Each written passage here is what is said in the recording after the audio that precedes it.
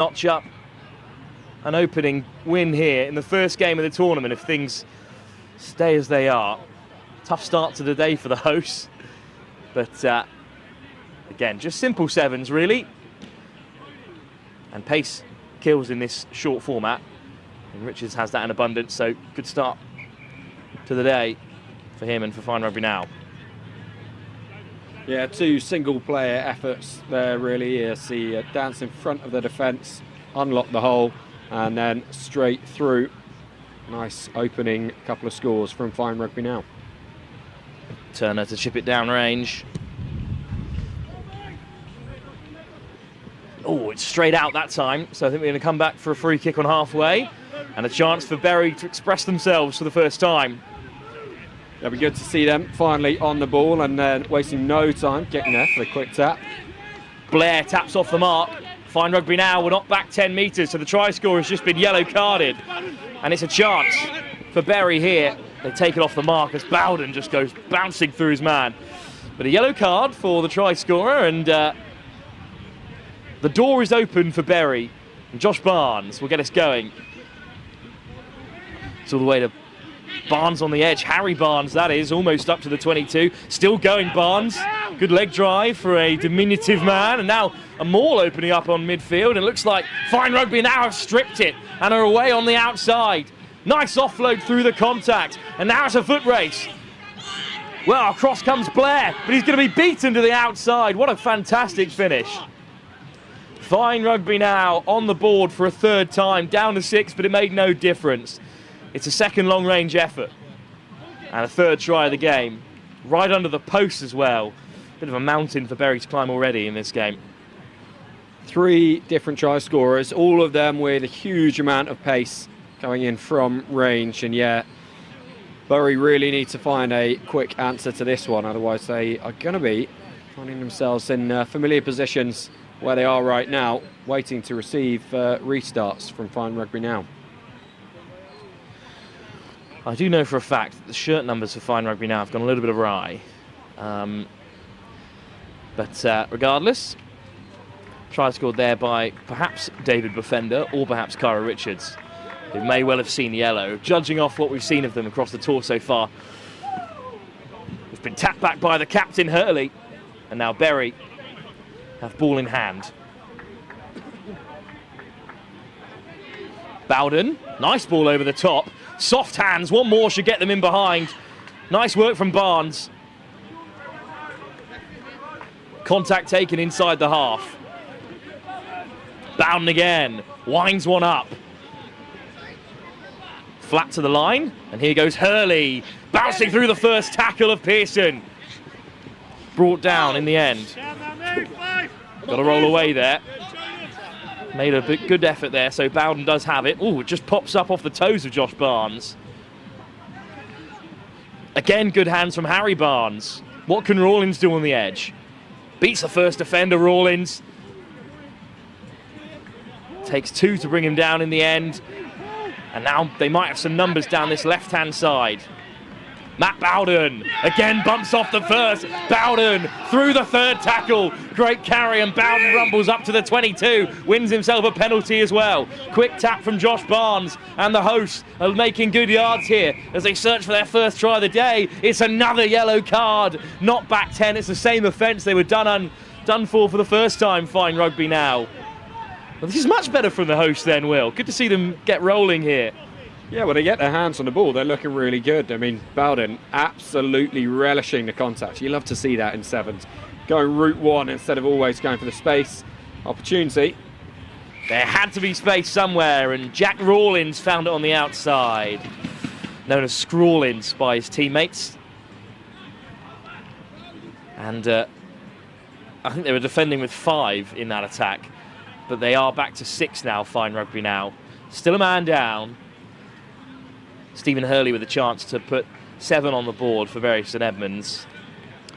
Some kick out, way out on this right-hand side. Regardless, though, on the board before half-time. Good to see. It's got the height, but not the distance. So it remains 21-5. Fine Rugby Now will receive kickoff. There's only 4 of them on the field at the moment for Fine Rugby now. That can't be correct, but we're waving play on regardless, and they're short a few numbers here, Fine Rugby now, and this is surely an opportunity. Harry Barnes strolls in. It's David Befender out there who's fuming that they were down to 4 players. They're still down to 5. That's still 1 less than they should have. And well, he's complaining to the Bury players, but it's not their fault at all, is it, Will, that Fine Rugby now were not organised enough there? No, not at all. I mean, they saw the opening. Probably the easiest try anyone's ever going to score. Just nudging that one forward off the restart on the ground, and then no opposition offered from Fine Rugby now, and a second try for Bury. At half-time then, Bury closed the gap. It's 21-12. They're just 2 scores in the game. Fine Rugby now with a bit of an organisational nightmare towards the end of that first half. 2 yellow cards in it have kept Bury in the fight. And this ragtag bunch of locals are very much in the fight in our first game of the Men's Open. Second half still to come here from the final leg of the Elite Super 7 Series, with the Elite Division reaching its climax on the horizon. Here today as part of the Elite 7 Super Series, which this is the 5th and final event. Some great teams.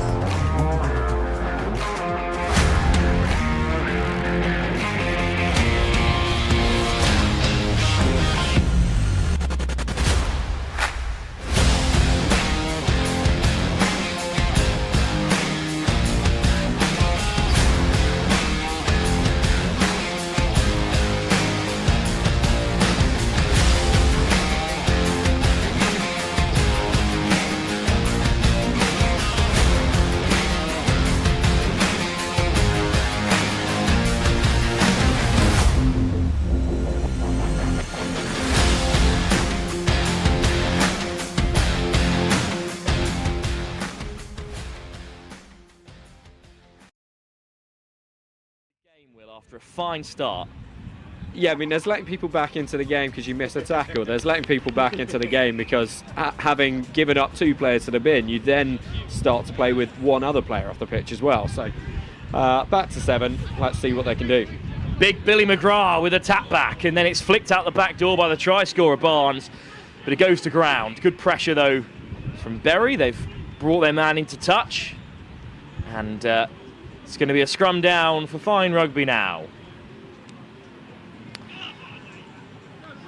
It's not like Fine Rugby now to change their team sheet so close to kick-off, and unfortunately their numbers are not correct, so we shan't speculate on who's who in this game. We do have the Bury team because I was down on the touchline just before kick-off, making them turn around and dragging their shirt numbers from us. We'll be slightly more organised when it comes to the Elite Division, of course, and the ever-reliable LU7s up next on this pitch. We'll be taking on the Sappers in the Men's Open. For now, it's Pearson whipping it to the open side. Fine Rugby now looking to strike again. Nice footwork in the midfield. Good tackle by Finn Blair. 2-on-2 here, on the left-hand side. Fast feet again, but no way through for now. Direct carry, but across comes McGrath, looking to rip it away in contact. Instead, Fine Rugby now get it to ground, looking for the little kick in behind as they're on the retreat. Big ball over the top, nice take, and some fast feet again, cutting on the inside. Offload through contact for their opening try scorer. Confident tackle, but the offload still away. Bury full of fire here as they push back Fine Rugby now. Finally a loose pass, maybe they can benefit. Who will it fall to here? Eventually it's back with Fine Rugby now. To the short side. 2-on-1 maybe. Blair with some defending to do, and he misses the tackle, and Fine Rugby now get away. Well, they were made to work really hard for that one, but some patience, Evans, and a little bit of ambition to take it down the short side, and they do have a 4th try, and they are going to make it 28-12 with a kick right under the sticks. Pretty well worked try from Fine Rugby now. It was in the end, a bit frantic right in front of us here in the commentary box with some interesting offload choices, but managing by hook or by crook to get the ball over to that right-hand side and then beating the defence to go all the way. Nice try in the end. Bit of a blow for Bury St Edmunds, who did so well to get back into the game in that second half. And here we are with another good kick-off. Just hung up in the wind there, but a good take from McGrath. Bury do keep hold. Barnes.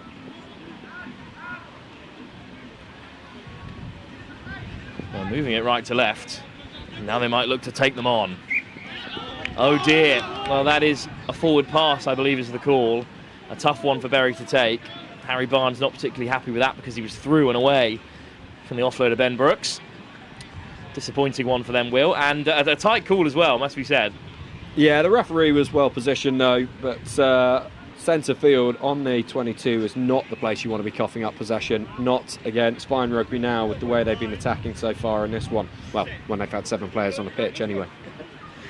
Clean scrum, and they're weaving away to the open side.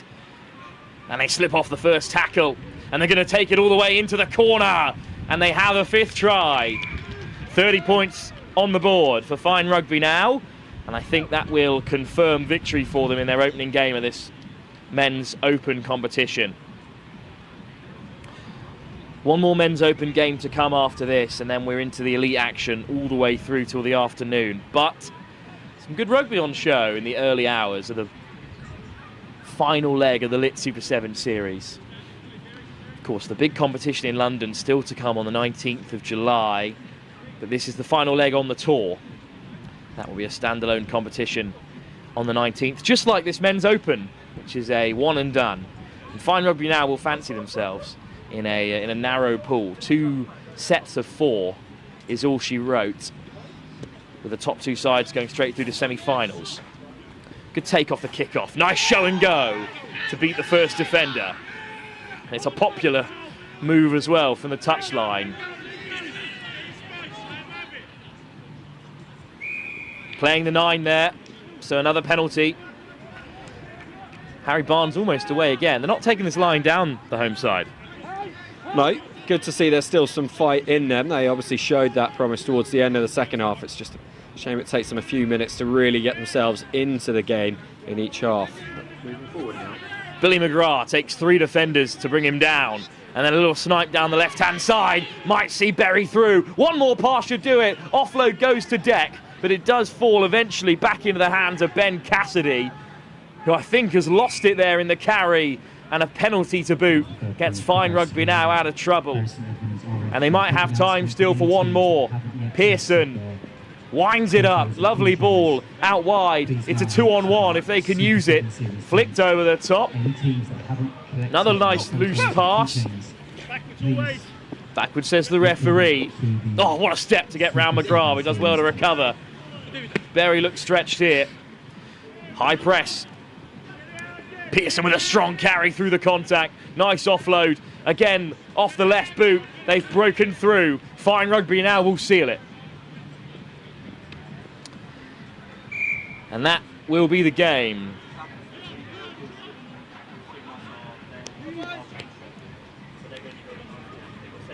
So that is a opening win of the day for Fine Rugby now.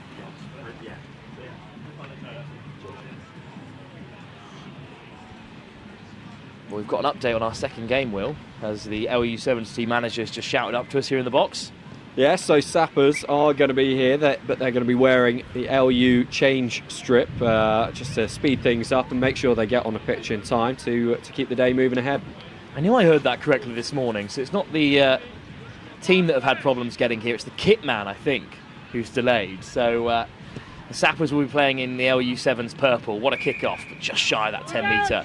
So still a chance in the meantime for Bury to get back underway, as LU7's will be looking to make a sharp debut in the men's open, having competed on the social season here at the Lit Super 7 series. That's a fantastic ball through the contact there by Cassidy. Ball back on the inside though, evades Hurley, who puts in a massive shot, but the ball's still loose, and Fine Rugby now say that's enough of that. The physicality of Bury in the end, unable to overcome Fine Rugby now. despite some organisational shortcomings at the end of the first half. It's an opening win of this Men's Open standalone competition for Fine Rugby Now, who will take on the Boom Beavers for a place in the semi-final later on today. Good opening game of the competition, Will. Some nice rugby, but more to come, I think, in terms of the sevens we'll see today. Certainly, it's a really exciting day ahead with the women's elite and men's elite competitions reaching the pinnacle and finding out who will take the title. But, hope to see more from Bury on their home pitch, putting in maybe a few more points than they were able to on this occasion. Up next, though, it's LU Sevens taking on the Sappers, who have got two sides in this Men's Open. They'll be playing in the LU 7 spare kit, so all eyes on LU as they look to make it through to the latter stage of this Men's Open competition here at Bury St Edmunds. Next game live for you in just a few moments' time here in the final leg of the Lit Super 7 Series Tour. It's available on Android or Apple. Download Tourify and that will give you all the details you need. Starting now on pitch number 1. We have a Group B Men's Open game between the LU 7s and the Sappers 2. That's starting right now on pitch number 1 and on pitch number 2. Ongar 7s are taking on the Carnegie Crusaders. That's over on pitch number 2. It's another Group B Men's Open match.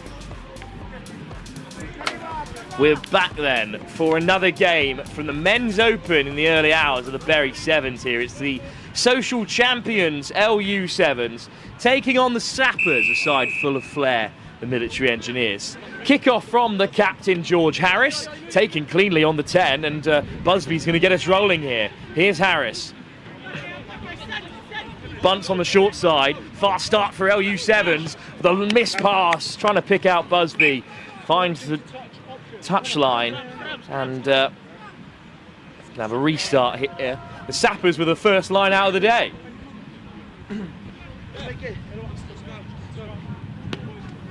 So LU 7s in this group with the Carnegie Crusaders, based up in Leeds, as well as the Ongar 7 side, a staple of the Lit Super 7 series this season, as well as last on the Lit 7s tour. LU 7's a growing institution. I think most people will agree they should have spent some time in the Men's Open already, and this is more their standard after winning the social competition ahead of Fine Rugby Now. Sappers to the edge, Busby makes the shot and it flicks up for them, and it's Carl Bradbury putting it back on the inside. Oh, his pass has been put backwards. It's pinball on the far side. Finally it's down. Well, that could have spelt danger for LU 7s. A loose offload from Bradbury, and fell kindly for the Sappers, who just couldn't keep a hold of it. Knocked backwards and then knocked on in the end. Elite competition gets underway at 10 o'clock this morning with a bit of action from the women's elite division, which is almost wrapped up. Shogun with a little bit more work to do. But for now, it's LU 7s looking to make inroads in the Men's Open. Harris to the short side. Little hitch kick from Bradbury. Rendell. Nielsen, the Swedish international. Bunts. Busby's over. And now it's a race to the line. It's Ollie Brown this time. Covering tackle on Brown. Hint of a high tackle, but still Harris takes it forward. Bunts. Harris again. Nielsen. Bradbury caught with some good line speed by the Sappers, but there's a man over. Nielsen with the kick. I think it's going to evade Rawcliffe.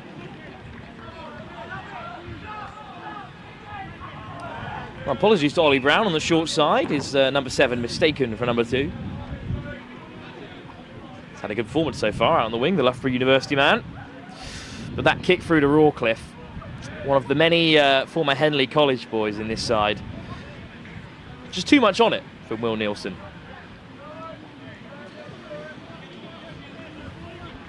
Sappers with another line out. Let's see what they can do with a bit of possession. Well, not the perfect line out, but they'll take some contact. Straight over the ball goes Rendell. Penalty, LU 7s. And Tom Rendell takes the tap. Nielsen, Bradbury, Rawcliffe, direct, straight over the ball go the Sappers in response. Good clear out.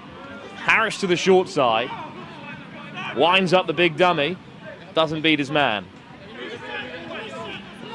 Again, crossfield kick is the call, but instead it's a little offload into the path of Busby, who plays a bit of football with the Sappers, but they do come away with it.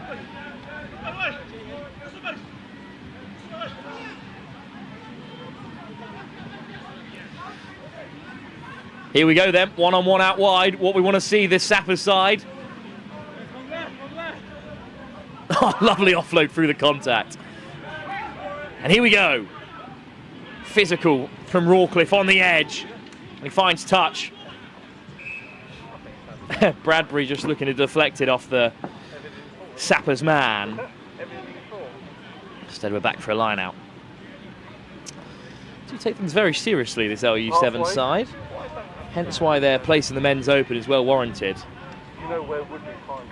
It's George Harris and his father who have set up most of this programme. They do a good job too with collecting young players, giving them an outlet to play in the summer season. But for now it's the Sappers putting in the fend and spinning away. Lift it over the top. Rawcliffe again with another try-saver. But good territory made by the Sappers, who nicked it off the line out. Asking a lot of Jake Rawcliffe on the far side. The big man to post out on the wing.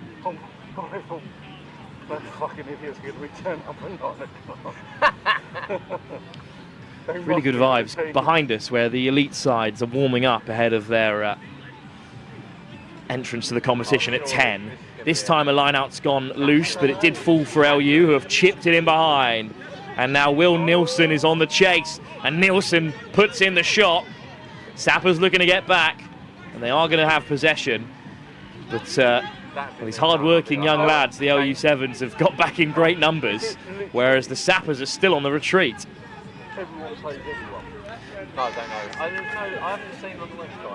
Another turnover on the 22. Off goes George Harris, looking to catch the Sappers out. Bunts. Oh, again, the pass is off target. Brown was skating away, but it was forward, off the deck. That's another missed opportunity for LU7s. Still level here, can you believe it?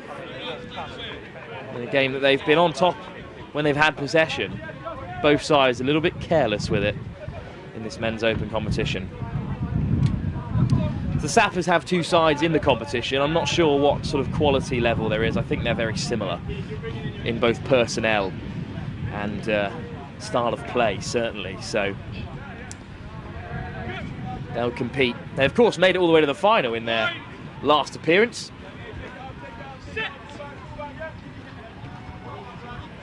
In Oxford, they were beaten by Concord on that occasion. Good offload, turnover at the breakdown, and off goes Theo Lowe, and he will collapse over for the first score.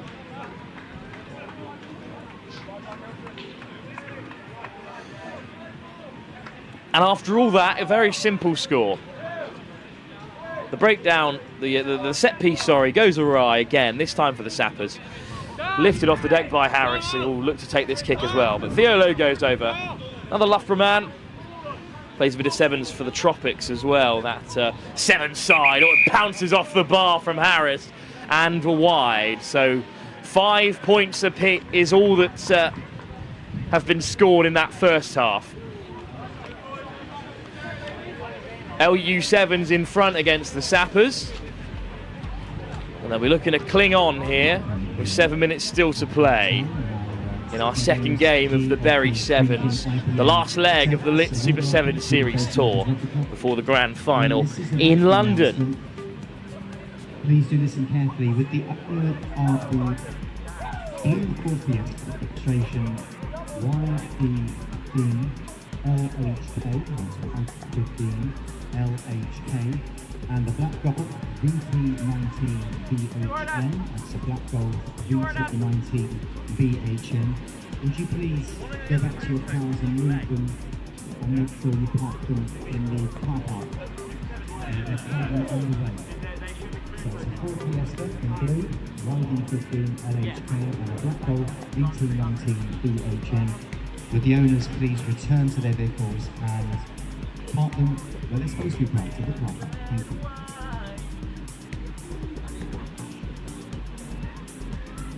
If you are just joining us, the current game on pitch number 1 is between the LU7s and the Sappers 2. And then over on pitch number 2, it's currently 20 points to 0 for the Carnegie Crusaders. They're taking on Anglo 7s. That's on pitch number 2. Second house, just about on the start.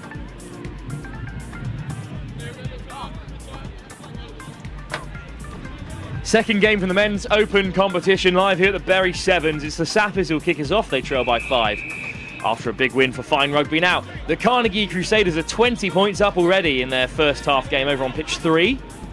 As some high line speed has Nielsen in a bit of bother for LU7s. That's a Group A game. So Fine Rugby now and the Carnegie Crusaders, the top sides in that pool. But a nice offload might open things up here for LU7s. What a tap tackle to deny Ollie Brown.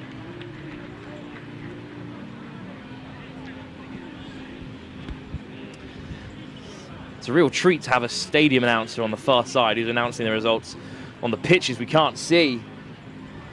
Good to keep live updates as we try and track who may be champions in the Elite Division later on today. Sappers with another line out that is not straight. No contest, but in the 7s that doesn't matter. Nielsen with a tap. Harris on the wrap. Plays every minute for LU7s. Bassett steps off the left.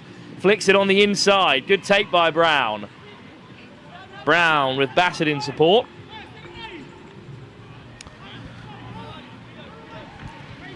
Harris. Again, the Sappers with a high press. Harris looks to get away, but he's wrapped up by white shirts. Damali Cooper lied. Oh, it's just beyond Brown.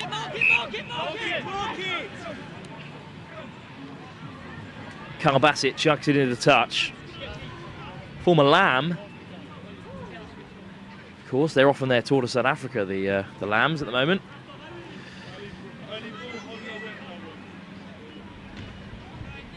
It's now at Cardiff Metropolitan University, like our very own Will Shepherd. Sappers will feed for now. Looking to get back into the game. Haven't really challenged LU7s in their own territory as of yet. Winding up a big old step and then looking to burst through the middle, but Simon wraps him up. Good offload. Sappers almost up to halfway. It's a double shot. Damali Cooper lied. Slips away from Nielsen. Good carry again. Got to be quick ball here for the Sappers. They do get it away. Little darts through and they break the line. Lofted over the top. Oh, almost an unbelievable grab. Instead, it's just knocked on. It's a little bit more like it from the Sappers. An entertaining side at every stage. That last pass just goes to ground.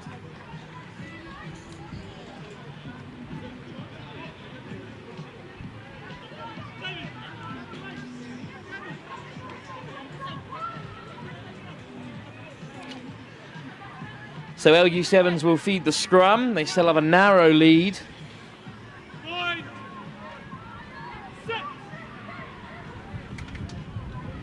Harris. Sappers put them under pressure and they win the penalty as well. They've just popped up at the scrum. It's a rare penalty to give away. But a good call from the ref. So Sappers with a bit of territory.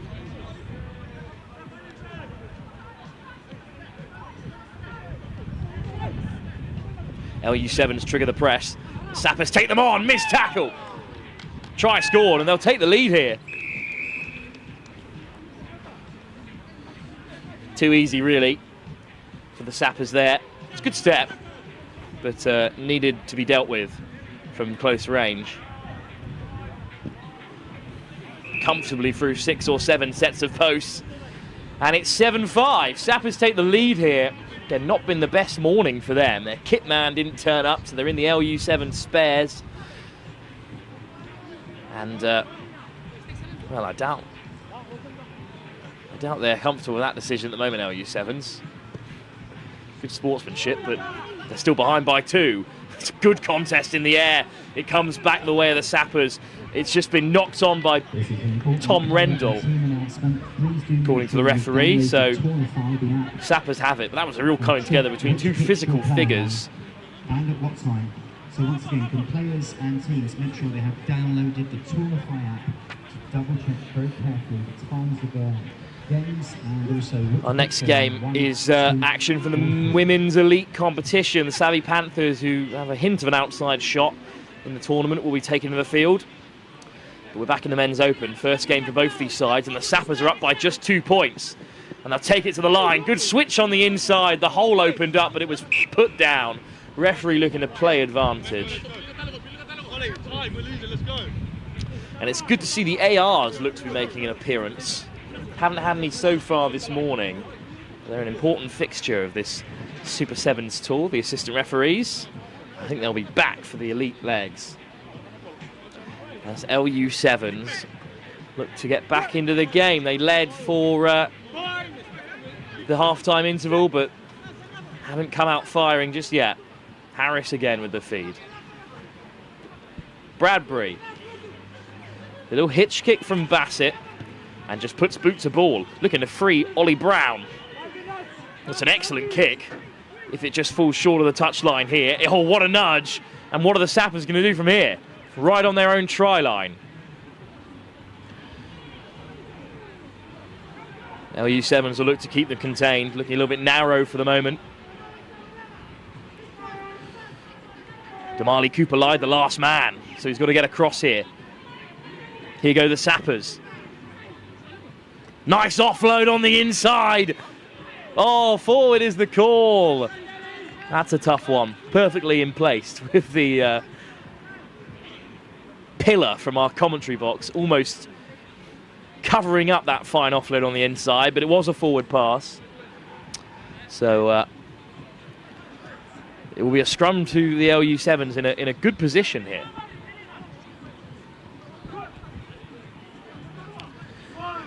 Harris again with the feed. He's got Bradbury in behind and Bassett outside with Brown on the edge. But the scrum is again a real mess, but Harris does get it away. Bassett. Brown. Caught. High press from the Sappers again. But Bassett on the inside. Looking to strip it away. He's done well to hold on. Bradbury. Theo Lowe, the try scorer for LU7s. Back into traffic. Harris over the top. Might open up here on the edge if they can find it out wide. Rendell puts on the handbrake. Basketball pass over the top. Sappers again with great line speed, but Harris has been hit hard. No penalty, says the referee. Harris has worn it well, and now Pat Bassett spots half a hole and races through to take the lead again. Carl Bassett, former county player at Devon as well, has got them in front. George Harris had to wear an almighty hit there. And right on the stroke of the final whistle, LU7s have taken it. 12-7 the final score. A late winner by Carl Bassett has rescued LU7s, and they'll taste victory in their opening game of the men's open. No time to take it all in, because we are moments away from our return to the elite category of the Lit Super 7 series. It's the Boom Beavers taking on the Akuma Savvy Panthers. Next game live here from pitch 1 at the Lit Super 7 series.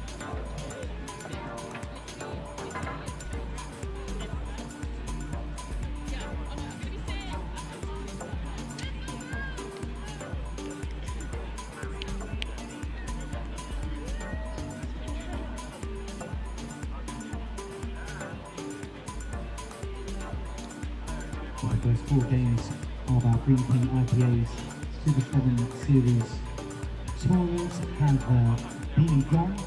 Some great stuff already played, lots more to look forward to. At 10 o'clock we've got 3 games, all in the women's elite competition. So on pitch number 1 here at 10 o'clock we have the Akuma Sabi Panthers taking on the Boom Beavers. That's in Group A.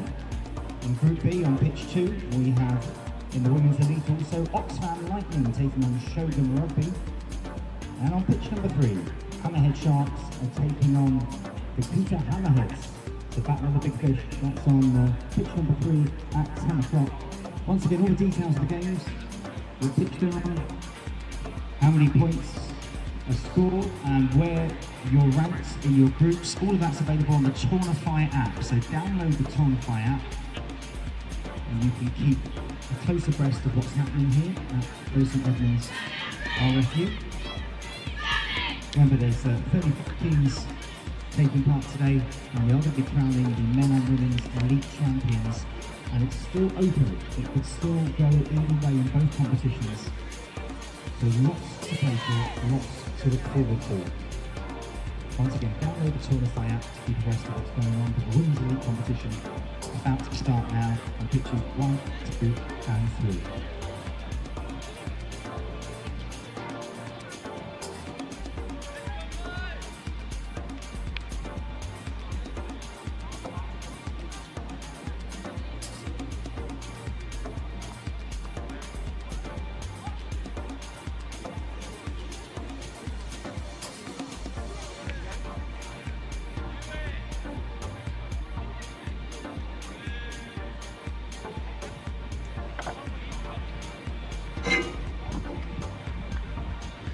So the Boom Beavers will kick us off here against the Akuma Sabi Panthers in our first game of the Women's Elite competition.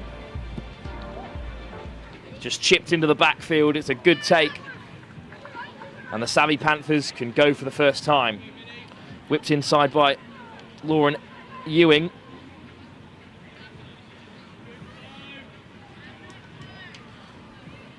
Carried by Bella Lawn, back onto the inside come the Sabi Panthers, but good pressure from the Boom Beavers, forcing a little kick.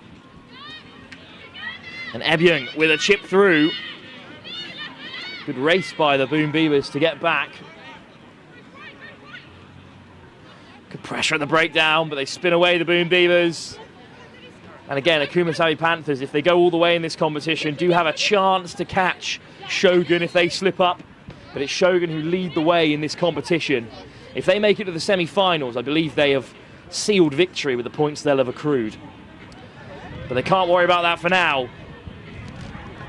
Both sides can just do all they can. And it's the Boom Beavers with a little pick and go to catch the Panthers unaware. And the Boom Beavers have scored the first try of the Elite Division here at the Lit Super 7 Series.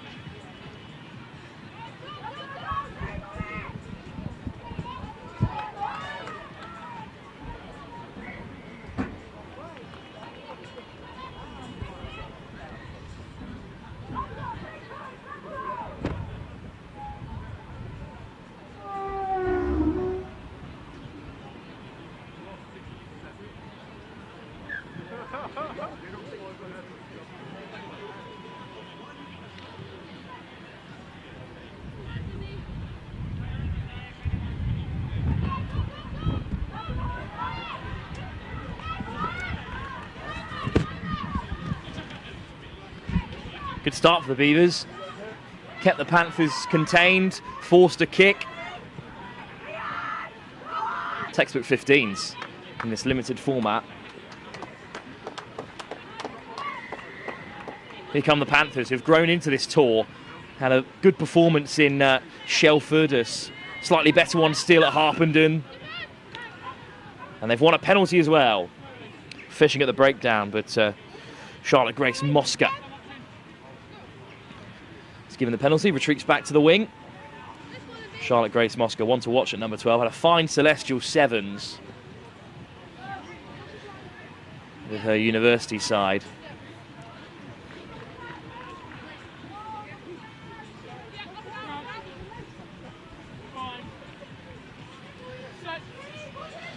Scrum fed by Liv Taylor, pressure by the Boom Beavers. I think it's going to be a penalty advantage. Indeed, no, it's just a clean steal by the Beavers.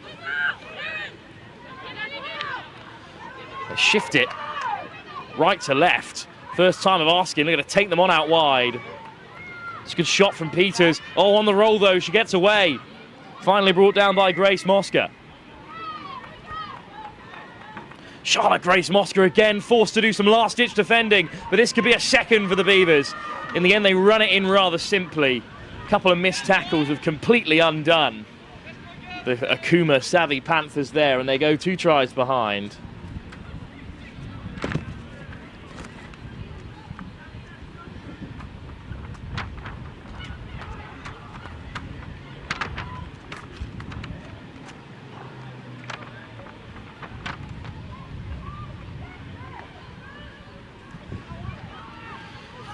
And we've played all of this elite game deep inside the Akuma Savvy Panthers half. We've yet to really experience the Boom Beavers side of things.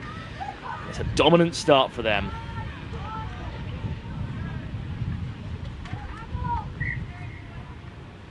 Boom Beavers to kick us off. It's a deeper kickoff this time, asking the Savvy Panthers to respond. Bit of acceleration from Lowry Davis. Good offload as well. A physical carry out wide. Big double shot stops the Panthers in their tracks.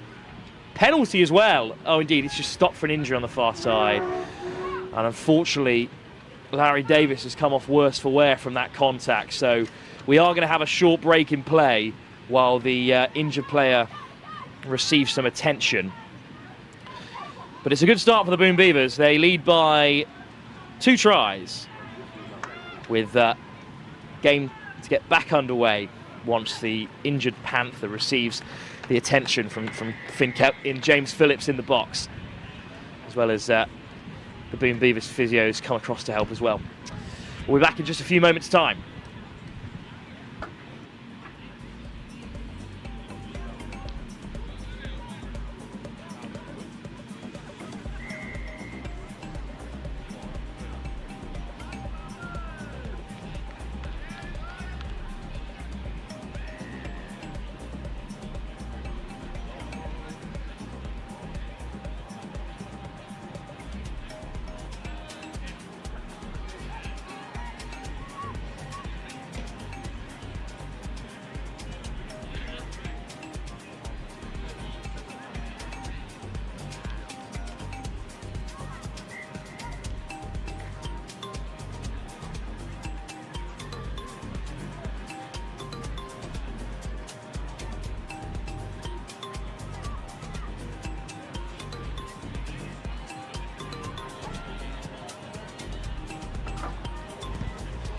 So in this women's elite group,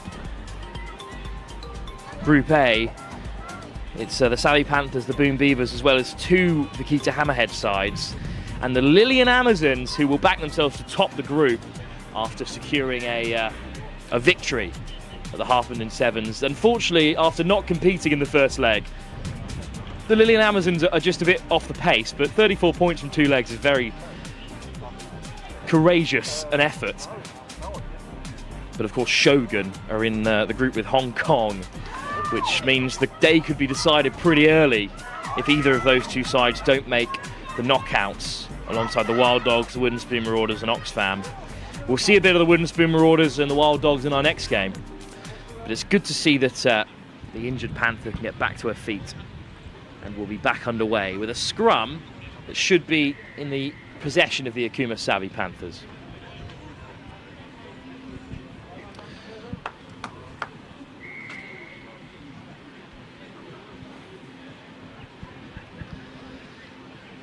We will shortly get underway. Erin Bradley to feed the scrum.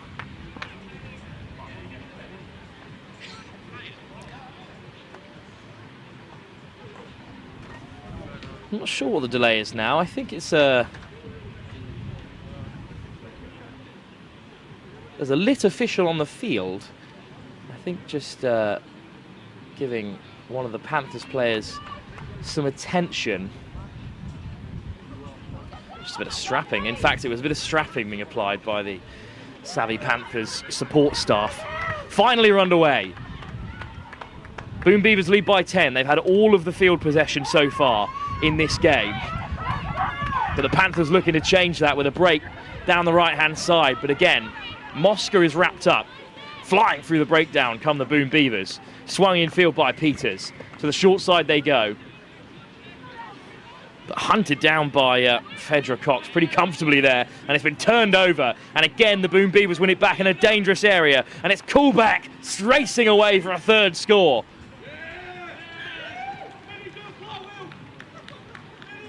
Millie Coolback, who swings the cartwheel in as well, per the instructions from the Merrifields box on the far side, where the men's side are situated, drinking in this fine performance. And it's 3 tries already that the Boom Beavers lead by. The Sammy Panthers just coughing up again inside their own half. And it's a good start for them. There'll be 15 points to the good at half-time. Good start for the Boom Beavers in a tough group that also includes the Hammerheads and the Lillian Amazons. The series defending champions, the Hammerheads, with an outside chance of defending their title, but they need to top the group and win their semi-final against one of Shogun's or Hong Kong if events go as expected. Boom Beavers looking to throw a spanner in the works and throw their hat in the ring for a championship title themselves.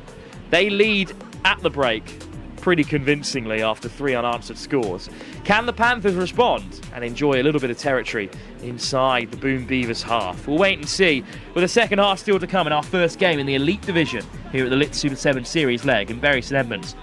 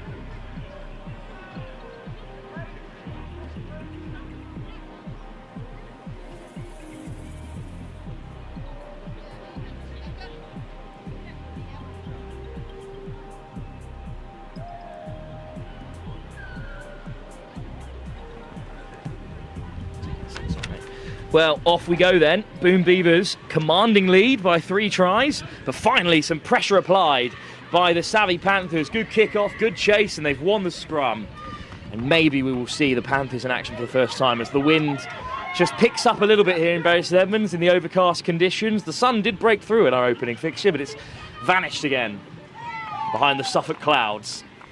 A bit of rain is predicted. It's going to stay warm, so in all honesty, pretty perfect conditions for a bit of sevens. Keep themselves cool. Panthers come away with it. Off goes Eubing again.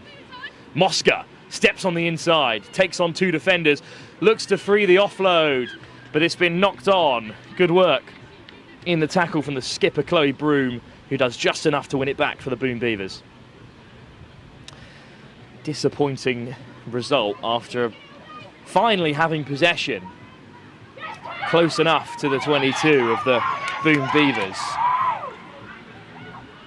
It's lighting up behind us because Oxfam are taking on Shogun. I think they might have just taken the lead in that game, which would be a massive turnaround for the books. Oxfam's women's side against Shogun, the tournament leaders.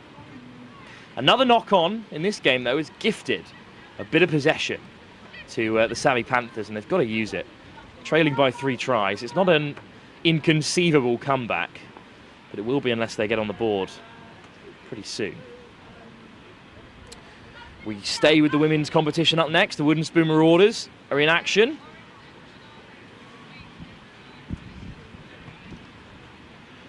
They'll be taking on the Wild Dogs, much improved in last week's performance in Harpenden in the Wild Dogs. Flashed across though, and a bit of acceleration on the outside might allow Sophie Peters to get away. Great cover from Fedra Cox again. But the Panthers will play with ball for a second phase for once. Taylor takes them on. Broom looking to rip it away. They've got to go to the short side. Oh, but instead it's opened up by Ponteth Yemo.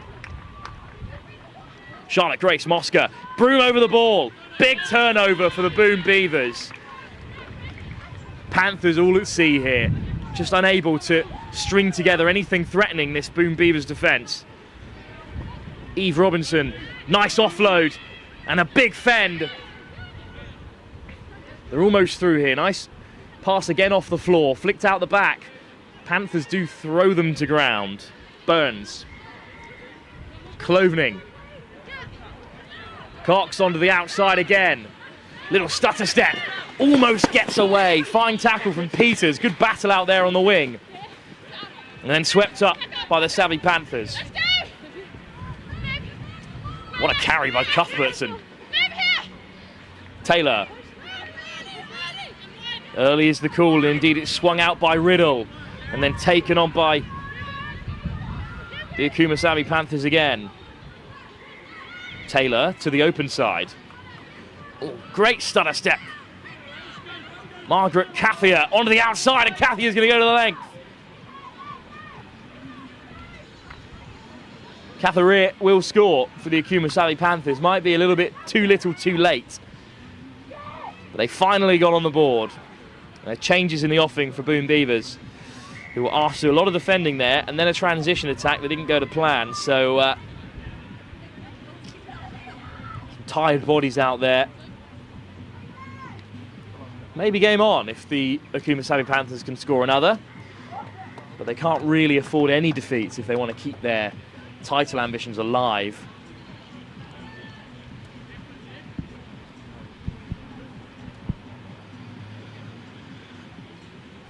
Another injury delay here on pitch 1. Let's get underway soon enough. Can't afford too many delays here. It's relentless pace. This is the Super 7 series. Again, good to see though that the Boom Beaver is able to get back to her feet. She'll gingerly walk off the field. It's Eve Robinson. She's gone down hurt, but changes are made. Savvy Panthers kick us off.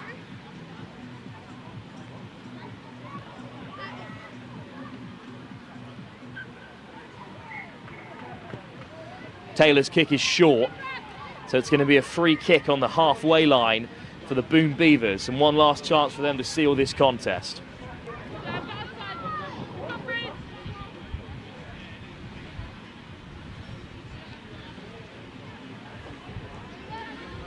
McDonald looks to slip through herself.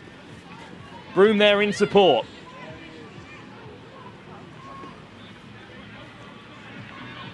Back to the short side, down goes Burns. Panthers win it back. Do they have time to turn this around? It's 15-5 as things stand. Taylor. Back into traffic. Chipped in behind. Oh, and it's going to bounce up here for the Panthers, surely. Little kick through again, and there's plenty of time if it can be dotted down here. Polyan Themo gets over. And suddenly, there's one try in it. The conversion here would put them within a score. It's 15-10 as things stand, but I'm not sure the Boom Beavers are going to have time here. Have to wait and see. Taylor with the kick. Off target. And there is still time for the Okuma Savvy Panthers to level it up here. Boom Beavers scored 3 in the first half, but since then it's been the Panthers who have come alive. Taylor to get us going.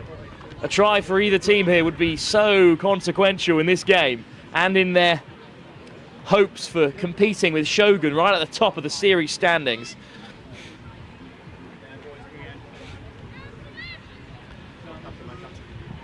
Liv Taylor to get us going. It's an excellent kickoff. Taken by McDonald. Natal. Good offload through the contact. Boom Beavers know they can just keep a possession in hand here and they'll see the game out. But it's a good tackle by the Panthers out wide. Natal. Broom. That's out on the wraparound. Collision in midfield. Maisie Riddle brings her down. Still to the short side.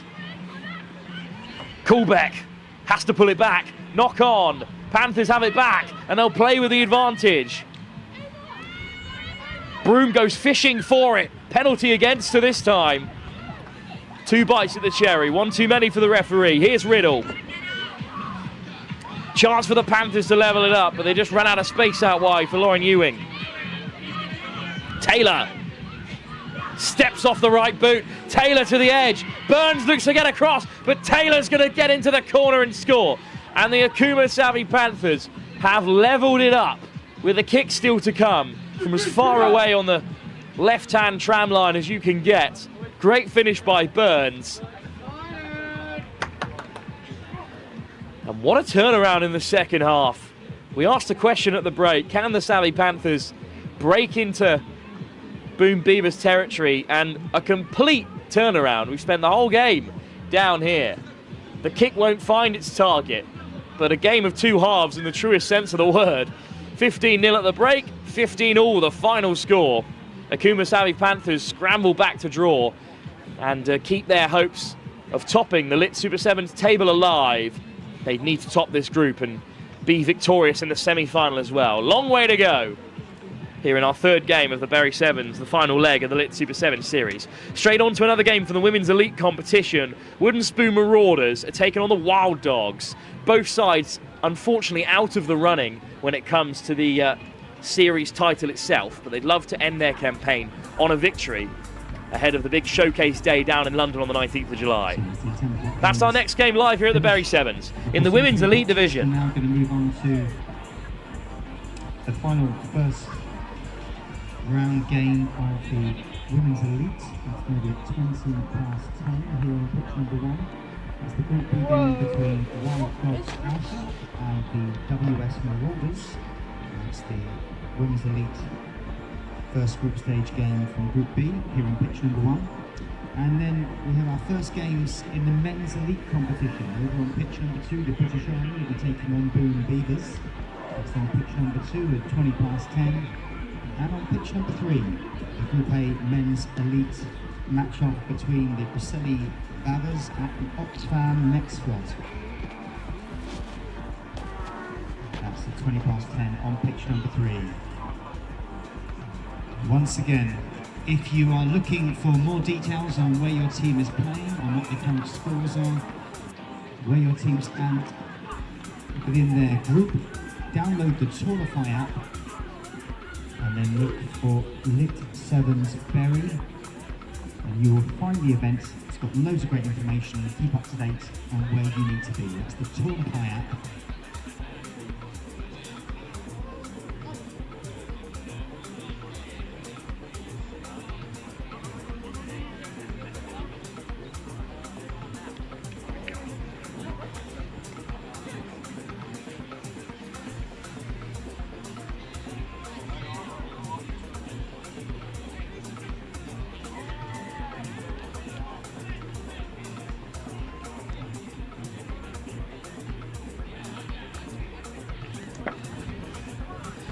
Another game from the Women's Elite competition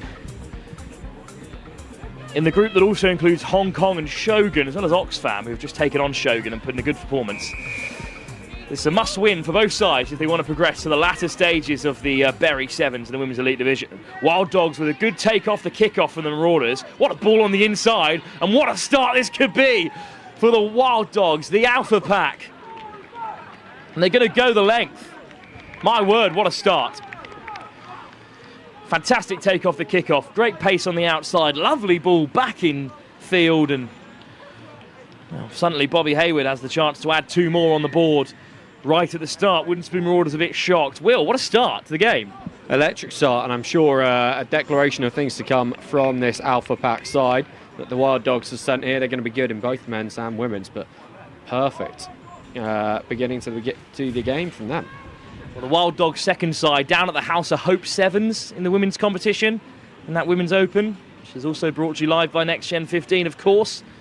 But their main side here, who have improved throughout the competition, like many of the women's sides, looking to take on the Wooden Spoon Marauders. They had their best showing in Oxford, Wooden Spoon, when they were helped out by some of the Lillian Amazons players.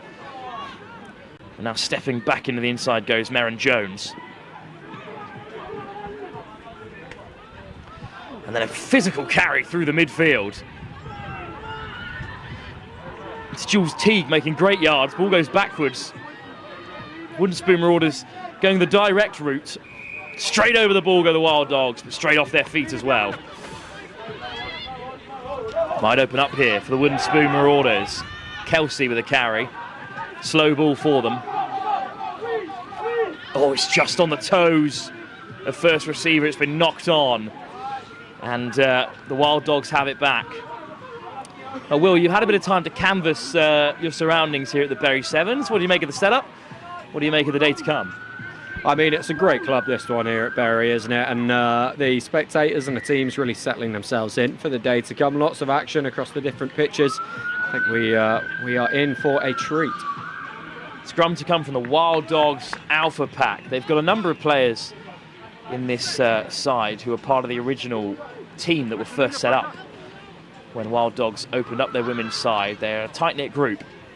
And they're on the attack here with a big fen and a lovely offload from Liv Almond to the outside channel. And we will have a second score, surely. What a finish it is in the end. And the Wild Dogs score another. Great finish. And a perfect start for the Wild Dogs. They go 2 from 2. Well, Will, that's another outstanding finish out wide.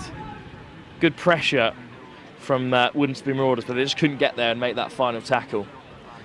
But we've seen it before. Boom Beavers went 15 up before half-time, and they were pegged back by Savvy Panthers. They've got to keep the pressure on. Yeah, the trend of only playing in this half of the pitch continuing so far as we move into this match.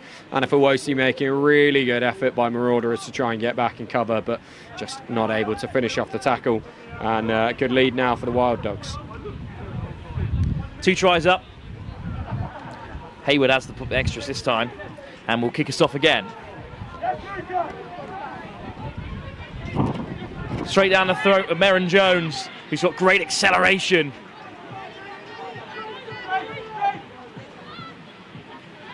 Just about dug out by the Wooden Spoon Marauders and then chipped ahead.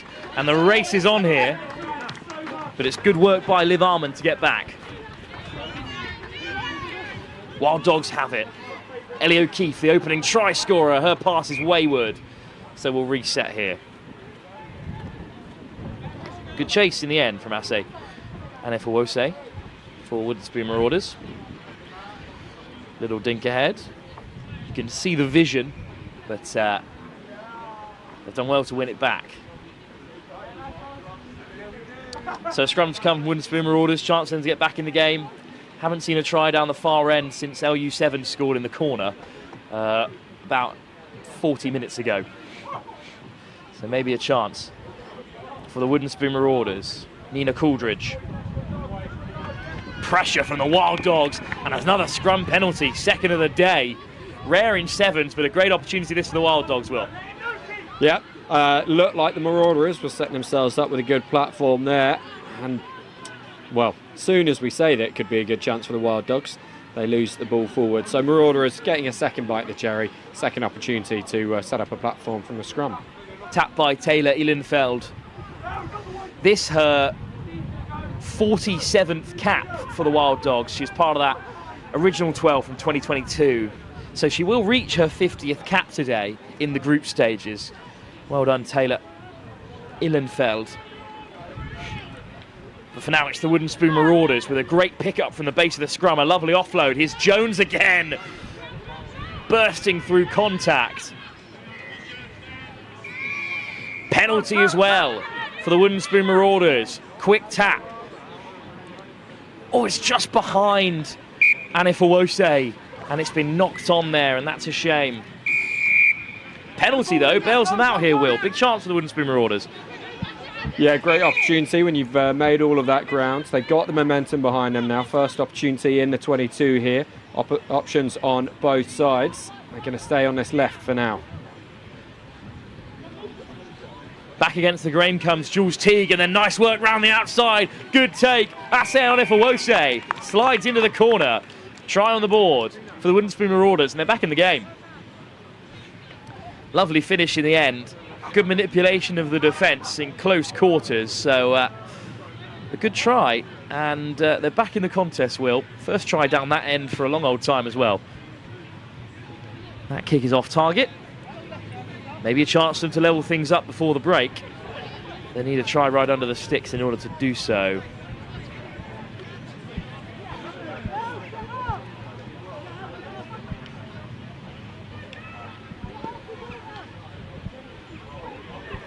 Well, soon there will be a kick-off.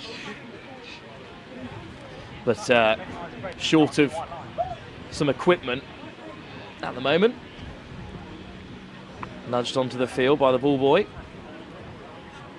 And after going the full length, that's not exactly what you want when you're about to hit the kick-off, Will. No, that is not. Good nudge by the ball boy. He could be pretty handy on a sevens field himself, but here we see Marauders get themselves ready. First restart from them of the game. They go long.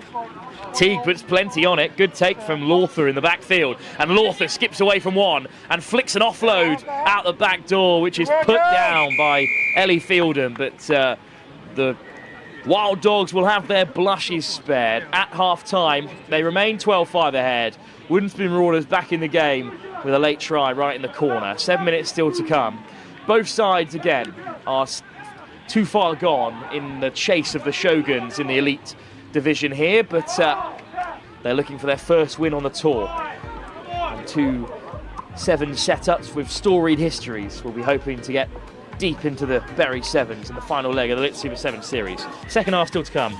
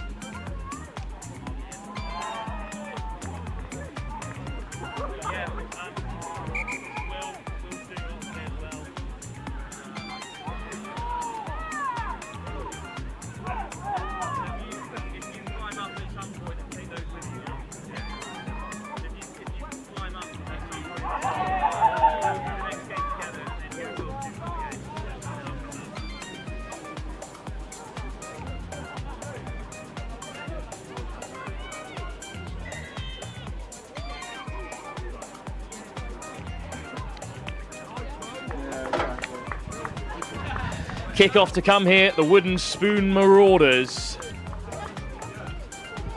are kicking off deep here. Well, I do have a score correction for you.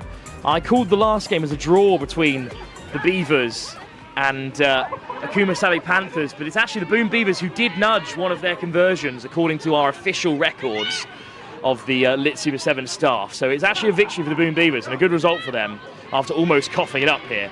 For now, though, it's the Wooden Spoon Marauders who are going to get back into the contest here against the Alpha Dogs. The Wild Dogs Alpha Pack, but it's loose ball that's been coughed up for them. Hayward spills it, but off goes try scorer Rebecca Nasia, and Nasia almost through. Oh, breaks the tackle. It's going to be a second try for Rebecca Nasia. Recently took part in the Eastern Counties Division 2 Championship final, so local to the Suffolk scene. And Rebecca Nasia races away for a second score. A fine finisher, exactly what you need in the game of sevens, Will. Really good strength from Sia to bust her way through the middle there, and then all the pace to burn to get under the sticks, although it's not meant that they've been able to add the extras you would have hoped they would have from that position. So I'm under the impression that they trail by 2 points.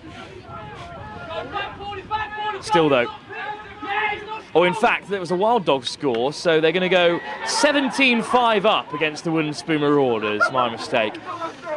As Ilan Fielden will take this kick-off. Fielden, it's chipped short, but too short. And it's going to be a chance for the Wooden Spoon Marauders for that rapid response.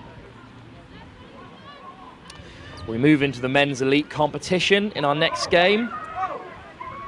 It's a Shogun, their men's side, who have had so much success here at Bury St Edmunds, making their Super Sevens debut in this new Lit Sevens format. That knock-on is a bit unfortunate for the Wooden Spoon Marauders because it's a penalty as well to boot. Wild Dogs take it forward.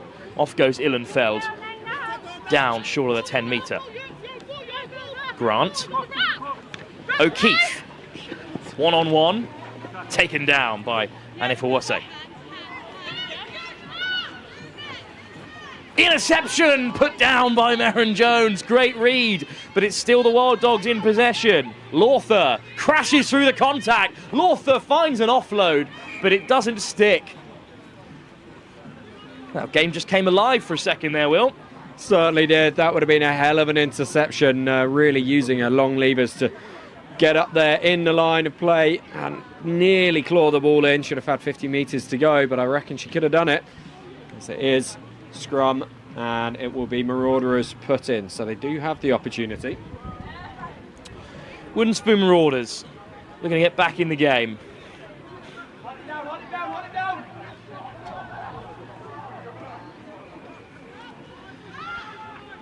Short line from the scrum, offload through the contact, almost an outrageous take from Onifawose. Instead it's been put down. Here goes O'Keefe, nice hands. Fielden to the edge. Lawther brought down by Jones. Doesn't roll away there though, doesn't make much of an effort to either. Penalty, and Fielden steps on the inside. Nice ball through the cap flap. Ihlenfeld. Ormond. One more should do it. And now it's a race into the corner. Philippa Grant will score for the Wild Dogs, and that should seal it. Nicely worked try. Wooden Spoon Marauders discipline, just letting them down there. And you were always backing the Wild Dogs Alpha Pack to get over from close range. Yeah, I mean, their team setup there was ideal. That they didn't all go chasing after the ball. They were nice and spread, where the Marauders were a lot tighter and just worked it left to right and under for another score. And that could be the game. The men's elite competition rolling on behind us. The British Army taking on Boom Beavers, but here on the main field, it's the Wild Dogs who are going to start their tournament with a win. Ellen Fielden with the kick again.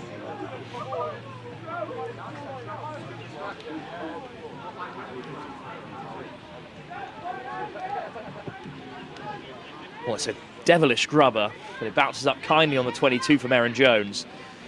He looks to get away from Armand, but is wrapped up. Liv Armand with a big shot. Direct again from the Marauders. Picked off by Ellen Fielden. One more maybe in the offing for the Wild Dogs. Grant. It's a short line run by Plunkett. Put down and the breakaway. Wooden Spoon Marauders. Chantel Williams is surely going to go the length. Under a bit of pressure from Armand, but Chantel Williams always the favourite. And the Leicester Tiger scores for the Wooden Spoon Marauders. It might just be the clock that beats them in the end, the Marauders. But they'll have a full set of 7 in the latter stages of the game. Well, we are still on here, Will. It's a closer game with that score, but I think the Wild Dogs may just hang on here. Yeah, they've done enough in the first half and the way they came out after the break, but that was an excellent run there from Chantel Williams. Even if she did start to lose the pace a little bit as she neared the line, was able to get there, and something for the Marauders to take away from this game for sure. Kick-off to come from the Wooden Spoon Marauders again. Jules Teague with responsibility. Hangs it up really well. And it's into no man's land. And it's over the head of Lawther. Oh, it's the Spoons who almost get there first, but what a pick-up by Lawther. Knocked on is the call. Well, that almost worked out really well for them, Will. It was a beautiful torpedo restart. Rare that you see one of those, and the idea of them is that it confuses the receiver underneath. Certainly did on that occasion, and could have ended up being a perfect assist for a try. Chance for the Wooden Spoon Marauders to make this really interesting in our closing moments. Good pressure by the Wild Dogs at the scrum, but it's not legally done so. So a short line here for Matty Head, turned away at the door. Teague wrestling with the defence. Another penalty, and I think a yellow card here. Just too many in this area. An accumulation. Sees a yellow card shown. Quick tap for Teague.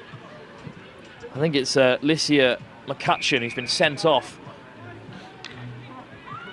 To the edge. Good defence from the Wild Dogs, but it's not enough to keep out Pickett. Plays a rugby down in Sudbury, so again, Only one or two in the last 5 years. it's another score. And well, Good though. I would do it more often. that might just make things interesting here. The kick's off target, the game is over. I think the Wild Dogs have just about hung on there, but Wooden Spoon Marauders certainly made it interesting. Yeah, you kind of wonder where that pressure, red zone pressure, had been all game. First chance that they'd got themselves to properly, or sorry, second chance to set themselves up in the 22, and same result as the first time around. They went over in the left-hand corner from it, so they can score from short range. Not enough, though, to overtake the Wild Dogs here. It's another game, this time from the men's elite competition. The Wild Dogs back onto the field, and they'll be taking on Shogun, perennial winners, and they love it here down at Bury St Edmunds. Can they rack up another title at the Bury Sevens and upturn the apple cart when it comes to the final standings? Next game is Shogun taking on the Wild Dogs in the men's elite division. 20-11.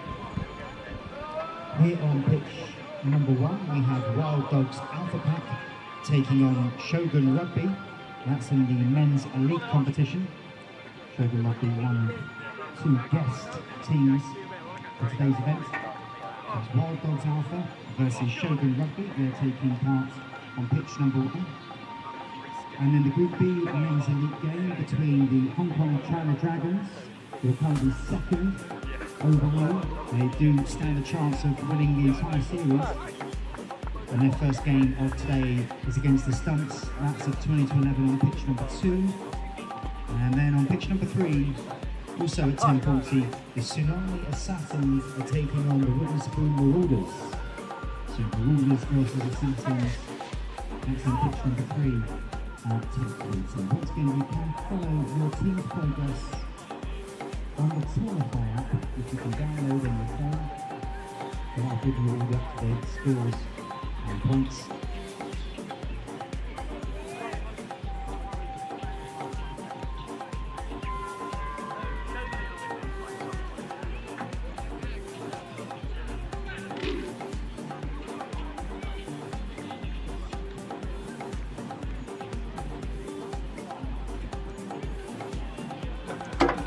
So another game from the Bury Sevens, and it's perhaps the most successful side in the history of this long old Sevens tournament. It's Shogun, who have finally made an appearance on the Lit Super 7 series. And they're taking on the Wild Dogs Alpha Pack, who have steadily improved throughout the competition. They've put together a good side today. But Archie English alongside me, you've been on the tour all season. And this Shogun side, well, they're one of the best sides that's been put together for the whole competition. Yeah, they are. Yeah, they are pretty good actually. The Shogun side, they're dominant all throughout, and but yeah, it's exciting to see them all of a sudden on the Lit Super Series. Obviously, the winners last year. They've got a bit of a restructured team this year, so it's exciting to see some of the players throughout. Kick off there from Rowan Frostwick, former GB Sevens player, and it's been tapped back for the Shogun, and they're off again in that black and white crisscross against the Wild Dogs in their white and grey shorts. And they're taking it on here through Jack Leggett in action at the Elite Sevens last week in Stafford. as lots of these players were. And look how wide they are. Can they find the edge? Nice offload off the deck. Reader. Oh, Reader's away. Straight through he goes. Freddie Reader for the first score. Shogun have opened up their account early here. Great finish. And well, that's a tough start for the Wild Dogs, who again have put together a really strong team here this afternoon, but Reader just exposed the space. And I've got to say that this Shogun side, they are a serious outfit. Their women's team, of course, are topping the table going into the final round here at Bury. Wild Dogs are just out of the competition, unfortunately. They can't chase down the likes of the British Army, Hong Kong, or the Hammerheads, who are all looking to compete at the top end of this table. We'll keep you up to date with all the comings and goings. For now, though, in our opening game of the men's elite competition live here on pitch 1, Shogun with an early lead, and Xander Walls taps it back, and it's just been knocked down by Nasa Kinilau. And it's Xander Walls whips it away. Big step off the left boot from Adam McLean. Oh, high tackle from Petrozzi. Harsh call, but Rowan Frostwick taps and goes. Oh, it's a strong carry by Sam Wansworth, and he gets the offload away for Walls. Walls frees the hands. Away goes Asia Perez, the Spanish international. Laid back for Shogun, and Reader whips it off the deck. McLean with a big pass left to right. Leggett with a goose step, looking to go on the outside of Sean Ingle. But the German international wraps him up. Crashing over goes Jack Leggett for a second try. Shogun score another, but my word, Archie, they were made to work for that one. Yeah, they would dance around a bit. The offloads there were nice through Shogun on the left side as well. But yeah, it was exciting to see. The Wild Dogs guys just seem to fall apart on the edges. They need to tighten up, I think, going into the D set. But everything else is Shogun. Just seems to be the Shogun show today.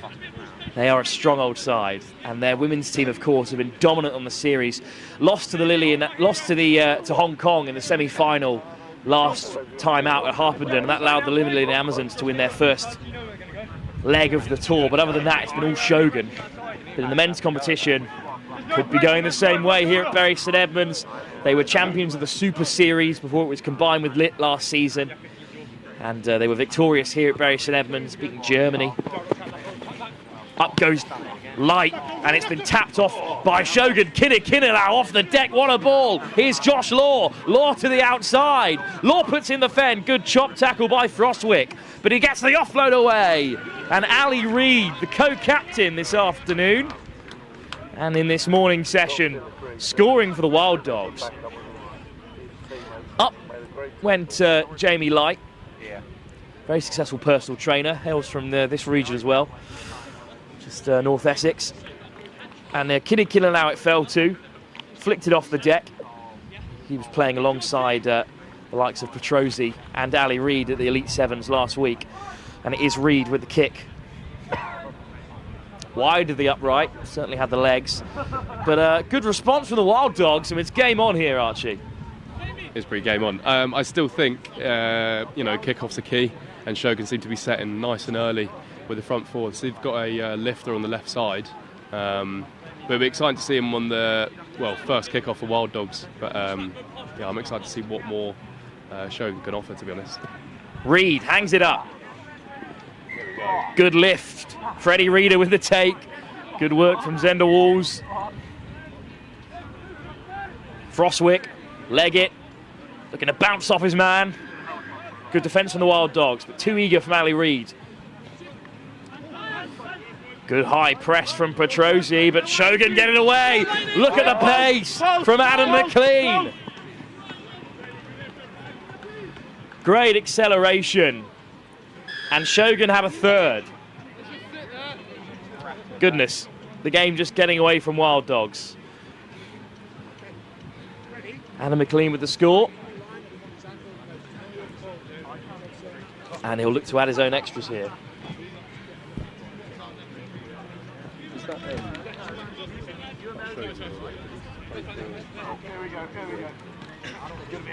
Well, what a performance in this first half, Archie, from Shogun. kick-off target, but still fantastic work from McLean. Yeah, it's great. As he said before, the width of the lift on the left side as well, or the left side of the pitch for us, but the right side of the pitch. But yeah, no, great. Another kick-off for Frosty. Frostwick has gone for the right side now. It's exciting to see if they can get up for it.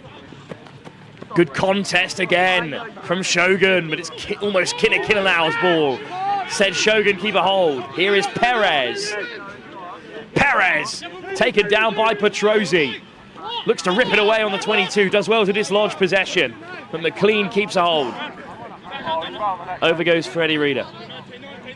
Dug out by Perez. It's just beyond Frostwick there. Bit of a mix-up. And it's been snaffled up by the Wild Dogs, but a knock-on there. Well, Miguel Reyna just coming together there with Frostic, and almost a mistake, a rare one from Shogun, but they get it back in the end. It was rare. I think they were looking for that switch, weren't they? So Frostwick was looking to get that on, but I think it was miscommunication in the middle of the park there. I thought he was going to pass it to himself, to be honest with you. Could have just done the little flick dummy, but instead it's a scrum, and it pops out again for Rowan Frostwick. To the short side goes Reeder, looking for his second score. Great turnover.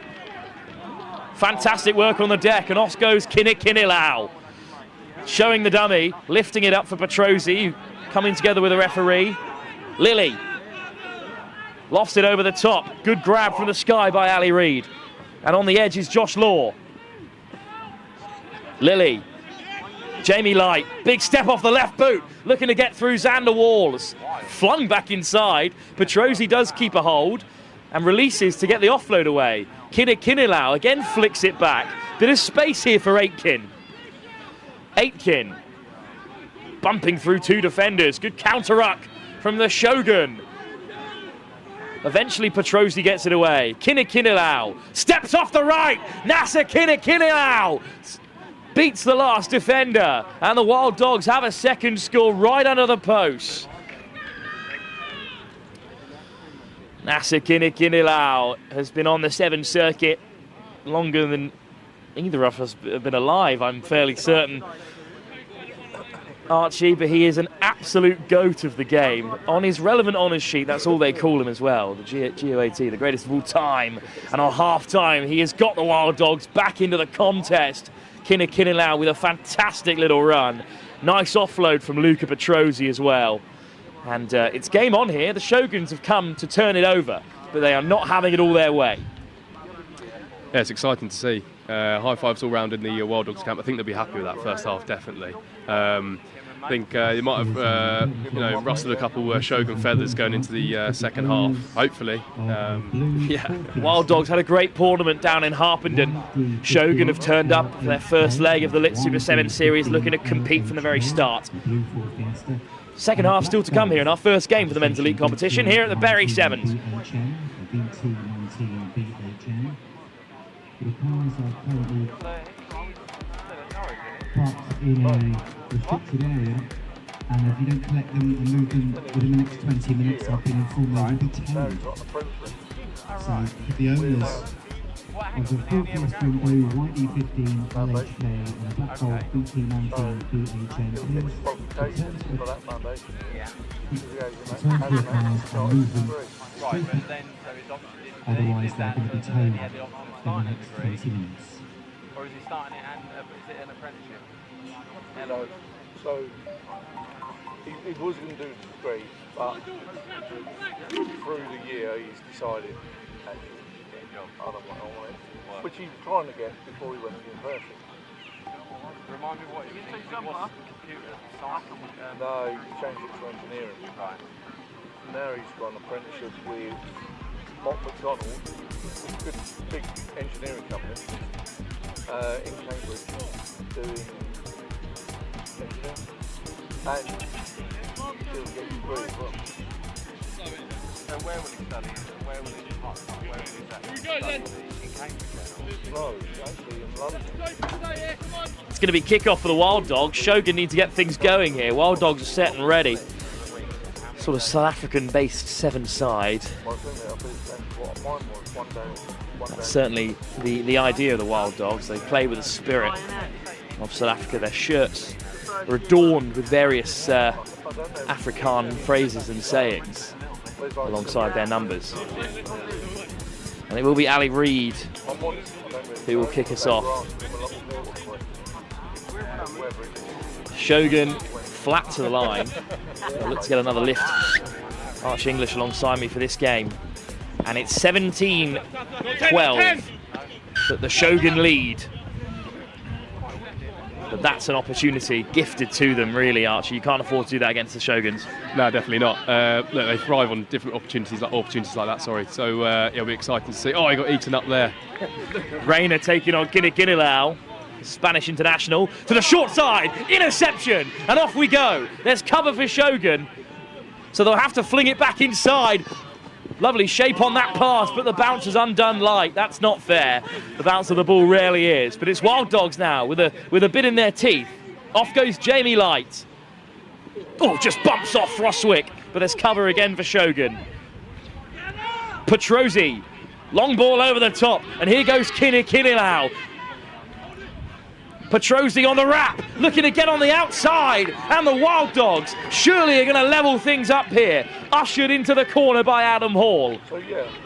But that's 17 apiece by my book.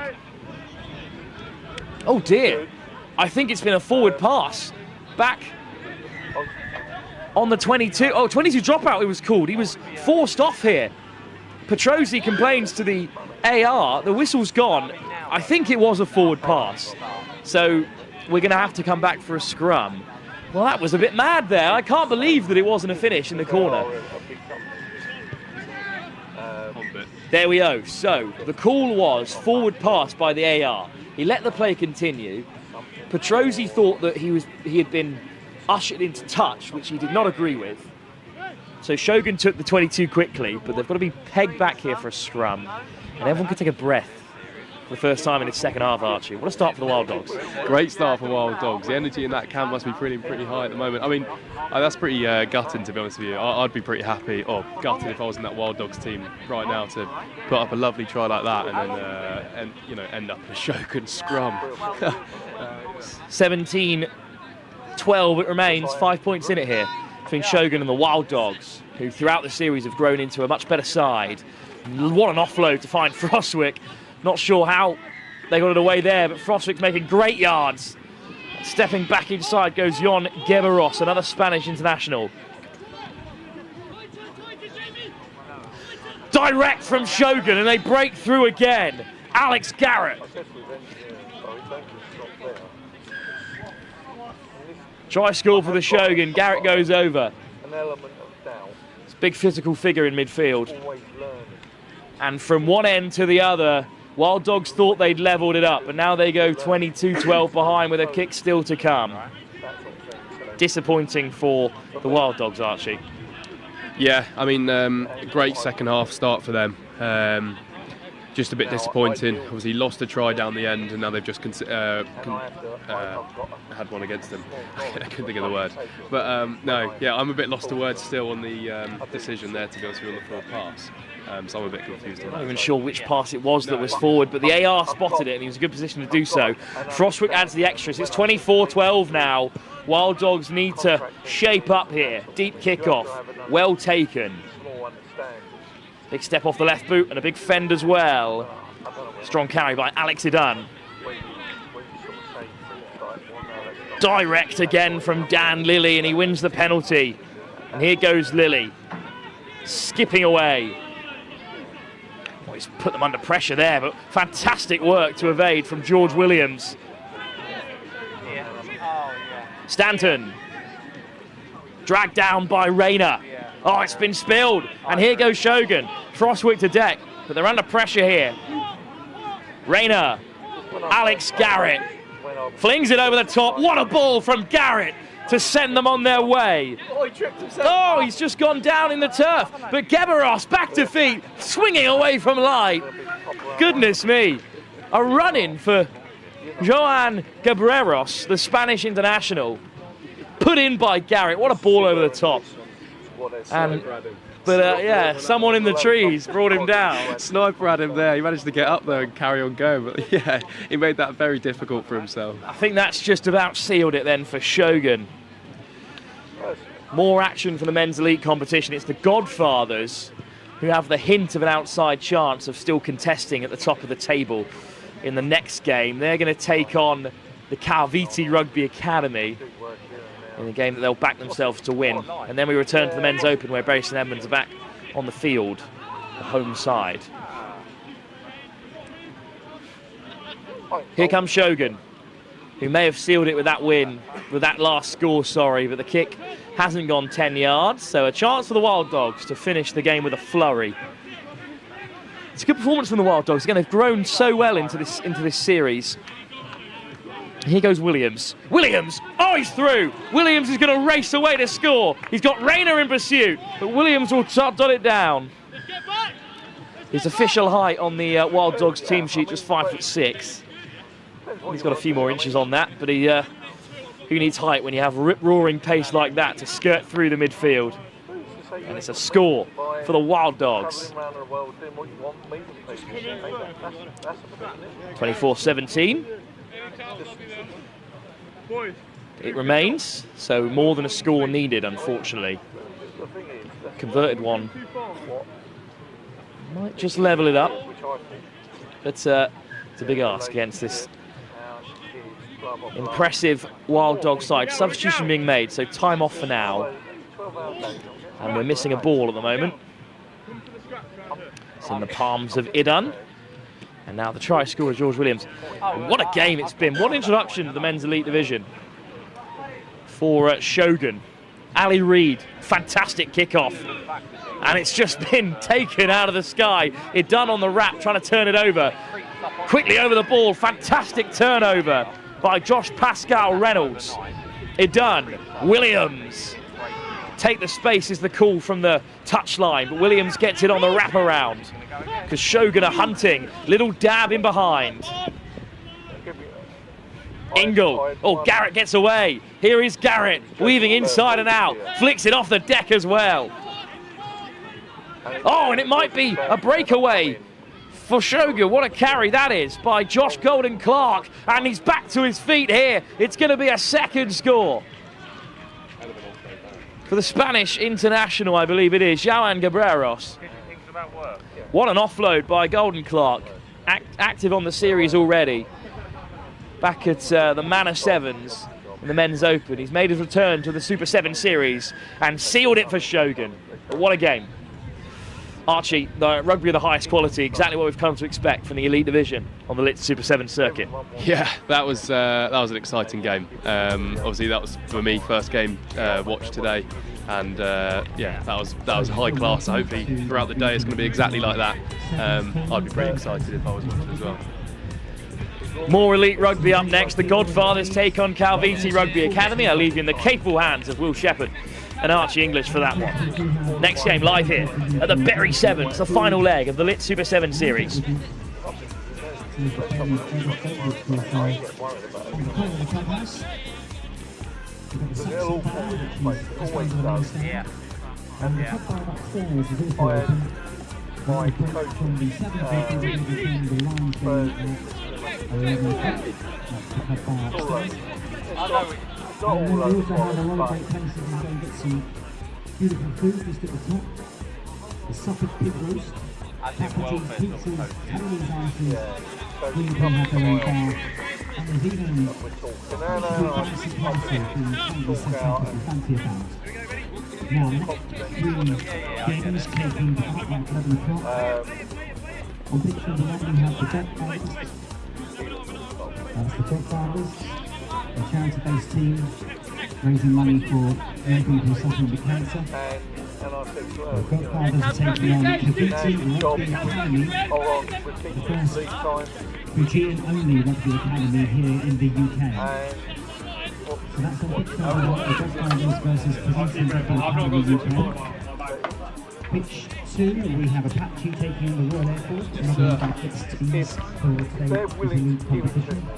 know it. And finally on pitch 3, we have the Kakita Hammerhead. Just waiting for the final assistant referee to jog his way over to this near touchline before we get ourselves underway in this next men's elite game and competition. It's Godfathers with the restart, sending the ball high into the sky towards Cavite Rugby Academy, who spill it backwards and it ends up in Godfathers' hands, and they are straight on the tackle though. That is a huge counter tackle and just what Cavite needed to stop that promising attack from Godfathers, scoring right from the off. They're back outside the 22 now, Godfathers, and they're going to have to work their way back to the left.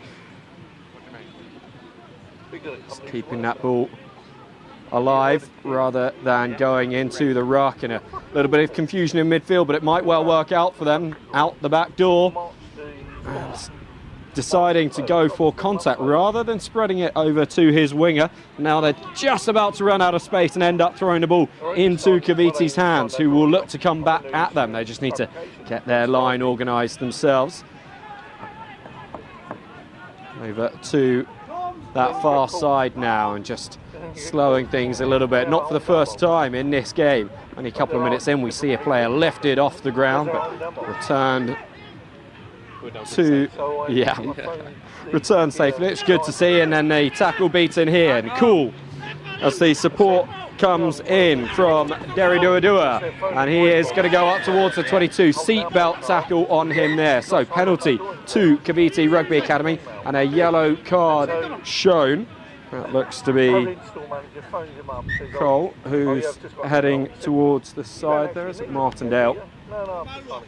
So either way, it is Godfathers reduced to 6 men for the next 2 minutes, and Cavite calling for the scrum. Promising position here for them. Yeah, it's exciting. I think the first minute of this game dictate the rest of the, well, set the tone for the rest of the game, I think. So there's big bangs, big hits and a lot of flare passes, so I think it's going to be exciting. It is at the moment. My heart rate's pounding, to be fair. Flair, physicality and a bit of pace, that's what we want in Sevens rugby. And here they go through Wate Cooley. There's a huge amount of strength. Flung over to this left-hand side. There was a bit of an overlap, but the step in and the weave out, and it's going to be the opening score of the game. Waisaki Laulaba is the man to go over for Cavite Rugby Academy. First points on the board, and the kick to come. Turning the defender inside out there, that was exciting to see. But yeah, I'm looking forward to see the rest of this game. This is actually, I'm absolutely love this at the moment. The Wild Dogs need this win though, because I think they can keep in contention for the series win, because it's really close at the moment, which I haven't seen as tight before, because it's anyone's tournament, this one. So kick to the left, yeah, just on the left side. Yeah, kick just not coming round enough in the wind. It nearly did, but a 5-0 lead for Cavite Rugby Academy a few minutes into this one. And standing in centre field, it's Bale Solomone who will put in the restart towards the 22. Godfathers started off very strongly on their own kick. Now they've got a little bit further to go. Kind of ran out of ideas in their first possession.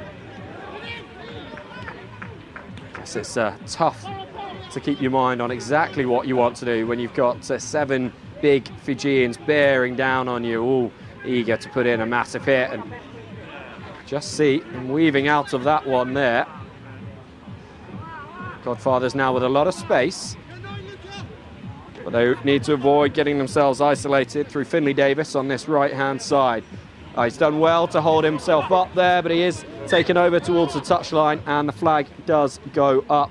So a big tackle coming in from Sekopi Korolevu is going to force our first line out of the game.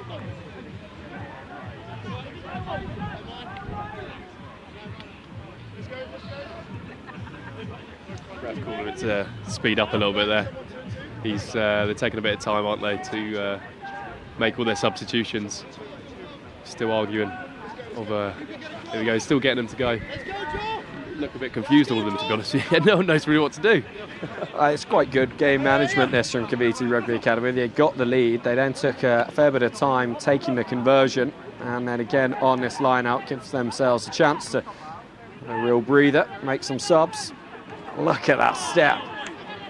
Impossible to work out which way Pauliasidao was going to jink next, but penalty is given to Godfathers. So inside Cavite territory with 4 players to the right-hand side.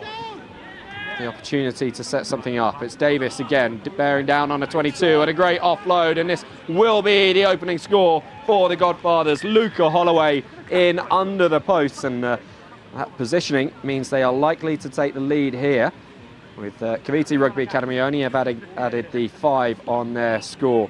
Really nice try, that one. It was a great try. The offloads moving around, moving the ball, they're moving the defence really nicely now, and I think they've definitely got into the feel a bit more of when they did on the first kick-off.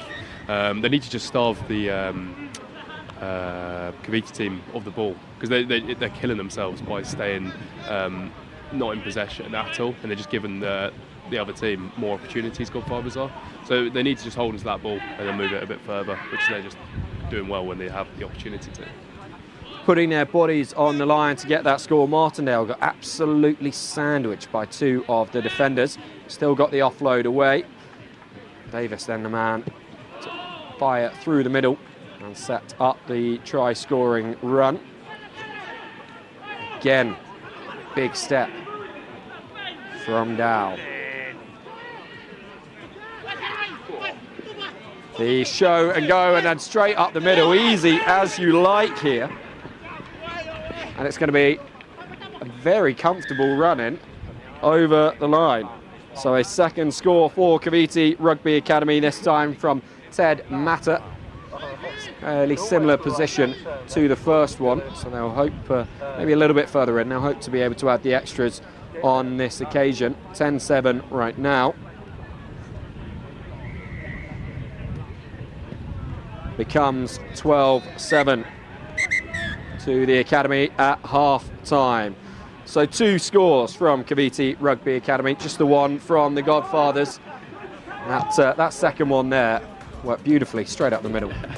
Straight up the guts. No doubt, he just put his head down and went. No show and slow there, it was a show and go, that was class.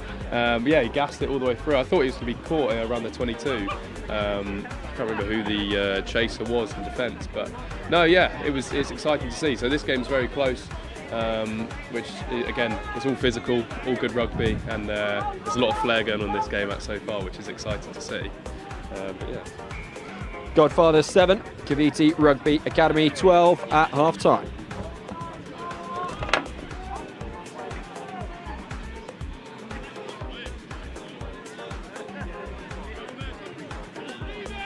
So half-time, 3 games currently taking place on pitches 1, 2 and 3. Here on pitch 1 we've got the Godfathers taking on Cavite Rugby Academy. Cavite Rugby Academy in the light blue. We also have on pitch 2 Apache taking on the Royal Air Force. That's on pitch number 2. And on pitch number 3, Kakita Hammerheads in search of a series championship and taking on Kakita Fuji Warriors. Don't forget you can follow your team on the Tourify app. Just download it on Android or Apple. Go to your app store, download it, and that will give you all the up-to-date scores, standings, and all the details of what time your team play and where. Second half, so that's kick-off. These games are all part of the men's elite competition. Godfather 7, Cavite Rugby Academy 12. As we look towards the second half, Godfathers still with a mathematical possibility of taking the entire Lit Super 7 Series title here today. They're 15 points off the lead in 5th place in the standings. They need results to go their way. They need that to start with a win in this one. Taken by Cavite Rugby Academy. The offload goes backwards off the Godfathers, so still Cavite are moving forward. Counter ruck comes in from Godfathers. Penalty to Cavite. going to take it back, almost back to the... In fact, no, the try's been awarded, sorry. I was looking at the other flag, thinking the try line was a little bit further back. So try scored, Cavite Rugby Academy. They extend their lead out to 17-7. Kick to come.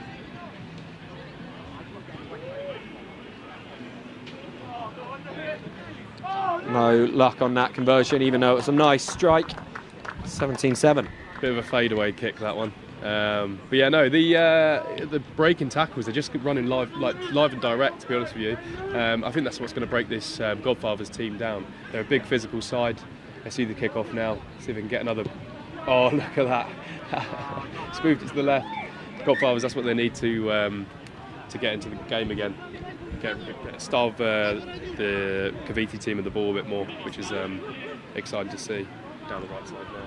Opportunity here then with a tap on halfway and a good offload, and still they go down this right hand side through Martindale, who's been a part of everything good from Godfathers so far, and that is an absolutely stunning little chip ahead and a try for the Godfathers that they will put straight into their highlights reel. Wonderful stuff from them. That's them back into this, just 5 points behind now.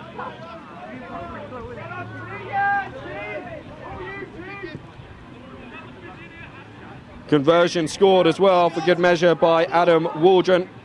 He's played for China Sevens and showed every bit of that class and expertise. He was involved twice in the build-up and then the recipient of Martindale's chip ahead to make it 14-7 to with Godfathers trailing by 3.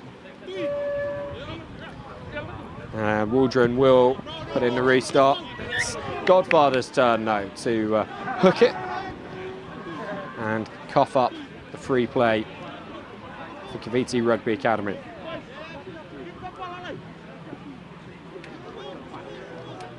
Balasalome went left.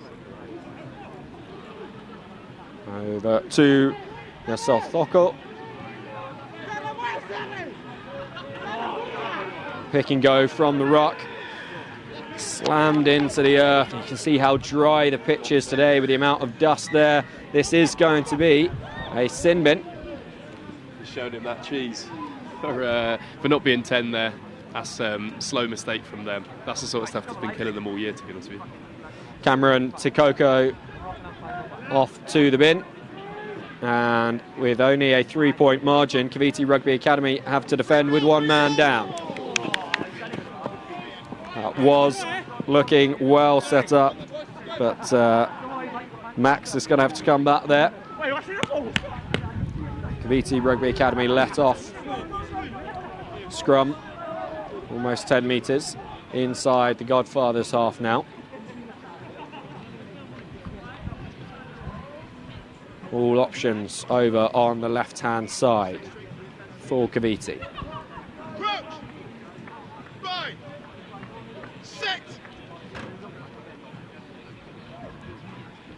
Stable scrum, stable delivery, on they go.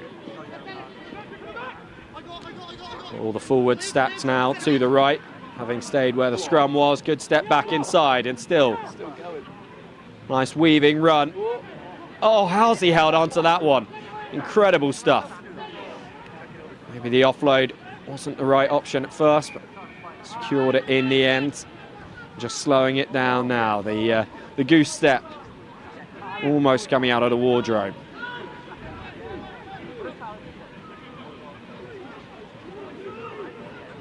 Calling for more numbers round on that left-hand side so that he's not isolated over there. Balasalome. Penalty as Godfathers over the ball, not releasing the tackled player. No chance for Cavite to play quickly. A little kick through. This is going to work. The strength to get over the line from Koru Levu. Having put in his own little kick, just stubbing it through. Bounced up for him. And it was a real wrestle after that, but always going to end up in favour of the Fijian. Lovely one-handed pick up there. See if we can get off the kick off this time, or the goal kick. Hey, got it. Nice. Straight down the middle. Moving the chains, moving the points. 24 of them now for Cavite Rugby Academy. A 10-point lead over Godfathers, who certainly felt they'd got themselves back in the game, and were it not for a forward pass, could be the leading team. Yes, it is. They face another restart from Cavite. This one longer, and still though unable to land legally inside the confines of the pitch. So again, we will have a tap on halfway. Again, Godfathers go to that right-hand side, but a wayward pass thrown by Martindale. Finally given forward. Finally given forward. I thought they were, you're not going to let that one slip. Tricky, tricky pass there off his left hand and just not able to get the control on it. Nice spin, but fading forwards. Yeah, the lines official didn't let that one slide away. But yeah, scrum now. Let's see how they can do it. Big scrum. It's a big part of the platform that led to their previous score for Cavite. This time they do stay, working their way over to that open side, committing men to the ruck. Just getting a bit confused with the position of the referee as well, but now coming through, strong carry. Laulaba, real physical presence. Over now to that far side. Stutter step, great offload, keeping this momentum rolling forwards as Cooley powers into the defensive line. Another offload, this one into the chest of Josh Lever, and that means it goes backwards for the Godfathers and ends up in their hands. Bit of a fortuitous moment for them. Big out the back door offload, and slight accidental obstruction by Jack Perrins, but that will help the Godfathers. Nothing for the referee to be worried about. Loose ball. He's done well. Has he got the pace now to turn and burn and find his teammate? Going down the left-hand side, Max Hokard. And the try is not awarded. Lost forwards over the line, so the referee calls an end to this one. Godfathers 14, Cavite Rugby Academy 24. And Archie, a real physical match-up there between the two teams. Cavite in the end able to take the honours in this arm wrestle, but the Godfathers, they did show a reasonable account of themselves. Yeah, it was physical. Physical, good passing. It was, to be fair, I think this game really represented what Sevens was about. It was hard, physical match. There was a lot of offloads, a lot of flair being played, and yeah, it's exciting to see.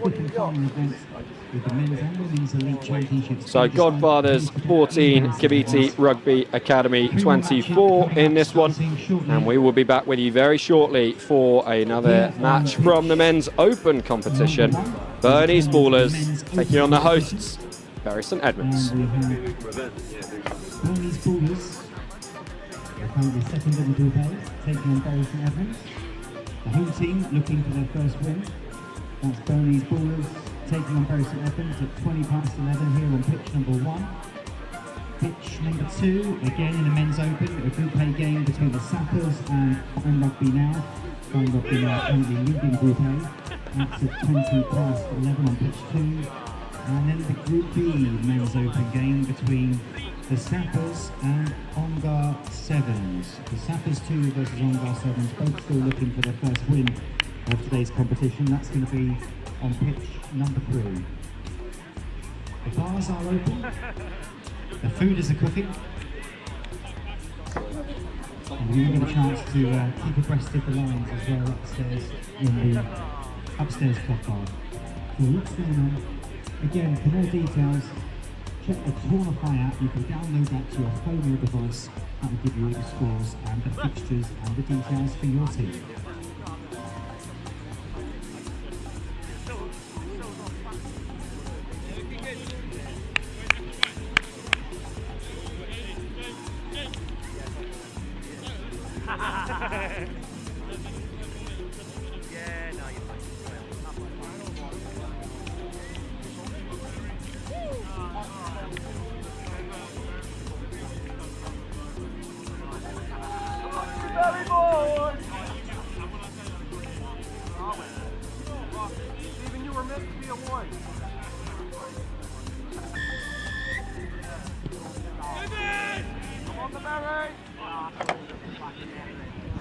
Burney's Ballers kicking downfield to the home favourites, Bury St Edmunds, who will have first use of the pill in this one. We saw that physicality in their opening game where they weren't able to come away with the result they wanted, but using that strength to good effect once again, and nice dancing feet here as well. On they go through Billy McGrath. Oh, huge hit coming in from Tig O'Hagan, the captain of this Burney's Ballers side, and he's managed to get the turnover as a result. And now Tabo Vaka continuing to go. Well brought down. No easy feat that. So if you feel that the players on the pitch look a little bit smaller than they did in the last game, we haven't zoomed out on the camera. We just have moved from the men's elite to the men's open. And this Bury side, I'm told, made up of a lot of their second team players. An opportunity for them to impress on the first team pitch here. In the iconic green and yellow kit. Missile thrown over to McGrath on the left-hand side. The old don't argue. Sticks out that strong hand, and again we see it coming in from Harry Barnes. McGrath with a good ruck. St Millard backflipping, but it's going to be a changeover here, and it is going to be the opportunity for Lockie Ellis-Jones to run it in. Weaves his way inside the sweeper, and he will go all the way under the post, so completely against the run of play. Burney's Ballers are the first team to put some points on the board here. Yeah, the gas man there, he just opened up. I mean, where did that come from? I wasn't expecting that. And down the left side by Bury, as you said, it was a great opportunity for these young lads to show off to the new coach here for this season as well, to show what they've got. So yeah, this will be a great opportunity for them as well. Burney's Ballers 7, Bury St Edmunds 0. The opening moments of this one. Burney's Ballers just taking their time to get their line set, get some water on. They had to do a lot of defending in that one, and then they just stood back and watched Ellis James sprint his way to the whitewash. Or more accurately, I suppose say the red wash. Pitch needing red lines on it to make sure they stand out. Seems to be some debate as to whether or not that restart landed in field. Ultimately, that's what the referee's going for. He's not assisted by official ARs in this one, unlike in the elite competition. And you would have thought maybe, given that Bury are the home side, that there might have been a few more people in the stand suggesting that that one had gone out on the full. Hand being stuck out there, looking for the interception, but not in the opinion of the referee. Ben Hatch is sent to the bin. The overlap will present itself for Bury. Didn't quite have the juice in the tank to go all the way there. Working the ball through teammates. Good rucking in there from Ben Hatch's brother, Joe Hatch. So it's Ben Hatch in the bin, it's Joe Hatch on the pitch and getting the turnover. Distribution, a little bit untidy, but it's gone backwards. Play will continue, and with a man down, Ballers are going to score again. Just escaping the clutches, it's Millard. Second try for Ballers. And just as with Ellis-Jones before him, Millard will dot down under the H. Teammate Joe Hatch running in, looks to take the conversion himself. Well, no, Millard is going to take it. So the bomb squad's just ran on. Look at the change they've had there. Big lads running on now. hopefully that make a difference for this Bury side. The defender on that last try as well, he ate a lot of, I think he ate a lot of dirt as well, so I think he needs to brush his teeth out with a bit of water after that. True commitment from this home side, who, as you say, Archie, ring the changes in an attempt to stop the rot. 14-0 down at the moment. Another restart that goes way over to that far touchline. That one definitely out on the full. Jamie likes parents. So a tap for Bury on halfway. They have looked promising with ball in hand. It's just about keeping that possession through the phases. Big first up run from Bowden. Now to this near side, and again happy to take contact. Ben Brooks. Advantage for Bury. Oh, big player on big player. Tabu Valka with the tackle. Come on, the boys! Well up, Brooksy! We'll come back for the penalty. Chip and chase on the go, Nev. No sweeper. And it looks like No sweeper. referee's just Beautiful. told Ben Hatch that he's not yet able to come back on because it was a penalty rather than a stoppage, with Bury deciding to go for the kick to touch, 15 style, down into the corner. Hatch is able to come back on. So both sides with a full complement of players and a 5 metre line out. Well, we see a driving maul. They tried to do a 5-man line out. There we go. The underarm chuck, and it's not worked out, although the ref's calling them back. That very nearly was real danger for Bury, with Ty Gohagan finding himself with ball in hand. But half-time called. Burney's Ballers 14, 2 excellent breakaway tries scored under the sticks. And Bury unable yet to find a response. That was their best opportunity as the half-time whistle bared down upon them. So they will go into the break scoreless and with all the work to do in the second half.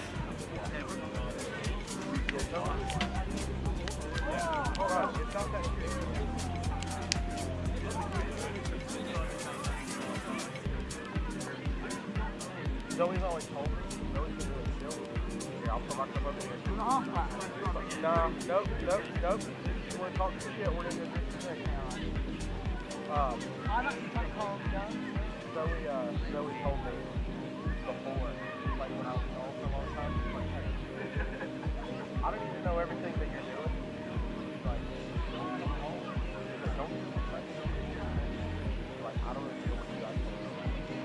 She's always That is so bad. and I've never done it. But I'm like, you don't even have an outside? If I went to the Harlequins, yeah,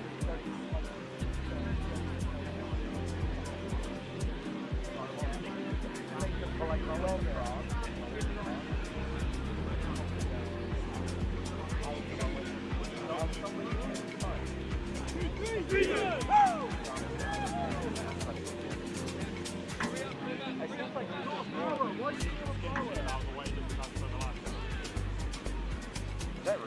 Come on, Reese! Big dogs in the house! Dude, that 17 shirt's so damn big, he can tie a knot.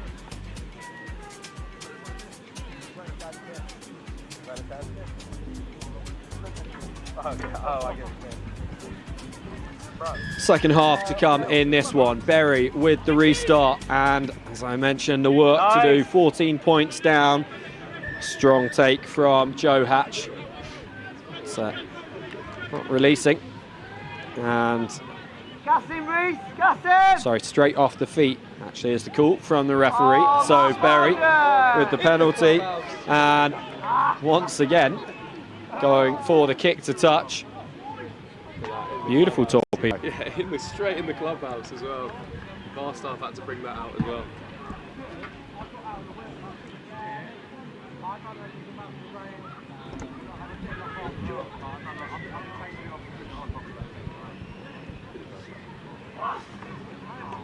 Bowden might have a 2 on his back, but that's beautiful kicking from him.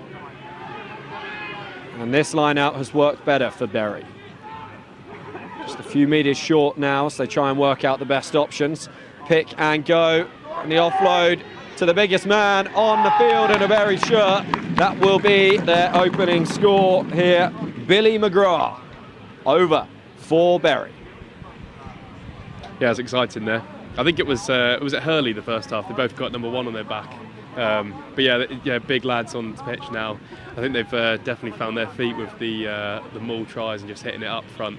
They're playing against 7s players, but they're 15s players liking it. So I think they're just going to use their physicality to beat them up, to be honest with you. And a huge kick as they attempted the conversion there. It had the length, it had the height, it just didn't quite have the line. So 14-5 is how it remains for the time being in this one. But Bury on the board, and that's the most important thing. As you say, Archie, starting to figure out what their strengths are against this Ballers side. Not kickoffs. That's not been a strength for, well, for most of the teams we've seen in the last couple of games, unfortunately. A real tendency to hook it over that far touchline. And Ballers will just take the time here to walk it up to halfway. No need to rush this. The chip and chase and the women's team warming up at that far try line are going to have to hurry themselves off the pitch.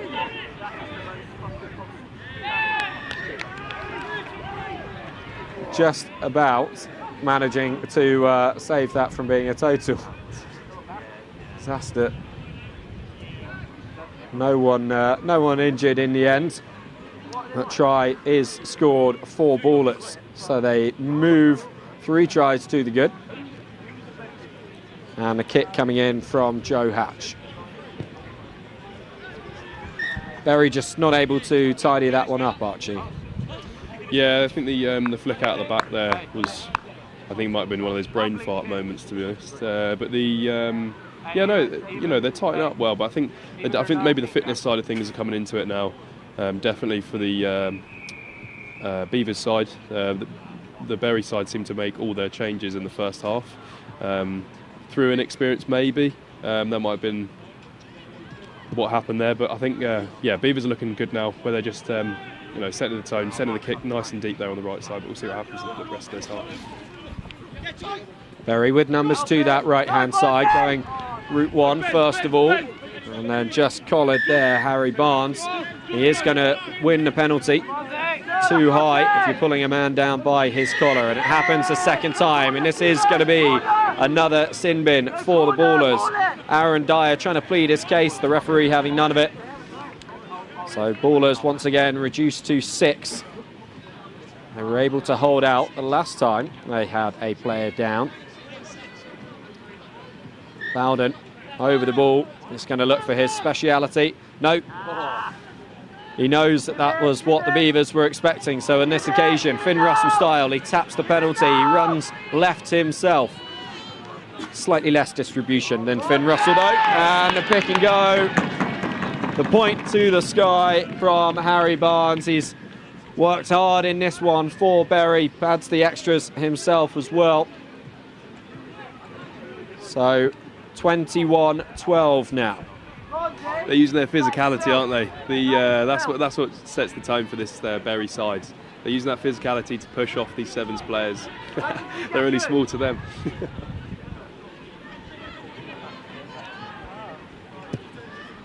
Here we go. A restart. Stays on the pitch. Goes deep downfield to O'Hagan. Looks to see where his best options are. Tricky to find them when you've only got 6 players on. And now over to Tabs on that right-hand side. Pulls it back for Hatch. Hatch, he's spent a little bit of time in the bin himself, so fresh legs. He decides he's going to kick forwards. And the Bury player isolated here, perhaps aware of the threat bearing down on him. Not able to take that ball cleanly. Lost forwards, scrum to the Beavers. Bonzi, you're looking fit, mate. Change of personnel in that scrum. Joe Hatch sent in. Tig O'Hagan brings himself back out to first receiver. Just the 2 players out of the scrum for Beavers. Neither of them are going to get the ball because Bury have put in an excellent shift there and win the penalty. Again, very 15 style. And on they go through the hands. And it is once again Barnes in possession. The 2 try scorers for Bury attempting to link up on this near side. The ball ends up going forwards. And the escape for the Ballers just as that was building really nicely for Bury. 21-12. Time still there. If Bury can put in the same shift at scrum time as they did just moments ago, the ground they gained off it, they would easily go over the line from here. O'Hagan to feed.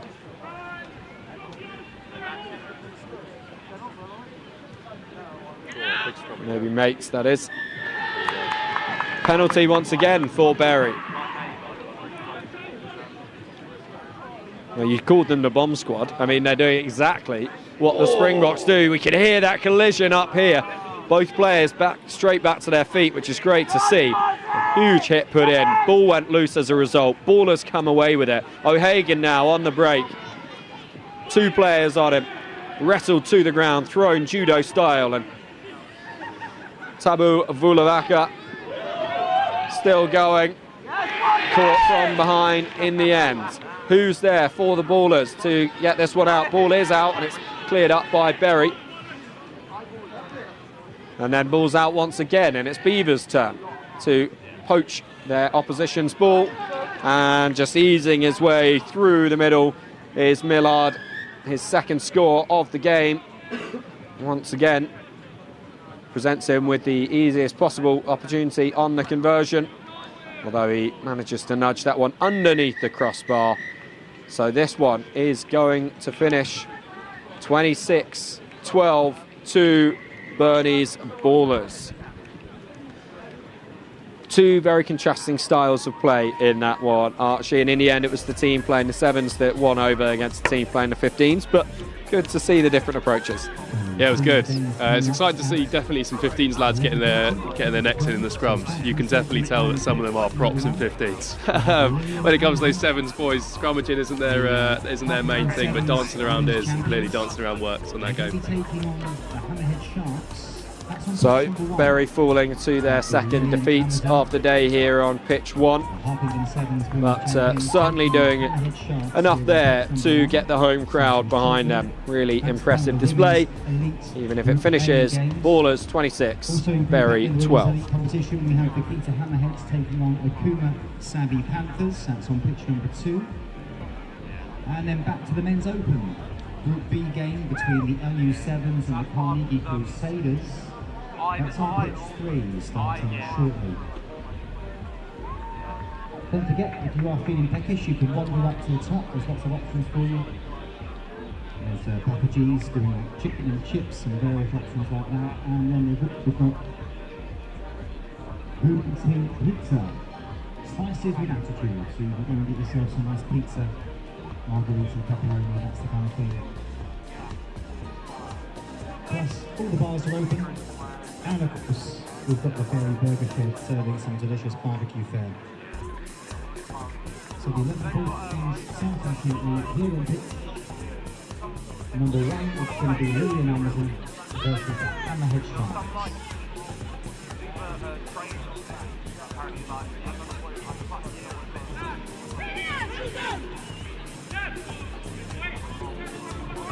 Lillian Amazon playing in the right.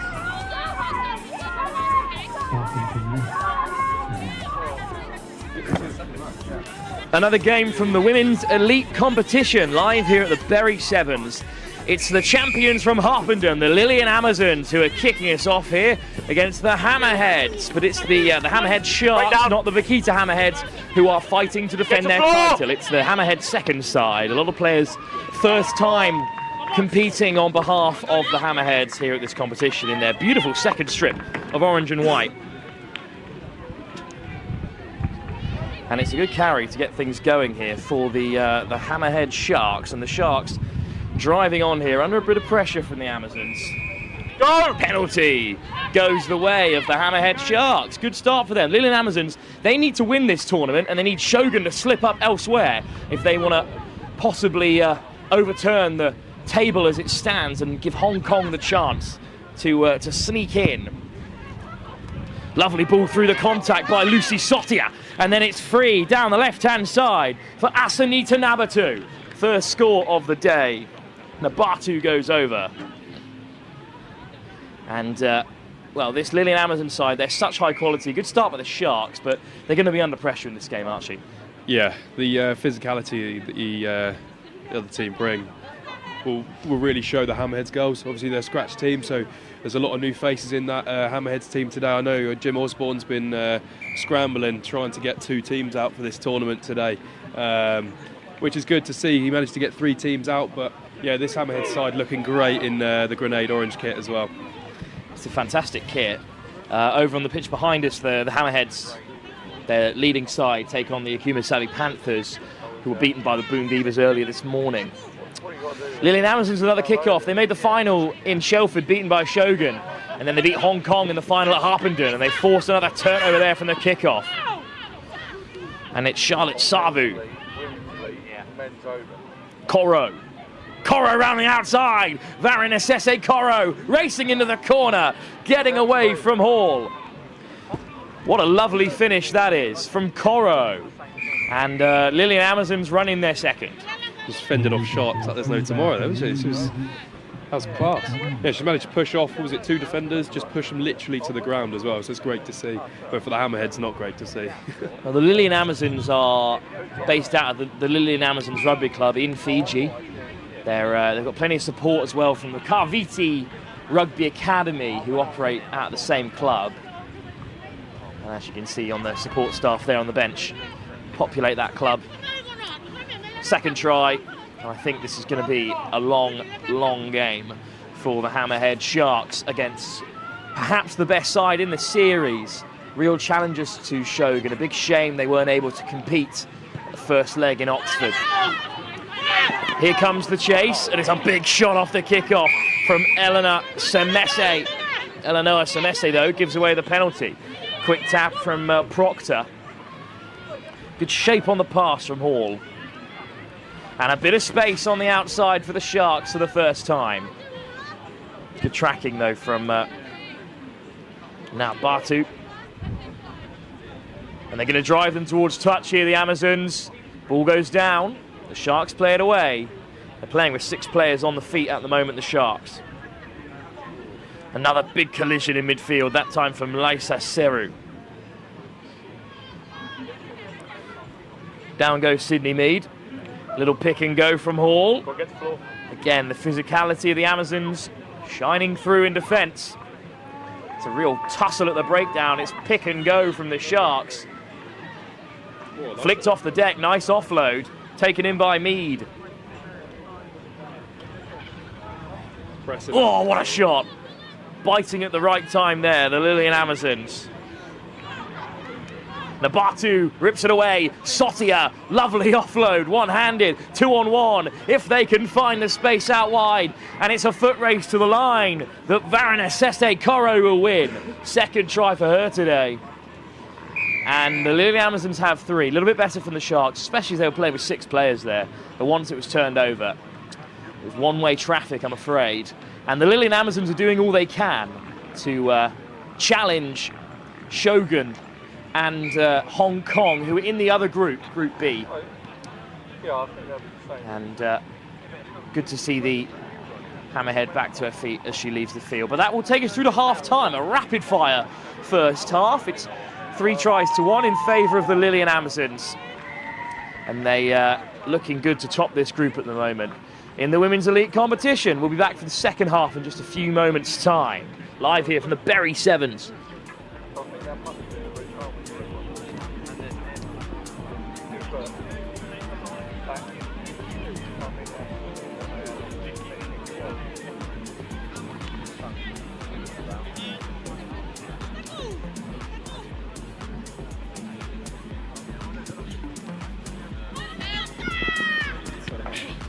rapid fire half, and even quicker half time, and the Lilian Amazons are straight back underway, and they're riling their way through the Sharks here. It's a fantastic carry from Eleanor Semesi, all the way beyond the 22.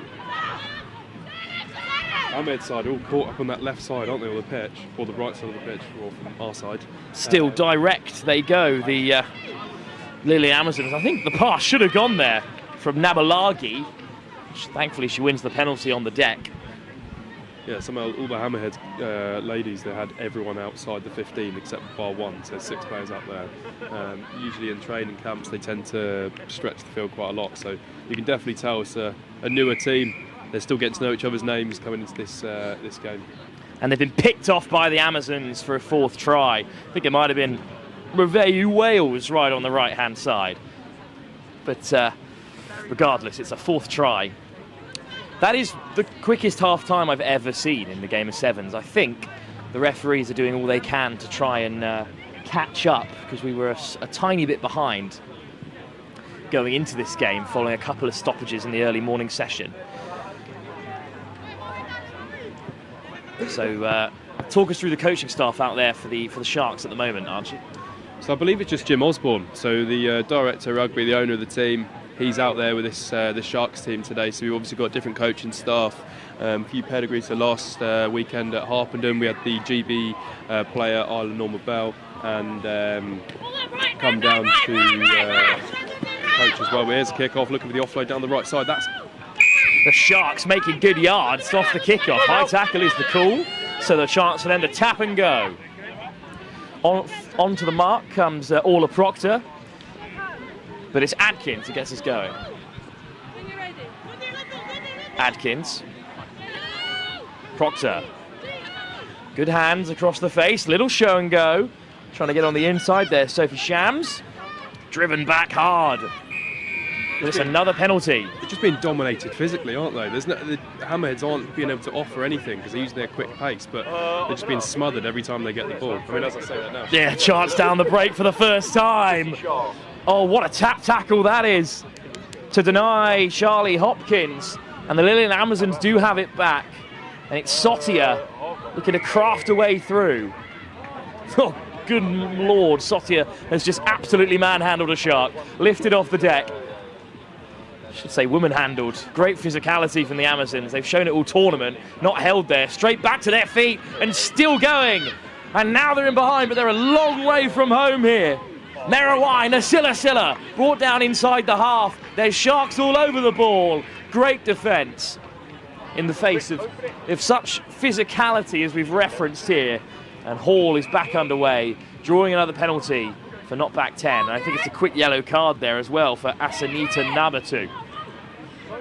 He didn't give it. In fact, no yellow, just a pen. We've seen those given a few times as the shot comes in. And look how quickly they are over the breakdown as well. Shams forced to pick and go. Dumped to floor again unceremoniously by the Amazons. Droge, interception. Picked off by Nabalagi. Great offload through the contact. How on earth did they get that one away? Another ball and another try surely here for Laisa Seru. I think that's a good call as well, because Eleanor Semese was certainly in the way. Great effort from Sydney Mead. She's definitely getting caught there as well. The gas lady there was definitely catching her for the defence tackle again. Yeah, so that was a great call from the ref, I think. Sydney Mead taps and goes inside the 22. Mead going straight up the jumper of Sotia and bumping off Nabalagi. Much easier said than done. Good offload. Another big fend. Sharks matching the physicality here. Good offload as well from Orla Proctor. Little dummy from Burr. They're trying to match that physicality side, aren't they, now? They've realised, I think a bit too late, that they can also use a handle. Amazons barked by the referee, need to get back on side, and that's the penalty. Hands on the deck, off goes Shams. I don't think she was back 10 there either, but the referee's going to let it play this time. Lovely hands. Oh, flashed across the face from Burr, but put down. Well, a great second half performance from the Sharks, under pressure from a really high quality Lilian Amazon sides, but they're on the winning side again, the Amazons, looking to top this group. and a good performance from them. Yeah, it was a great performance. I think the physicality side of them really shows going into the second half. But I definitely think they should have had 2 yellow cards going into that as well. Bit tough call from the ref from previous games we've seen. Not being 10 is they're being very strict on it. They're throwing the cheese at them straight away. So yeah, I'm surprised two Amazons didn't walk then as well. So yeah, we'll see if we're on to the second half if it gets more does move them around a bit. Well, it's one of the quickest games of sevens we've seen so far today. We've flown through and we caught up the schedule. So there's going to be about 5 minutes or so until our next game here on pitch 1. It's Oxfam taking on the defending champions of the Lit 7 series, the British Army.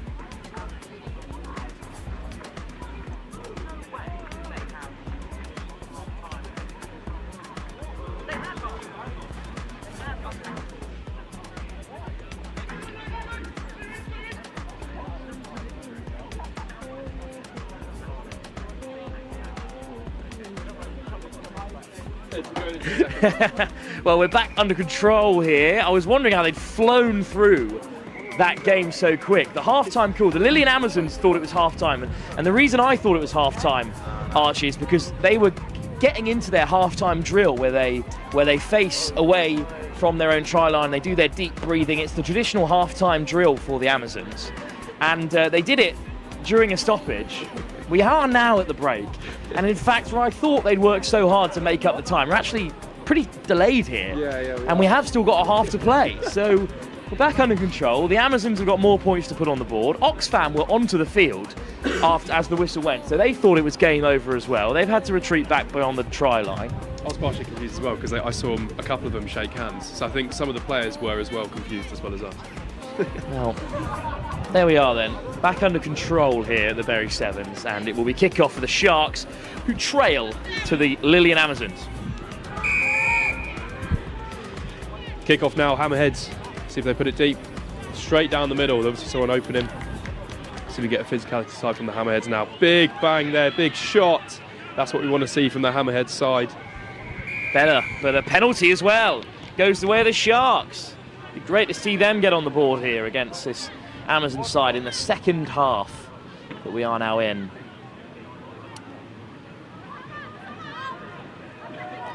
Direct again, which is brave against this Lillian Amazon side, but it's a very good carry from Izzy Burr. Stripped in contact, and the Amazons, we know they can counter.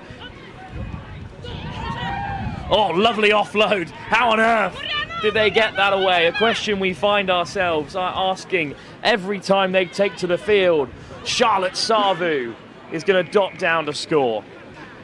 Ahmed's team there just biting in to the last man. They're 3-on-3, and then 2 of the players jumped in, so it opens up an opportunity for the Amazons to score more there. So they need to just figure out a way to fan out in D especially.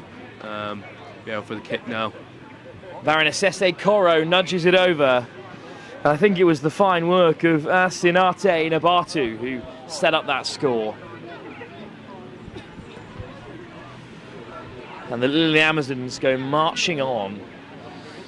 Again, it's such a shame they weren't able to compete in the first leg in Oxford, because they would be toe-to-toe with Shoguns. Instead, they're off the pace on 34 points to the Shoguns' 42 coming into today. And with 20 points on offer, I believe if Shogun make the knockout stages, they are out of sight of the Amazons. It's only Hong Kong, really, who can chase them down. They share Pool B. We'll see more of them later on.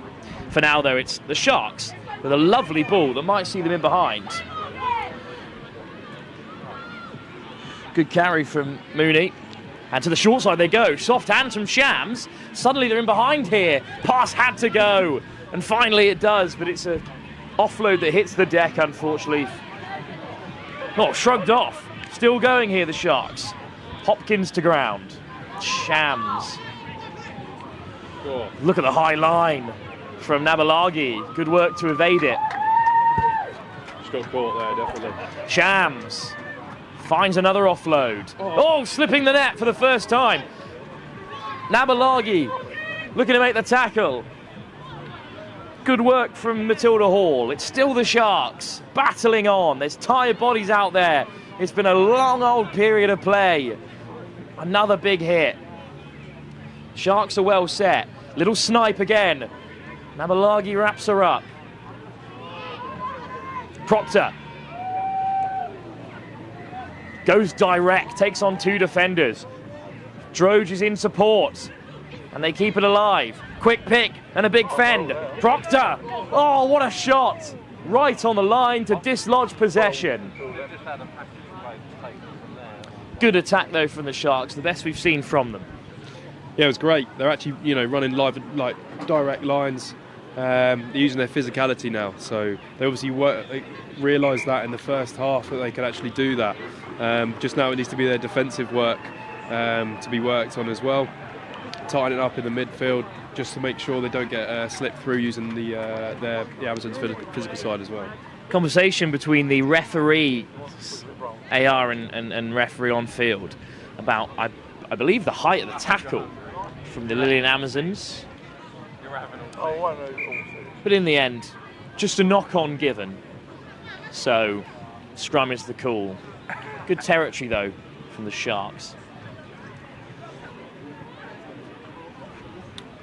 We return to the men's competition after this one. The British Army taking on Oxfam. The British Army defending champs, leaders coming into this leg. If they win this tournament, they are champions, but big opposition, like the likes of the Shoguns to come. Free kick, turnover for the Sharks.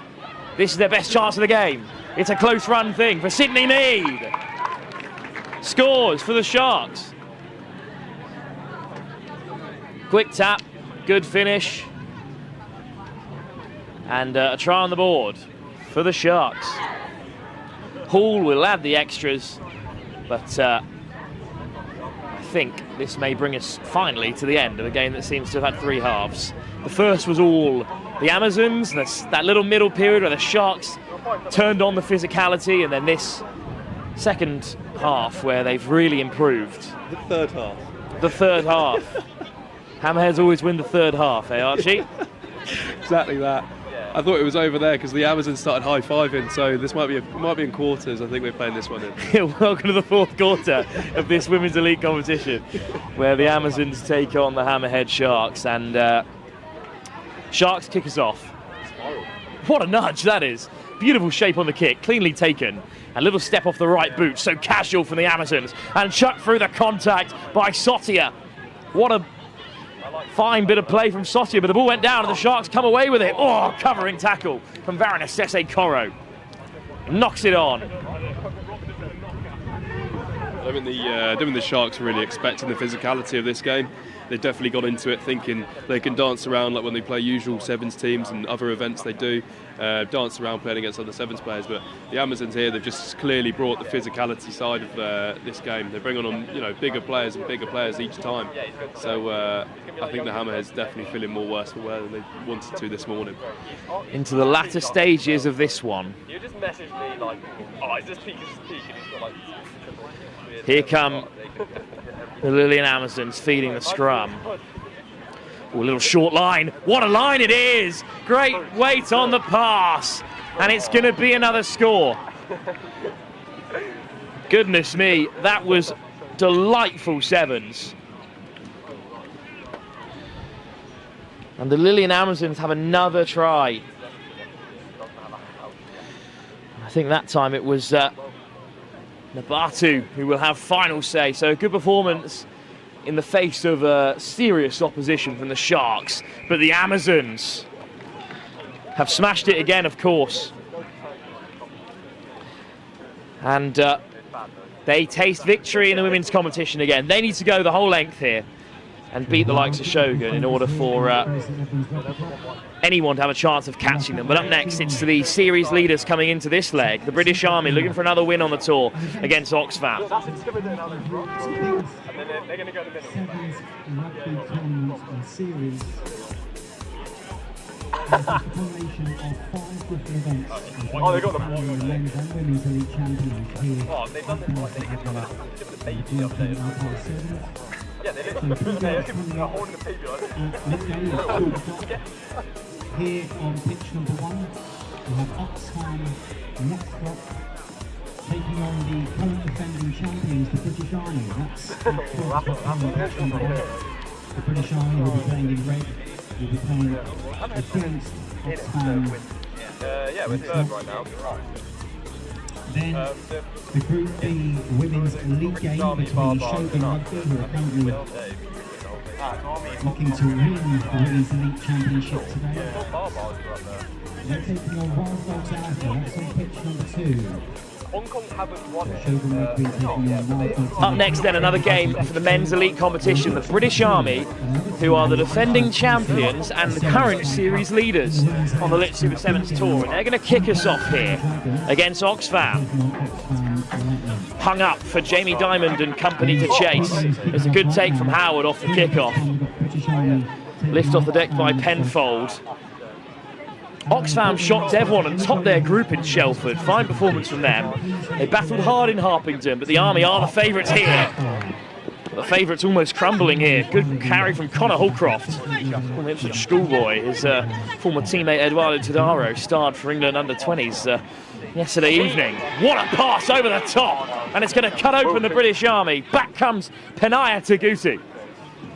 Important defensive work from the British Army. They've managed to strip it as well. Penfold, it's loose.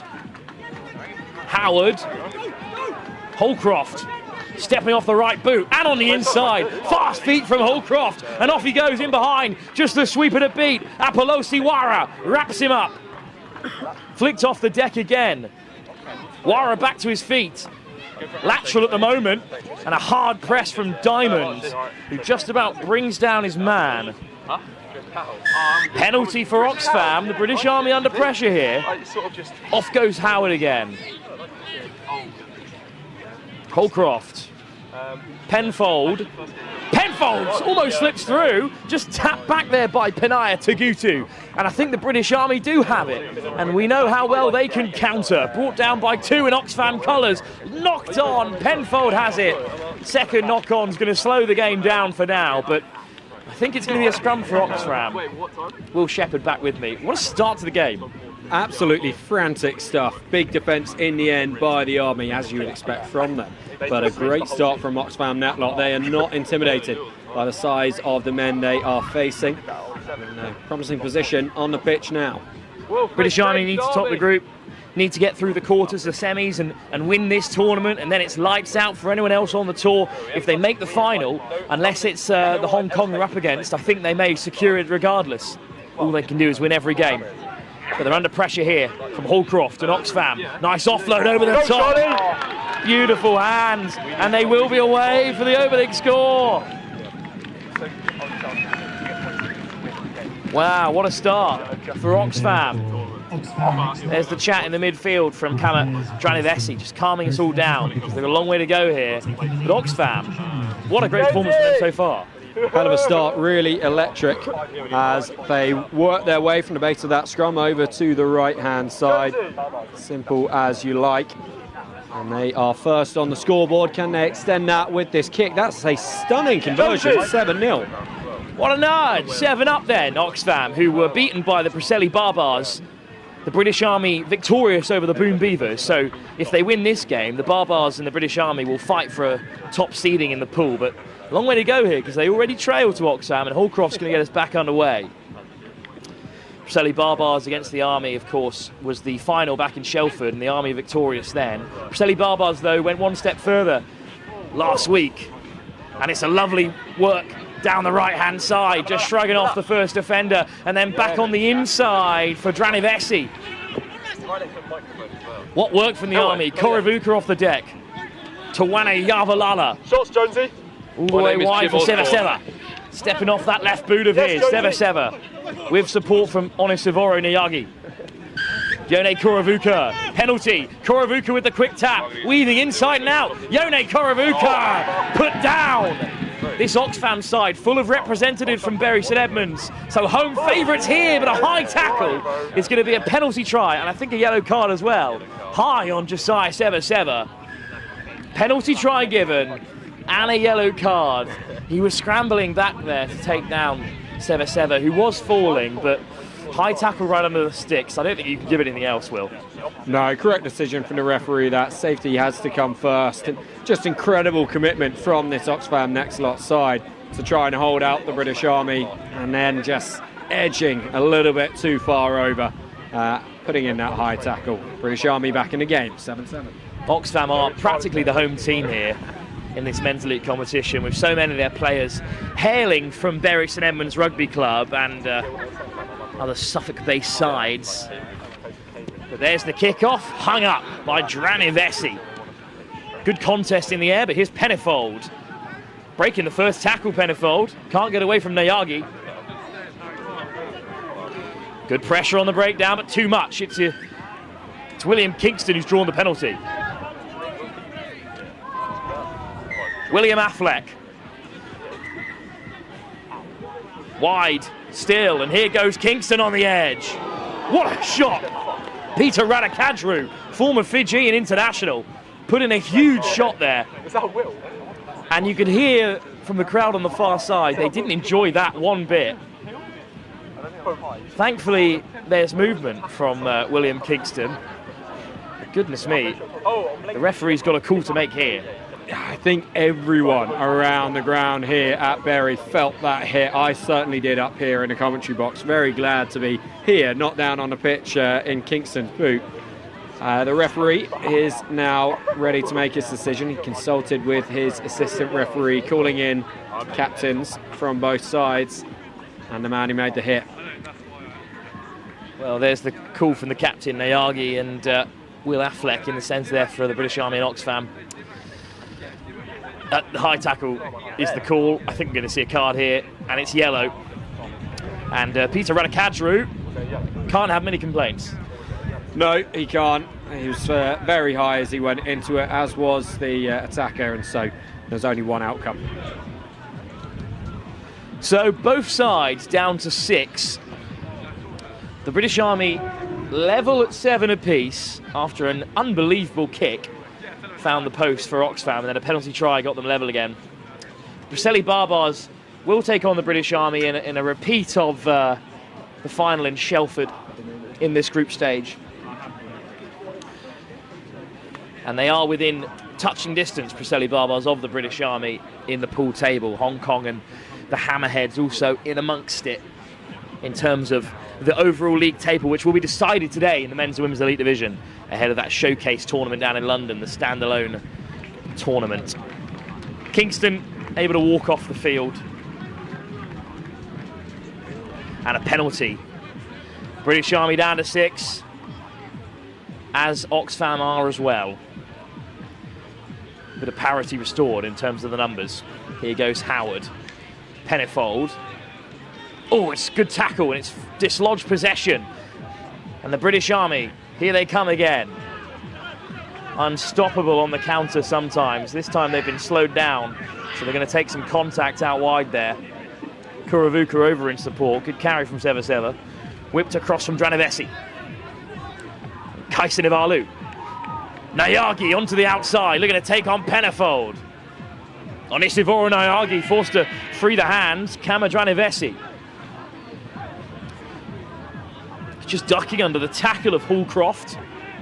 Good support from Nayagi. Here's Rosa Ratabua, Tawana Yuvalala. Oh, Johnny Kuravuka down. Back to his feet, Kuravuka.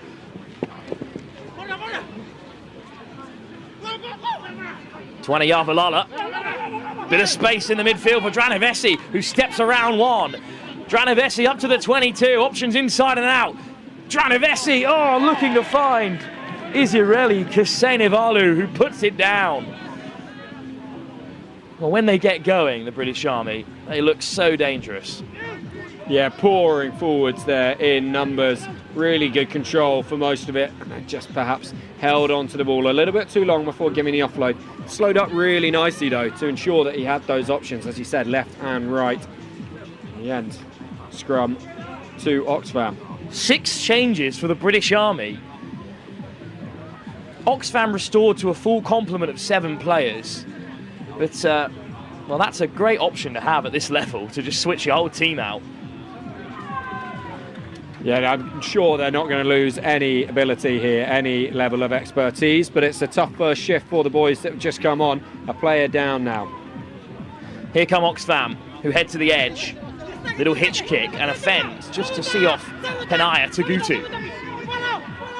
Straight over the ball go the British Army. Bit of space out wide if Oxfam can find it with the man over.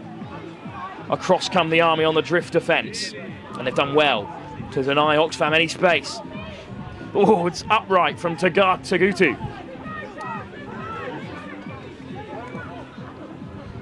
Nice ball, and now they're in behind here. Big man out on the edge, put down by Peter Waka.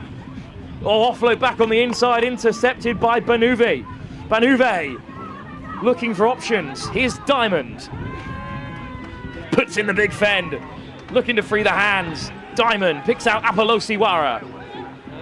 Penaya Tagutu, direct, puts in a big handoff, but Holcroft straight over it. Penalty Oxfam. What a turnover. What a time to do it, Will. So popular with the crowd here. They have got them behind them 100%. And they're going to need that momentum as they power their way now into the British Army half to set this one up. Big Ray Williams with another carry. Here's Rory Black. Ring. Driven back this time by the British Army. Big ship from Semesa, Banuve. Just bounces up for first receiver. Chipped in behind, there's no one home. And it's a foot race. Holcroft taking on Salu Salu. And Salu Salu just about gets back. Viliami Salu Salu now onto the outside. And then takes off the handbrake through the centre, looking to free the offload, but it's as forward a pass as could possibly be. And that will take us through to half-time.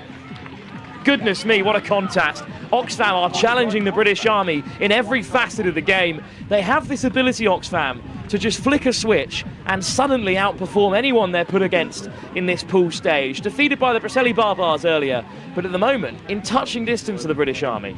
Yeah, the contest of the day so far, I'd have to say, Wilf. And I thought the British Army were potentially going to go the length there. So they had that broken field player they love so much. The offload a little bit too casual. Brings an end to the half. Can't wait for the second. 7 minutes still to come in this huge game in the pool stages of the men's elite competition. Series leaders, defending champions, the British Army. 3 points clear of Hong Kong coming into today. Need to go the length to secure their title.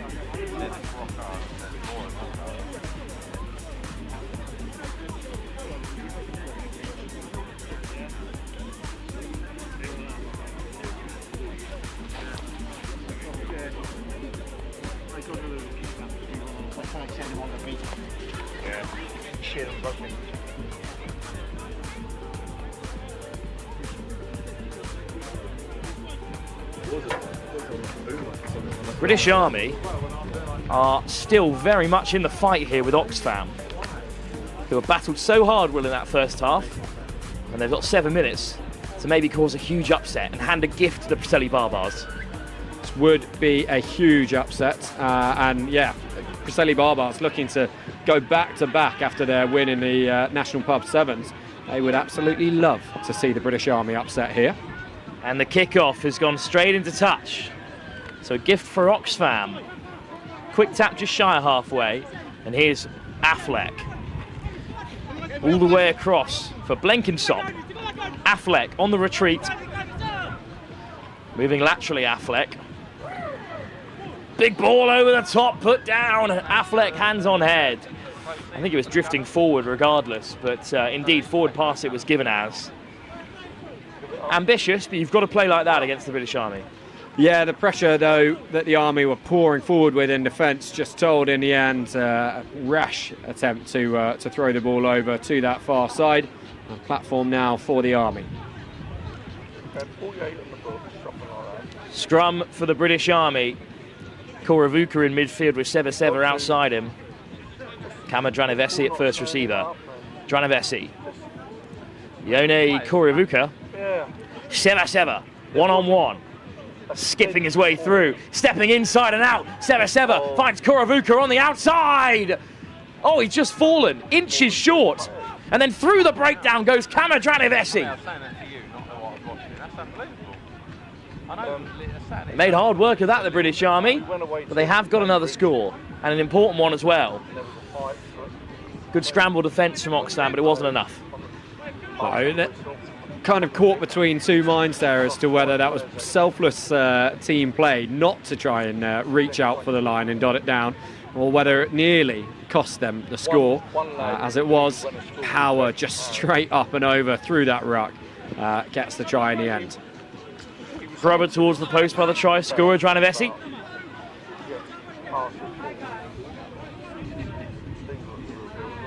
Now, Sally Barbar's in the dead ball watching on here. And Dranovesi's going to kick us off here as well. Happy to take the sting out of this second half after going further ahead. So straight after the whistle, went up. British Army lead. Can they hold on here against Oxfam? Oh, it's almost up to the 10, but just short. Good take from Peter Radicadru in the end. Unneeded. So a chance for Oxfam. Ollie Blenkinsop. Two of his mates played, so Clicky, they quit. Then the other one. Big carry out wide. British Army bring him down. Blenkinsop. Williams up to halfway. Not rolling there. Not enough effort made. It's juggled in the end, but a quick tap from Black. Blenkinsop. Keeps a hold. Black in support. Rory Williams just about gets it away. Great carry through the tackle of Tawana Vilala. Oh, but a penalty. That's disappointing. And the British Army will counter here. It's a 4-on-2. Oh, late hit. Won't matter. Step inside. Dranovesi looks over the top for Kuravuka. Back inside instead for Israeli Kasenevola. What a try that was by the British Army. So quick to counter. Kasenevola this time who goes over. Someone taking over? Had so many options there, the Army. They were always going to score. Yeah, brilliant work on the counter there, and I think, you know, Oxfam was so frustrated by giving away that penalty when they were just looking promising that they never had a chance of getting themselves set to try and shut that one down. Options were there, left and right once again. They went left and under the sticks. In a game that's been tighter than we perhaps expected here, that might be the try for Mizureli Kasenevalu, which secures it for the British Army. They've still got the Barbars to face in this really tough pool. Apache, on the other hand, who were also chasing the title, they had a much easier draw. Hong Kong as well, with a winnable group. Quarter-final stage is going to be really exciting with the elite division on the line.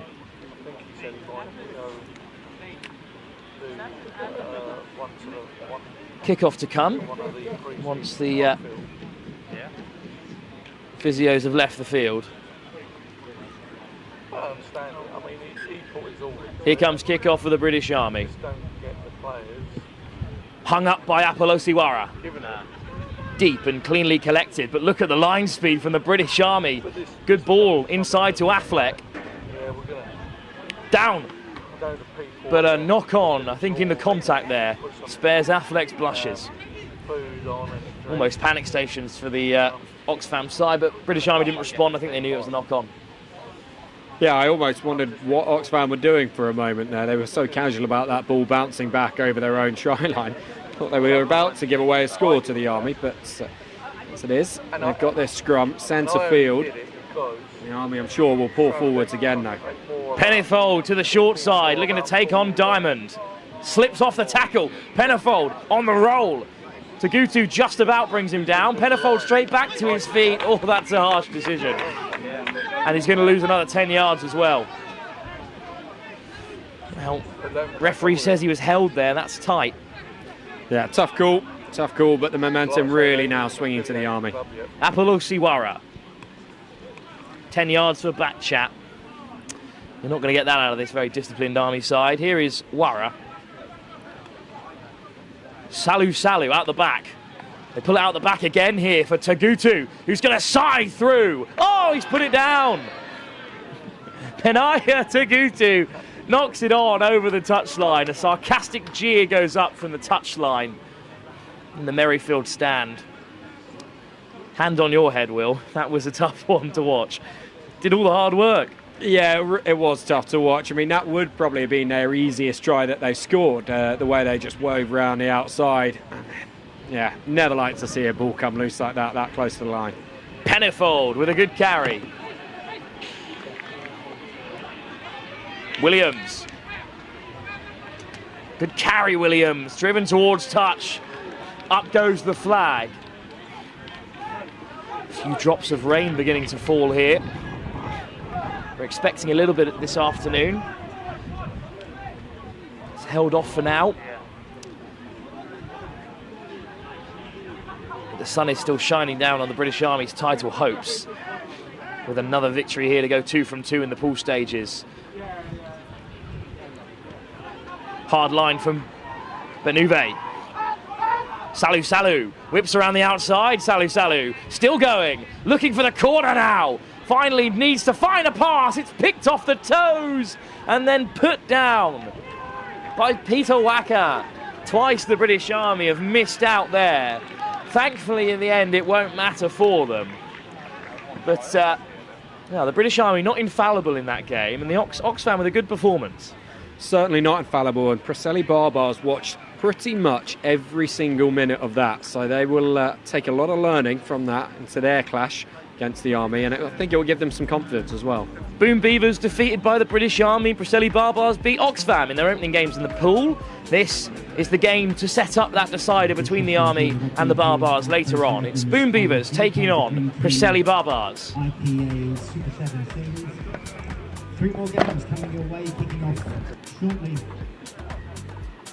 Here on pitch number 1, we're going to have the Preseli Barbars all the way from Wales. And of course, the last winners of the previous Super 7 Series event. They're taking on the Boom Beavers on pitch number 1. So Preseli Barbars from Wales taking on the Boom Beavers. That's here on pitch 1, starting shortly. On pitch number 2, also in the men's elite competition, I am currently chasing a series title, Hong Kong China Dragons. We're going to be taking on the Wooden Spoon Marauders. That's on pitch number 2, the Group B match in the men's elite competition. And the other Group B match in the men's elite competition between the Stunts and the Tsunami Assassins. Kicking off on pitch 3, imminently, also 2:20. Remember, all the bars are open, you can help yourself to a drink, grab some great food. We've got pizza, from Boom King Pizza, chicken and chips from Pax's, ice creams from Tony's, coffee, and of course for the players, don't forget, ice baths and physio, massage, all free, all included. So if you do need an ice bath or a massage for your dad, you head over to the Super 7 Series tent just to the left of where you're found. Keep on enjoying the rugby here in Barcelona.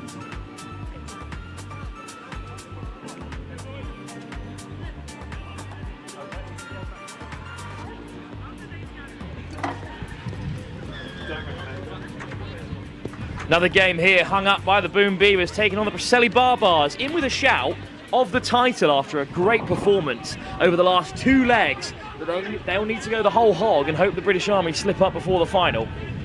They've got a chance to inflict a defeat on them later in this pool stage, which they share with the Army.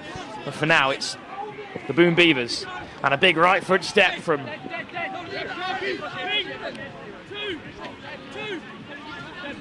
the Boom Beavers here. Here's Hewitt. Almost away. Boardman in support, but Hewitt's driven towards touch by the Barbars. Oh, it's a bit of loose ball. And the Boom Beavers have started brightly here. Hewitt. Reese. Bauer. Here's Zhang. Bonsu on the edge. Looking on the outside, Bonsu called back. Here is Leo Zhang. Hewitt. It's direct again. Lucas Blue that time. Hewitt. Preseli Barbars into the breakdown. Hands on the deck. Penalty. What a start for the Boom Beavers here. Seb Reese. Zhang. Bauer. Bonsu. Dummy, which the Preseli Barbars haven't bitten into. So there's plenty of tackles flying in. It's backwards all the time. They're knocked on by the Barbars. So here's Boardman. This time it's a good turnover by the Preseli Barbars. So we will come back for a scrum. Well, in our last game, Will, we had almost an upset when Oxfam took on the British Army. The Boom Beavers have started brightly against Preseli Barbars here, despite the fact that those two sides we just mentioned, Boom Beavers and Oxfam, were both beaten this morning. They're keen to turn it around. Yeah, well, it just goes to show this sevens format. You're never dead, you're never out of it. If you start off with a poor display but turn things around afterwards, you can be right there in the mix at the end, and that's certainly what the Boom Beavers are looking for now. Hewitt steps off the right. Almost there. Bonsu. Zhang. Reese. Accelerates through the hole. Reese puts in the fend. Fantastic covering tackle. Flying across comes Jack Craig. Oh, what a hit. And a high shot too from Leo Zhang. Goodness me. Leo Zhang, I think, is going to go to the bin here, unless the AI has anything different to add. Good turnover, though, by Preseli Barbars. Good defence from them. Very good defence, and they had the whole pitch that they were looking to run into in the attempt to go coast to coast. But I think the chat here is possibly as to whether they go red or yellow. I mean, it was a big high hit and didn't look to have a wrap as well. He did bend, though, at the hips, Leo Zhang, and the Preseli Barbar man looked to be falling, and red card is the call. Goodness me. Leo Zhang will take no further part in this contest, and it's up to the organisers whether or not he has another part to play in this tournament. But Boom Beavers will play the rest of the game with 6, and surely that is a let-off for Preseli Barbars, who didn't start the game as they wanted to, but Jordan Coxley, the captain, makes some good yards. And there'll be space all over the park now for Preseli, and some dancing footwork's going to see them through. What a run this is. And they're going to go the full length as well. Goodness me, what a finish. Aaron Arthur.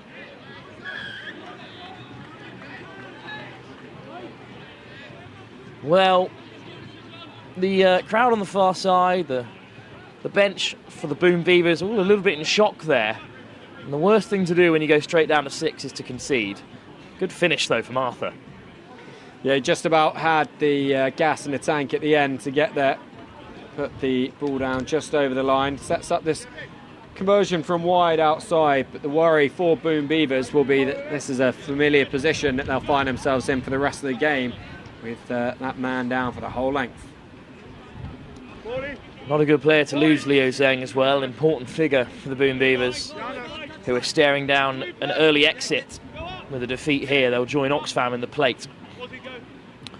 Well, it's the player of the tournament, Lloyd Wilkins from the Pub Sevens, who's going to kick us off here. It's another fantastic kick, and Davis is after it. Good take this time by Seb Reese. Here's Hewitt. Lucas Blue. What can the Boom Beavers create? Take it on Coxley, brought down. Good clear out from the Boom Beavers, but they haven't got many on feet here. Hewitt, Reese. Steps on the inside. Dragged down by Potter. Hewitt. Quick ball for the Boom Beavers. Sam Sharky Bauer. Blue. Puts in the fend. Good offload for Bauer. Testing the Barbars here. Down to 6. Bonsu. Swung to deck.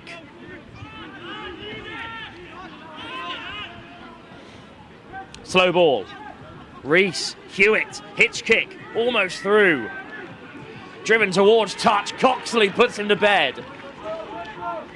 And a little bit of handbags after the boot between Coxley and Hewitt. Unhappy there.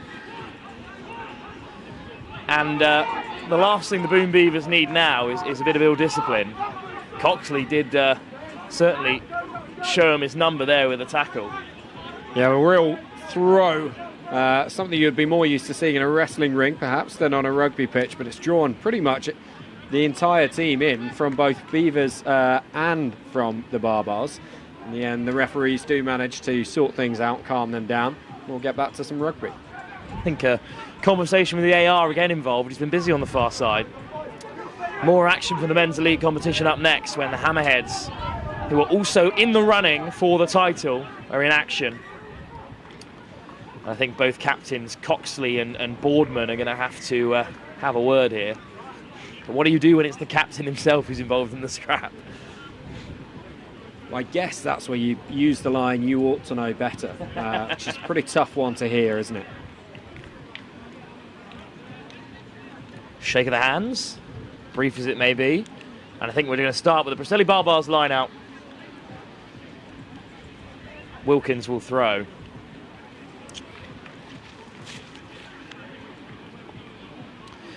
Barbars already up by 1, and a red card has seen the Boom Beavers in trouble, and Wilkins looks to inflict further damage. Offload, forward pass.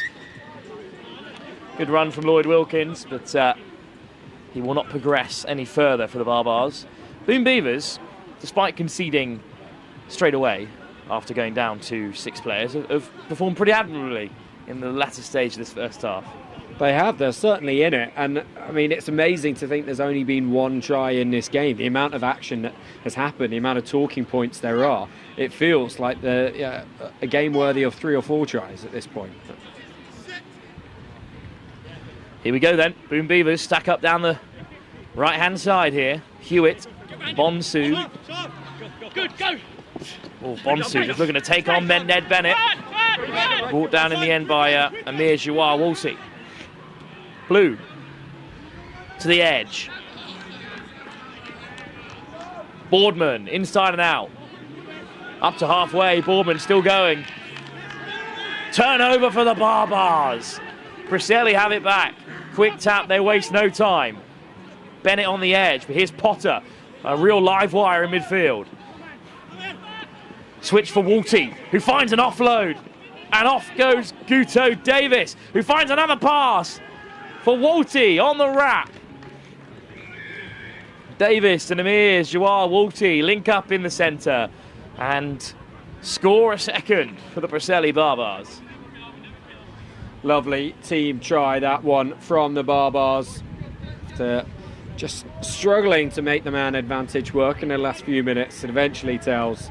And you can see that the Beavers a little bit dejected by that one. Hands on hips, hands on knees, sucking in the oxygen now. I think it's going to be half-time off this kickoff.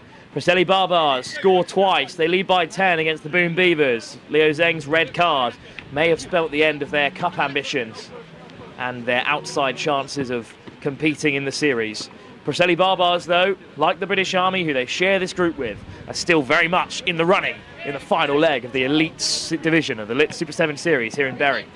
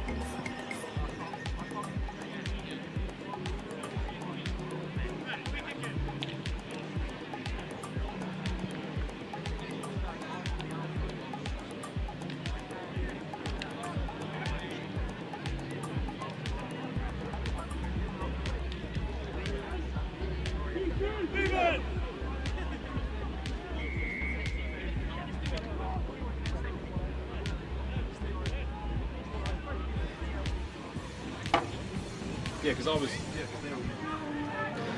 Kick-off here for the Preseli Barbars.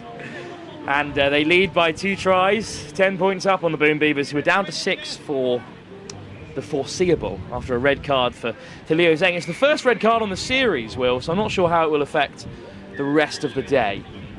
Regardless, I think Boom Beavers will fall into the plate if things stay as they are. Good kick-off and a good tackle from it, and the Preseli Barbars have it back straight away through the cat flap, and one more pass should do it. Little show and go. Oh, Bennett was free on the outside, but beautiful soft hands. They're going to see them over regardless.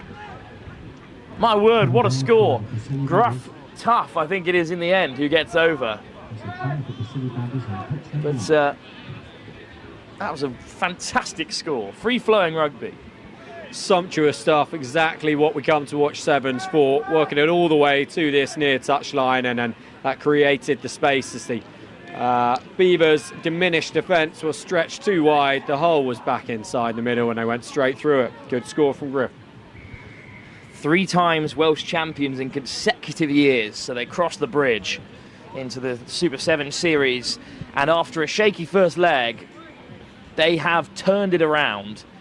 And in this 4th leg, they are challenging for the title.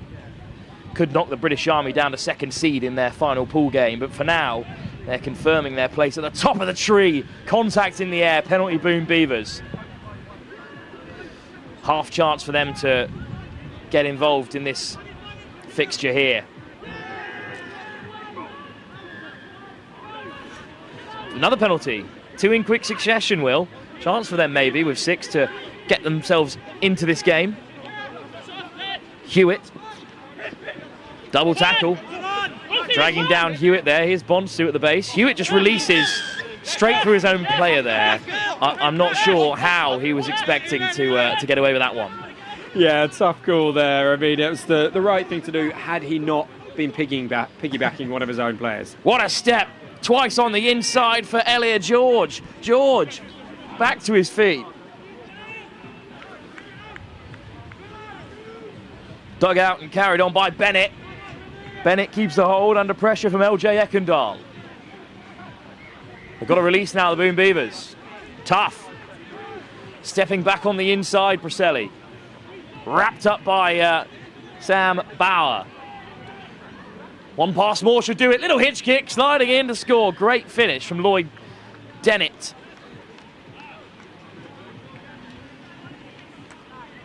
And the one-way traffic we expected has continued to flow in one direction here. Yeah, I mean, that was just numbers. That was just numbers. 7 players playing against 6. The overlap on the outside and simple rugby. I mean, a coach's dream, really. Hammerheads take on the Air Force up next.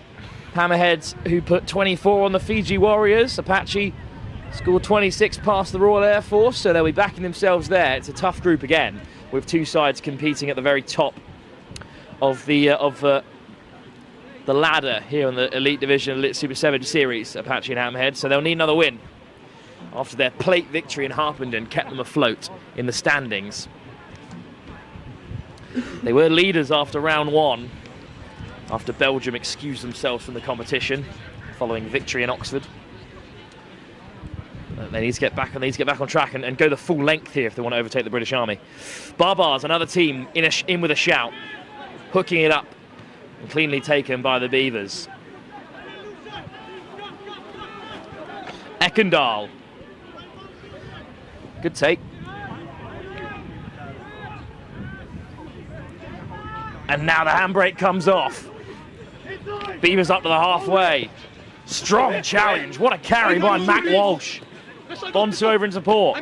To the short side they go. Nice offload through the contact. Ekendal brought it down inside the 22. Preseli scrambling. They've still got numbers though, because of course Boom Beavers still down to 6. Here's Seb Rees. Rees, lovely offload. He's there in support. Bonsu, numbers to the left. Strolling in goes Mac Walsh for a score. Well, again, down to 6, still managing to create. That's a good score. I mean, they've created a two-man overlap on this near side there with the way they played. So physical from halfway upwards, then nipped it back inside, went a little bit more deft. That offload really did a lot of work for them, didn't it? And a well-deserved try. Good effort from the conversion as well. Slotted from way out on the left-hand tram line by the try scorer. In fact, that kick must be credited to LJ Ekendal. Well, the Royal Air Force and the Hammerheads poised in their final moments. Can the Boom Beavers get another on the board? Ekendal just hooks it in the wind there. It's going to bounce up really unkindly for the Barbars. In the end, it is back and swung away by the Welsh side. Wilkins. Great acceleration through contact. But Ekendal makes the tackle. Wilkins at the base. Walty.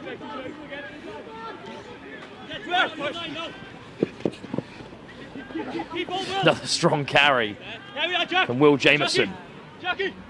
Craig looks to get the ball away. It comes loose. Oh, it couldn't pop up for Wilkins, so it's Ekendal instead. Wilkins fended off. Last-ditch defending from the Barbars.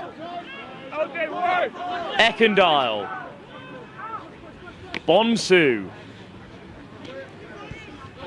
Steps to the edge. Bonsu brought down. O'Meara with the clear out.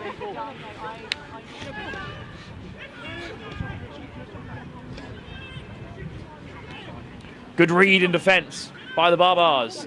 Wrapping up their man. Straight over the ball.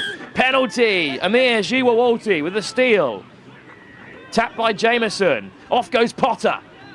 Good delay on the pass. And this will seal it for the Barbars. What a tackle. Across comes Walsh. What a line that is. And straight through the centre goes Will Jameson for a final score. No. Is it the team?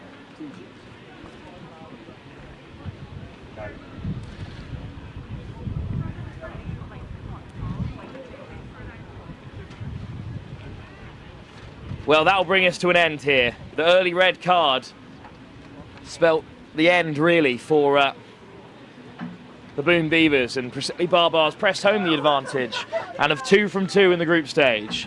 Up next, the Hammerheads themselves looking for a second victory. They take on debutants here in the final leg, the Royal Air Force. It's the next game live here from the Lit 7's Super Series final leg.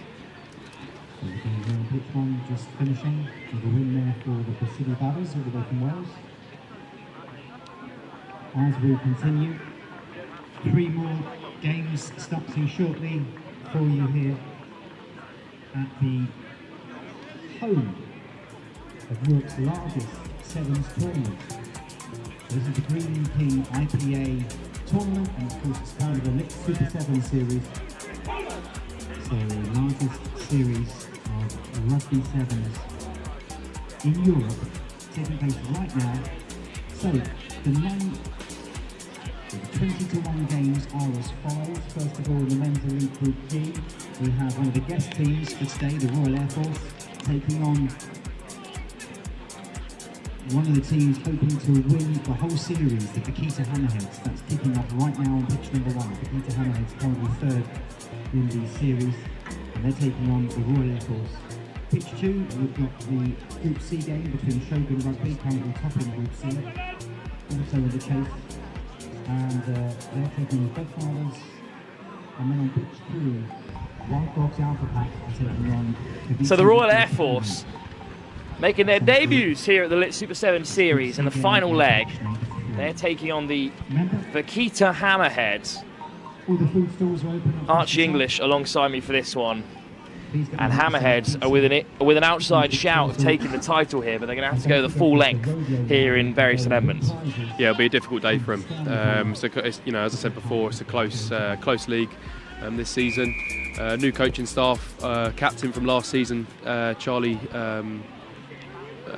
Hung up from Cam Shine at the kickoff, and it's just been knocked on there into touch. But I think actually it's the cruel bounce that did it for the RAF. So line out for Hammerheads.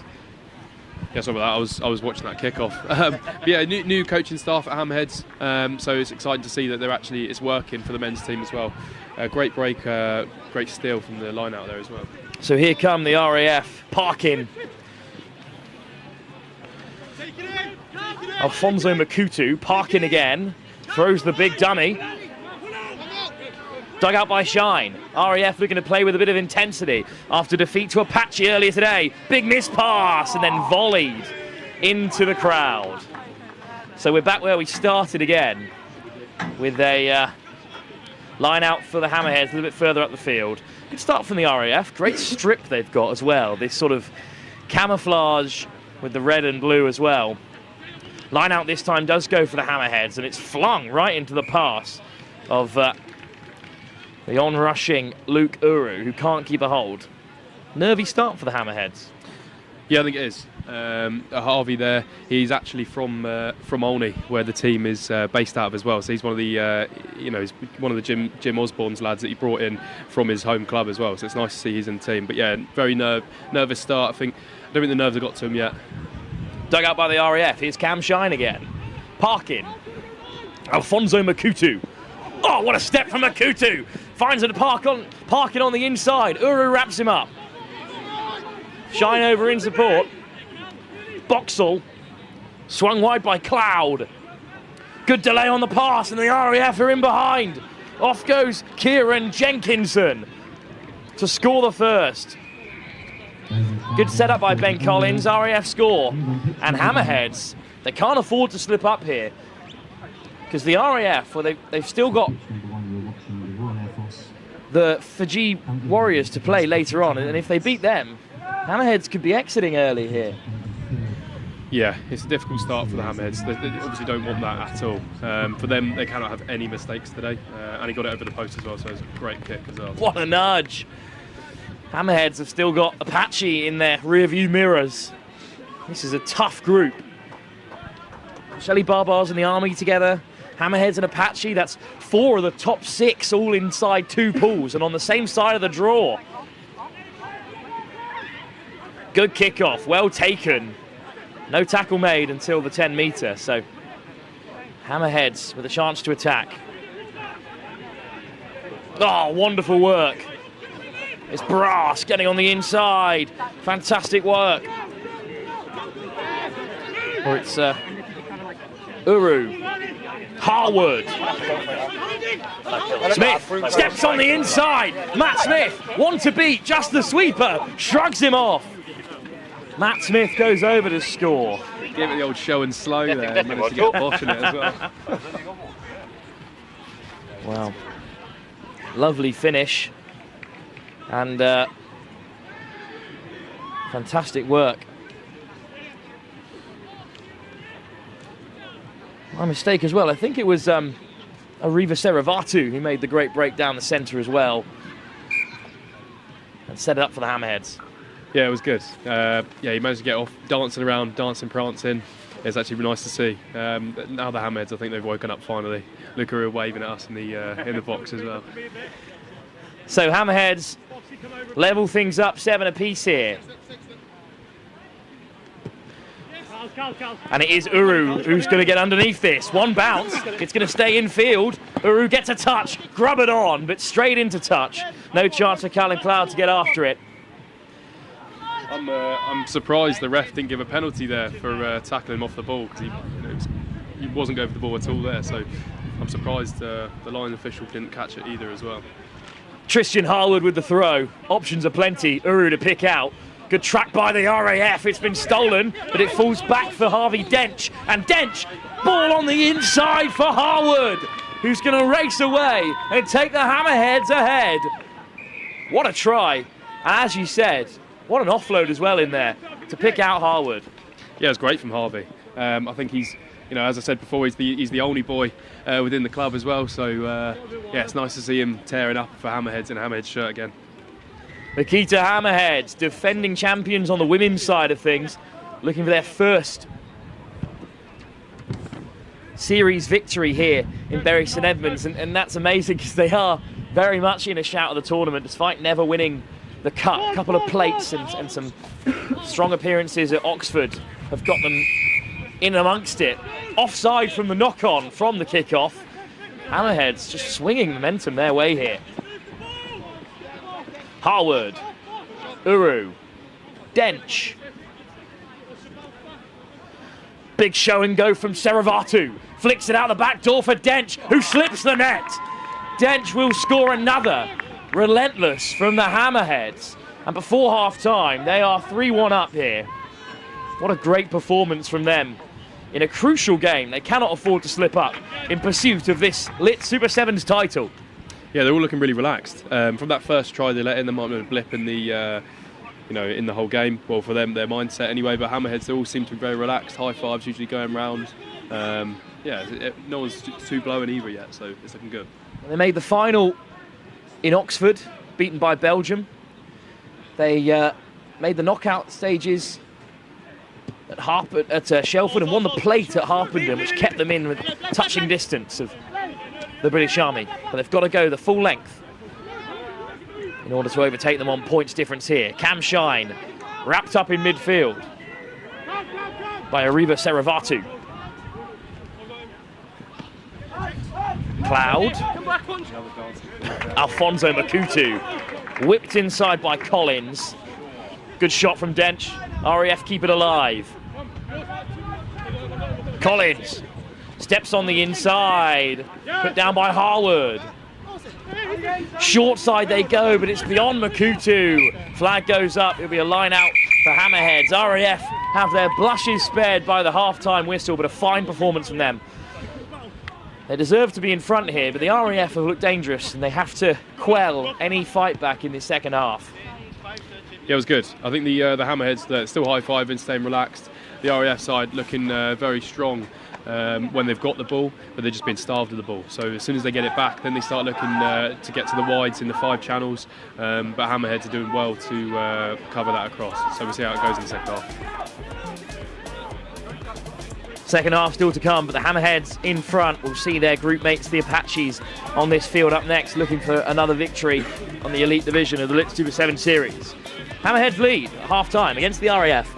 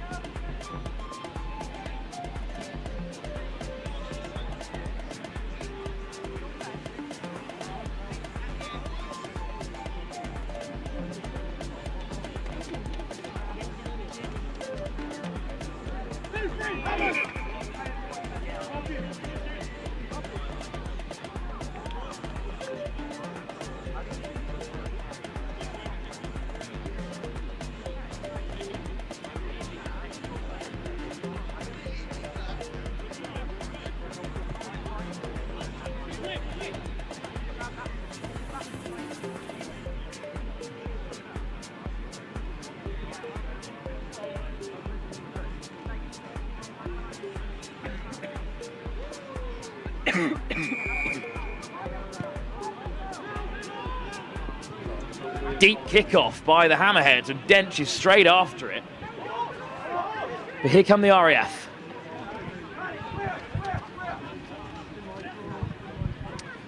Back end RAF on the right side of the pitch now, stretching it. Or right side for us on the pitch, left side for them. Big shot there. Messing up the ball slightly. Indeed, it's a little bit loose for the RAF. A tackle from Junior Delai. Shine. Oh, all the way left to right. Looking to stretch the Hammerheads. Dench again involved. Another tackle from him.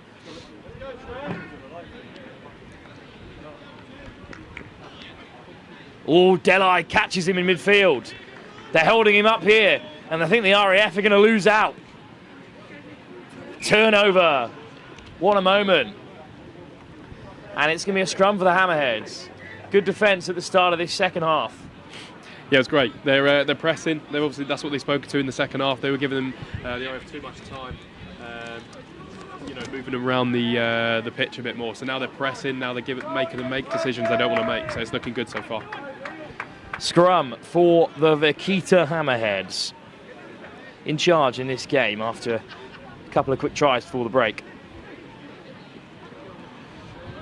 Delai. Whipped over the top. Nice step off the right boot. And look at the pace from Louis Burns. Not the first time on the Super 7 series that he has ripped away like that. Bit of a weapon out on the wide channels for the Vakita Hammerheads. And Louis Burns adds to his tally in this tournament.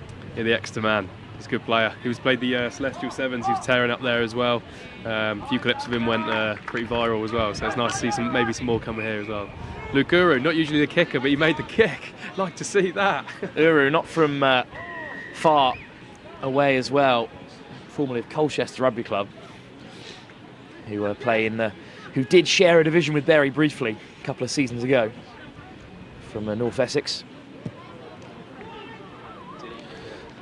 Deep kickoff, well taken by Makutu. High press from the Hammerheads. In goes Saravatu, and then it's been dislodged.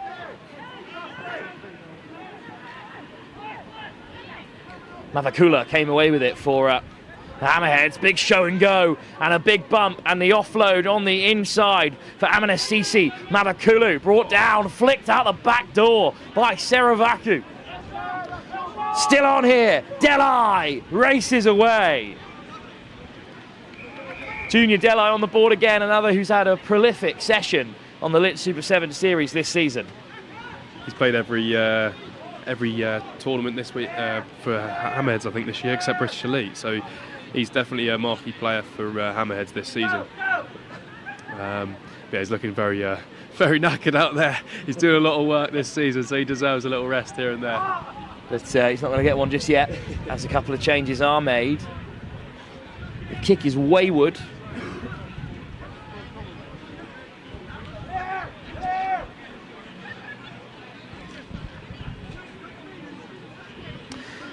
Another kick-off to come, though.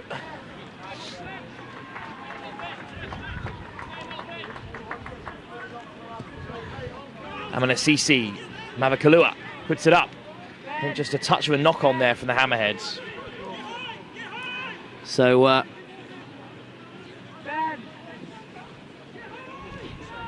chance here for the RAF, who win a penalty. Whipped away by Cloud. Shine. Over the top it goes. Bit of a Hail Mary. They're going to take on Uru one-on-one. Nice little switch. On the roll goes the RAF. Oh, slipping through. RAF break the line. Lovely ball back on the inside from Parkin. Kieran Jenkinson forced wide. Oh, on the spin. Jenkinson sees off Ollie Beach and scores. Nice finish. Lovely move. One of the tries of the day for the RAF. Some use the LT and the RS button to do the roulette on that one. That was nice. Little Berber spin with ball in hand. And the RAF get on the board. Shine to add the extras. I don't think it will threaten the Hammerheads at this stage. But it's a great conversion as well. 14 points for them.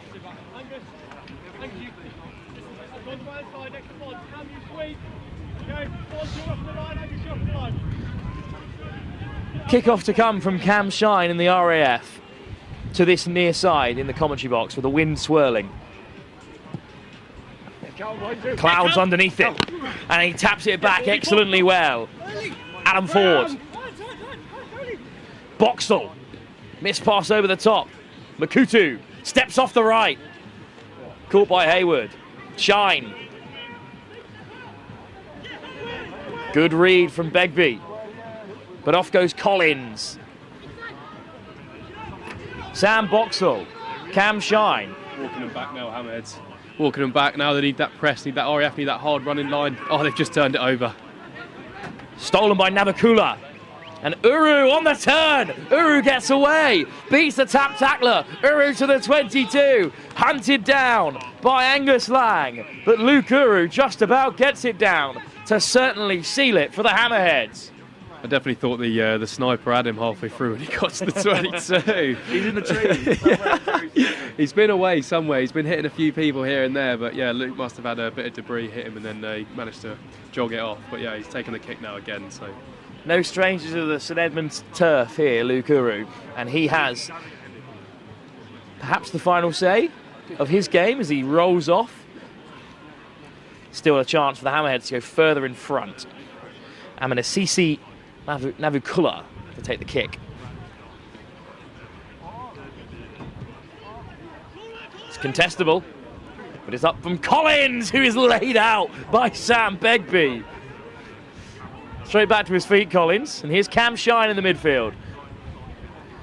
A sea of purple and white all around him there.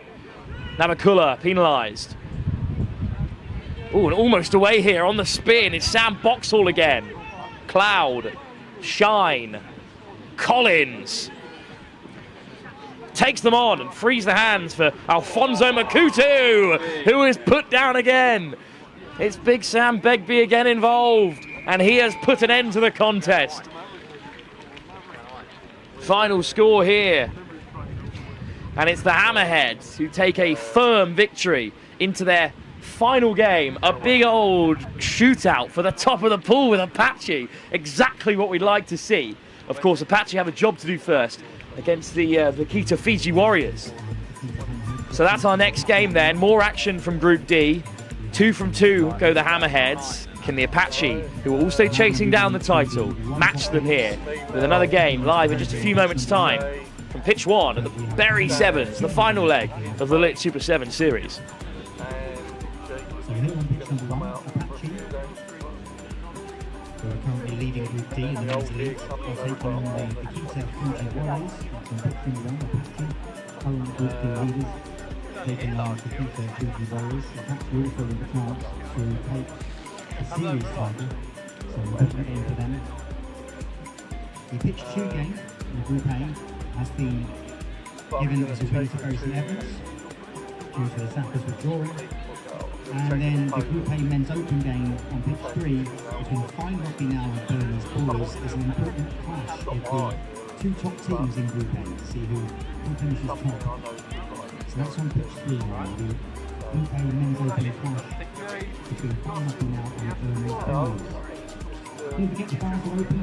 There's some great food to be had as well. Up on top, you can go and get some delicious pizza from the Cooper Team Pizza, backed by Papa Demand, after a successful Harpenden project. There's also packages, samosas and chicken and chips and all sorts. Well, that is true, yeah, but I've been up and down. I didn't know you had a particular Apache to kick us off. They're looking to match the Hammerheads and go 2 from 2 in the group stage and set up a pull-decider later on this afternoon. Hung up by the captain, Max McCarthy. Oh, and it's been tapped back. But it's fallen for the Fiji Warriors instead. Good work from Tom Mayo. But the Vikita Fiji Warriors can play instead. We went on a... Lofted over the top. Like 8 o'clock. Figitoga taking them on. Chukwamenka over the ball. Gives up the penalty. Nice little hitch kick from Feno Figitoga. Passes loose. Regathered by Matt Bowers, who has to pull it out. Here's Zach Chukwamenka. Off he goes, lifting it in the inside for McCarthy. Takes 2 to bring him down. Straight over the ball goes JT Anthony. Chukwamenka fires it through the hands, and he's going to win himself a penalty. Showing the cheese, showing that cheese, tipping over the horizontal there. Finn Parker's been screaming it the whole time down the right side as well. The Fiji Warriors are just overlapping, pressing in the middle, so the Apache can stretch them out here as well. Yamanisi Konawai is sent off. Ball over the top, looking for Adam Colbert. But it's into touch. Quick line out. They said Vikita Fiji Warriors just looking to go quickly. They'll be held back instead. No chance for Fiono Karai to show us what he can do. This is probably one of the strongest Apache teams we've seen all competition. The right time for them to do it too in the final leg. Yeah, they're usually trying to put in 2 teams through most tournaments anyway, so it's nice to see they've actually combined both teams and decided to make a super Apache. Let's see what this final form of Apache Warriors have to offer. High line from JT Anthony. Figitoga forced to clear. McCarthy in the backfield. Max McCarthy has Parker outside him and he's going to use him here. Finn Parker one-on-one, steps around one, beats the second, beats the third. Finn Parker's cut through half the team and dots down to score for Apache. Finn Parker there using the 5 Ds of dodgeball. If you know him, you know him. Well, we had Harry Parker on comms at the Elite Sevens where Apache were competing earlier and had a lot to say about his namesake. They go around tournaments pretending they're related. I'm not sure who's worse off from the two of them. But it's Parker of the Finn variety this time. He slots it. And it's McCarthy who adds the extras. Apache up by 7. And we've played the whole game in the Fiji Warriors territory so far. Yeah, it's nice to see Apache actually pressing with the ball. They're starving the Warriors of the ball, and when they do have the ball, they've been when the Warriors have had the ball, Apache just been walking on, pressing them every time, so they haven't had any opportunity to do any magic with it. That's why we've seen them kick the ball at random times and give terrible passes. McCarthy hangs it up high into the overcast sky. Chuck Wamenka's after it and puts in a thunderous shot on the 22. Fiji Warriors still playing with 6, of course. Good offload to try and free up Figitoga. But under loads of pressure there. Adam Cobbler trying to win a penalty there, but too keen. So quick tap for the Fiji Warriors. Chuck Wamenka wraps up his man. Little pick and go from the Vaquita Fiji Warriors, but the Warriors lose out. Fantastic turnover on the deck. Chuck Wamenka with the quick tap. JT Anthony, Parker. Parker steps off the right boot again. Unstoppable. Finn Parker on the double. Apache lead. Surely by 14 with a kick to come. GB, are you watching? Get Finn Parker an honour. Get him on the plane. Of course, they brought a development side, GB, to Hamburg in recent weeks. Couple of graduates from the Celestial Sevens tournament in that side. A couple of GB caps here today along with Shogun. They used to be really keen on the Super Sevens tour. But, I'm sure they'll be watching back a few of these clips in the near future. Finn Parker with 2 scores in this game, and Apache on their way to that big group decider against the Hammerheads later on. Spilt off the kickoff, and it pops straight up for Luke Havels. Warriors off their feet, so they've got to leave it alone. Cobbler, beyond him, it will show and go. Does pick out JT Anthony, stepping off the right boot. Off goes Anthony, options on the outside, and he will feed Luke Havels for a simple score.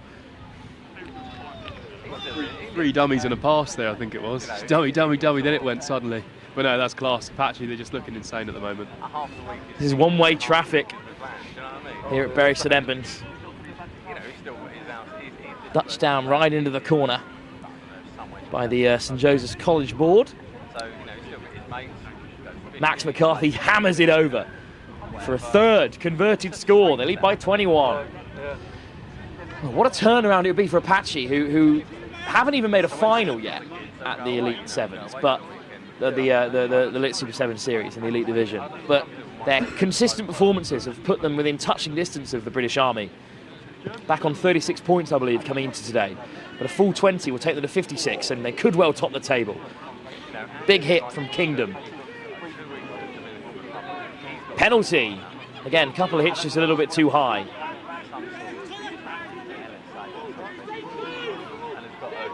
Here's the tap. What can the Fiji Warriors create? All back on the inside.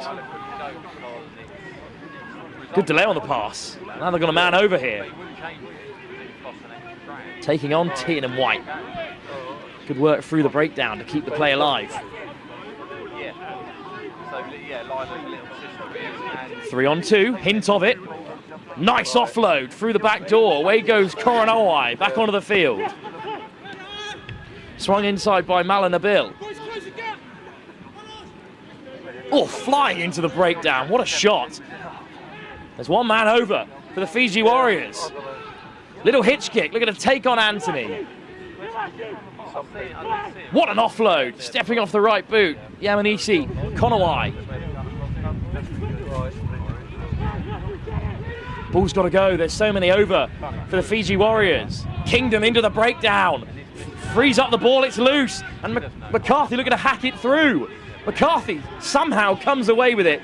Fantastic defence. Ewan Kingdom, formerly of Bury St Edmunds, now captain of North Walshingham, forced that turnover.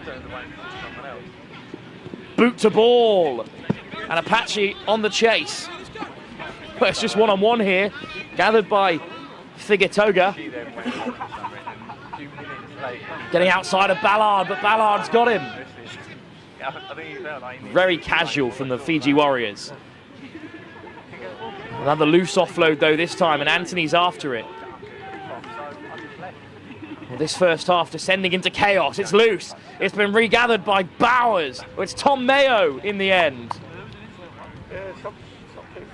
I think the Fiji Warriors look a bit worse for wear out there now. They're definitely knackered. They've knackered themselves by doing this, crazy stuff, trying to bang people and, take the Apaches off the ruck. So it's clearly, take some mileage off them for today, definitely. A well-needed rest at half-time then for the Fiji Warriors, who are down by 28 points. Tom Mayo, the most recent scorer. Second half to come, but I think Apache are on their way. And they will top the group on points difference for now, with Hammerheads on the horizon. Still 7 minutes for them to add more on the board. Like, don't tell myself this, but like with your brother, can't ever imagine. Look at us go to Australia. You'll be alright, won't we? I don't know. That was a little bit odd. I don't know how that comes. That's something. Well, I don't know. Mate. No, I don't want to go. But clearly the time they went would have impacted certainly the A-level. It is odd. But then like I say, who's to say I'm not? But it's just how I feel that at the end of the day, I'm the one who brought these children into the world, and regardless of their age, I still have responsibility for them until they turn around and say, yeah, enough stuff. Not that much. I don't know. Like Jason's gone away this week. I phoned him up Thursday because I hadn't heard anything from him since Sunday. So I just phoned him up to see how he was. I'm not in their pockets, they're not in mine. But if they want me, I'll be there. Yeah. Where's he gone? He went to Scotland as well. Oh yeah, he said, yeah. Oh, I thought you went away on holiday. No.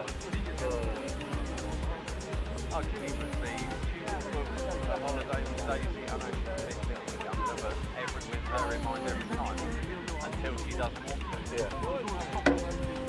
Well, we were just discussing Apache selection policy at half-time, Archie, and you think it's a good way to go in these long old tournaments?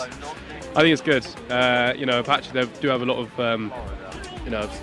kick-off there. Great pass to Max there. He's captained the side really well this season anyway. He's screaming at his team from the back of the field. You can hear him talking from up in the commentary box, definitely. McCarthy off the deck. Swung inside from Adam Cobbler.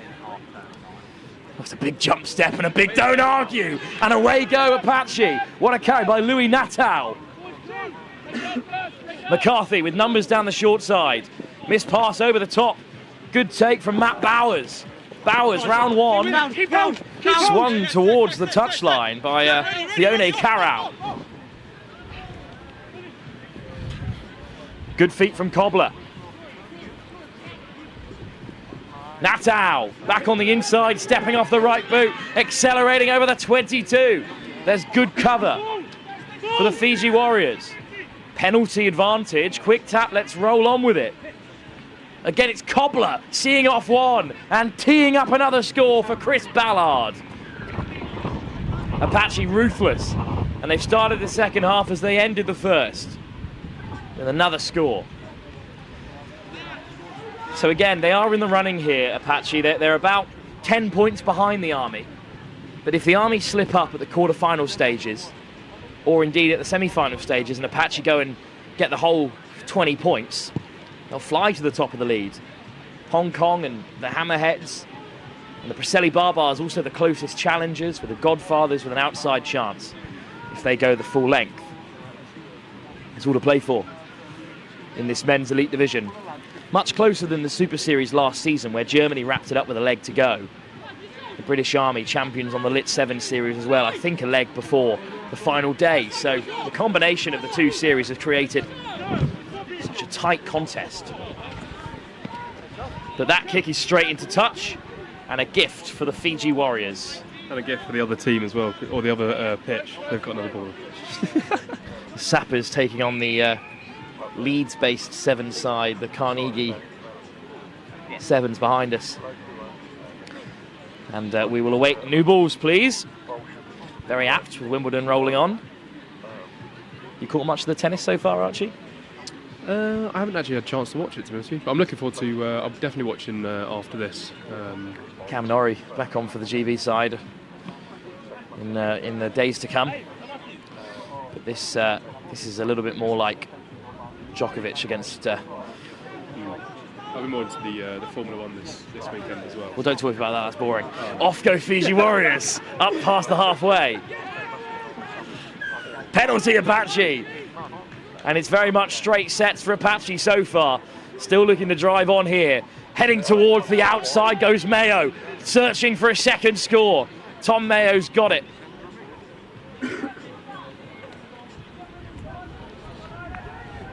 Touchdown for the score. And this is domination for Apache.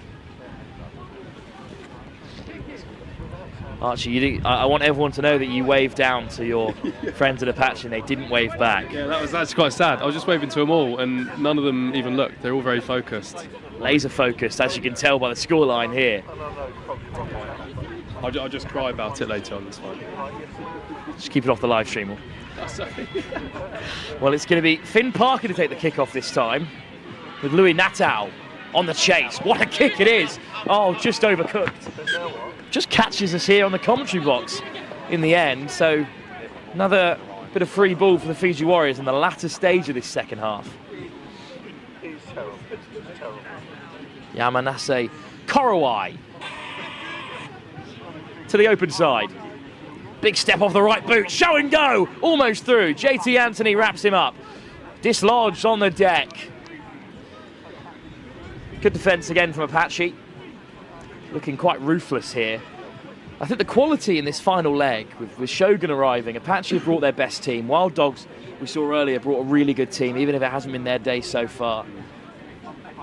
It's looking exciting, to say the least. It's you know, last leg of the series, it is exciting to see all the teams putting up the stops. I think it's because it's such a close league this year, so it literally could be, it's pretty cliche, but anyone can win it. As many as 5 or 6 challengers still within touching distance, mathematically, of the title. Anthony to his knees, back to his feet. And they make it onto the outside again. It's going to be a Mayo hat-trick in this second half. 1 try just before the break and 2 after for Tom Mayo. And they will seep out the seconds here. Tom Mayo has another. And I think that is lights out in this fixture. What a performance. Back comes Tiernan White to take the kick.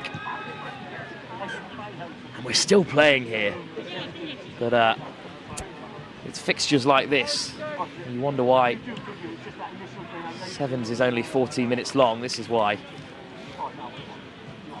Yeah, Finn Parker kicking again.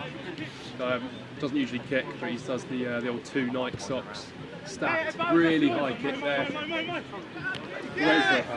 What a take from Matt Bowers. Anthony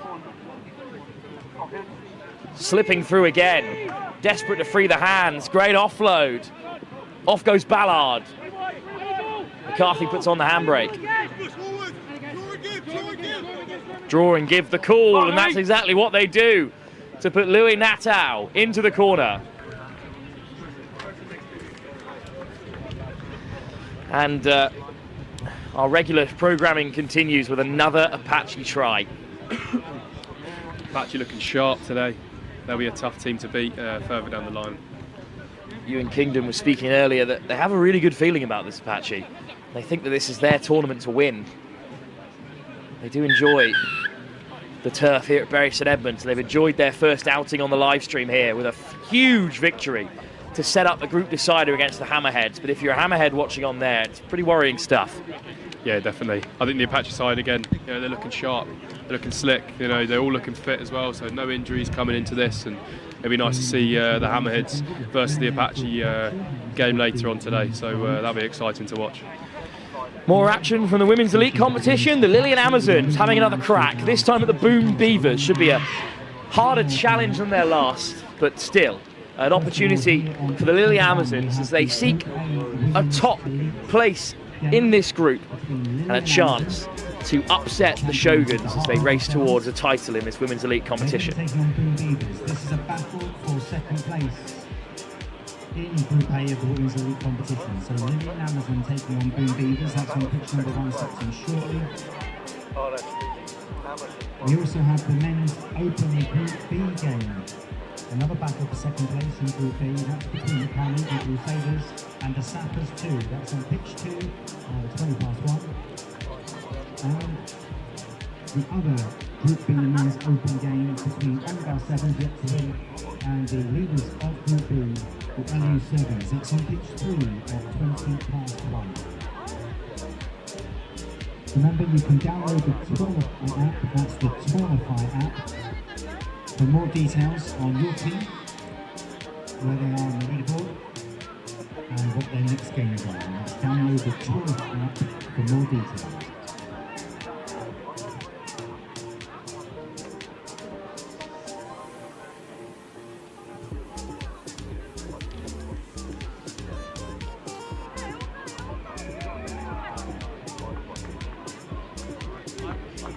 Here on pitch 1, we're going to be kicking off with Lillian Amazon playing in the white, kicking from left to right, and then we've got the Boom Beavers taking them on there in the purple.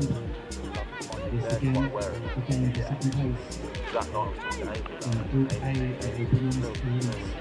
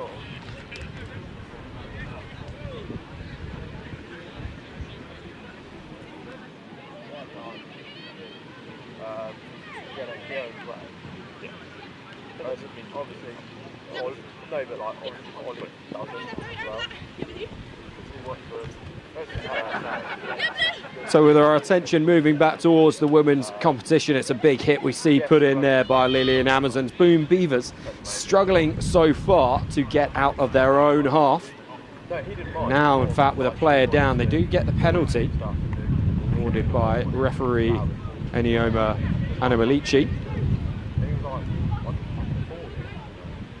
And their player back to the feet, which is good to see. Full complement still on the field. Quite narrow both sides, searching for that ball in the ruck. Goes Grace Clevering.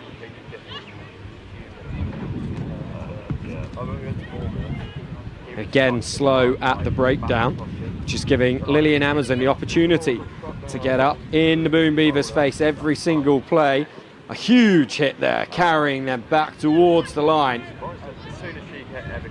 Physical presence showing early from Amazon, who will now chase this kick. It is going to get away a little bit further away from them than they would have liked. It's a nice bounce for the Boom Beavers. Good step there. Santi Nabitu manages to get the offload as she hits the 10-metre line, and over halfway and all the way to the house is going to go Charlotte Savu for the opening score in this one.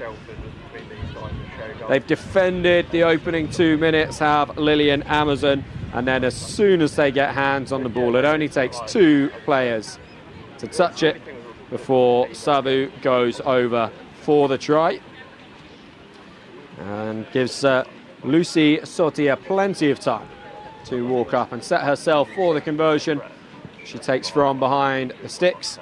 Over it goes, 7-0.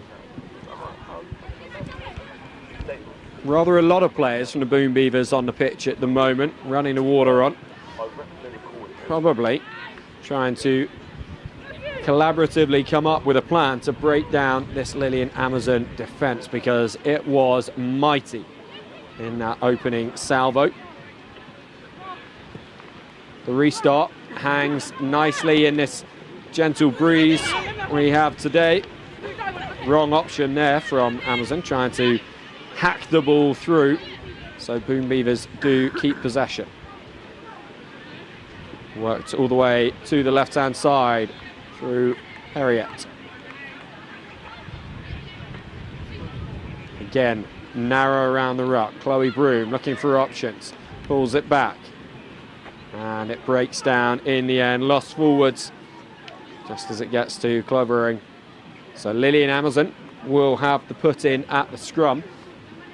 If their tackles are anything to go by, I think they are going to power through this part of the game as well.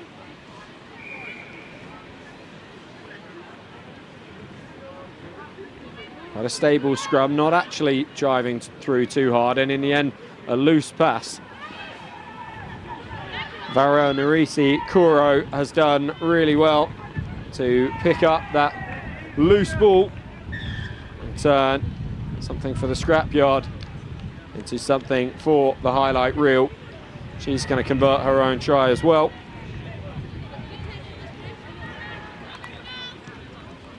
Vara Nisesi Koro makes it 14-0 to Lily and Amazon.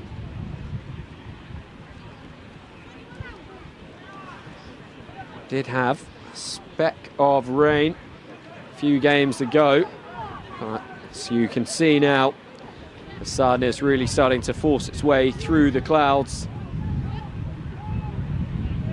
That's what we want for sevens. Nice dry rugby and a summer sunshine. A good take off the restart from Eleanor Semise. Up to the 22 already are Lily and Amazon. The pick and go from Seru. She is caught by the defence. However, they were offside. So penalty with Seru over the ball. Oh no, she's tapped that. Thankfully though, for her, it has gone back through her legs. No knock on. Play continues for Lily and Amazon. All the way through the hands to the centres, and now on to the wing. And this will be a third score. It's really one-way traffic here as Koru goes over again. Last time straight through the middle, this time up the right flank. Still able to get round behind the posts, which means it's a maximum 21 points from their 3 tries so far. Boom Beavers really struggling to find an answer.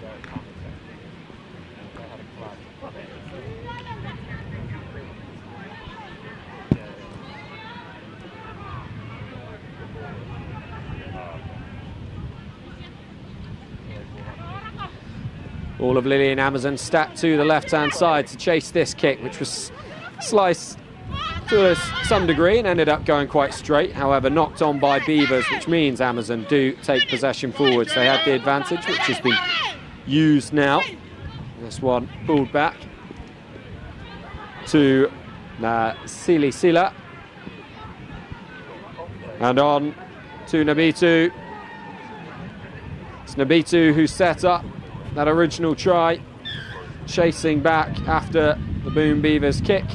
On this occasion, she shifts from creator to try scorer herself. 4 tries. 4 conversions as that one just nudges its way inside the post. And a perfect score, you have to say, for Lillian Amazon in this opening half. They lead it 28-0. Having defended through the opening couple of minutes, it's then all been Lillian Amazon on the ball and scoring the points. Yeah, it's not the highest bars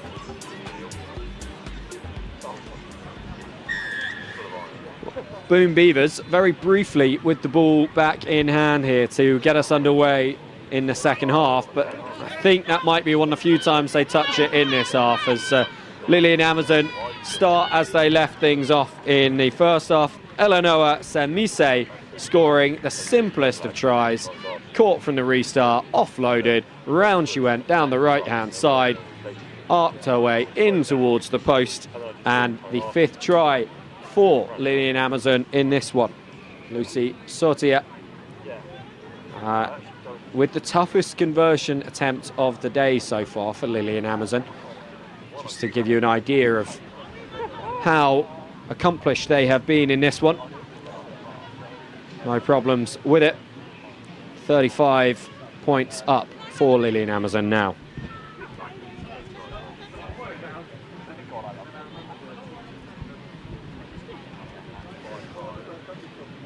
Again, choosing to stack the one side with all their chasing runners. That's a good catch and return off the restart from Boom Beavers. Issy Noyner-Smith managing to get into space on the right-hand side. Sadly for the Beavers, that possession doesn't last long. Amazon back on the ball. Quite tight at the moment, but there are options wide, and that blitz defence opens up a very big hole that Beliso Mane was always going to run through. Just trying to maybe overcomplicate it a little bit here, Lillian Amazon. And they lose possession. This actually does give Boom Beavers an opportunity if they can try and break here, but a big tackle put in on Millie Kuhlbeck. Then we see Cox absolutely flung back. In fact, the referee's just going to call a halt to proceedings. Millie Kuhlbeck taking a little bit of time to get back to her feet. I think she had the wind knocked out of her as she was thrown to the ground. See her there gasping for breath. Great to see the concern shown by Lisa Seru from Lillian Amazon, just wanting to make sure that the opposition player is okay. The physio's on and with her. And I think a good call from Anna Milici to just pause this game briefly.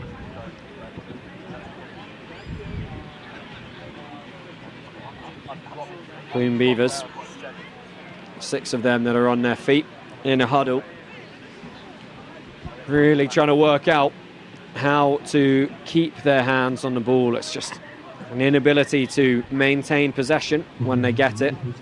I have the opportunity here. They were in possession when play was stopped, frantically so, given the nature of the tackle on Kuhlbeck. So this scrum will actually give them a more secure platform to start from, even if it is an extra 5 metres closer to their own try line. Ball comes pretty much straight out the scrum, and the loop, and then the kick. And there's some good pace from Cox on that far side. Manages to grab a kick it back in again. Bit of a nudge between Naitui and the Amazon defender as the ball is spilt forwards. So, well, Beavers have made it to halfway. For possession returns to Lillian Amazon. Another big shift coming up in defence here for the Beavers.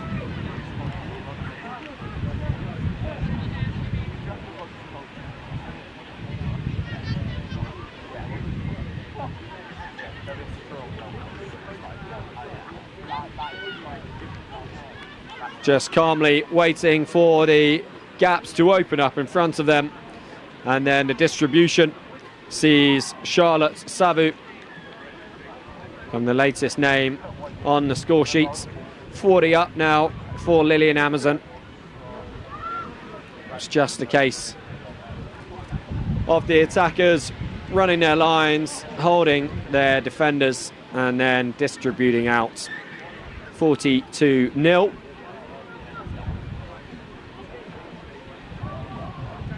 Couple of changes made for Lillian Amazon. Job well done for those players that are heading off to get an early drink.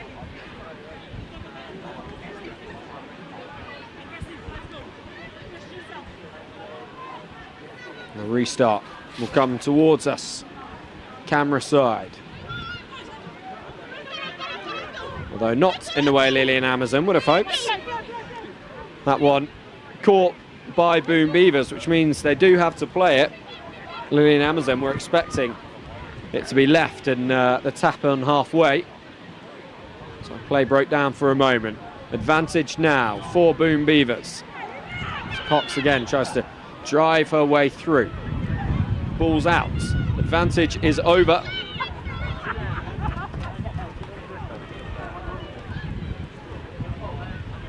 And some grubber kicking between Eleanor Samise of Lillian Amazon and Millie Kuhlbeck of Boom Beavers. Ultimately it ends with a penalty to the Beavers. The quick tap, wasting no time. They weren't 10, were Lillian Amazon, so this is going to be a sin bin.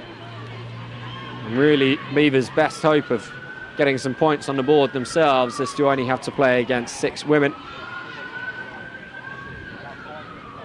Oh no, that ball just foxing the last woman and spilt forwards into the hands of Lillian Amazon, into the hands of Varanesesi Koro.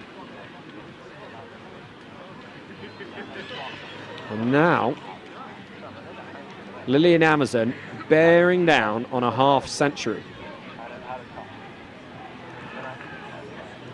First conversion that they've missed, 47-0. The referee's checking his watch just to see how much time is left in this one.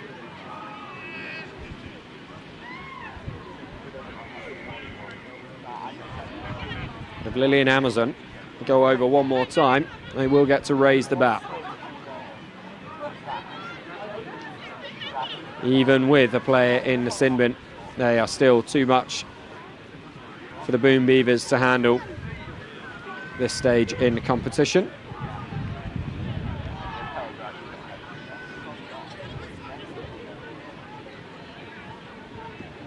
Just making sure that they do only have 6 players on the field.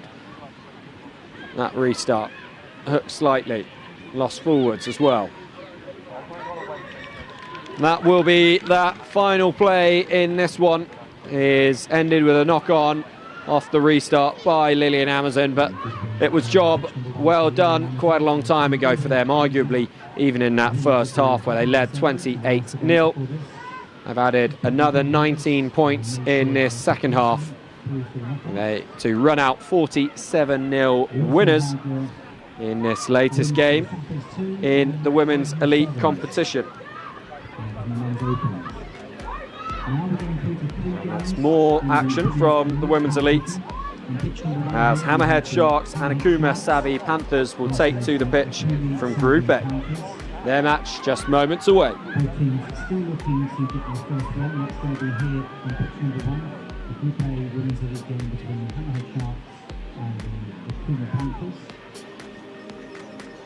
On pitch 2 we have the Hong Kong China Dragons, who are facing that series title, which is the Group B Women's Elite. That's on pitch number 2 against the Wooden Spoon Marauders. And then on pitch 3, Badminton and Wild Dogs Alpha. Another Women's Elite game over in pitch number 2 for the Group B game. Remember, all the details are on Cornerfan. The app, download it. You can see how your team is progressing. We're starting the knockout round shortly. Don't forget, the park will open and there's plenty of food options as well, from burgers through to pizza, samosas, ice cream, and of course coffee. Enjoy the knockout. Let's go back on. More or less I am on. Probably more than that. They sharp. You don't know what you're talking about. Panthers to feed this scrum.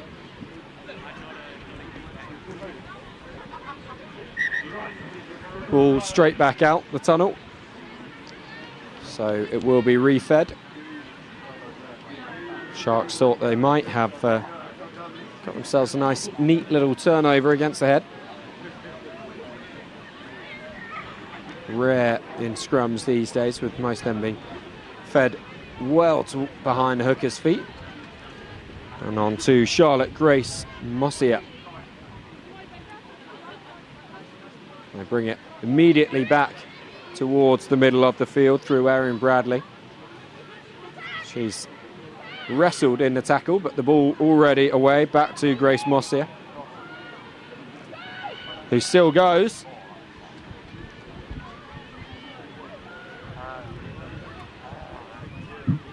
Shipping the ball out wide, all the way to their final woman. Margot Katerier is going to go here. She had so much space on this near side. And what's more than that, she had the pace as well. So Margot Charrier with the opening score, and she will attempt the kick as well.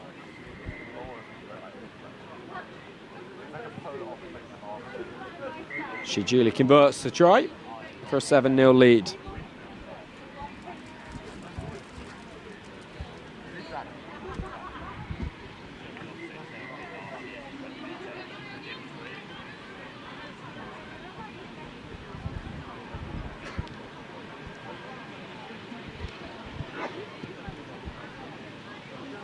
That restart is going to go over the head of everyone from the Hammerhead Sharks. Eventually Matilda Hall getting round to it. She's well tackled, just short of the 22-metre line. The Sharks immediately out.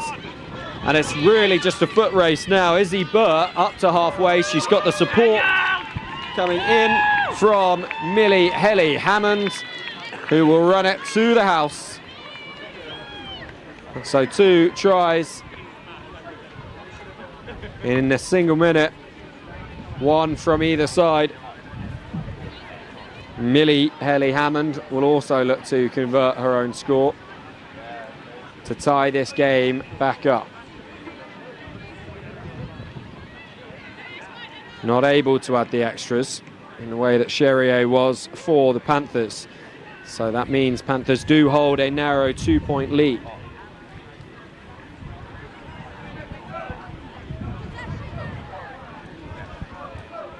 Matilda Hall with ball in hand. She's going to have to kick this restart into the wind. So she goes low, but even there, you see it holding up slightly on its way to Cherrier, who wins the penalty. And Panthers immediately calling for the scrum as the physio runs on to administer a little bit of aid to Cherrier. The assistant referee coming on as well, just to have a chat to explain to the referee what he saw.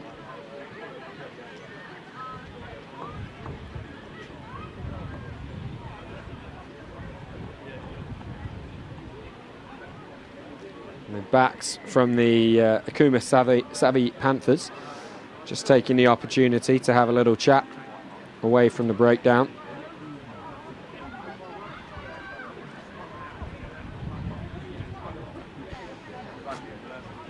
Still just waiting here for the physio to finish checking over Cherrier.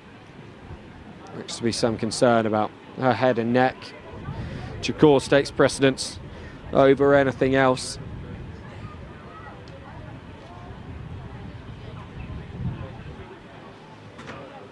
Plenty of action still to bring you throughout the day here. It's this final round of the Lit Super 7 series, and both the men's elite and women's elite competitions reach the business end after an excellent season. And we will have games being played every 20 minutes all the way through to the men's elite final at 7 p.m. The women's elite final preceding that at 6:40. Lots to be written into the history books before we get to that point. Not for the first time this game. The ball coming straight back out when fed into the scrum. Panthers will try another time. And in fact, this one is won against the head. Really good stuff from Sharks. It gives them their first opportunity to start playing from inside the Panthers half. And unlocking the defence goes Helly Hammond once again, but only after a forward pass into the breadbasket. So play called back, and we will have another scrum where Panthers will hope to be a little bit more secure on their own ball than they just were.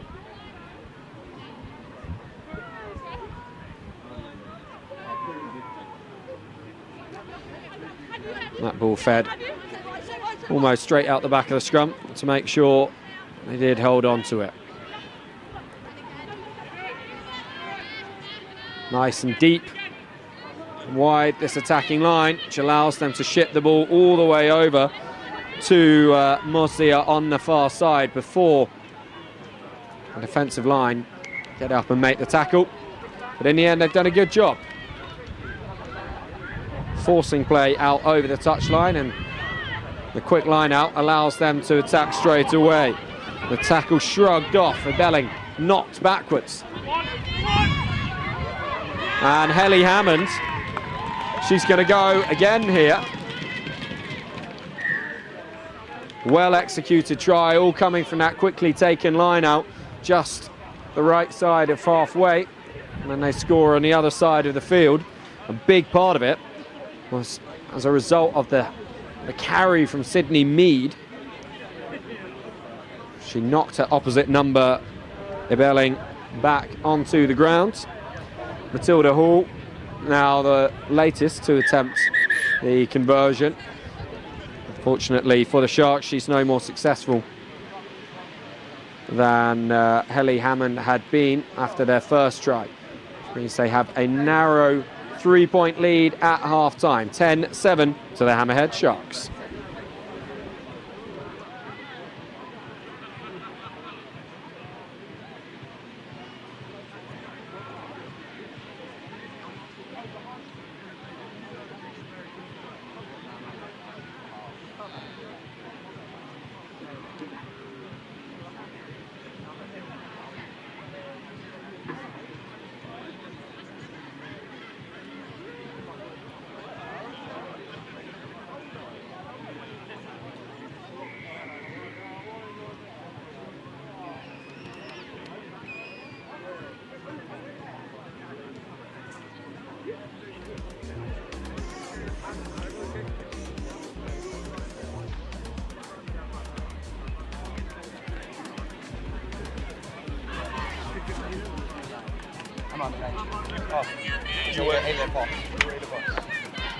That's how it was.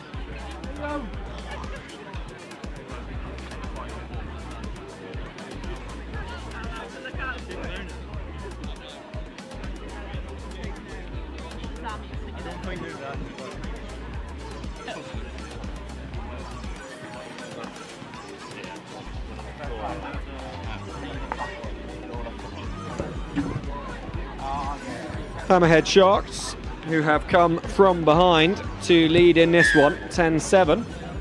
With the team to get us underway, Matilda Hall, long and flat with the restart, over the head of Ebeling, who picks it up around about her 5-metre line. She's already made about 10 from that point. And the offload to Morcia, who has pace to burn, and she is well clear of the chasing pack to return the lead to the Panthers. 2 points ahead now, and you'd expect that to be extended to 4 with the conversion. It's Ebeling who started all of that off, collecting the restart, which initially looked to put the Sharks in the ascendancy. Panthers did really well to create something from depth, only needing to use the 2 players, Ebeling and Charlotte Grace Morcia, to go the length of the field and get a second 7-pointer. 14-10 they lead now.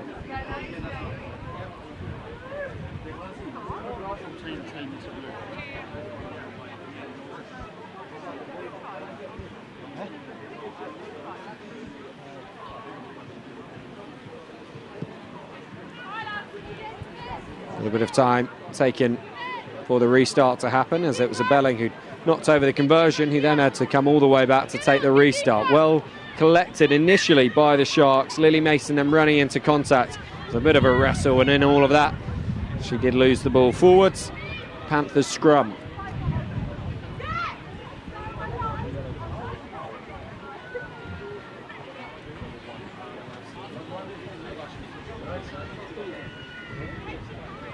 Ebeling to feed.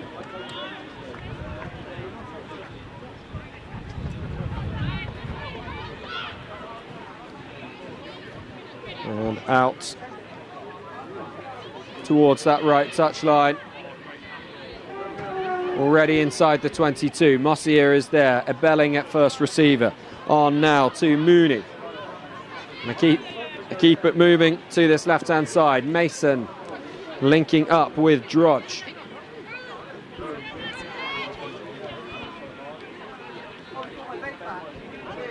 Mossier. One more, and a big hit. Really good defence from the Panthers. Maddie Major absolutely slammed into the ground. She's back on her feet, back involved now, and maybe she would rather she hadn't been, because she slammed a second time, and this one has left a more lasting impression Hammerhead Sharks do come away with it, but the physio back on the pitch for Maddie Major. So for now, Sharks are 7 running against 6. They're keeping it a little bit too narrow there. That's allowed the Panthers to get in and over that ball. So even with a player down, managing to do the job, and the Sharks way too narrow here.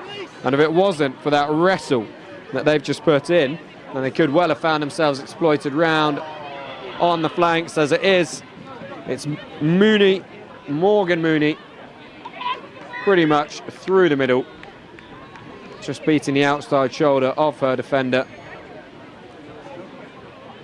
to get the latest score for the Panthers. Apologies, that was Porhan Hamo who went over for the score.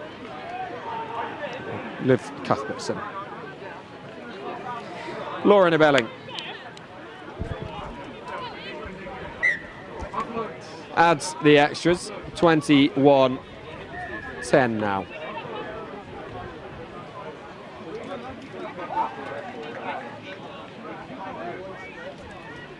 Good try from Cuthbertson, good conversion from Abelling.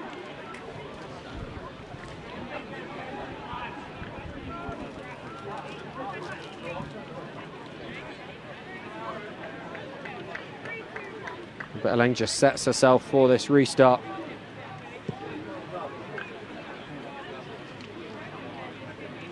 Ball spilt backwards by Sharks, but they maintain possession despite Charlotte Grace Mossier's immediate attentions in defence.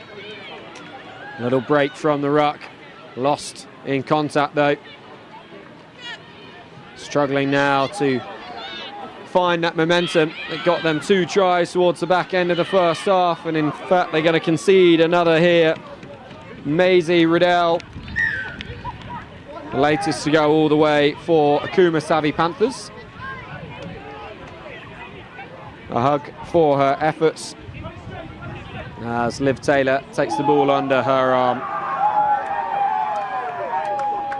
to go and add over the extras. 28-10 now. And what seemed like quite a long way back for the Sharks now seems a fairly impossible path. Just not been at the races in this second half. Belling sees lots of space towards this left-hand side. The restart can't quite go as far as she wanted it to. Really good strength this from Charlotte Hopkins.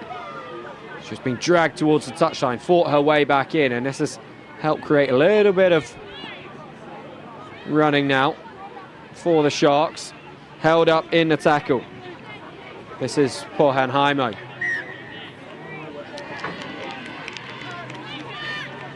And she gets the turnover. Holding Sydney Mead up. And so scrum to the Panthers.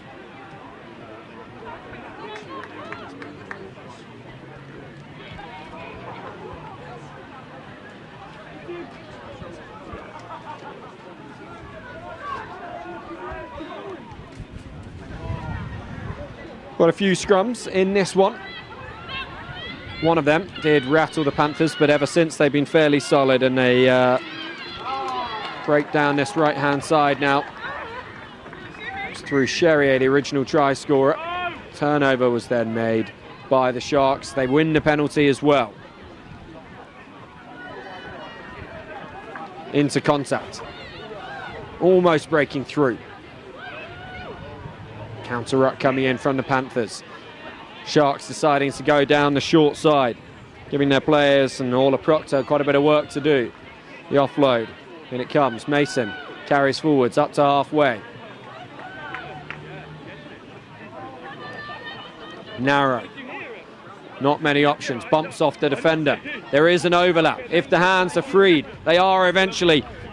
The bouncing ball not able to be taken cleanly by Hopkins, and that will be that. So a first half rally from Hammerhead Sharks had put them in a lead at the break, but ultimately they come up second best in this one, 28-10. Final score, Akuma Savvy Panthers march on, Hammerhead Sharks some work to do.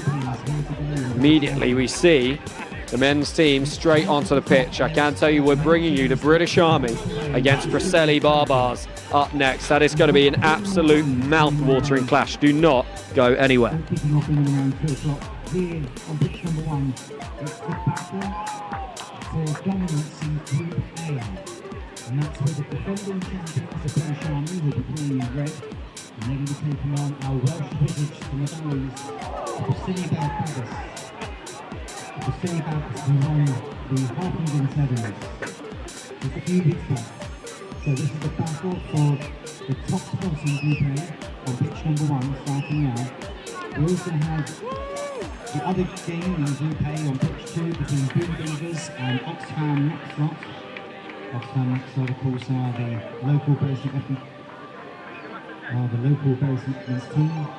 And then finally, pitch 3, we have the Winscombe Marauders taking on the Stunts. It's the battle for third place in Group A. It's the British Army who get us underway in this one. Preseli Barbars, side that have come across the Severn Bridge. They watched every minute of the British Army's last match, and they narrowly did eventually get the win. Looking to build from deep here. Space on this near side. Just hits the brakes. Allows the Army defence to close in, and really good counter-rucking is going to win the Army the turnover. Right, in the end, not releasing is the call from the referee. He seemed to be allowing the Army a fair bit of leniency at first. Penalty to the Barbars, and it's going to be a sin bin. Rosa Ratubua Tawanayana Vulalala heads to the bin. Preseli Barbars with the penalty. Working this short side. Stutter step. Up to contact goes Callum Coxley, vice captain of this Barbars side. They're looking to go back to back after their win at the National Pub Sevens. Good offload. Space on that far side. Is there the pace to go with it? Flung backwards. There was no ruck. There is no offside. Nyagi able to get himself involved. George wrapped up by multiple defenders there. Does mean that the Army's quite narrow right now. Do Barbars have the pace to get this width going? It is into the hands of Callum Coxley. He will go the length. He will get the score. The opening one in this one coming from the vice-captain. It's Barbars who take first blood. It's great work from Preseli Barbars there, isn't it? You can see them trying to identify that space, keeping the phases going. Then, as you said, Coxley then eventually able to stretch his legs, and a great first score.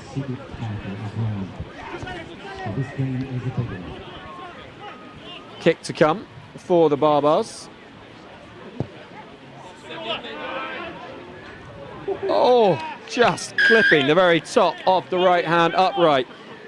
Elia George with the conversion, 7-0 Preseli Barbars. Knew this was going to be a hotly contested match. Now our first opportunity, I was going to say to see the Army on the ball. It's a wonderful restart, and it's going to be an even better try. Aaron Arthur soaring high into the air, colliding with the defender, flicking it back inside, and Guto Davis goes all the way. A second score in just a minute from Preseli Barbars. That's wonderful from Preseli Barbars, isn't it? Huge credit there, Aaron Arthur. What a leap that is, and we always say it, don't we, in sevens, the kickoff is one of the most dangerous attacking weapons. We've seen it there, wonderful finish, brilliant start for the champions from last time out. Last time's player of the tournament, Lloyd Wilkins, looked to add the extras. It just faded to the right-hand side with the wind that picks up periodically here at Bury. The Lit Super Sevens banner on the far side under some real stress right now, as are the British Army. What can they do? They find themselves 2 tries down already, 12 points behind. Their first opportunity on the ball here. They will ship it almost the full width of the pitch.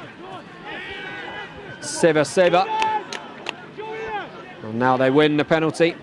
Back up to full strength after that early sin bin. And that's a hand in there. Guto Davis, he knew as soon as he felt the ball ricochet off, the position of the hand was not going to be seen upon too kindly by the referee. And so for the second time, a hand in the pocket and a player to the bin. Army looking to strike back, now they've got the man advantage. They do, and they needed something, didn't they? Because Preseli Barbars have been wonderful in his opening minutes. You look at sort of errors, and that is an error because he didn't need to put the hand in there that can gift opportunities back to the opposition. This is a huge one now for the Army. They need to make these next 2 minutes count. They need to get at least 1 score, ideally 2.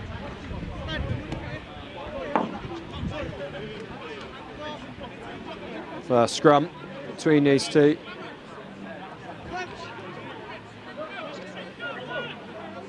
British Army to feed.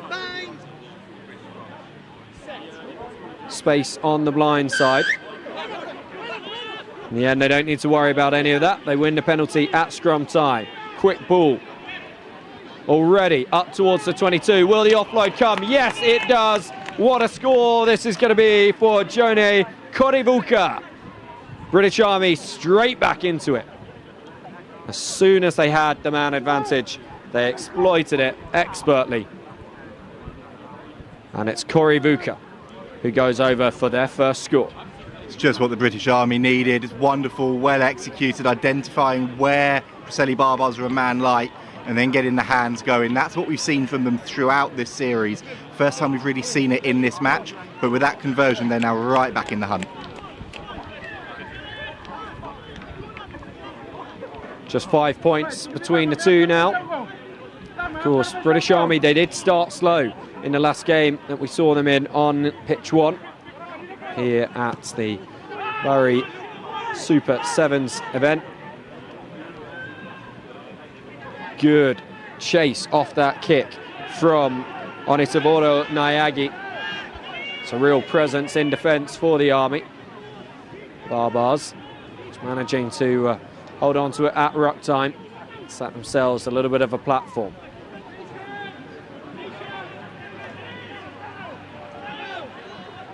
Good stuff here from Amir Chua-Walti. All of the Barbars over to that right-hand side. Attacking a telephone box at this point in time. But they win the penalty. Go quickly as well. The Army are not 10. This is going to be another penalty, I would imagine. So the referee letting it go. Chua-Walti, again, he takes it up over halfway. The kick put in. Wilkins chasing after this one. Oh, and it's just set up so nicely, allowing him to step back inside and distribute to Ned Bennett, who will go in under the posts. Third try of this opening half for Preseli Barbars. And this time it's Ned Bennett. It's an absolute killer, isn't it, for the British Army, right on the half-time whistle. And that's what you can do with 6 players on the pitch. Great offloading, brilliant interplay. Wonderful score from Preseli Barbars. They're in the ascendancy here at the break. They certainly are. They'll hope to preserve that momentum through the team talks here. They lead 19 points to 7 at half-time.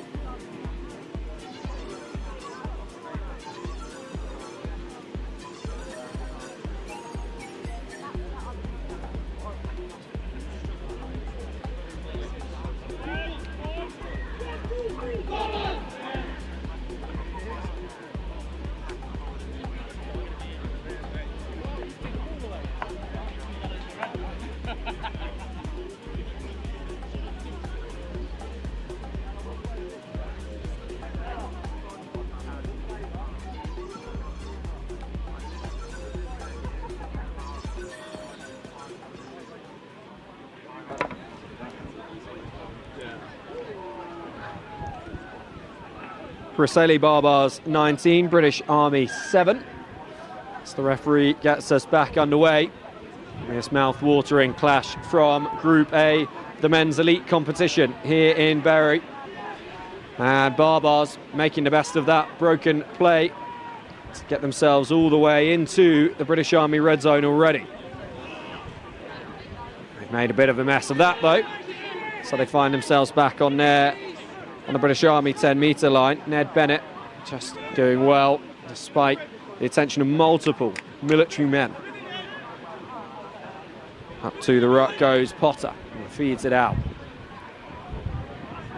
No options on that left-hand side, so back they come to the right, and a break from Bennett, just busting through. He scored just before the half-time whistle.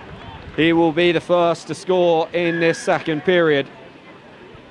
The British Army, who came here hoping to seal the series, and are now facing a very stern test from Preseli Barbars down in this one, and this could be crucial for the entire season.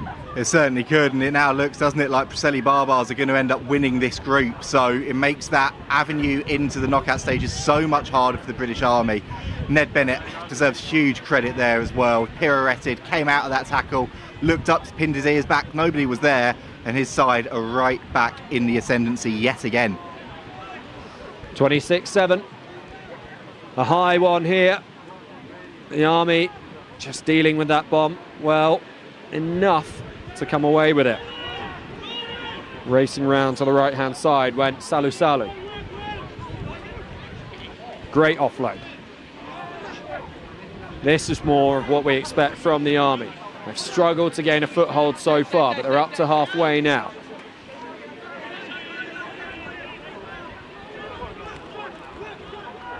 Big long passes for hitting the Jets, trying to move the ball forward. Being held up here. Release called by the referee, so the Army can carry on. Tackle not made. On goes Banuve. Wara finds a little hole through the middle. Places that one back. Just dishes it up on a plate for the Barbars. Get the crucial intervention. What can they set up on this counter-attack? The kick coming in. Players from both sides herring after it. Wara for the Army wins the race just ahead of Jones. Penalty to the British Army. And Wara looks to be in some pain there. Oh, it's a big hit, isn't it? You could see no malice intended. He's just lost control at the end, just gone over the horizontal. Good to see the player back up on his feet, but it's a really good option to kick in behind from Preseli Barbars. They've got the score advantage. The time is on their side. It just pins the British Army back here, forces them to have to try and conjure up a little bit of magic. What have they got up their sleeve? Deep into this second half. Deep down in their own territory. Fighting. Extra yardage on the far touchline. There is the overlap if they'd straightened. Steps back inside, but a good tackle made on Tagutu. At the moment, the Barbars are marshalling the Army pretty nicely until, not for the first time, a hand comes in at just the wrong moment. Aaron Arthur, the latest to go to the bin. He just didn't need to do it either, did he? It's given the Army an opportunity. We saw how quickly they were able to strike last time they had that player advantage. I suppose the one good thing for his side is it has killed another 10-15 seconds or so. But the Army are able to try and advance here, and let's see what they can try and conjure up down this short side. A real physical contest between Tagutu and Jack Craig from the Barbars. One-handed play from Nal Luloa.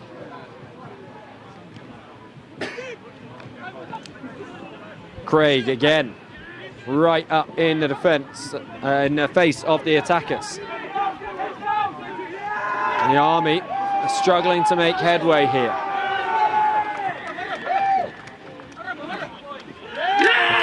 in the end, Apolisiwara thrown over the touchline. A Preseli Barbars line out will follow. And it might be a player down, but they are doing the job. Oh, they're hunting in waves, aren't they? It's so good to see. But the Army just look a little bit confused with ball in hand. They're just not quite on the same wavelength at the moment. And you could see there, they were searching around. Wara was trying to find that pass, just didn't come. And as we said, Preseli Barbars, they're matching up two players here and getting the ball back each time. It's wonderful defence. The early kick off the top of that line out, and it's going to work out perfectly for the Barbars. They're going to go to that far left corner. Ned Bennett with the hat-trick score when he dots this one down. Happy to just burn as many seconds as possible. That a top draw sevens try. Oh, fantastic. If you want to see a textbook sevens try, that's it, especially with a player down as well. And I think, well, Preseli Barbars, they've scored twice now when they've had a man in the bin. It shows how connected they are as a group. And again, it's that kicking option, trying to get the speedster in. And it's wonderful play, brilliant pickup. And they are fully deserving of what is now looking like a commanding victory. 31-10 with the extras not added on that occasion. It was a tough kick from right on the touchline.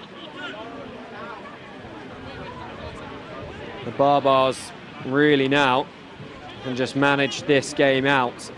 Expected it to be a bit tighter between these two. Again, a high restart. And into the hands of Benuve. And the break now coming from Benuve and the Army in the offload to Jamie Diamond. He will score, but it will be too little, too late for the Army. Flings it straight back. Salu will look to add the extras here. Again, fantastic score. It's all come too little too late, but that's the threat that this British Army side are able to pose when they get things right. And they're going to be disappointed they've not come away with the victory here, but there's lots of things they can work on going into those knockout stages later. They're going to have to do it the hard way if they're going to want to take the series title. But I think this match is all about Preseli Barbars. That was an absolute clinic, both defence and attack, and fully deserving of that victory. 31-14 is how it ends in this one. So the British Army needing to put the pool stage behind them and focus on what will be a slightly rockier road through the knockouts if they are to go all the way and secure this Lit Super 7 Series title. Looked to be theirs. It's the end of this one in the men's elite competition, and we turn our attention in just a moment to Hong Kong, China and Tsunami Assassins. 3 games coming up here on a clash at the top of Group B in the men's elite competition. It's the Tsunami Assassins taking on Hong Kong China Dragons. And the Hong Kong China Dragons playing in the blue and red. Number 2, we've got the men's elite Group C game between Paviti Rugby Academy and Shogun Rugby. Again, 2 of the top teams there in Group C. Shogun currently leading Group C. And finally on pitch 3 at 2:20, the Godfathers are taking on the Wild Dogs Alpha Pack. It's a match to see who's going to finish third in Group C. Message out to all players. Remember, we do have 3 ice baths and also a physio tent if you want to get a massage and rub down. Keep dehydrated and look after yourselves. Those services are there for you to use. Enjoy the rugby.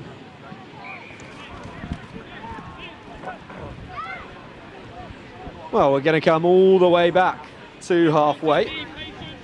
That restart beating absolutely everybody to the dead ball line. And so Hong Kong, China will take the tap on halfway. Seb Bryan goes right, and then his supporting runners go left. Elliot Quinton up over the 10. Bryan finds a bit of space on the outside through Burra.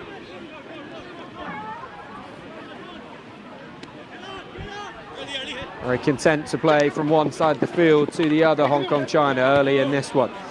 with a lovely volley coming in from the Tsunami Assassins. And they will have an overlap on that left-hand side. Straightens and takes the contact instead. Penalty to Hong Kong China.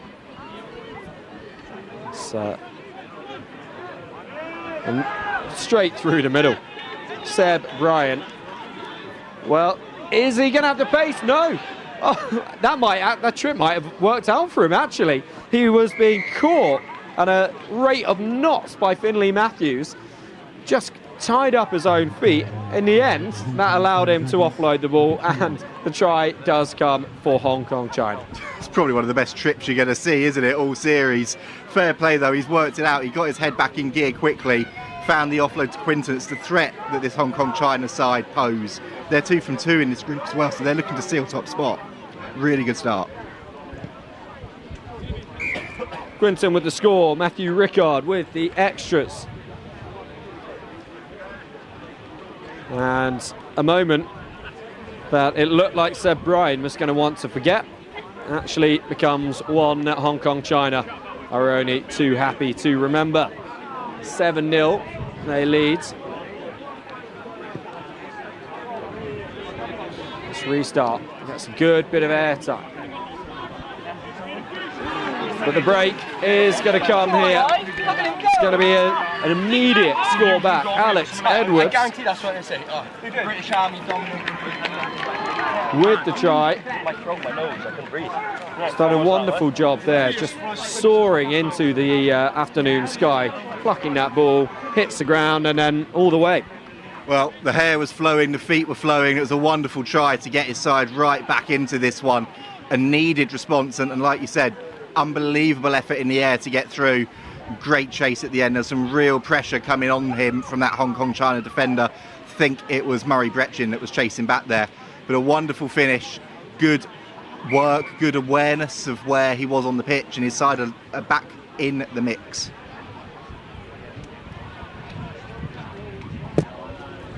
The conversion slotted to tie us back up at 7-7. There may be a few incorrect numbers here in the Tsunami Assassins side. Numbers we've been given go 1 to 12. The numbers, as you can see on the pitch, go 1 to 99. So we'll do our best to ID the players for you. Really high restart. Spilt slightly backwards, but works out for Brendan Neal.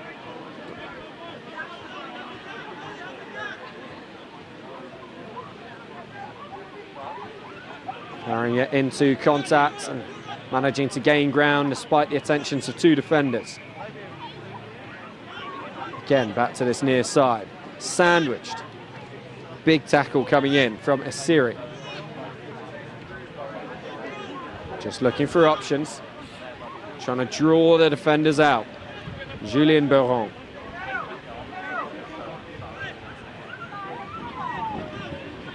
There are still more Hong Kong China shirts on this left-hand side, which is why Rickard arced his way back to the left. He's still involved, and he's just going to get away here. Will he have the pace to go all the way? We asked that last time.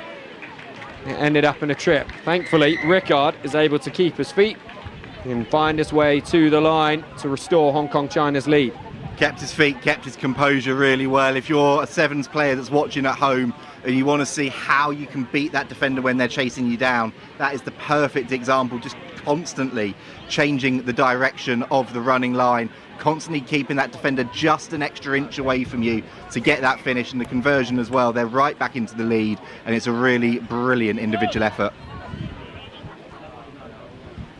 14-7 now, Hong Kong China. As Biron waits for a ball to be returned to the pitch in order to get this game back underway. Tsunami Assassin Sevens also as perplexed as everybody else as to where the ball is. There is a ball in the hand of a ball boy over on the far side, so weren't really aware that it was needed on the pitch. We do now eventually get it. The referee stopped time in this one, despite us already being a little bit behind the schedule. That one's just going to sneak over the 10-metre line. It was expertly knocked back. Hong Kong China are coming again. On now to this left-hand side, and Rickard, who's been involved in everything good so far as Hong Kong China are concerned. He'll play it to the right. Beating that first tackle goes Elliot Quinton, and making good ground after it as well. Rickard over to Biron. It's an excellent attempt to stop him going over. Charlie Rawlins, the big hit. He has given the penalty away there. I think he's given it as a try actually in the end there. Juan Osono just seeing a little bit of a gap and well, I was going to say popping it down, literally battering it down, body and ball into the ground to get the ball for his over for his side. Great finish. And again there, like you said, Rickard is starting to pull the strings beautifully here, getting things going, and Hong Kong China are now starting to accelerate away in this one.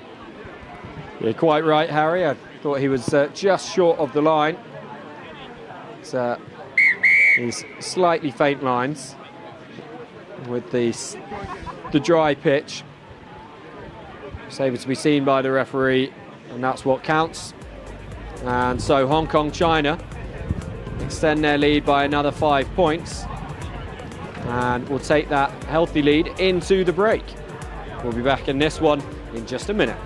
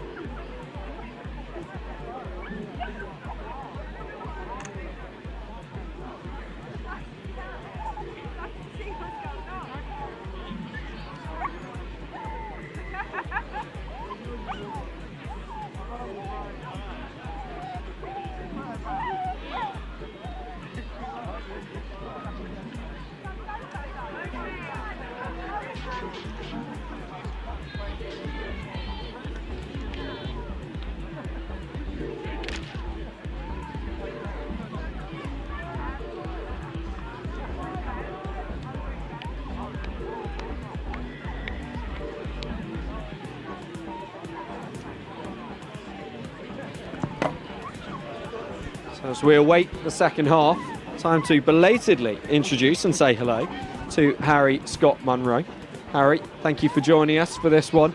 Massive day of sevens action still to unfold in front of our eyes here, with both the men's elite and women's elite titles to be decided. They are. It's great to be here. Got stuck in a bit of traffic on the way, so I'm glad I made up for a bit of lost time. But like you said, wonderful occasion. It's been a brilliant series across the board, and well, looking at the way some of the results have gone today, we're in for a little bit of a grandstand finish come the final few games of the day. So really excited to be here. Quality has been amazing so far today and across the series, so can't wait to see who comes out on top this afternoon. Tsunami Assassins get the scrum off that Hong Kong China restart. Slightly scrappy play, and now they find themselves going backwards, and now Hong Kong China have the ball, and Rickard, just a forward pass in the build-up. Otherwise, that was going to be another score for Hong Kong China to add to their 19 points to 7 lead. As it is, Assassins just hold out. Great work again, and so unlucky there. You could see exactly what Rickard wanted to do. We mentioned him so many times in the first half, really reveling in that role as the playmaker. But just hands coming a little bit forward there, ball flying off the hands a little bit forward and try denied. But look at the way they're coming in at the scrum. Doesn't matter if they're making an error, because then they're making up for it instantly. Penalty right in front of the posts, options either side. Buron, he's got Rickard outside. He goes one further into the hands of Murray Brecken, and that will be the 4th try for Hong Kong China in this one. Simple stuff from them in the end. Yeah, really simple stuff, isn't it? But looks easy, takes a lot of hard work to execute that, a lot of minutes on the training paddock, making sure that you're all in sync, all in line. And yeah, looks simple, really isn't, but they're putting on a clinic again. A match that looked for all money after the opening 2 scores, like it was going to be a really tight affair. It's turning into a bit of a domination from Hong Kong China. They move now to 24 points to 7. This restart has a good chance of being reclaimed by Hong Kong China. Harry Chubb does really well in the end to hold on to it. And we're going to have a penalty here against Hong Kong China. Joseph Knight it is, who is sent to the bin for dissent. Really appealing at the referee at ruck time. He's not having any of that. No, a slap down there on the 9 as well, so cynical double whammy, and his side just didn't need him to do it. They've been so far in the ascendancy. They've given the ball back here to Tsunami Assassins, and now they've got 2 minutes to see what they can try and execute, and with a ball like that, they've got a good chance. 24-7 lead can disappear in a matter of moments in this game of sevens, and that is what the Assassins will be trying to do. They've got real pace here, and now it's on to the try scorer, Alex Edwards. All the way up inside the red zone. Long pass. Steps back inside, and he's done well, has Joss O'Keefe. Now go back to that short side. And bursting through, second try of the game for the Tsunami Assassins. May well not be enough given the score that they are chasing, but they'll still have a man advantage after this kick is taken. They certainly do, and having drawn that match earlier in the day, points difference could be really important for them. So a great score, an important score. And yeah, like I said, they've still got that player advantage. So if they can get another one here, match has probably gone away from them, but it just puts the pressure on the teams below them going into those final group games. And that kick just isn't going to have the legs into the wind. Goes, and actually that feels like a very quick sin bin period as Joe Knight is brought back onto the pitch. So his side, it concede 5 points during that. Straight back on now.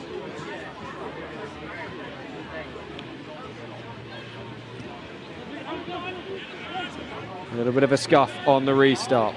Allows Pyle plenty of time to launch himself into the sky and take that one. Knight, what can he do now that he's back on the pitch? Well, he's done really well. Fighting his way through 2 defenders, gets the offload out to Brecken, and on go Hong Kong China now. It's Buron on that far side, and then player with a replacement jersey takes it on some more. Throwing themselves into this contest. They're not satisfied with their 12-point lead. They want more than that. Dylan McCann, the latest to run at the white shirts in front of him. Buron with the kick. It's just going to beat Oliver Pyle, former Hong Kong Sevens international, to the corner flag. But we will come back for the penalty. Really good play again, isn't it? Yeah, I agree with you. Well, I thought that yellow card period seemed to go incredibly quickly. Might just be how time seems to fly a little bit quicker up here than down on the pitch side. But again, we saw it in the last match, didn't we? That kicking option just to force the defence to have to turn and go backwards. They've got the penalty as well, so it was a free hit. And if they get another score here, then that's game, set, match and top of the group. Starting run from James Key. Quick at the breakdown of Hong Kong China. Brecken, and back inside. Oliver Pyle will go over. 10 years since he won the Under-16 Player of the Year. He's now dotting himself down over the line to really ice this game for Hong Kong China. Oh, it's a great finish, isn't it? Again, it's just that interplay, that offloading game, and that ability when you're in the tackle to look around, see what options you've got coming on, And yeah, we saw 2 brilliant passes there, great finish, and that's game, set, match, and good night. Dylan McCann will add the extras, and that will be that. 31 points to 12. The final score. Hong Kong, China taking the honours in this Group B clash. Tsunami Assassins, after the opening couple of minutes, weren't really in it from there on. So they will be back to the drawing board and see whether they can find a way out of this group with their opponents from the other side of the world. And our attention will turn back to the RAF and to Vaquita Hammerheads, who are just about to make their way onto the show pitch here at Bury, here at the final round of the Lit Super Sevens series. And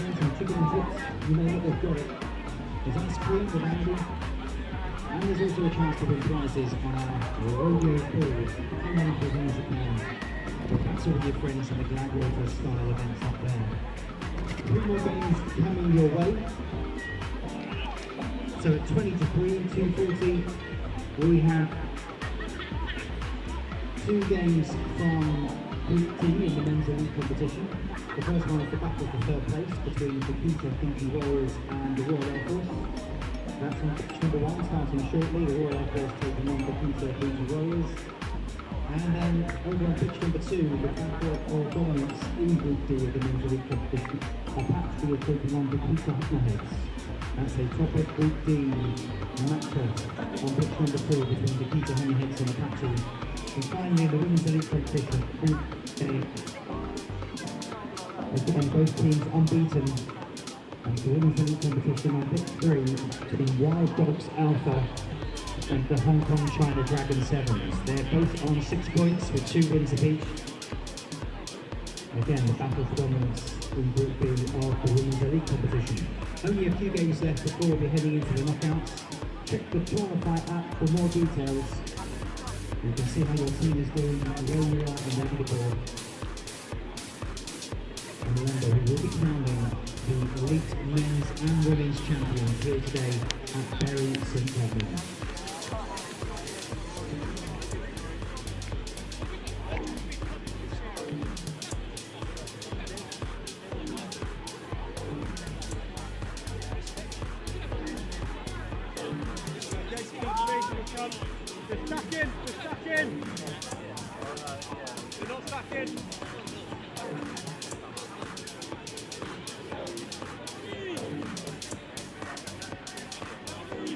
Come over.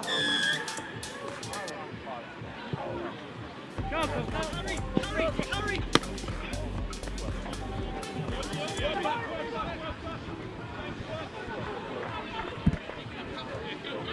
Fiji Warriors and the RAF are the latest 2 teams to face off in the men's elite competition here. And barely have we got ourselves underway, then Fiji Warriors will find themselves a player down. Quite sure what the decision was there as to why the player was sent to the bin, and fortunately we don't have his number on the team sheet either. But what it means is that RAF have a man advantage to start this game. Bit of a rare position to be in.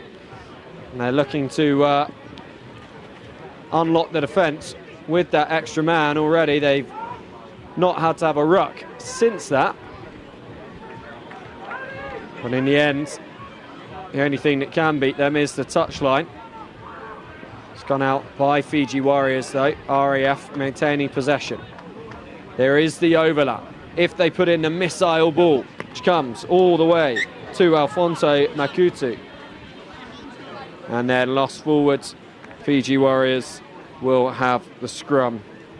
I think it might have been Taione Corral who's gone to the bin for Fiji Warriors.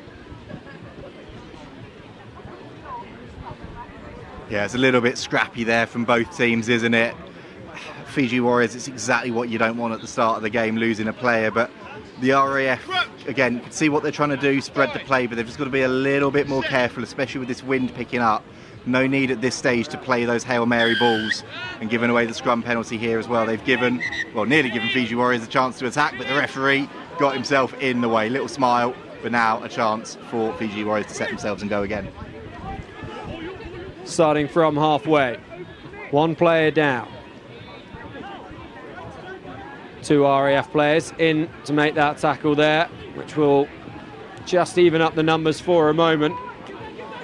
That ball going backwards through the hands, now being kicked back, and it's going to find its way almost over the touchline, just kept in field. Huge hit coming in. And Fiji Warriors with absolutely no wit to use here. The kick put in and something created from nothing. So Callum Clode getting back for the RAF initially, and then Fiji Warriors, who are the big ones to do it. We're just trying to read the handwriting there. Harry, I don't know whether your eyes are better than mine on that one. They aren't, sadly, but it's a great finish all the same. I think it's Conaleo who's gone in for the score. And you've just got to say, great work again. There wasn't really anything on, a bit of a nothing kick, and it's the thing, isn't it? A rugby ball does strange things with the bounce. He kept himself in the hunt, found his way over the line, and Fiji Warriors will be really pleased with that one. The RF, though, they'll be disappointed. They had 2 players back there, and they still weren't able to stop him, but a good early score for Fiji Warriors, hunting their first win of the group stages, and looking like they're back up to a full complement near enough. So they've ridden that yellow card period really well.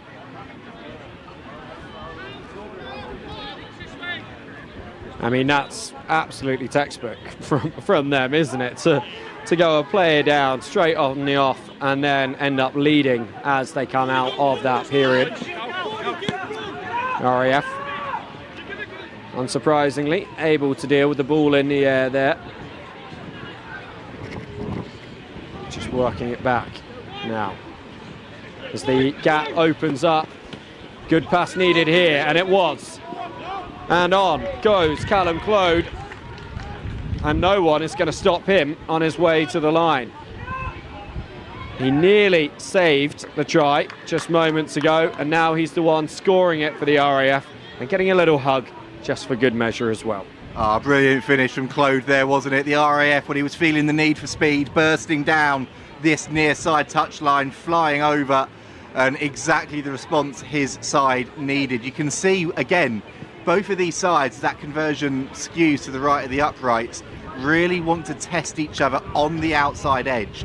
They're not quite earning the right to get there at the moment, but when they do, and that's the first time we've seen a side really earn the right with their passing ability, they're deadly.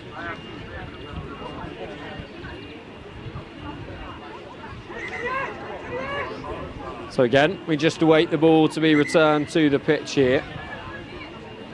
The conversion was kicked well out, and I think that might be the reason that that van alarm is going off. So the owner of the white van would like to go and unlock it, as the RAF are looking to go 2 from 2 here.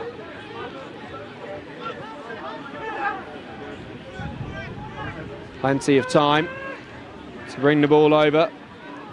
It's a little bit of miscommunication in the end by Joe Parkin and Alfonso Makutu, which no doubt was increased by the big hit being put in by Fiji Warriors defence. And that one, just when they needed to assert some control, the Warriors cough up possession with the knock-on. Well, if we were playing basketball, you'd be saying it's unbelievable ball control there to control it and bounce it off the floor. Sadly, for Fiji Warriors, we're not. We're here at Bury St Edmunds playing sevens, and a great opportunity for the RAF to hit straight back.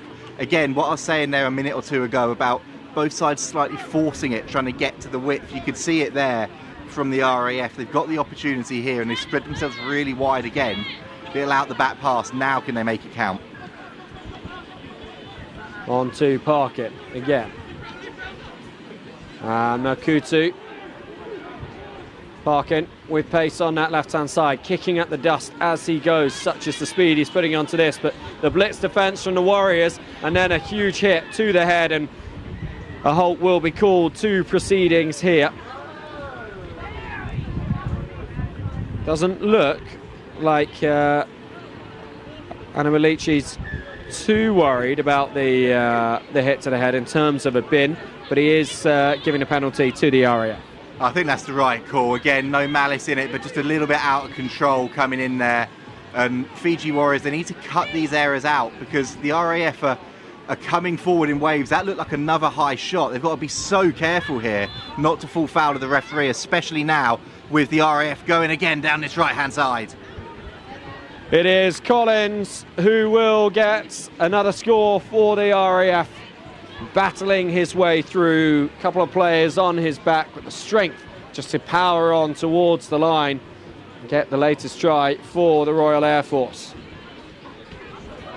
Great power, brilliant finish from Collins again, and exactly as we were saying, this is what happens. You get the ball back, but you gift possession straight back with a penalty or a knock on, and that's what Fiji Warriors have been doing throughout this first half, and they've been being punished by the RAF. And I think looking at this now, 2 scores to the good, it's a fair reflection of how this game has gone. Yeah, they've had control almost throughout, just that one blip as the sin bin was looking to expire. Fiji Warriors able to go over in the corner, but since then it has been all RAF, and they will be the happier team heading into the break.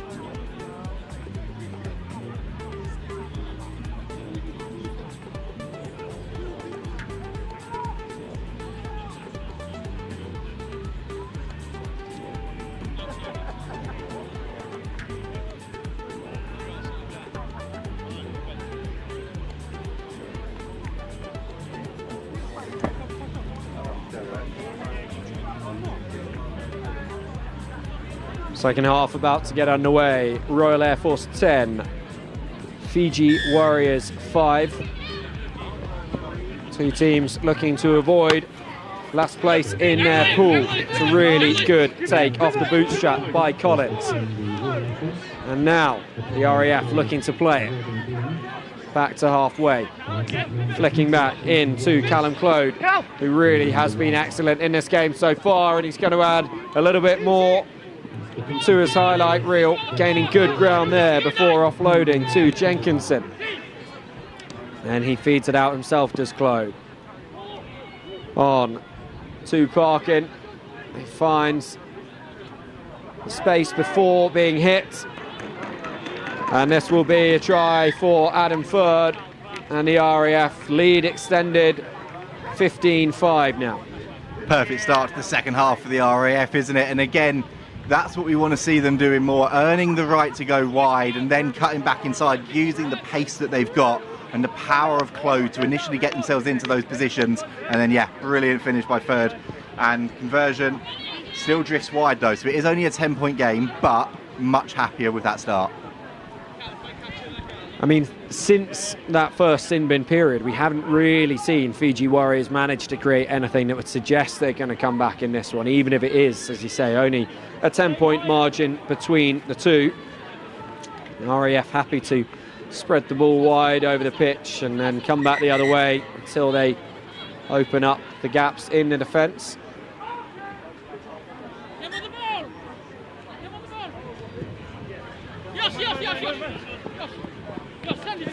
Restart down onto the 22 near the touchline. Great step. Just a snag off the jersey. On go the Warriors. first time now that they've been in RAF territory for quite a while, and the offload game really helping them. Still they go. Wonderful pass back inside. Just too far ahead of the play. And the RAF have a real strong opportunity to counter here. Powering into contact is Lang. Back again to that right-hand side. They're really enjoying the running that they're able to find there, are the RAF.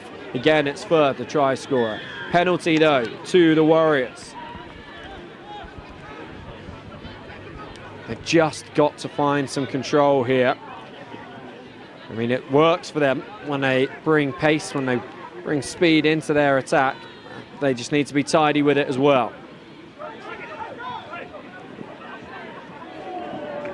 Good carry. But Scrappy at the ruck. Claude kicking that one clear. And the RAF will be the ones who benefit from that broken play. A little bit of space. And Jenkinson is not going to need a second invitation. He will go all the way. And the RAF's latest try comes courtesy of Kieran Jenkinson under the post. It's a good breakaway from Jenkinson, isn't it? But if you're a Fiji Warriors player, you're going to be tearing your hair out at the moment.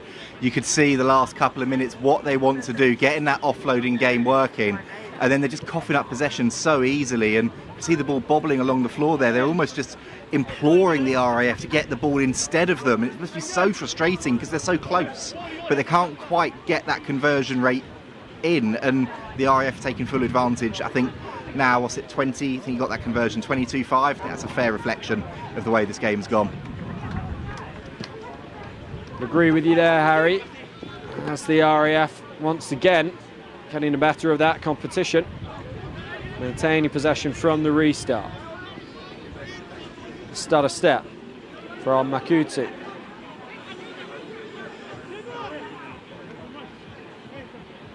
Loose pass, but even there, Fiji Warriors, their defensive line just not up quickly enough to put any pressure on the RAF and potentially turn over the ball when it goes loose. Well held in the end by Cam Shine. Kutu, offload, called back by Anamalici for the forward pass.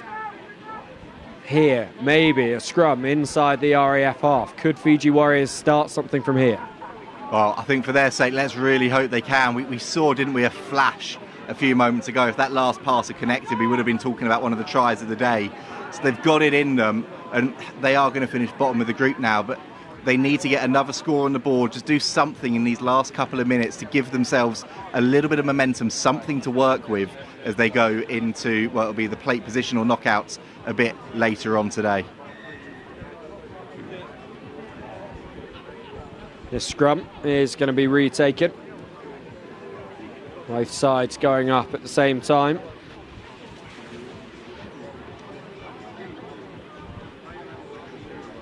And the RAF will be fine with this. 17-point lead, time ticking away. More than happy to catch a couple of extra breaths before play continues. And then win the scrum against the head. And they're just content to hold it up here. Try and draw the mistake from the Warriors' defence. Who stabbed through, knocked backwards now. And it's Lang who gets to it first. Gets back to his feet as well. Draws in the Fijians, 4 of them around him, which means there's a huge overlap on the right-hand side. This pass could be the one to do it. They just need to hit the jacks.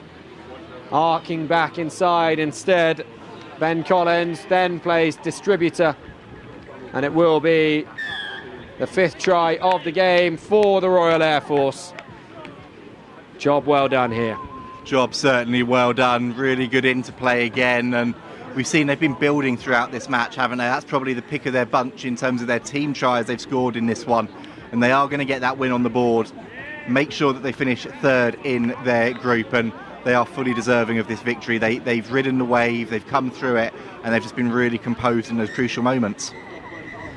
Boxall slots the conversion to finish this one at 29 points to 5. The RAF happy to finally get a win on the board here today. As you say, they will finish third. Fiji Warriors consigned to last place in the group.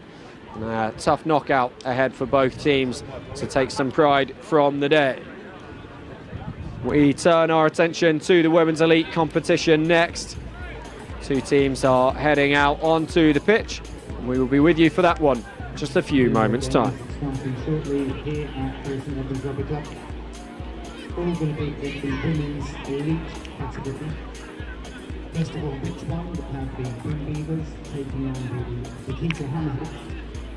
That's the Group A fixture in the Women's Elite. And this is an important game for the Hammerheads. They could finish top if they manage to beat the Boom Beavers here. That's on pitch number one. Pitch number two, also at 3, we have the Witherspoon Marauders taking on Shogun Rugby. Shogun Rugby currently doing very well in Group B. And for pitch number 3, we have the Aquina Savage. Underway then in the Women's Elite Group A. We've got Vakita Hammerheads taking on Boom Beavers, and the Hammerheads are already making a break early doors. This is one of those massive historic matchups on the women's circuit. Louise Burgess picks that one up, plucks it out of the air and gets it back to Chantal Mile. Bit of a cheat code that, isn't it, when you can bring a GB7 star into your team. Hammerheads then are 2 from 2 in this big Group A. Boom Beavers 1 from 2. They've got the turnover here. An opportunity to try and launch an attack of their own. Pinning the ears back and continuing to fight into contact. It's number 6 on number 6. Mile eventually hauls down Nuna Smith, her opposite number. But now, here come Boom Beavers on that outside. Oh, huge tackle coming in, flung into touch. And just checking there that the player is okay. Big collision coming in. But we can see early doors, both teams so keen to try and play with speed and try and find those gaps and break down the outside.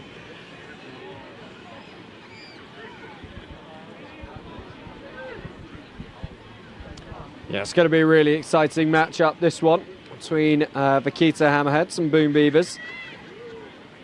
It's an early jump at the line-out from both sides. A little bit eager, and the result is a free kick to Boom Beavers, who went up second. And in fact, then it's going to be Vakita who take the line-out throw. Boom Beavers who win it. Knock it back. A little bit of a mess here. Some composure coming in the form of this run from Sophia McDonald.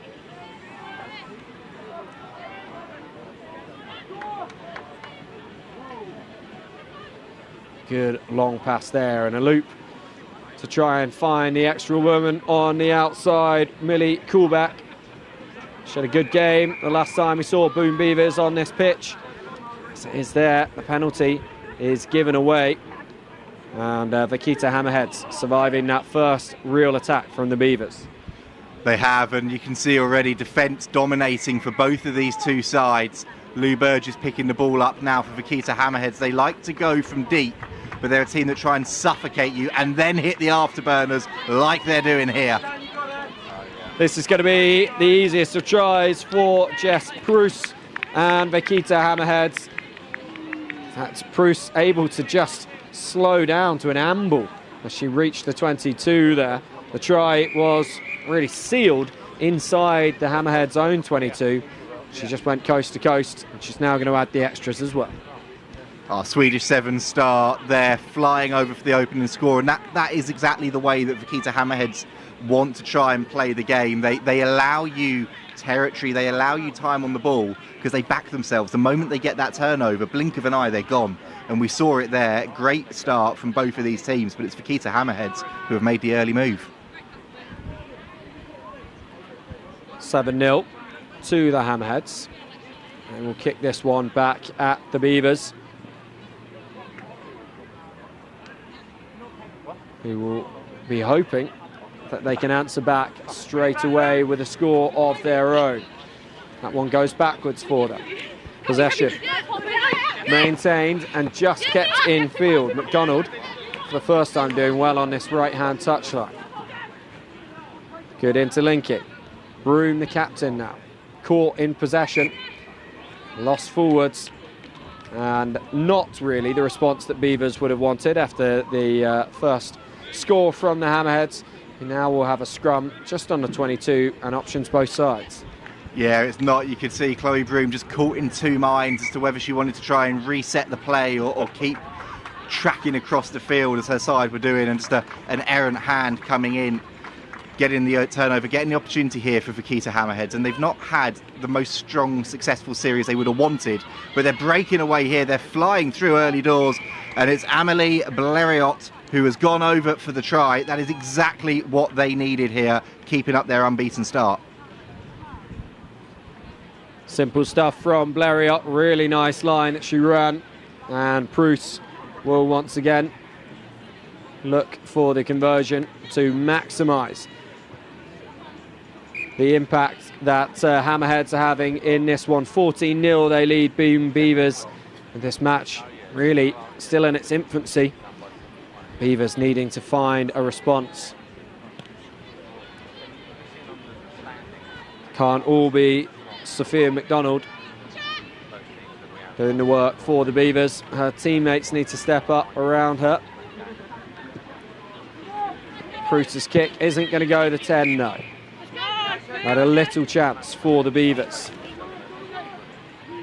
Thrown in field to Noina Smith.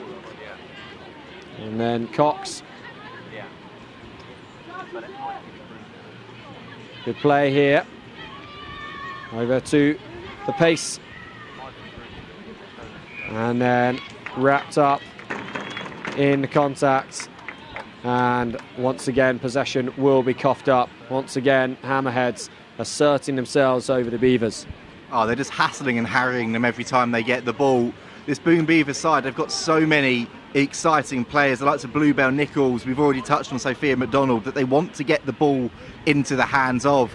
But they're just not getting the opportunities at the moment because, as we said, Hammerheads, they thrive on defence and then looking to hit the accelerator, as they're trying to do again here.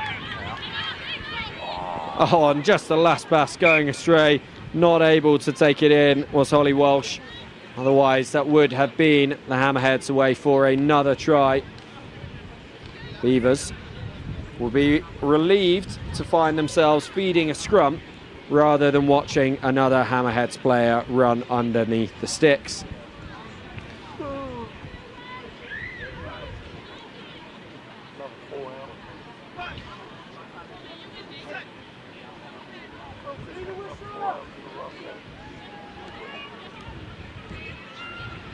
The defence up so quickly from the Hammerheads. Giving the Beavers very little time to work their plays out, but they have done well, fighting forwards to gain a few more yards in the contact there. And then tight, too tight, allowing the Hammerheads to be straight there. Pruce nearly forcing the turnover. Spilt forwards, and that will be half-time.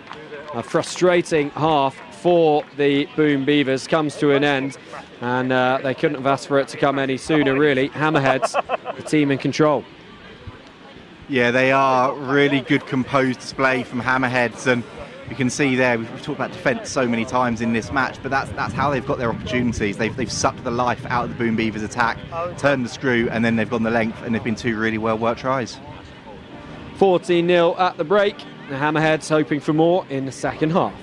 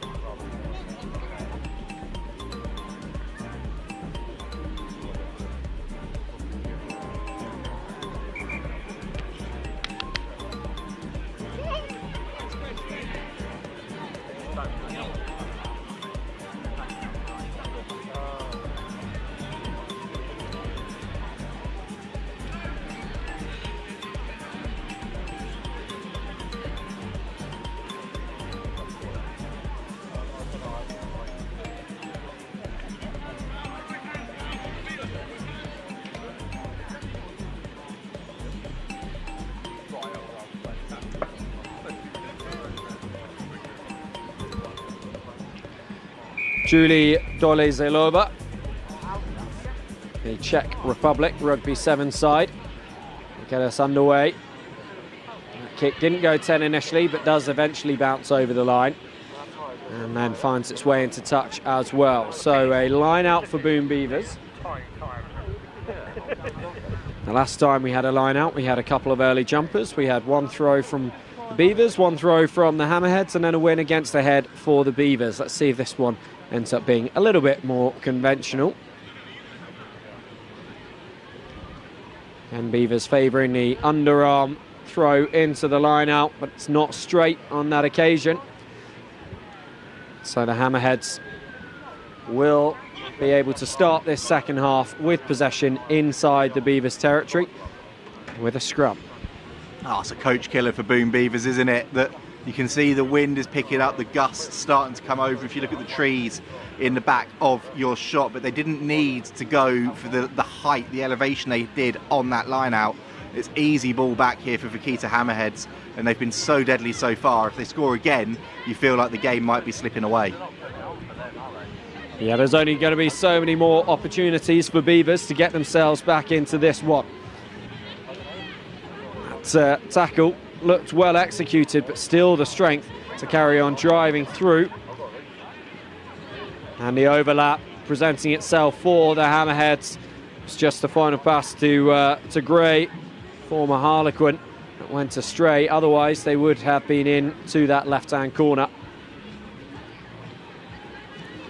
Ball's going to be brought back here.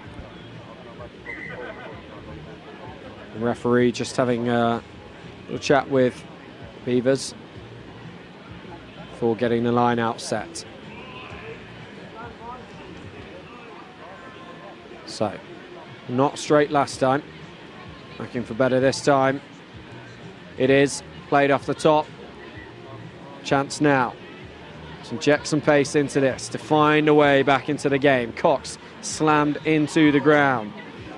Good strength from Eve Robinson. Penalty, Hammerheads. That's the experience of Chantel Mile there, isn't it? We said it's a bit of a cheat code having a GB7 star in your team, but you saw it there. Brilliant turnover, straight back to her feet and launching this attack again. Hammerheads, having gone one way, will work it back the other through Thornhill. Penalty, though, to the Beavers.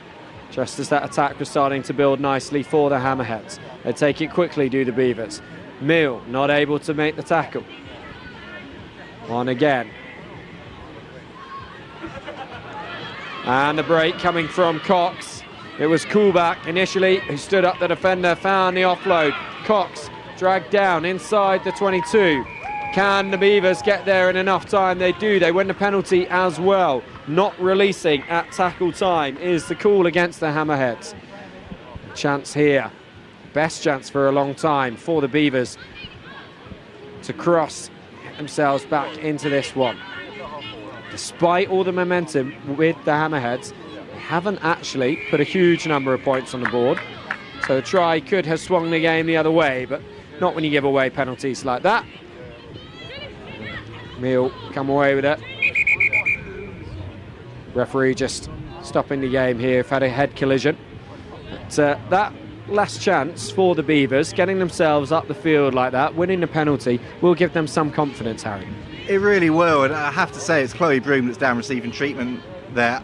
I thought Vakita Hammerheads were quite lucky to keep 7 players on the pitch. It was Cynical holding on. Boom Beavers were coming forward in waves. She was the last defender, so that could have been a yellow card opportunity. Instead, see, they've gifted possession back to Vakita Hammerheads, but yeah, like you said, that's the first opportunity they've really had to get the ball out wide. We've seen what they can do with that pace.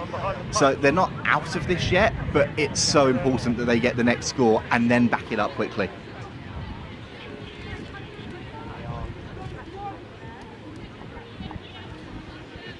Experience of Chloe Broom, captain of this Boom Beavers side, something that they will need to stay on the pitch if they are to have a chance of getting themselves into this contest. Unfortunately, it's the decision of the physio that it's best for her to make her way to the sideline. So they are going to have to do this the hard way, the Beavers. Nice though, her Saracens teammate Chantel Mile on the other side, just giving her a quick pat on the back, checking she's okay, making her way off as well. But Broom is a huge loss for this Boom Beaver side. She's not just the captain, she's the chief orchestrator in the middle of the park. So now they're going to have to try and do things the hard way. Had to reshuffle the pack a little bit, and it looks like they've got Grace Clavering to step in at that first receiver position.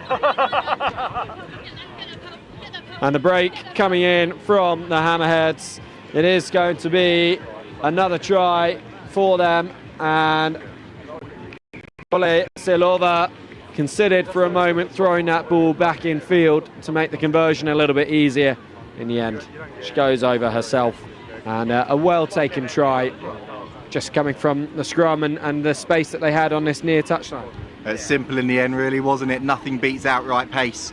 A great finish coming in, and yeah, you sense that is game sewn up now for Fakita Hammerheads. They're going to go 3 from 3 at the start of the group competition. A great conversion as well from the try scorer, so they'll be really pleased with that. Boom Beavers, probably the end of their opportunity actually to get into those semi-final positions.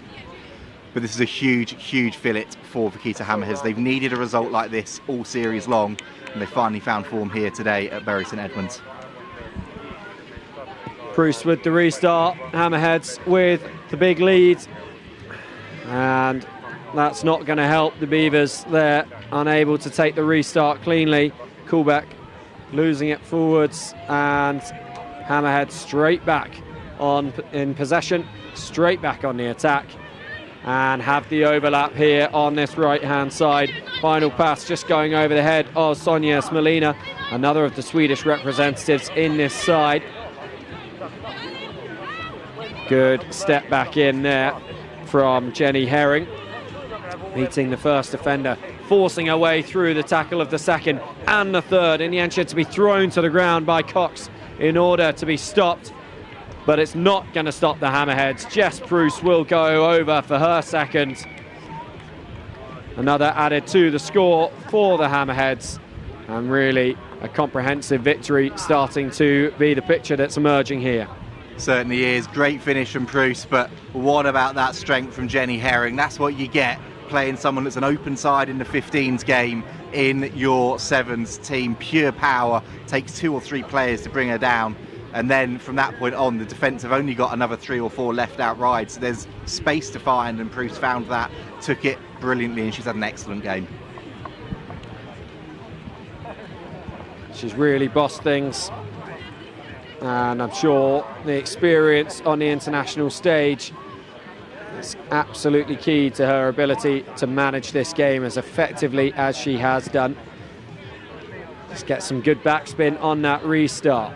Hammerheads, though, not chasing that restart quite as frantically as they might have done earlier in the game. They know this one is tied up. They know that it's a job well done. They can just take their foot off the gas a little bit, preserve themselves for the games to come in the pool. Cox looking to get the pace around the outside. Good offload from her there to find Burns. And ball lost forwards, first by Beavers, then by Hammerheads, which will bring an end to this one. A really good win for Fakita Hammerheads. As you say, Harry, going 3 from 3 in Group A of the women's elite competition, putting themselves in a very good position come the knockouts.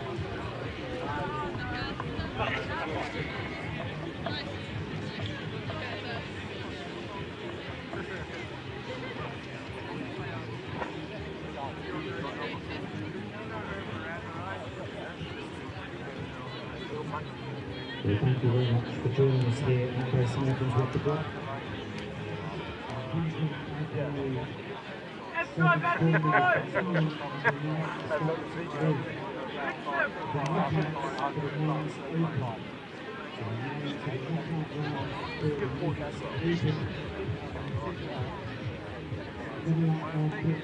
Number 1, Edmunds will be taking on the under-7s in the last plate semi-final. So here on pitch, number 1, we're going to have Edmunds taking on under-7s in the plate semi-final.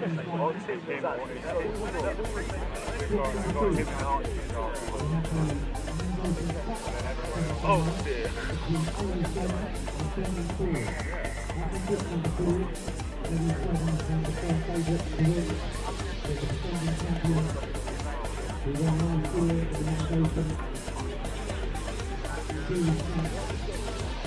Looking to secure another victory today. Pick number 2, LU7 taking up Bernard Fields. And then the other semi-final of the cup competition is taking place on pitch number 3 of the men's open semi-final between 5 Rugby and the Sappers 2. That's on pitch number 4.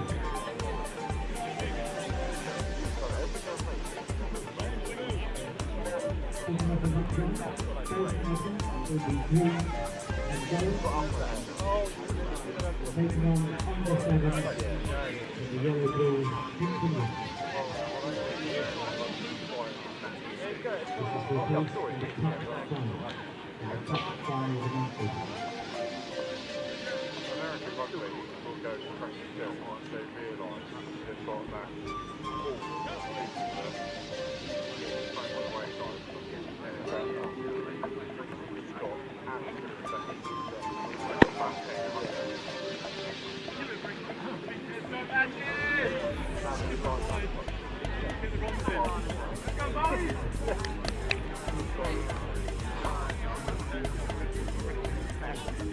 what do you actually do with that? Are you literally start doing you start grabbing each other?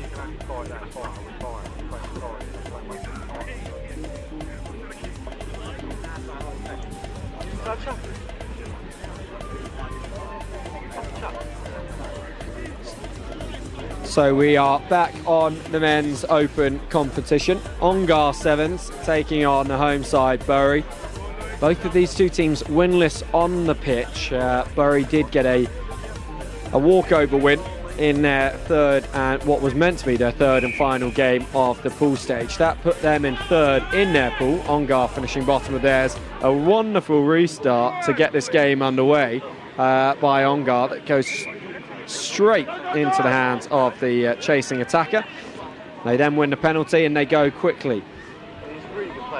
Making their way over to the left-hand side. The offload was well timed, but just not quite as well placed as it needed to be. Lost forwards, Bury escape.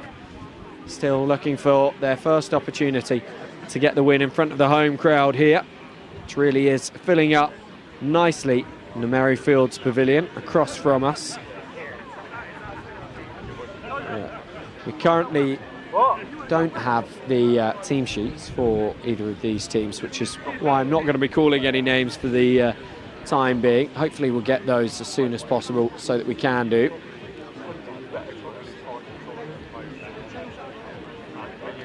And it's Bury who win the scrum and are able to get the ball out, but an interception from Ongar right on the line, right underneath the posts. It's going to open their accounts in this one. Wonderful try for them, poacher's delight. And they move into an early 7-point lead.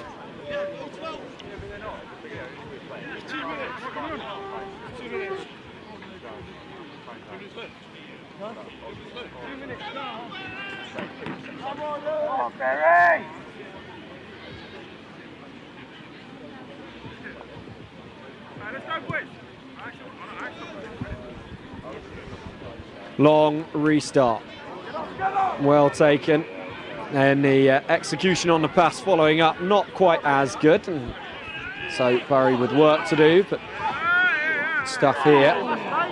Big hit, forces the knock on, an attempt to play a little bit of football on the ground. Ongar coming away with it now.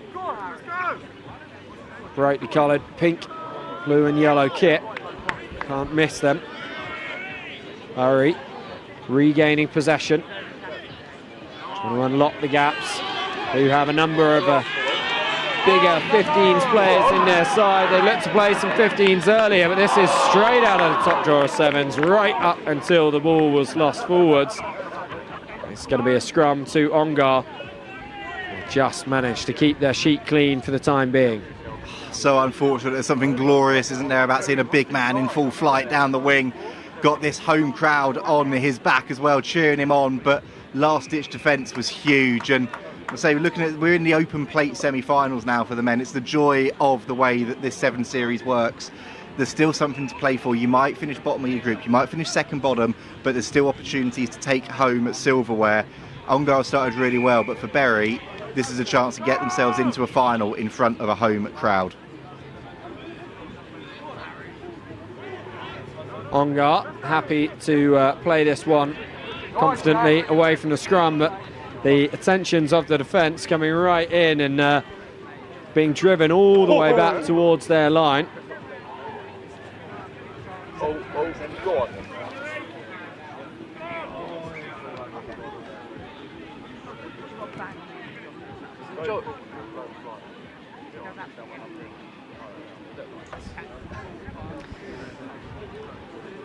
So Ongar managing to make it out of their 22 before possession is handed over to Bury.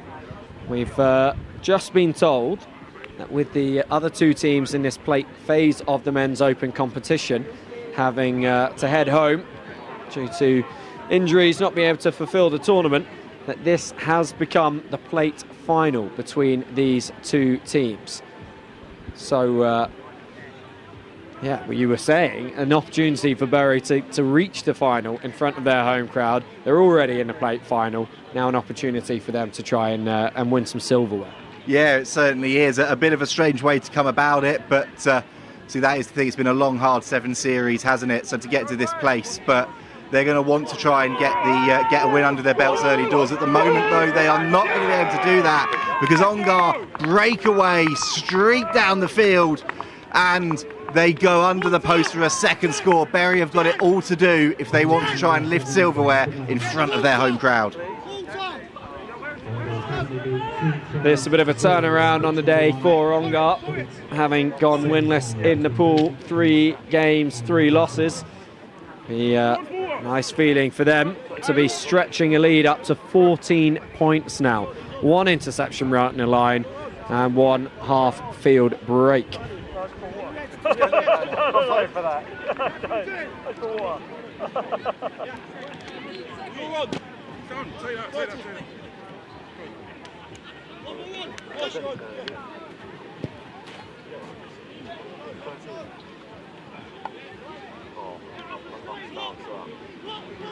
Oh my God.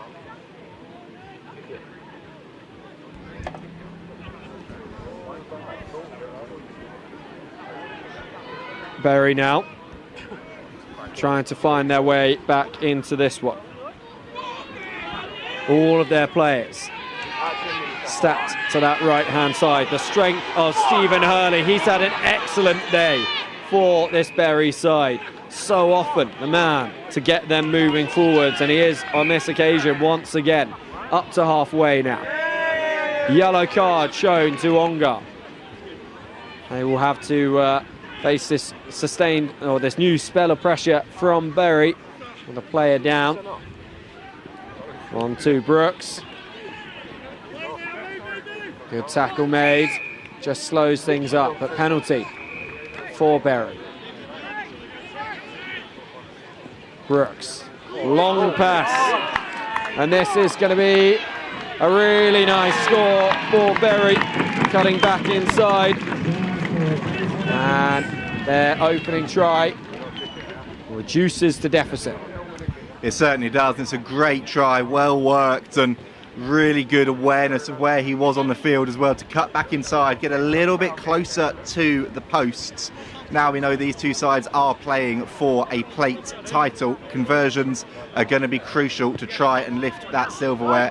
Hasn't mattered too much though, because that one has flown not even to the right of the poster, straight across the pitch, but his side are right back in the mix here now.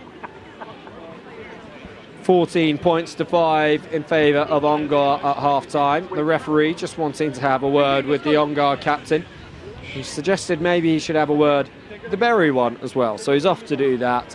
And a 9-point gap between these two teams, with the extras not able to be added on the try by Barnes. So 14-5 at half.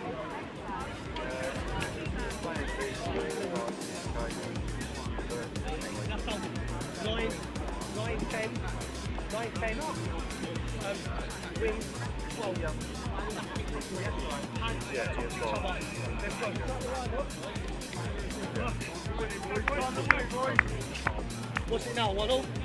2-1.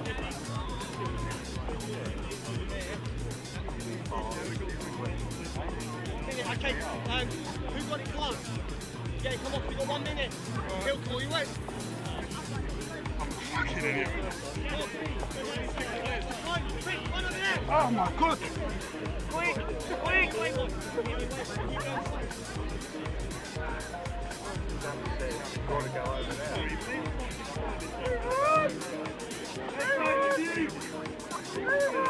Come on, you Bury boys!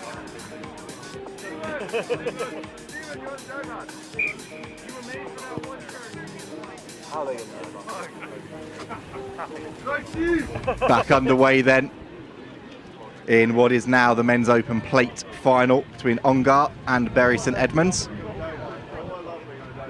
And Ongar in the bright multicoloured kit. Well, they were a player down, they still are a player down, but they are, importantly, as far as they are concerned, 9 points to the good. But they're under pressure here. Bury St Edmunds got that try right before the half, and they've put the pressure on now. They're forced the line out into drifting off of that straight line it needs to be on, and they've got the opportunity here from the scrum to try and hit back again. Try here and things start to get really, really interesting. Ball bounces a long way back behind the scrum. So, if anything, gives Bury a little bit more space to run into. Hurley managing to unlock the defence a little bit and finding the supporting runner on the outside. Big pass into the first receiver, it's Ben Brooks. And on towards that far touchline where Billy McGrath would surely have crossed had the ball gone to his hands rather than his feet. He's not a bad footballer, but a better rugby player, so definitely better to have ball in hand. Yeah, and they're unfortunate there. Final pass. Well, it was a mixture, wasn't it, of drifting forward and a bit of a daisy cutter along the ground. That was a big moment. Ongar back up to the full complement of 7 now.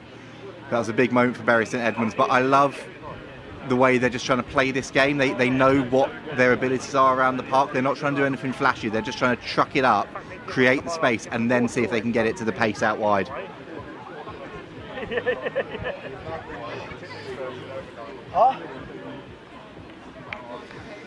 Well, Ongar has scored 1 from deep already, but they're not going to be the ones scoring here. It's Bury who go over. A real mistake at the base of the scrum.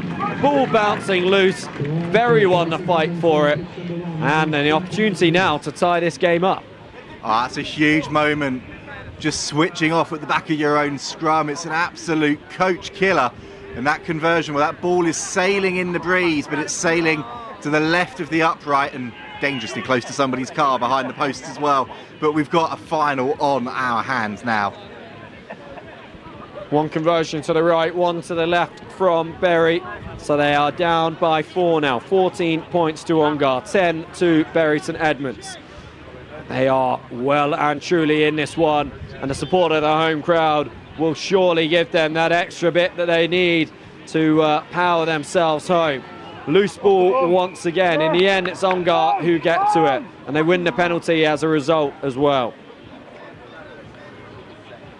Finn Blair, the man to have gone over most recently for Berry. He's now the man to make the tackle. Hurley managing to block that offload, knocking it back towards his own line and then gathering and turning, running at the defence. It is going to be a penalty though for Ongar. Hurley disagreeing with the referee, but the referee feels that Hurley had the opportunity to release and didn't. Ongar working it back now. Barnes makes the tackle. Off their feet at the breakdown were Ongar. Penalty to Berry. Now Brooks. And on. And this will be a try for Brooks over on that left-hand side. And they will take the lead. A point to the good now. Huge swing in this final, brilliant play, and they got it out to the big man galloping like a gazelle down the outside, puts his side ahead for the first time in this final. Conversion, well, that one not quite over either, so we've got a 1 point game, but that's a huge moment for Berry.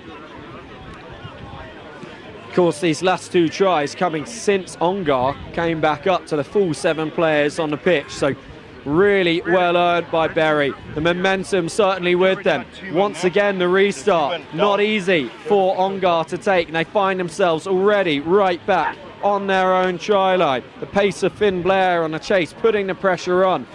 Now they're trying to work a way out through this green wall, just metres from the line. The penalty won again by Berry. The cheers go up from the Merryfields Pavilion and indeed from underneath us here in the commentary box. A popular decision made by the referee and a big opportunity now. It is going to be Hurley Matt Bowden powering his way to the line, the other big man on that side. And they take the lead, extend their lead now, 20 points to 14. We saw a galloping gazelle go over a minute or two ago. That was a snorting rhino powering through, getting the try, nearly taking someone's windscreen out again. The kicks have been a little bit risky for those that decided to park their cars right behind the sticks. But that's a huge moment for Berry. They've extended that advantage, and Ongar so far have not had a response to this onslaught.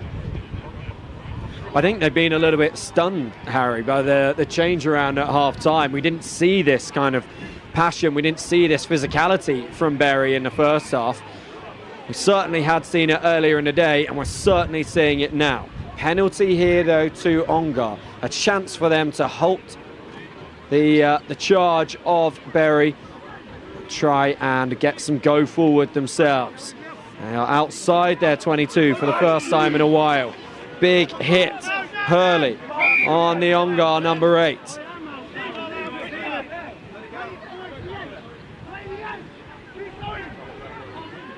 Berry have numbers over to shut this attack down. Ongar with the offload over the top, basketball style. Have they got the pace? Not quite, and that offload flung into touch. Every single decision now, every single gain by Berry, greeted with huge roars, bangs of the sponsor hoardings. The atmosphere really building nicely, Harry. Oh, it is, and it's great to have this final early in the day is the way it's gone, but this is huge for Berry. There's 6 points to the good. Our clock, we're into the final 10 or 15 seconds. So can they hold out? They've given up possession. There's one opportunity for Ongar. Can they get the try? Can they get the conversion and silence this crowd? That's the thing, as you mentioned there. It is a 6-point margin now, so a try alone is not good enough for Ongar. They would need to be scoring near the sticks. They would need to knock over that conversion. Do have possession from the scrum. Keep play alive. Slightly riskier offload is the second one. The third, even more so. They're going backwards. The fourth, so risky that it goes forwards and into the hands of Berry and Harry Barnes, who now marches forward into the Ongar half. Straight off their feet at the ruck, surely Berry. The referee not giving a penalty though, instead awarding the knock-on against Ongar. It's going to be a scrum to Berry. Maybe, I think they maybe got away with going off their feet at the ruck there. Just a little bit, but you can hear the jitters down below us as well, the excitement in the crowd when they come forward. Clock is in the red on your screens. Reminder, we're not linked in to our referees, but Bury are getting so close now to sealing a remarkable comeback win. Moments away from what will be a first win on the pitch of the day for Bury St Edmunds. They had a bye in their final game of the pool. Both teams having a bye through the semi-finals into this plate final. Doesn't matter how you get there though, the only thing that matters is what you do on the pitch in the final. And right now, Bury, if they can just hold out defensively here, have the opportunity to win the plate in the men's open competition here at the Bury St Edmunds Sevens in the Lit Super 7 Series. But this is going to be a try for Ongar. This all comes down to whether they can get close enough to the posts. There is still going to be an element of doubt in this kick. This is not over for Bury. It all comes down to the conversion. 1 point between the two teams here. The winners of the plate competition are Bury, but there doesn't seem to be the celebrations you would expect at the moment. The conversion missed. Conversion missed, and in fact, Hurley wanting to make sure for definite, no side has gone up to celebrate. Well, I do wonder if either of these sides realised that they ended up playing in a final instead. I've got to ask that question. It's all quite amicable at the end there, but yeah, Bury have come away with it. 2019, looking at the scoreboard, conversion just doesn't quite go over. It was a great try, it was a poacher's finish. And I know you've got to get the ball down, but he had time, he had opportunity to get that ball closer and try and make that conversion easier for his side. But fair play to Bury, because they had to hang in there at times. And sometimes you win things by riding your luck, and they've certainly done that at the end. But once the crowd realise that they are the plate champions for the men's open competition, I'm sure there'll be a fair few celebrations in the clubhouse afterwards. The referee just getting the signature of the Ongar captain to seal the results. But as far as we are concerned, Bury St Edmunds have, by a single solitary point, won the plate competition of the men's open here at the Bury St Edmunds Sevens. Victors, Bury St Edmunds RUFC.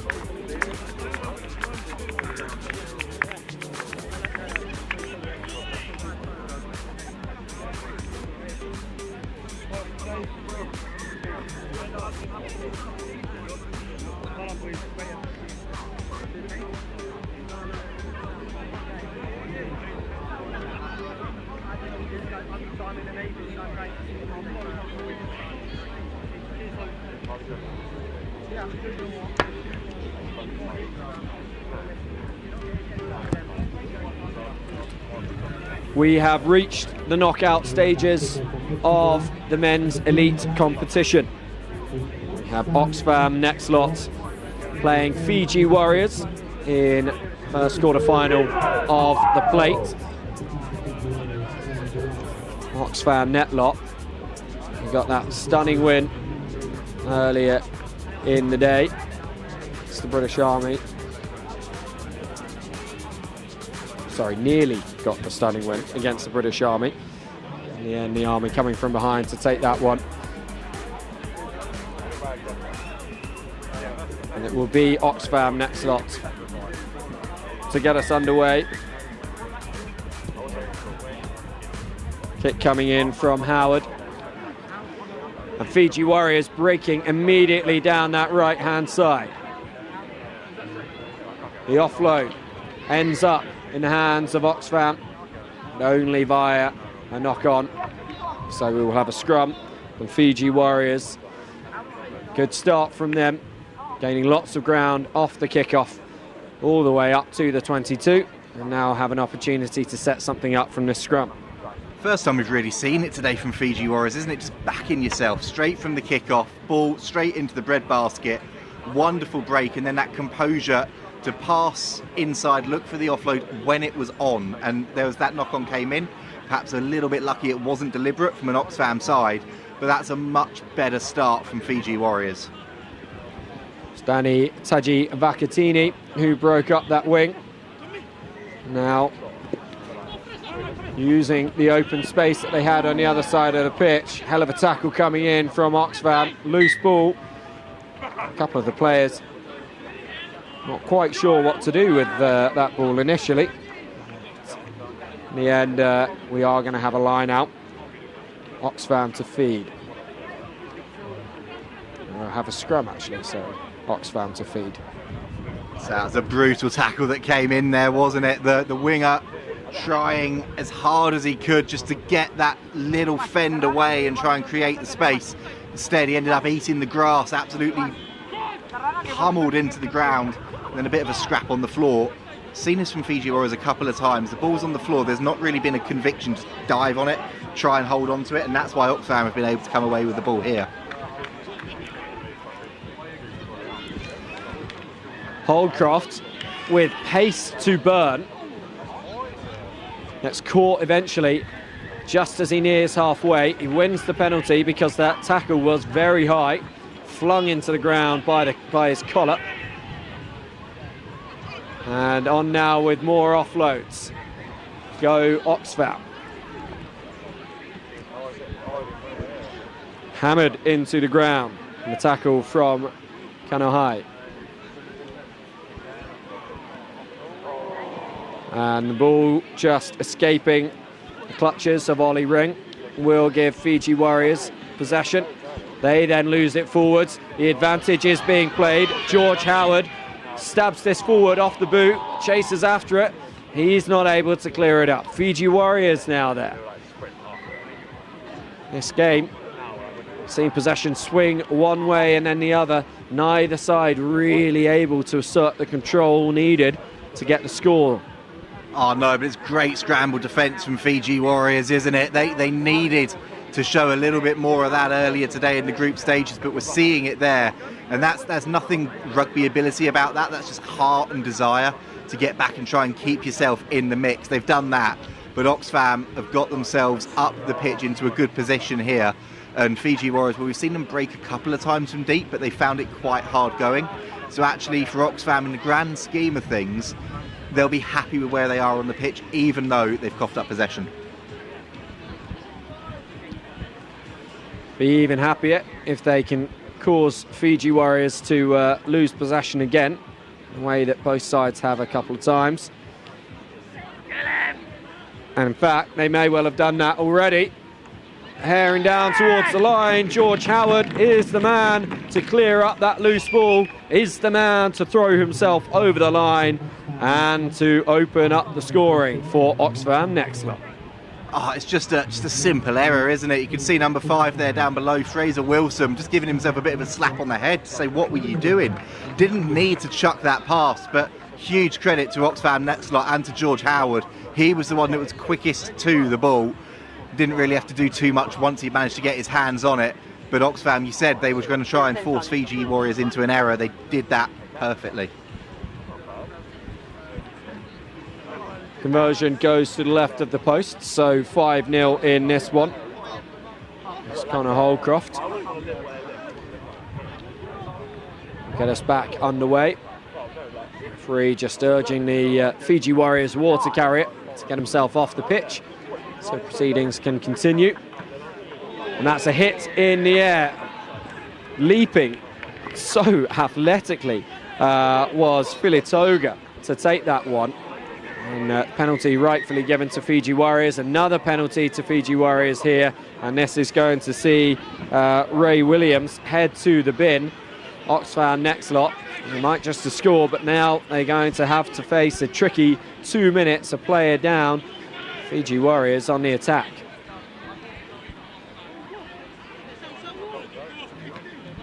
Just a slightly slow start to this play, and then they get themselves underway. Big run from Naisanamaki, I should say, sorry. over the touchline, play breaks down, and vital moments, vital seconds just ticking away as far as Oxfam are concerned with the player in the bin. It's just really good play from Oxfam, isn't it? They didn't need to give away that yellow card, but they've responded well, just forcing Fiji Warriors out to the touchline. They know they've struggled to keep the ball in play and retain the ball when they've got themselves out wide. So they've done well there, come away with it. They're getting absolutely battered in the contact, but they're holding on to the ball crucially at the moment. Kicking this one downfield and Herring after it. That's a good chance of winning the foot race. There's the man in the unmarked shirt, and indeed he has scored a wonderful try there for Oxfam next lot. A try from absolutely nothing. As you were saying, Harry, they were getting battered physically by Fiji Warriors. Decided to go for the kick just to relieve the pressure and created the chance, and he's gone and scored a virtuoso try. It's a wonderful try, isn't it? And again, it's that thing that you don't really see too much in sevens anymore, putting the boot to ball, backing yourself, going through, and he's done just that there. Wonderful finish, great composure at the end to watch the ball, find the opportune moment to grab it and pounce on it, and his side will be delighted with that. 2 scores now to the good. 10-0 to Oxfam next lot. Fiji Warriors need to find some points to go with the physicality.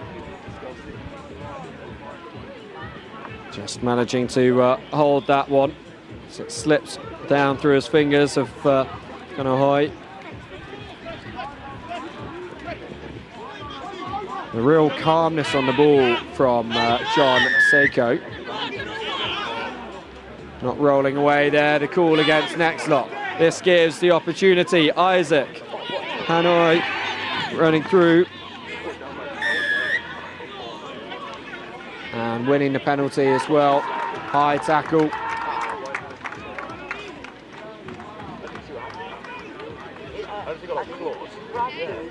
Go right.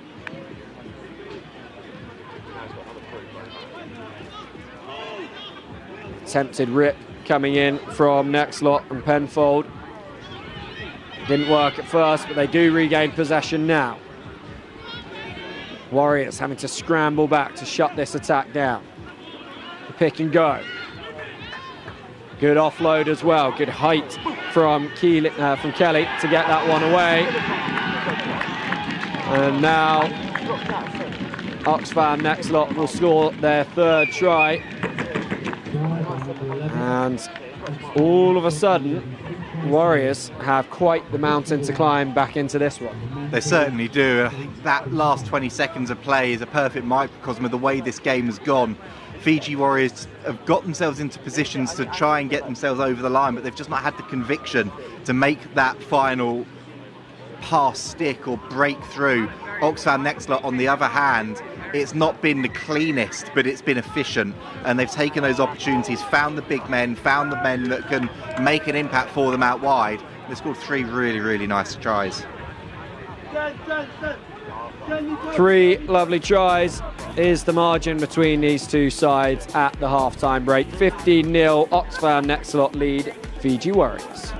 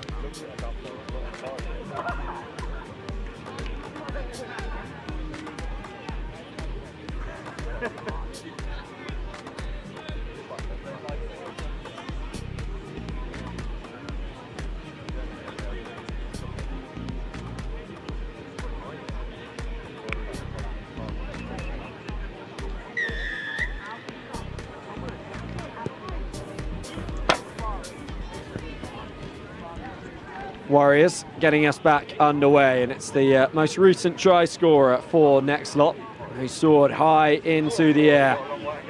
Take that restart and start the go forward for his team in this second period. They're looking to pick up as they left off. Good offload, double offload. Real nice linking up there. And unfortunately, it's by a player whose number we don't have. Alex Kelly, number 9, was involved, but we don't have the name for number 6. Although good play between the two. It's nearly created something, as it was. Fiji Warriors who are going to have the feed for this scrum. Bang! Set!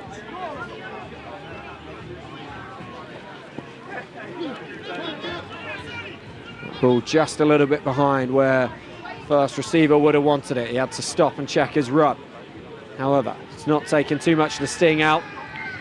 Initially, hand in there from Oxfam Next Lot. So we'll have another scrum to Fiji Warriors. It's really important for Fiji Warriors here to get some time on the ball. They've not had much time in possession at all. Ignore the scoreboard, you know you're chasing at this point, but hold the ball, get some composure, build a few phases, and that will hopefully, for their sake, allow them to build into this next 5.5 minutes, because they're not out of it, but they're getting pretty much pulled apart whenever Oxfam come forward. So this is a really important next 30 seconds and next passage of play.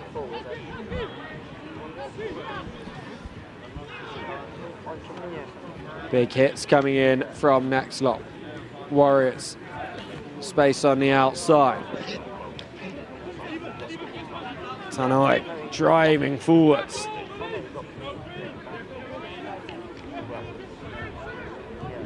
This is better from the Warriors. Filitoga stepping back inside and offloading. Long pass. The bounce needs to be kind. It just about is. Still, they cling on to this territory inside Oxfam's half. Filitoga involved again. He has been one of the bright signs to this Warriors side, but he has the ball wrestled off him at ruck time there. So penalty to Oxfam. Affleck looking to take it quickly. He wasn't at the mark, so called back. And on they go now, up the middle. A little bit of perhaps over eagerness between Howard and Holdcroft. Means that possession is lost just as it was starting to build nicely. Yeah, unfortunate there. You could see the structure really coming to the fore for Oxfam Next Lot, and if they'd been on the same wavelength there, you could see what the ball player wanted to do, get that pass back inside. They'd created a 3-on-2 for themselves, so really good play, just execution not quite there.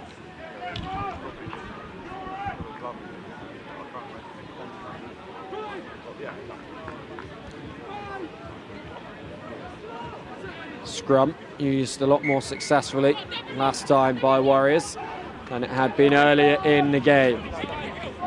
Filitoga again, as they win the free kick. Moves and slams into the defence, and now the ball going wide very quickly. And still they come, Fiji Warriors. Really good run this one. Slow at the ruck, however. This is going to give Oxfam time to set their defence. They've got the numbers to this near side, and they force the knock on. It's the man with the headband who races away, has the ball ripped off him. Warriors will come back at Next Lot. The kick play will not work as effectively for the Warriors as it did for Oxfam in the first half. In a similar position on the pitch. Just clinging onto the shirt there. William Affleck gaining some more grounds.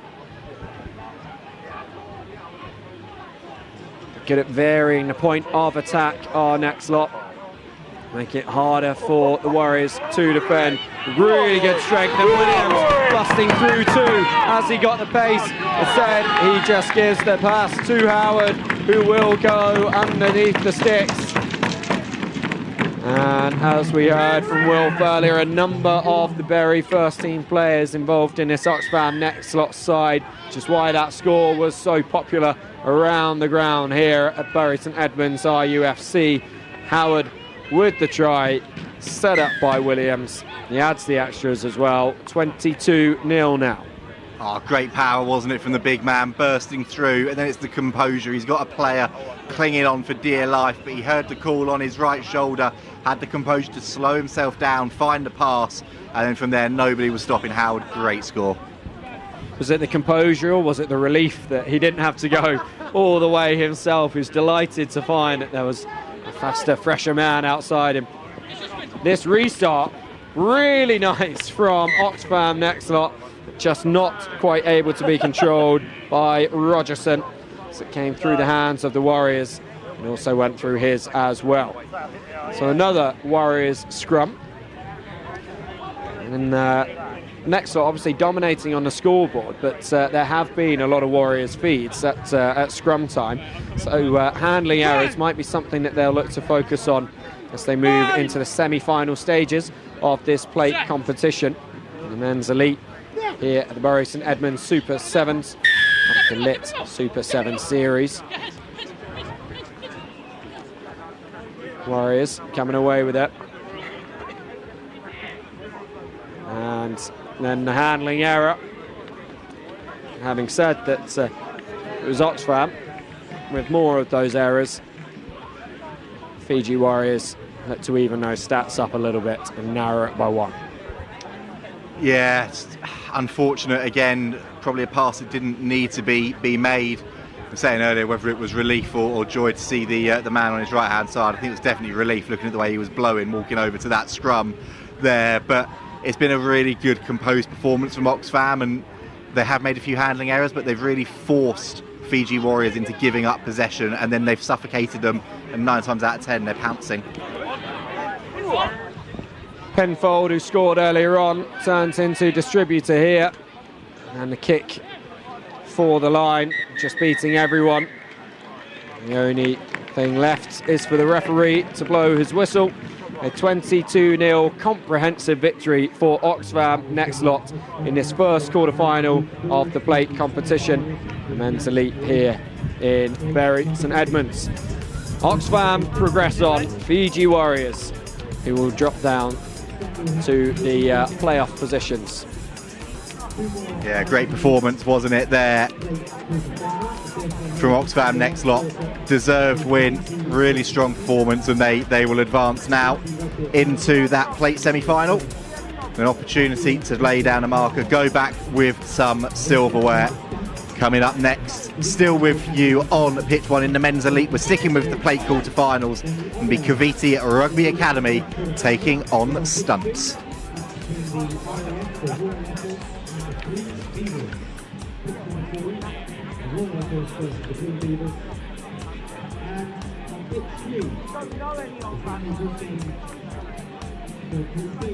The women's elite category between the Winspoon Marauders and Oxfam Lightning.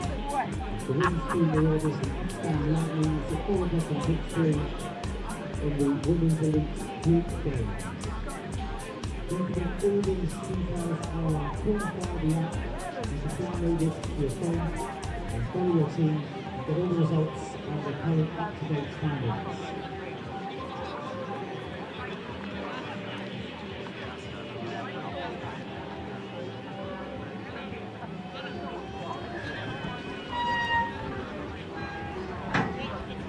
Nearly ready to get underway here then on pitch 1. Just myself holding the fort for the next half an hour or so whilst Will goes and gets a deserved rest and a break. And some opportunity to get a little bit of food too. It's been a long old day here. Weather conditions, well, it's been sunny, it's been cloudy, we've had a bit of everything in between. And that, sadly, for Cavite Rugby Academy, was right in between the halfway and the 10. Didn't go the full distance. So Stunts with the early free kick.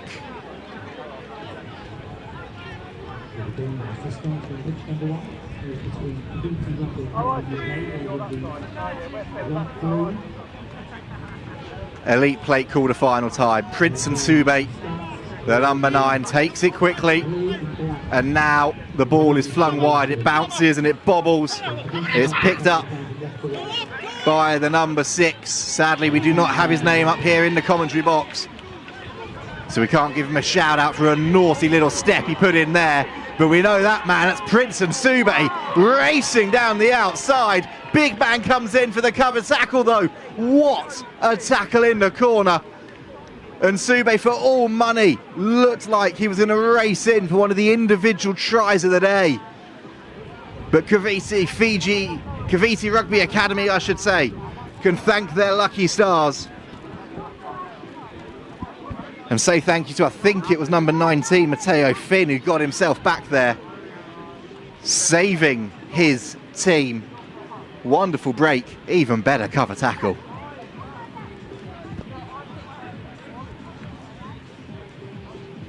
They're under pressure though, on their own ball at scrum time. They're going to have to launch this one from deep. Cavite Rugby Academy, but I tell you what, they're fancying it from range. Now it's a foot race. Now it's a foot race, and now they're accelerating away. They're flying down the wing, and nobody is going to get near the number 21. Masako Raloka flies in for Cavite Rugby Academy, end to end in a blink of an eye, saving tries down one end, scoring them the other. And what a moment early on in this plate quarter-final.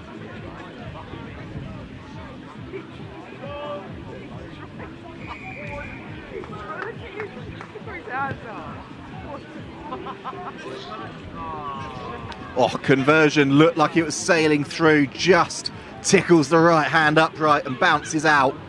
But Cavite Rugby Academy, 5 points to the good.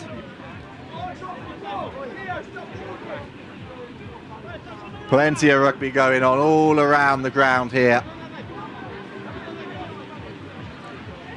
And just a brief delay whilst the referee puts in probably one of the best drop kicks we've seen all day, in fairness. Absolutely nailed that one. Straight over to the far side, and Cavite Rugby Academy now get us back underway. One of Stunt's got in return. There's Nsube getting the ball wide. And they've put boot to ball. It looked like it was Richard Harris on that far side who's chipped in behind. But Belelos Lame is there to tidy up. Gets the penalty for the high tackle. And they swing the ball wide. Cooley with a big old fend, look to try and free the hands. Thought better of it, and his side can now look to launch from deep. The show, the go, and Nsube, well, his right buttock there saved his side. Can't really call it a charge down. He turned his back and was hoping and praying. It came off, though. Stunts currently a player down in defence. Oli Giglio down in the backfield. And as Cavite Rugby Academy looked to launch that attack, there was a foot just on the touchline.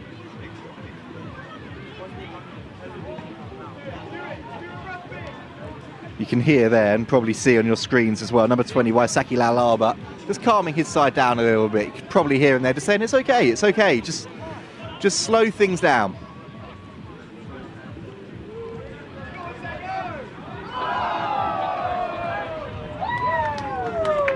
And Nsube goes to the back and out the back from Travis McIntyre. And now they put boot to ball for the chase. It's going to be a foot race. Who's going to win it? Oh, look at that. What a finish. The Stunts bench go wild on that far side. Pure pace from Stunts from their number 6. And they level this one up, 5 points apiece. Tough conversion in the breeze. But that is what the boot can do in the game of sevens.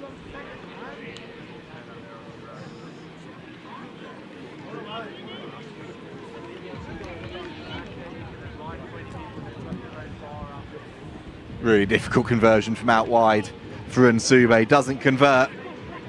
We're level, 5 points apiece. And the diminutive number 9 now steps back to take the restart. Scored a wonderful solo try for Old Altamians, I believe, in the Papa John's Trophy finals at Allianz Stadium last season. So he's got lightning feet, jet heels as well. So perfectly set up for sevens. Oh, look at that offload coming in. The steps as well. And Cavite Rugby Academy coming away with the ball. There's a bit of the flair coming out now. And they loop that ball right across to Cooley, the number 4. And they get the penalty. Nothing Giglio could do about that one. Called on the wrong side, penalised for not rolling away.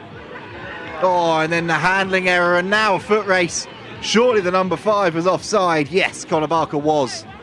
So we'll come back, scrum, knock on, stunts ball, evenly poised.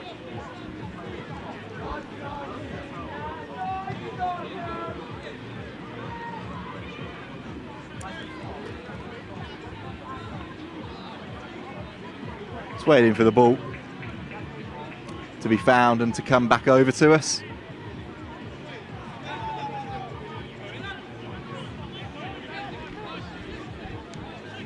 And a few changes being made too. Try scorer for stunts is off temporarily.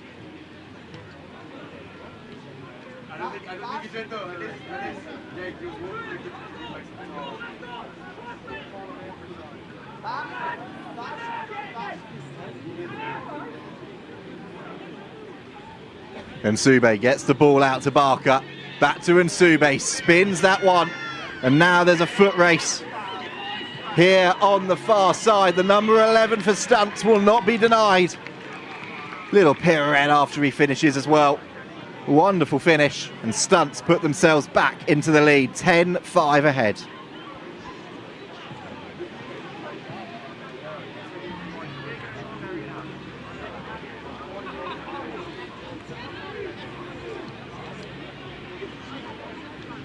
Nsube then will take his time, line up the conversion.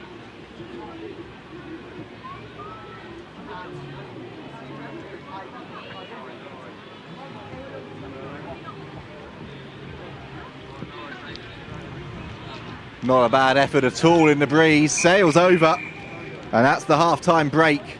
Crucial try. And stunts narrowly lead Cavite Rugby Academy by 12 points to 5 at the break.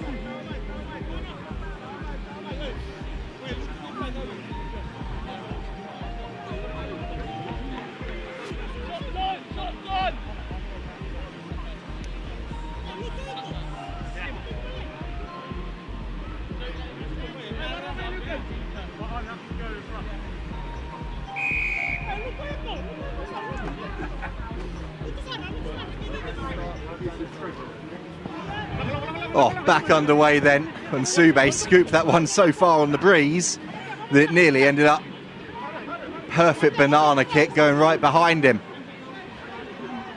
Fiji Warriors, sorry, I should say Cavite Rugby Academy didn't mind though, and they were so unlucky with the pickup. I think they got away with one a little bit there.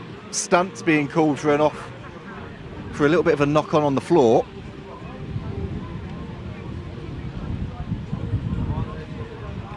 The referee just instructing Nsube to pass the ball over to Mata.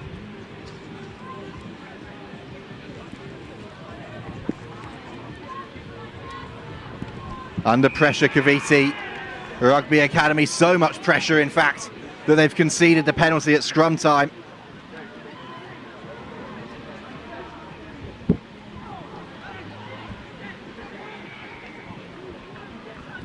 And Stunts are going to look to launch it from deep, but it's intercepted.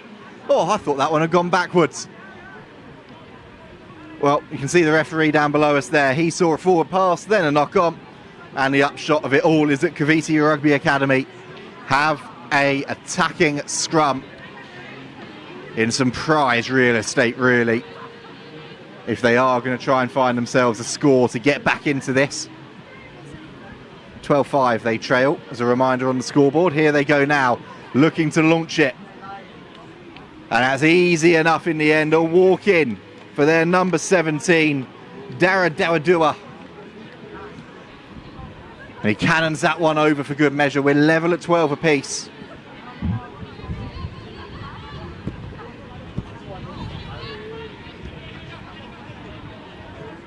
And in the distance behind the posts that Stunts will be attacking in the second half, Shogun women warming up for their matchup with Hong Kong China Dragons. That's coming up on pitch 1 after this one. As Cavite Rugby Academy make some wholesale changes, having levelled this tie up. Back underway, booming boot. And Stunts have to get the ball away quickly, which they do. But there's some huge collisions coming in as Giglio rides them well. Penalty. Hands on the floor, and Nsube picks the ball up. Is whacked backwards though, as he was looking to get the offload away, and Cavite have come away with it now up that far side. Still going. How on earth have they got through there? Well, it was a bit like a magic trick. He was there and he was gone. The upshot of it was that Masaki Railoka has gone in for the try. And you might be struggling to hear us a little bit whilst we are, well, I was going to say we were given a rousing rendition of Chapel Row, and it's not exactly rousing, but it is a rendition of sorts. And there's been a revival on the pitch for Cavite Rugby, who have edged themselves into the lead here on pitch 1.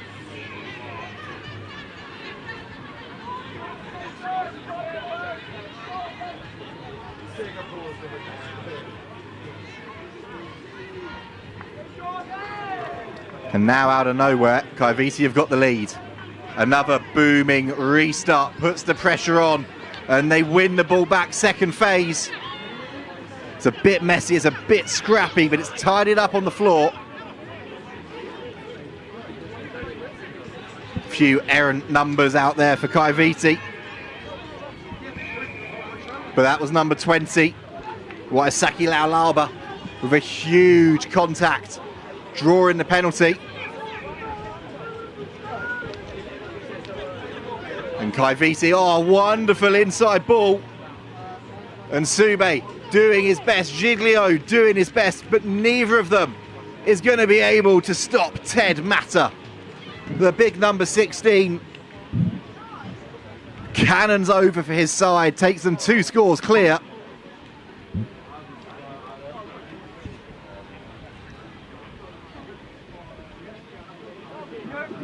Wonderful work from Cavite Rugby Academy.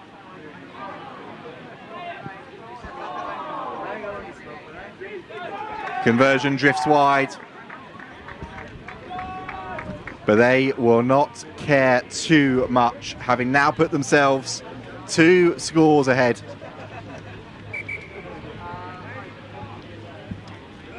And now it's the turn of Stunts to make the wholesale changes. And Sube, Minchella and Barker all leaving us. Freshening things up as they try and find a way back into this one. And that's not going to help. That's a little bit messy from Westwood. And they've put boot to ball. That's worked out though. Now here we go. Now what a Stunt's got as a welcoming committee for the player that chipped through. But he's put his side on the front foot. Giglio to their number 6, but it's being lost forward.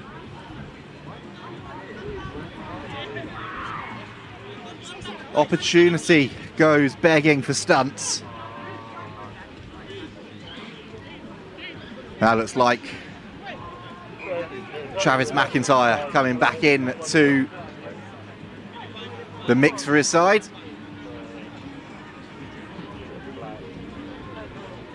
Well, they've currently got 8 players on the pitch, so somebody needs to leave us. And it's Ollie Giglio who does just that. Pressure coming on this Kaiviti scrum. And an error. And now the opportunity to chip through. And it's a foot race. Tied it up in the backfield by Asalei Dow.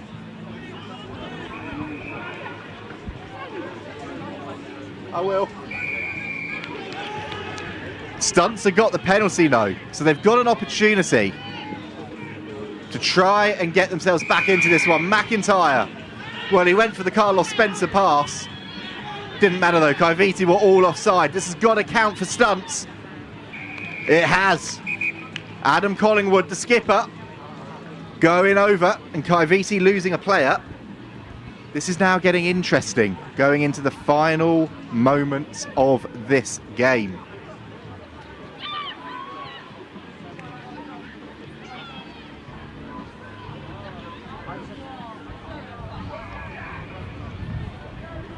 Important conversion being lined up. Oh, they've run out of time at the end, Stunts. It's Kaiviti who secure the victory. They will advance through in this men's elite plate competition to the semi-finals a little bit later on today. 24-17, they take the win. And next up, we'll be bringing you women's action. Hong Kong China Dragons taking on Shogun.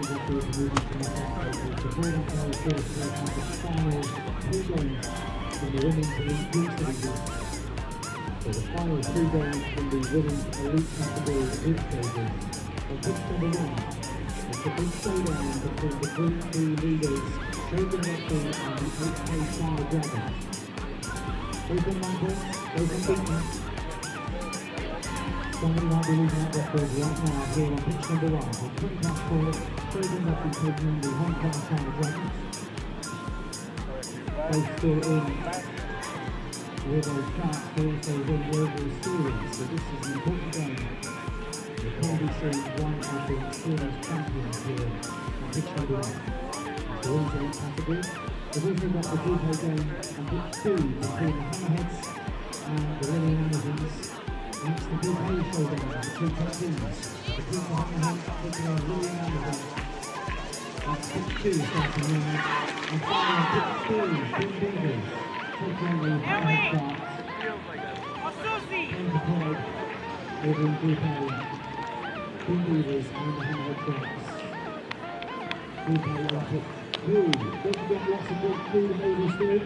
It's the nice BT pizza. Pizza with attitude is what they're saying. That's up on the top. We've also got the Suffolk pig roast, Tony's ices, and Papa June's. There's all sorts of samosas and goodness. That's the basket open. Enjoy the rugby.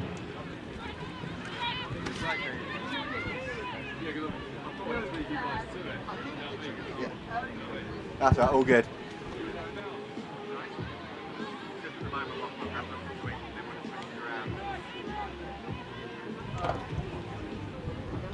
Hong Kong China Dragons then taking on Shogun in the women's competition. This was the final in Oxford, right back at the start of the elite competition. And, well, Shogun We're saying we'll have that, but Maggie Ao Yang had actually managed to keep the ball in play right below us. Hasn't mattered too much though. Shogun to come away with the ball.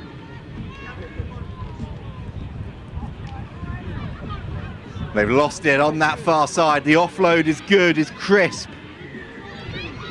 And now it's a breakaway.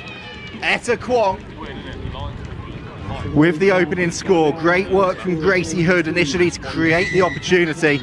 And the speedster at number 9 flies in under the sticks. Hong Kong China Dragons with the early move into the lead in this one. Come on, Shogun! This is Group B of the Women's Elite competition. And these two sides unbeaten.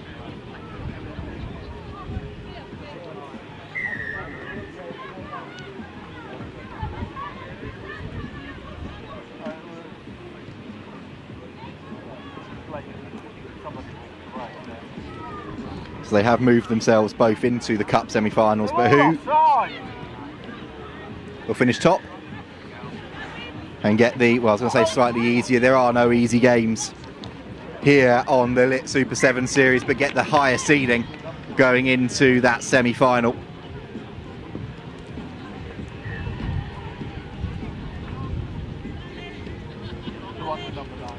It's Hong Kong China Dragons who have started the faster so far.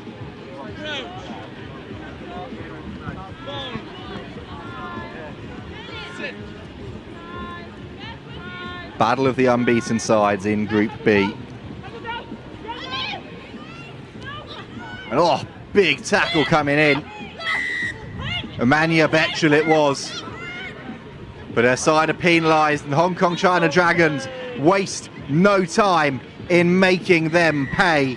Julia Mbeoyana flying over, extending the lead again. And it's clinical play from Hong Kong China early in the first half of this Group B Women's Elite Clash.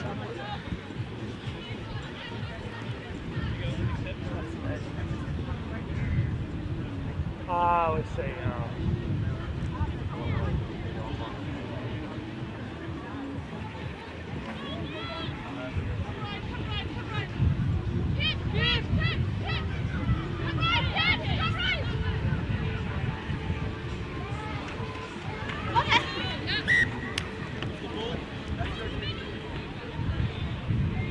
Well, that free kick didn't go the distance. Shogun have an opportunity. Azuli Barry, the Spanish Sevens international, takes it quickly from the free kick.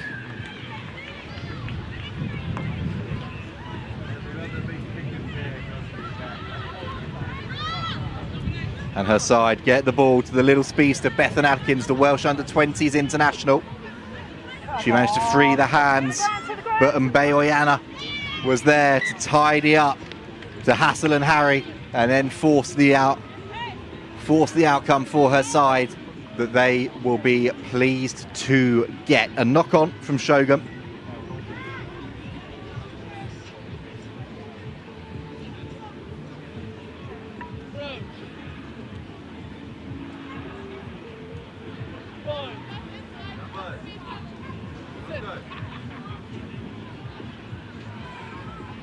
Hong Kong China then getting the ball out. It's a beautiful line. But Gabby Rivers couldn't control the pass as she raced onto the ball through from Stephanie Chan.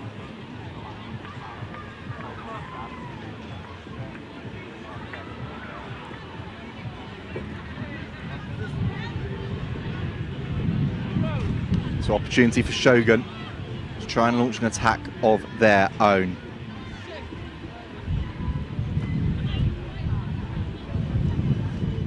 Well, they're looking for the options. They've spun it out to the far side. It's been collected by Marmelina, the Spanish international wearing 8.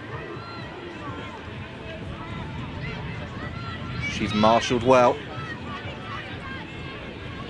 And they go back to Rampton, Jamaican Sevens international, one of their star players, in truth, one of the star players on the series this season. Now, Sada got a penalty for a high tackle, and Emma Hennessy has set off quickly, frees the hands to Rampton. And penalty goes against Rampton. She stayed down, as has Etta Kwong. Big collision between the two players, and both feeling the effects of it afterwards. Rampton is back up on her feet. Kwong, this looks like it is a little bit more serious.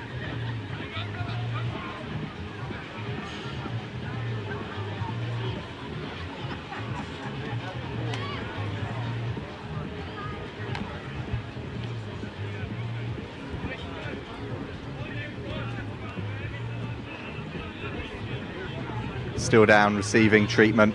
Been a great player all season. They are lining up a replacement.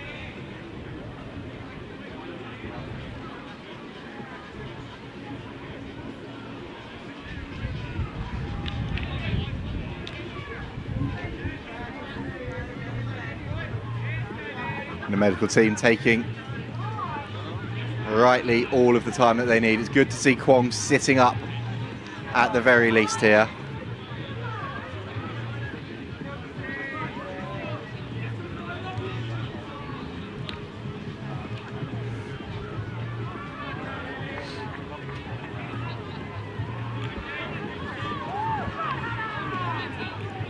She is going to leave the field a little bit gingerly. But it's really good, really positive sign. So Etta Kwong leaving the field at least under her own steam.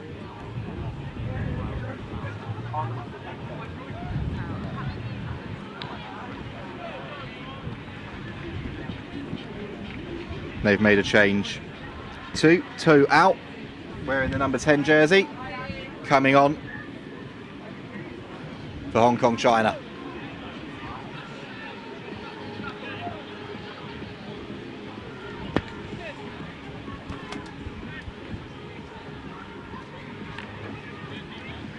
Positive play, they look for the danger woman again on the outside. The offload comes in. Steph Chan wrestled to the ground. But the interplay from Hong Kong China so far this afternoon has been flowing, it's been fluid, as is the running motion of Gabby Rivers, who won't be denied. Fends off Emma Hennessy, runs it in pretty close to the sticks in the end. And it's a third try of this first half for Hong Kong China. This has been an impressive showing.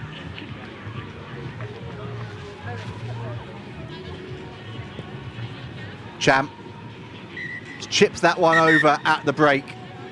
And her side, 3 scores to the good against Shogun. This is the 2 unbeaten teams, remember, in Group B going head to head. And Hong Kong China Dragons are laying down a marker here on pitch 1.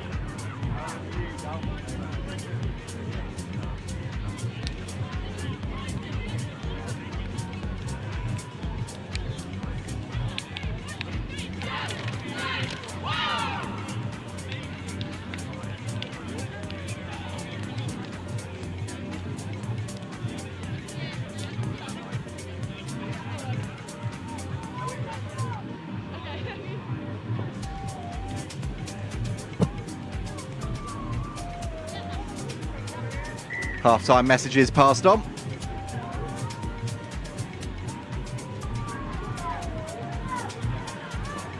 And you suspect for Hong Kong China, it will be a case of keep doing what you were doing. For Shogun, well, first and foremost, it'll be just get the ball in your hands.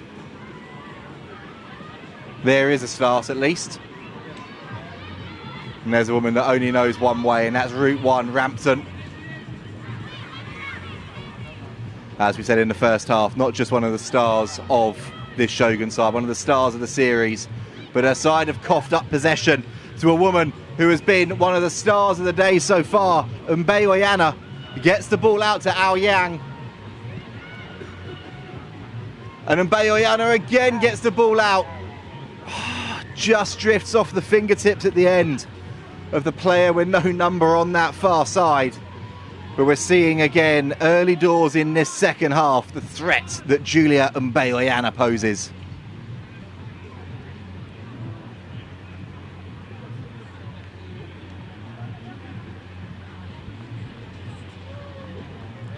And whilst this scrum resets for Shogun, the clock ticks away. There is plenty of time. We're not going to be talking about writing Shogun off at this stage. You wouldn't write Shogun off if they were still this margin down with a minute to go. Such is the pedigree of this side. But Hong Kong China are keeping them under wraps thus far. And passes like that won't help. And Mbeoyana, very nearly got on to the end of it, but she's put enough pressure on to force the grounding, force the 5 metre scrum.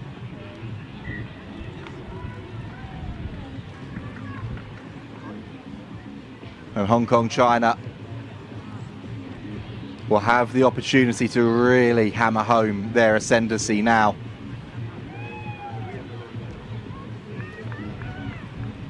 They've been so good throughout this series. They've been unbeaten today. And they'd obviously want to go on and try and win at the end of the day. Well, they're going to keep accelerating as well. The threat was there on the outside of Mbeoyana. She wasn't needed because To Ao was there. And for one of the smallest players on the pitch, that was a pretty mighty carry through contact and in for the try. Sophie Langford down below us with no number, making her way on as well, the Exeter chief.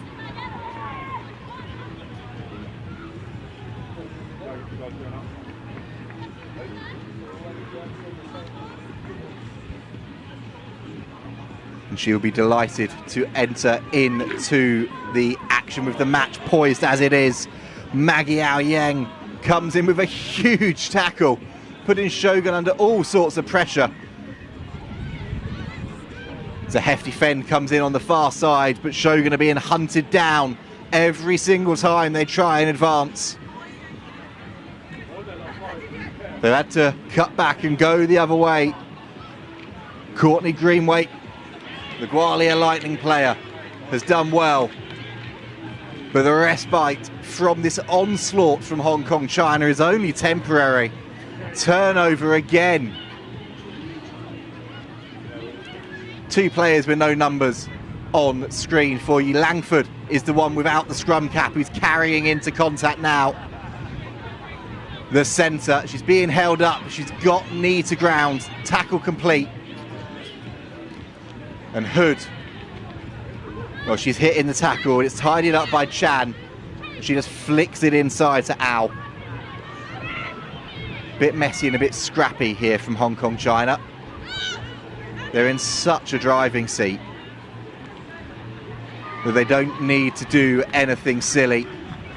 Langford, lovely pass out the back after a big old fend initially. And her side have drawn the penalty.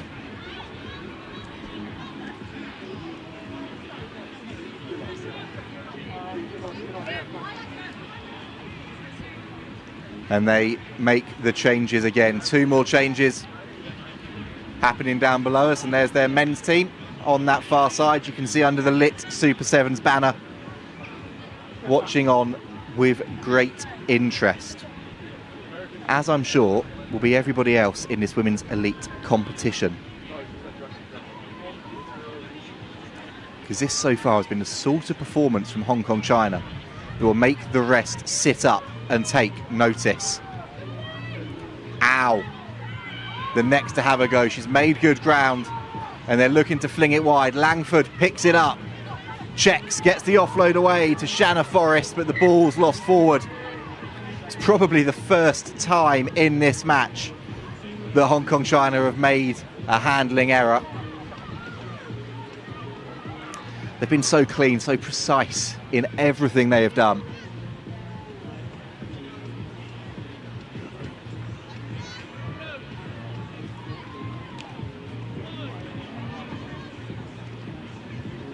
What has Shogun got in response? They look like they're going to be destined to a second place finish in this group, but they're not going down without a fight. Here goes Courtney Greenway, racing clear under the sticks.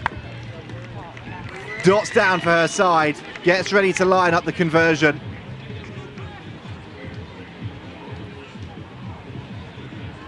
She has nailed it. It's a full 7 points. It's the first time really that we've seen Shogun manage to batter down the door of this Hong Kong China defence. And it was Greenway who raced away to get her side on the board in this one.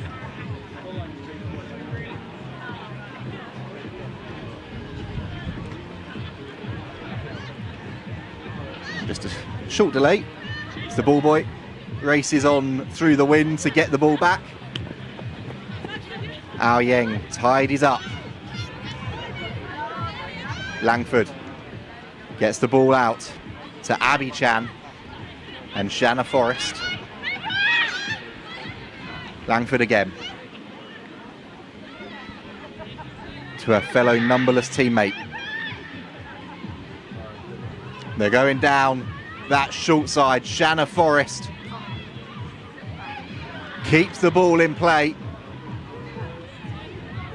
Great power from the number one to keep her side going forward. But this is a huge, huge defensive set from Shogun. They've held up the ball carrier, but it's way too little too late. It's a huge statement victory for Hong Kong China Dragons. They defeat Shogun, secure top spot in Group B, and we'll see both of these sides a little later on in semi-final action. Shogun go through as top seeds.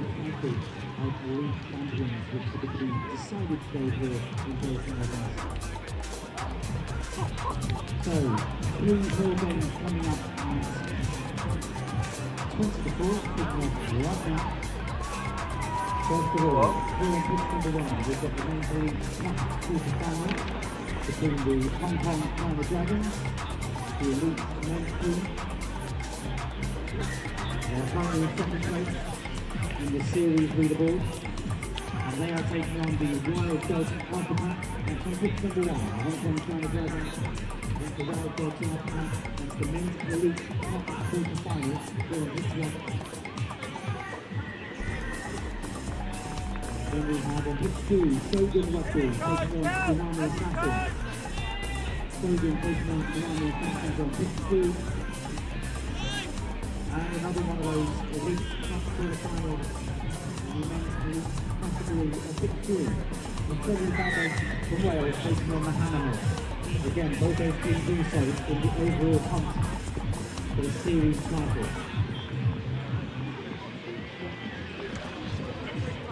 Back underway then.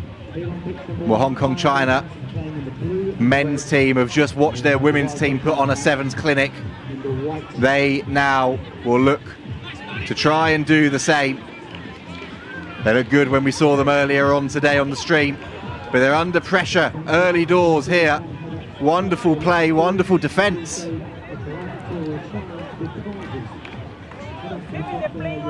To try and set things in motion here. We're racing through the action here now on pitch 1 for you. And an opening score goes in for Wild Dogs Alpha Pack on that far side.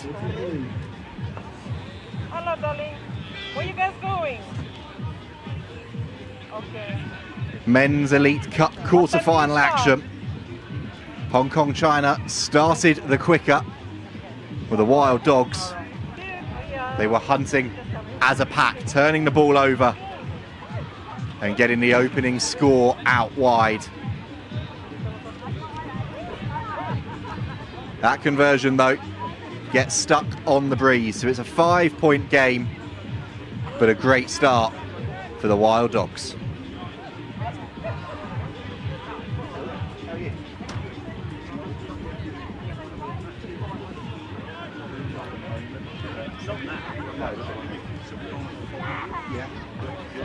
Wild Dogs with the restart, and that one goes long. It's taken over the head of the receiving player. He's done really well.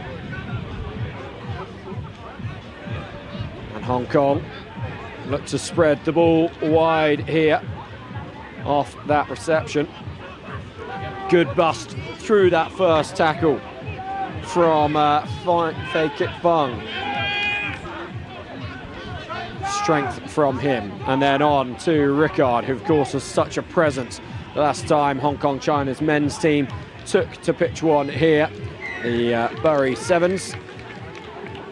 This occasion, the Wild Dogs, who already have the lead, the ones who break through, and that quick turnover quickly turns into points as well. Luca Petrozzi, a full-time model, is the man to go over by the posts.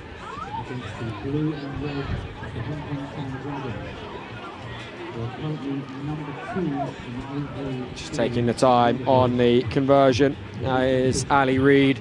That try, a real poacher's one from the Wild Dogs.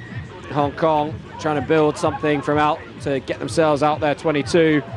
It's a quick penalty turnover from the Wild Dogs, and they waited absolutely no time in scoring.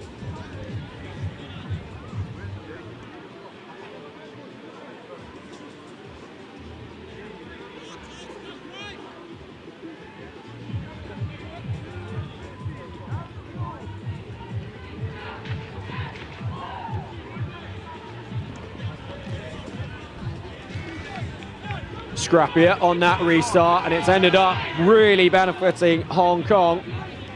Juan Esono is the man who is going to go the length, and he will touch down under the post just moments after the Wild Dogs did the same thing at the other end. Try to Hong Kong China, and Ricard heading up to take the ball for the conversion attempt.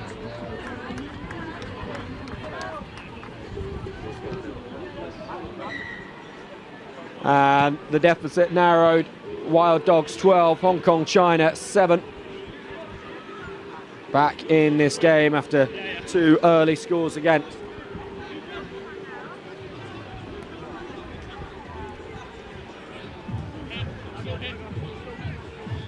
Julien Baron. Let's have a hanging restart. Allows Seb Bryan to be right there to make the tackle, and in fact to wrestle the ball away. Hong Kong China will have possession at this scrum.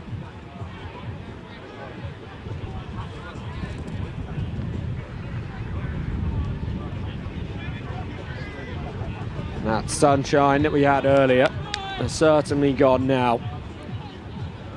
Very grey set clouds above us. The wind coming in strongly from the left to the right of the picture as you look at it, and rain starting to join the party as well. Ball on now to Fong Kit Fung. Just manages to keep it in field, but only for it to end up in the hands of the Wild Dogs. They are then forced out through the tackle of Julien Baron. So a Hong Kong China line out now. Wait.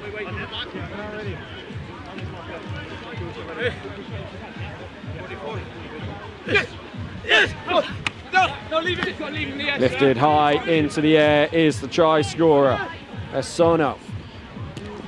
On a wonderful line from Seb Bryan, arcing round with real pace, but met with two fantastic tackles May Aitken, Formula 3 driver, one of the men in that collision. Pass going loose there. Joseph Knight just trying to distribute it in the tackle. He was there on the quick line out, but he was too close. And so it will be a free kick to the Wild Dogs.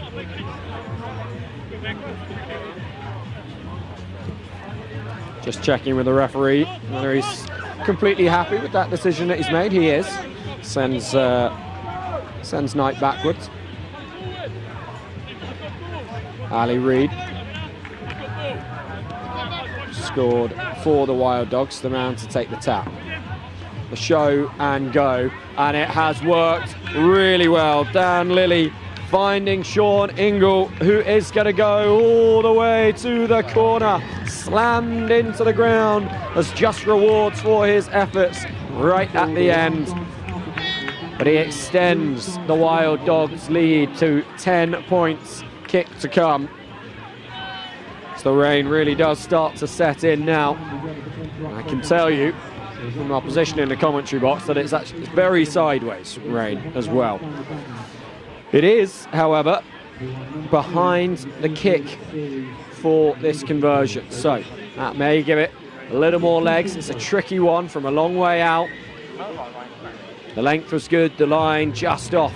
And that will be that in the first half. 17-7, SA Wild Dogs lead Hong Kong China.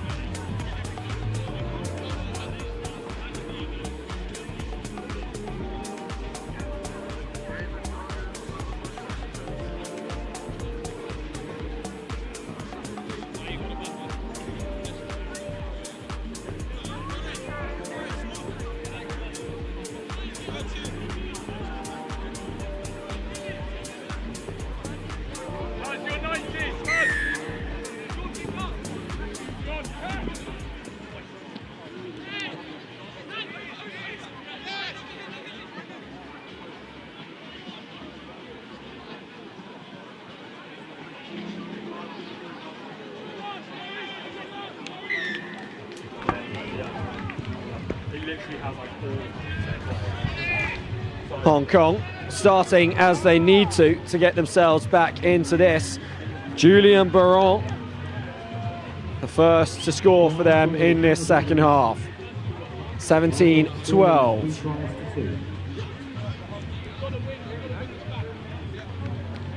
That will be exactly the kind of resumption that the Hong Kong China side will have been discussing in their half-time huddle, and even more so when Rickard can knock over conversions like that. Just 3 points behind now, Hong Kong China.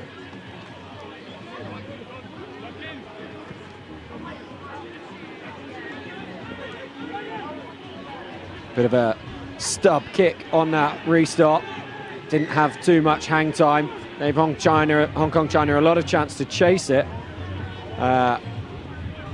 They do end up giving away the penalty, and Wild Dogs finding the gap, the offload, just chipped ahead. Oh wow, Edwin has done so well there. The loose ball, and then managing to control it off the boot like that is nothing short of extraordinary. And it's even started to bring the sun back out. It was that good. The Wild Dogs wrestling over on that far side.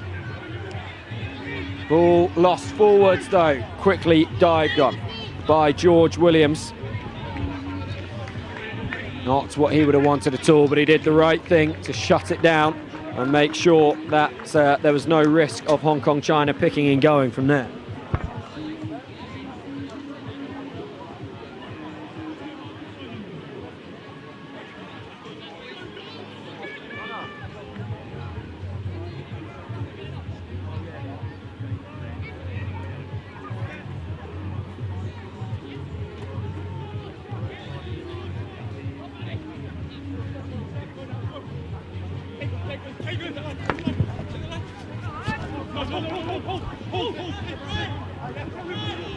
Return of the dust. The tackle player is thrown into the dirt. That's very scrappy at ruck time and ends up being lost forward by the Wild Dogs. Much to the disbelief of Dan Lilly. Described by his teammates as a wannabe Finn Russell. Who hope will... Well, I was about to say, I hope we're going to see some of his Finn Russell plays coming out, but he's actually headed over to the bench just as I say that. Penalty given. George Williams over eager in the 9 position at the scrum. Can't make the tackle like that. So Hong Kong China gifted possession. And Rickard just ghosts his way through. Absolutely sublime stuff to take the lead for Hong Kong China. 2 to the good they are now. He's going to add another 2 here. A 4-point lead is a nervous one in a game of 7s. Especially the time there is remaining and the way that the Wild Dogs can score. But that is quite simply a piece of solo brilliance from Rickard. He was 60 metres out at the entire Wild Dogs team in front of him when he just carved his way through, opened the gap and finished the job. The tap back looking to be made and possibly a bit of contact in the air, but the referee lets it go.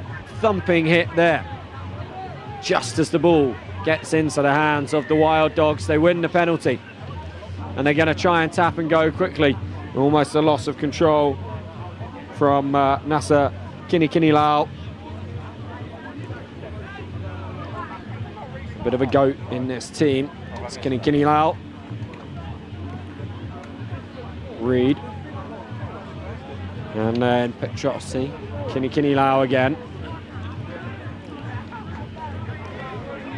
Just clinging on is Elliot Quinton. Both arms wrapped around the single leg. Wild Dogs shifting the point of attack very quickly, and it's worked for them here, ghosting through the gap. Will he have the pace? The big chase is on. But Esono had too much work to do in the end. It is a Wild Dog score that retakes the lead for them by a single point. They move to 22, thanks to the score from May Aitken.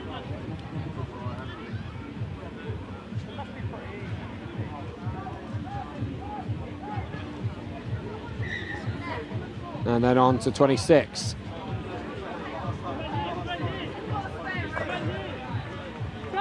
Come over!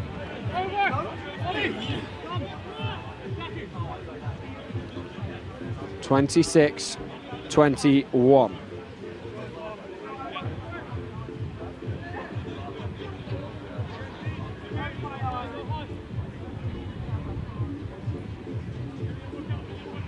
Sorry, 24-21, I should say.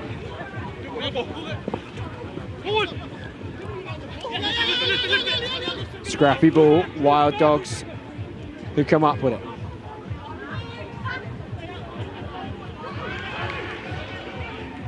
Over to Eton on that far side.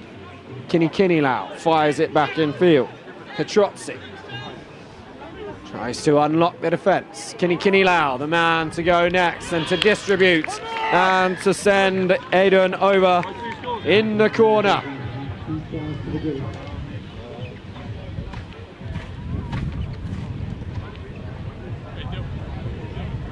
The Wild Dogs' 5th score 29-21. Tough conversion attempt, the wrong side for a right footer, with the wind blowing from right to left as he looks at the post. It's just hanging in the air, and he has scored that. Oh, that is an incredible piece of skill. In the end, time had ticked away, and it didn't matter. 31-21 is how this one ends. What a way for the Wild Dogs to finish. They had to come back in that one. An early lead that was overtaken by Hong Kong China shortly after the break. Looked like the momentum was with the team in navy and red, but the Wild Dogs rallied. 2 late tries, capped off with that beautiful conversion, sees them win 31-21 in this men's elite quarterfinal. We've got another one for you coming up in just a moment's time. Don't go anywhere.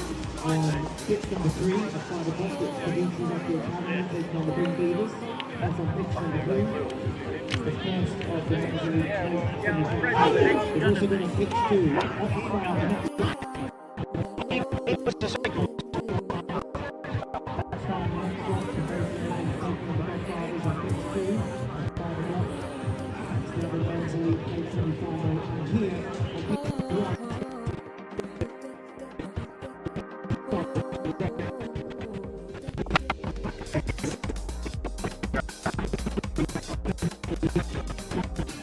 So, to bring you up to speed with proceedings, those last 2 games absolutely crucial in the series title race, as is this next one.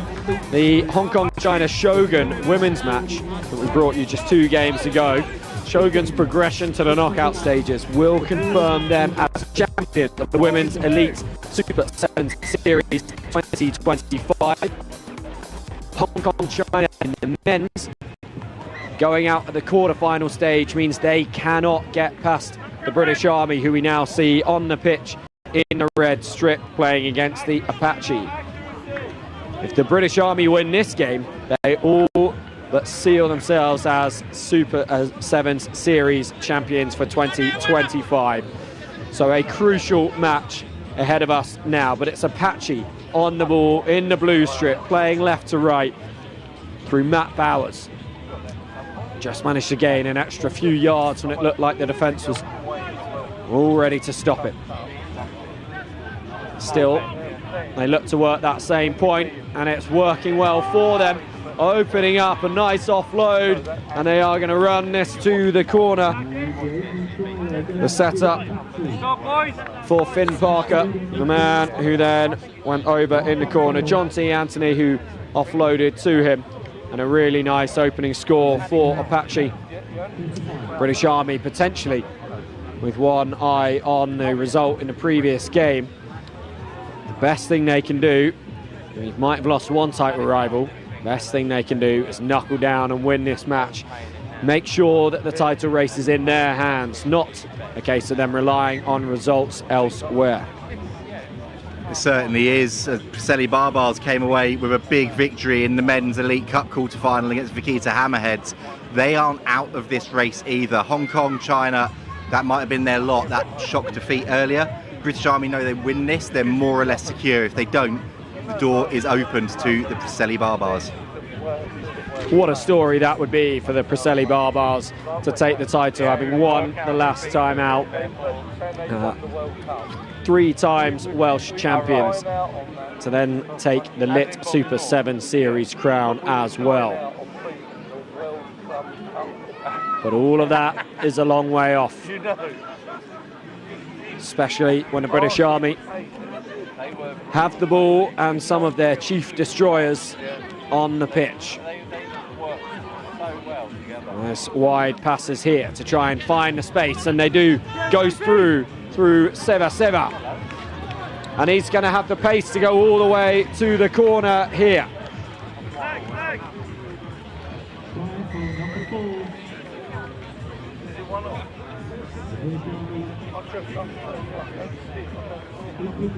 React now, boys. Speed to set. Let's go.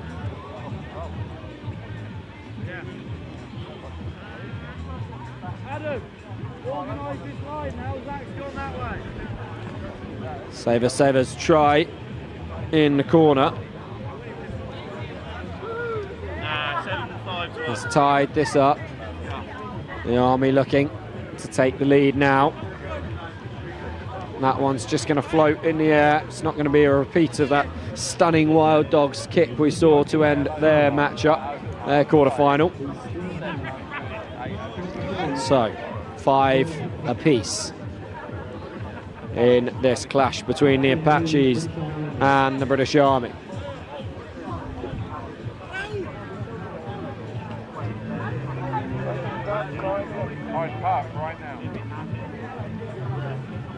Just gets fully underneath that one, and Ratu Kadreru just pulls out of making the tackle, realises the Apache player was in the air. They get the turnover, and the Army can come away with it here. So they cut back inside through the try scorer, Saver. Can he repeat his feats from just moments ago? The interception thrown, Apaches breaking. Zach Chukwuemeka with a really good interception there. Just shifts the balance of this match. Nice dart as well down the right-hand side. Finn Parker still managing to stay in field despite 3 Army men pushing him towards that red touchline. It's weaving around in front of the defence now.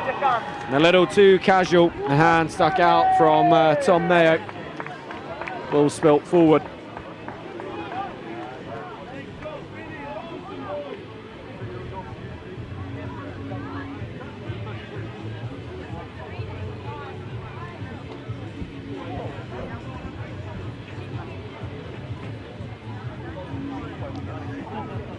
Scrum time for the Army. We're going to make a change. Saver heads to the bench.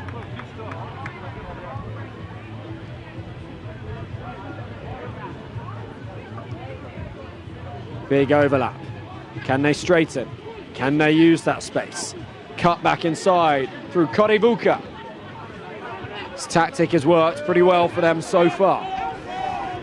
Apaches need to get out that ruck. They do eventually. Play continues. Good broken tackle, good offload. Still the Army come. 2 Apaches trying to take down Jamie Diamond, who's somehow managing to power on towards that try line. A risky offload, but it works. Now Koribuka on to Banuve. Banuve decides to go through the man instead of around him. And then Koribuka over in the corner. Try number 2, British Army. 10-5 now. Really well worked score from the Army. Having to go from their own 22 all the way up the pitch to score in the opposite corner. Kama. Dranivesi with a tough angle. Taking all the time allowed to settle himself. Just passes that one in front of the face of goal. The lead remains at 5. There's 3 and 3. And it will be Dranivesi to restart.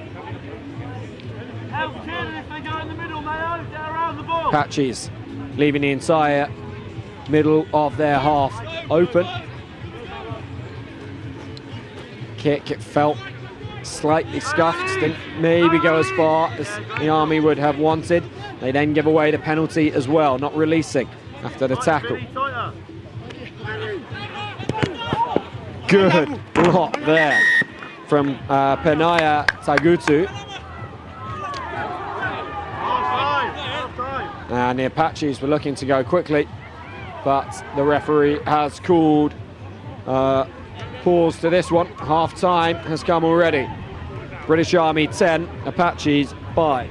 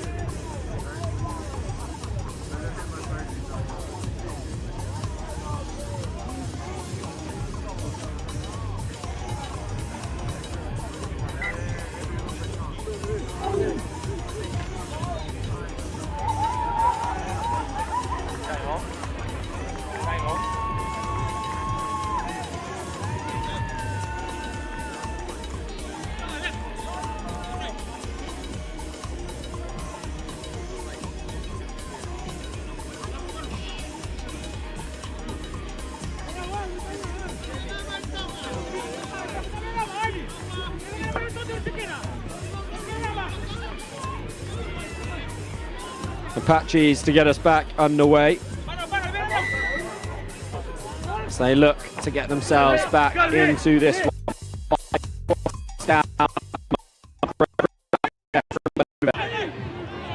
Apache trying to make themselves a nuisance at ruck time.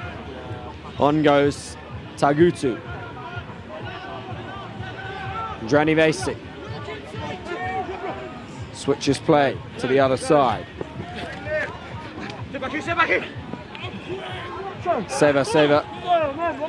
Sorry, Nyagi trying to stand up his man. But Ballard, very wily, very strong player. Really relishes the physical stuff. British Army have created the hole though. Perhaps where Ballard continued in the contact for a little bit too long when the ball had gone. And now the overlap is absolutely gaping for the Army. So big that Tagutu could hardly fail to score. All he had to do was collect that ball and he was over the line. With it being so easy, those thoughts of the celebrations creep into your head and they force those little mistakes. No try, but it is a penalty to the Army and they opt for the scrum. In front of the sticks. 7 meters out. A 5-point lead. Stable feed, stable delivery, tracking over to this right-hand side, and in the end, Viliame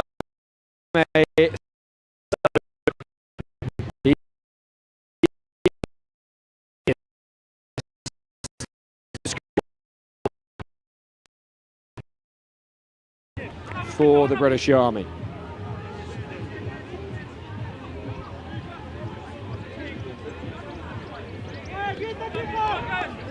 Apache's opening score in this game.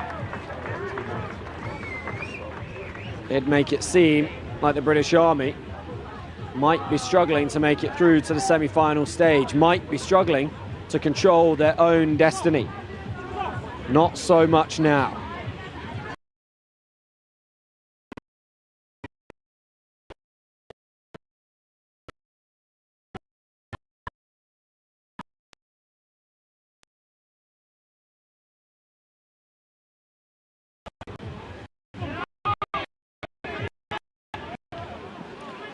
Spilt forward by Apache. You can see the frustration on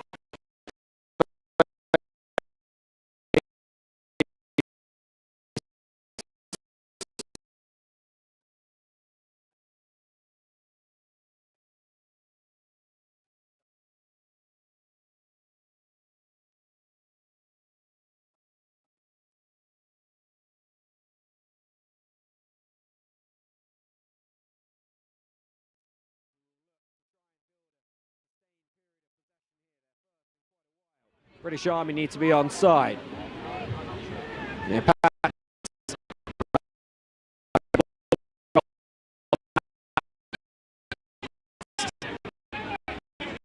10 points behind now. Time against them. And now a scrum for the Army. It will ring quite a number of changes here. Everyone who's going to be in the scrum has just come onto the pitch. Will surely give them a real advantage against the Apache tight three.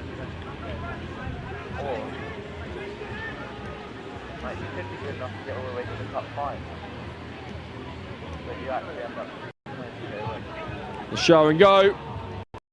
And this works.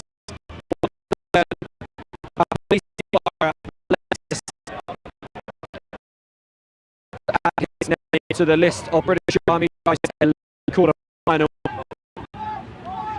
here at the Bury Sevens.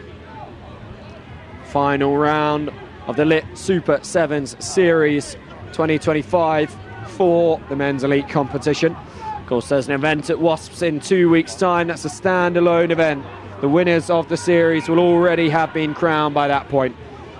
Do make sure you get yourself down to Wasps on the 19th of July for what will promise to be a wonderful festival of sevens rugby. Now the Army lead 22-5. And that knock-on from them there won't feel quite as critical as it might have done just a couple of minutes ago. Ballard to feed the Apache scrum, desperate to come up with something. Can get them a little bit closer in this quarter-final. The game surely gone for them now. They'll want to end their cup campaign with some reward over the try line. Nice cut back inside, and here we see Adam Cobbler. He's going to go 60 metres.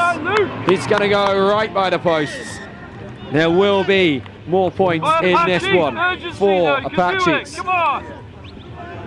Heads up, let's go. 22-10 will almost certainly become 22-12. It does.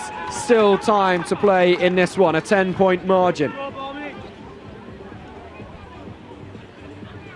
Likely too much for Apache to overcome. They will need to score their next very quickly to stand a chance. Flicks back. Most important thing is to get hands on the ball. In the end, it was Peter Wacker who managed to get there, but he's penalised for holding on in the ruck. Ballard with the quick tap on to Chukwumuka. And then again, the ball is shipped out to Finn Parker. Strong defence coming in from the Army.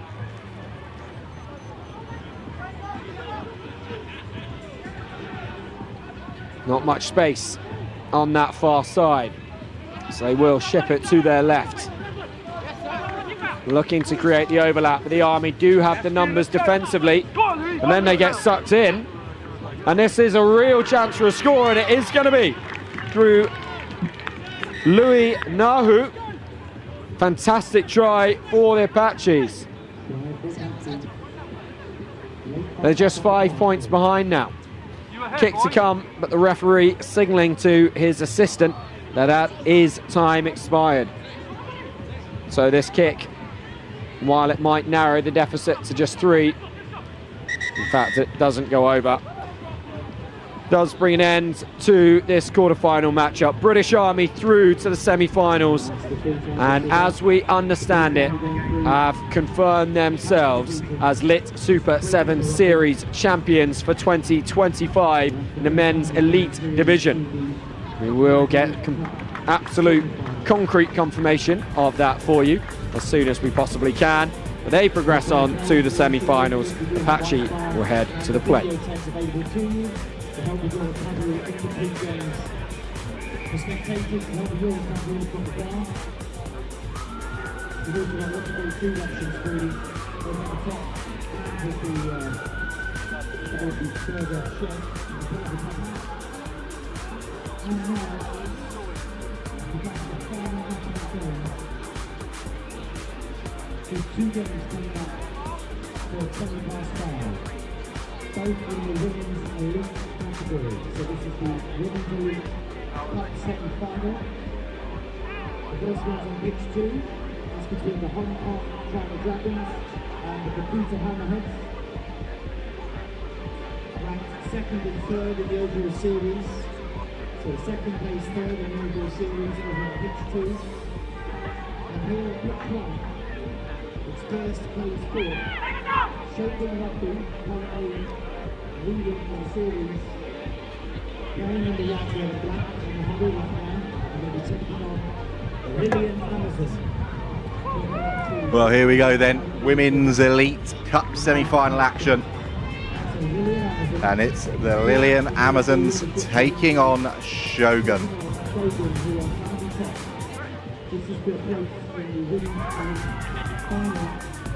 As far as we're aware, despite that defeat earlier on to Hong Kong China Dragons, Shogun, by reaching the last 4,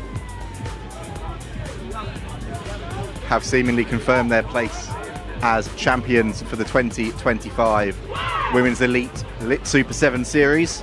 Such was their margin that they had over the rest of the chasing pack. But they will want to get themselves into a final again if they can.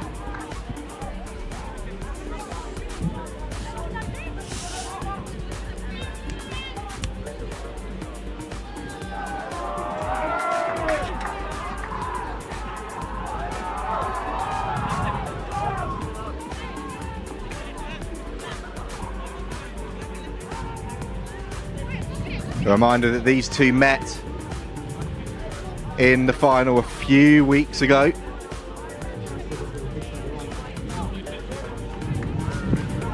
That one, rain-soaked occasion with Shogun snatching it in the final minute of the day.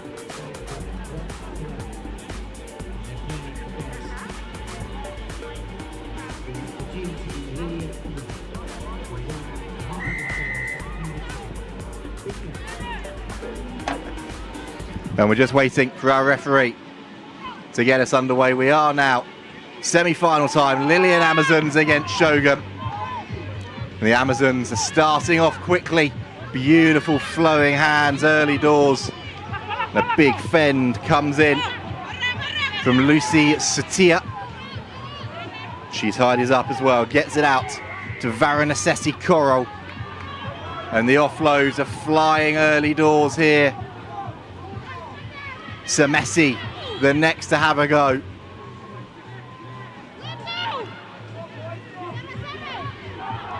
And just a little bit of a stutter, a step and a stop, and the ball now works itself right again to Satia, who goes route one with a vicious fend off. But the offload doesn't connect, and now it's a foot race. Pippa Robinson hacked it through one-on-one with Varanasi Coro. But the Amazons, number 10, tidies up well. And now with that out the back pass, they can launch an attack of their own. But it's just all a little bit messy at the moment. And the intercept eventually falls into the hands of Shogun. It's an absolute gift. And it's Bethan Adkins who races under the sticks. And we've been lauding Shogun, so I should say we've been lauding the Lillian Amazons offloading game for the last 90 seconds or so. That one was loose, that one nowhere near as crisp. Well, it's an absolute gift at the start of the semi-final for Shogun, converted as well, the full 7 points.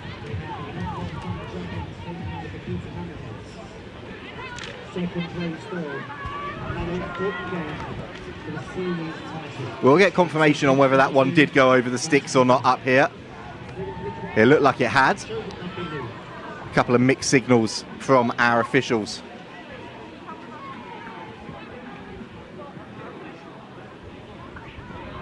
But now Lillian Amazons come again, powering back down the field. They're going to get an instant response. And it's the danger woman again, Varanasi Coral, who goes in under the sticks. Breakaway try. Wonderful finish, wonderful speed. And that one certainly is converted to 7 points for Lillian Amazons.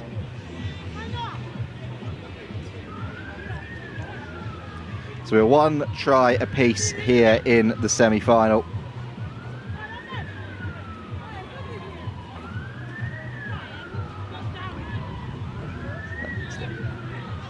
And confirmation then that our referee had the final decision. That Shogun conversion didn't go through the upright, so it's 7-5 to Lillian Amazons.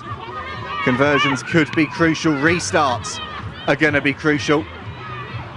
And that one was wonderfully taken, and Satia flings it out the back to Coral.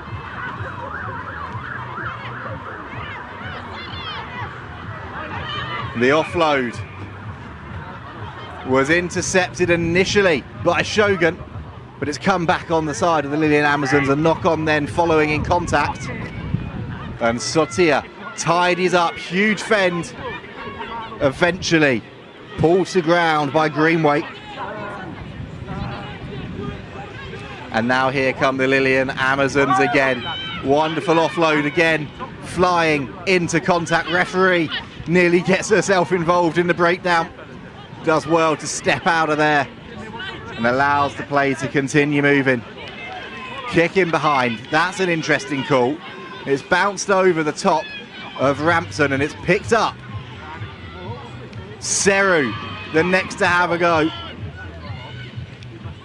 Oh, that is a textbook turnover from Shogun. I think it was Greenway again, one of the smallest players on the field. Got absolutely buffeted, but she held onto the ball, got the clean turnover, and now here comes the breakaway for Shogun. It's a foot race, they're putting pedal to the metal. Marmelina going for the line, chase to the last, but Marmelina has enough to get there and restore the lead in this first Women's Elite semi-final.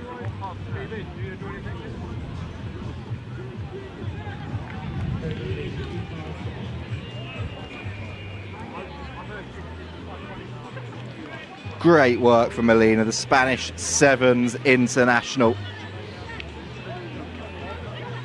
She was being chased down all the way there.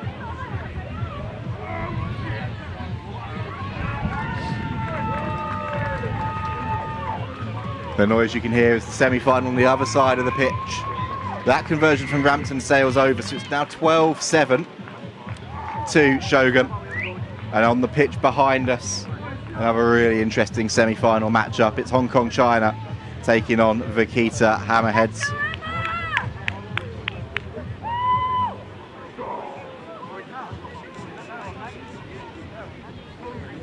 Realistically, Hong Kong China were the only side in this women's competition that could have caught Shogun. But with both teams reaching the semi-finals, regardless of this result, Shogun on course to be our Women's Elite Lit Super 7 Series champions for 2025. But they've got a job on here though, because the Lillian Amazons are in the mood. Nabulangi now with the fend and with the acceleration, and Nabulangi, nobody is going to catch the number 15. We're going try for try in this first women's semi-final, and Nabulangi bides her time, waits under the sticks and dots it down, levels this one up with the conversion to come.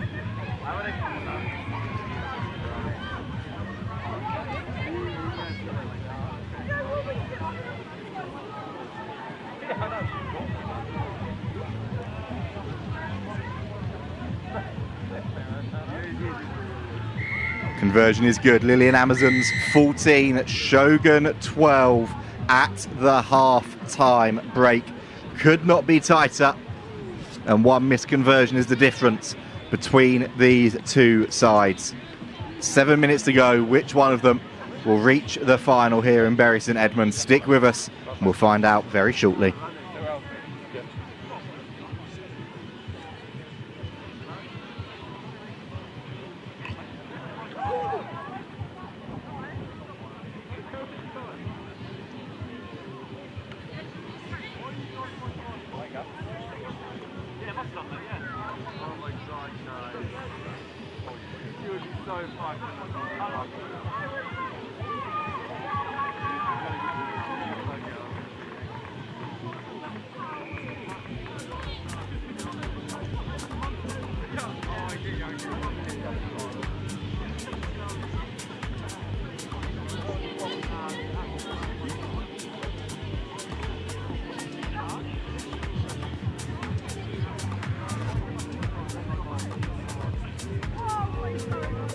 This is a semi-final.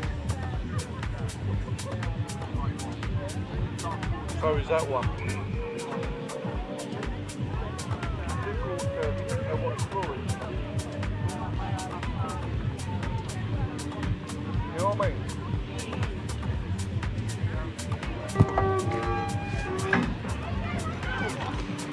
We're starting to flatten.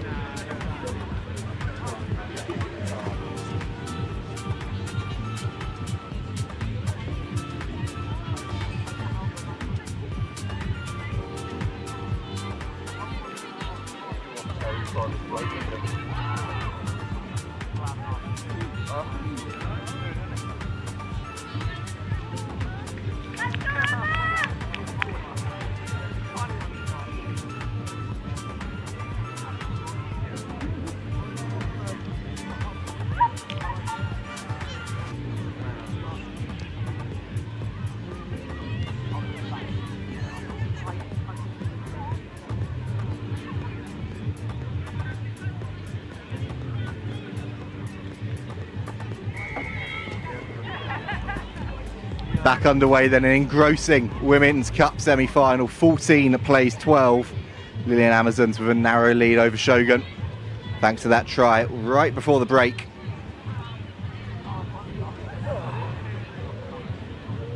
That's probably all you need. Yeah. And Greenway tried to come away with it there. Was wrestled to ground by Coral.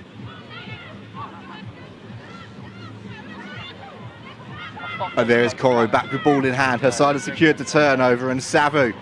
The pass to Savu drifts forwards. That was an opportunity for the Lillian Amazons.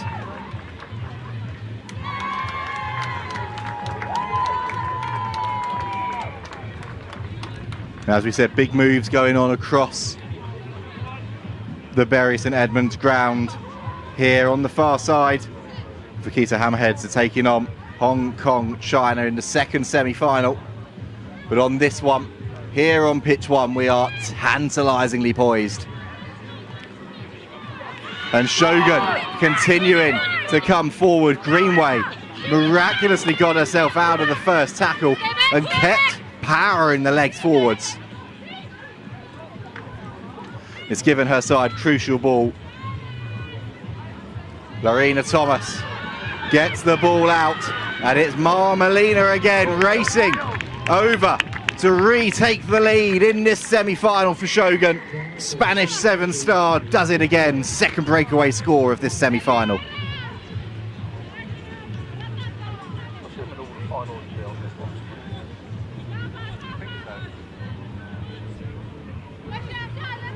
Oh, it's so nip and tuck between both of these teams. It's an important conversion here for Rampton. 17-14 currently on the scoreboard. 19-14 now with the full 7.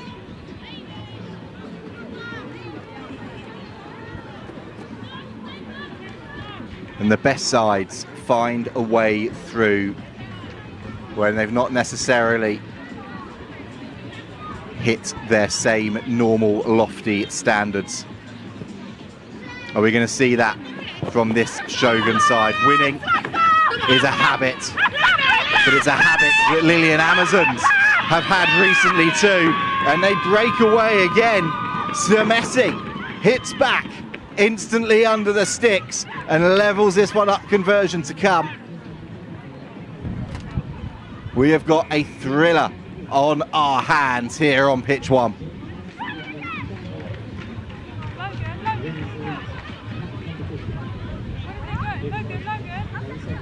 Coro then, conversions could yet prove crucial. 21-19 ahead, her side edge again. And just confirmation from our assistant referee down below us as well, that is how closely poised we are. As Courtney Greenway leaves the field for Shogun, they're ringing a couple of changes.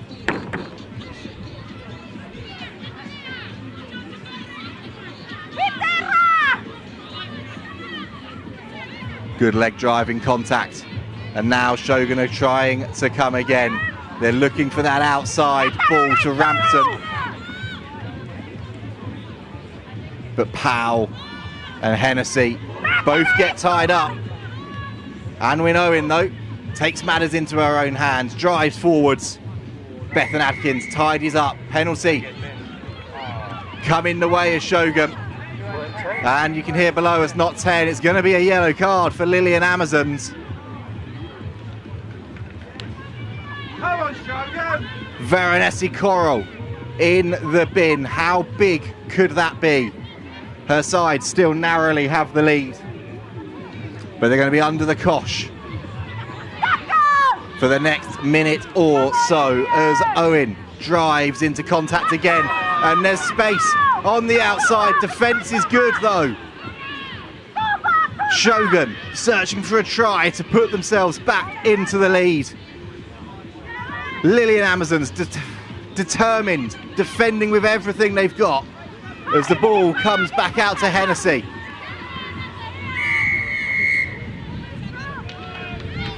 And another penalty goes against the Lillian Amazons. Ramson, oh, she thought she was away. She thought she was cruising in to regain the lead. But she didn't take it from the mark. We'll come back and they've called a scrum. Interesting call. Right in front of the sticks. If they'd taken the 3, they would have edged themselves 1 point ahead. But with Coro in the bin, and the Lillian Amazons a player light in the backs, Shogun are looking for a show of strength. That's picked up, but not cleanly. Adkins is under all sorts of pressure. It's another penalty against the Lillian Amazons, and Adkins goes again. Wallops in the tackle. Ramson is appealing for anything and everything. And I think the Lillian Amazons might be going down to 5 here. This could be disaster. With a player down, receiving treatment now for Shogun too. It's all going on pitch 1.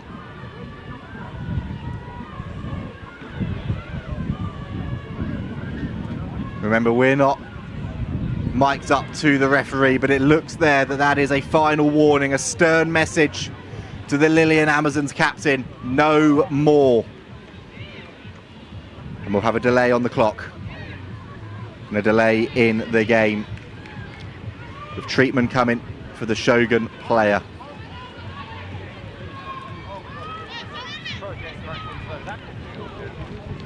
She is very sadly going to have to leave the field.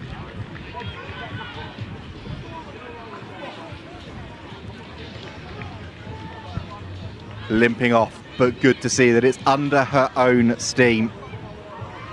And again, a reminder, our clock isn't linked into the referee, but on your screens it says we've entered the final minute of this engaging, engrossing women's semi-final.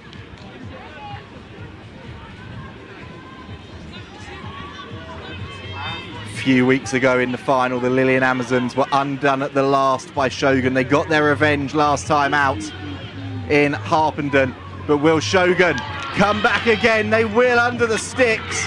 There's a big last-ditch tackle coming in, but Courtney Greenway goes in, puts her side ahead again. And Ramson is going to take all of the time that she is allowed to take. 24-21 in Shogun's favour. Conversion to come. 26 plays 21. Lillian Amazons back to their full complement. And we are now into the final seconds of this one. Are Shogun going to have won it at the last? Or have the Lillian Amazons got one last trick up their sleeves?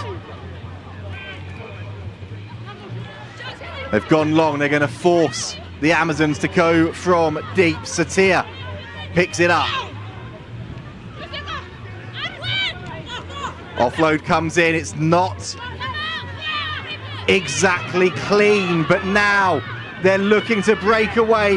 The passes are connecting and the ball has gone out to Nabalangi. She's hit hard on the halfway line. They're screaming for it on this far side. It's come into the hands of Sotir. Sotir with the fend. The out the back pass, but Ramson intercepts and cannons it into touch. Shogun have done enough at the death. You can see the frustration in the Lillian Amazons' faces. You can see the joy in those of Shogun. As we said, good sides find a way to win.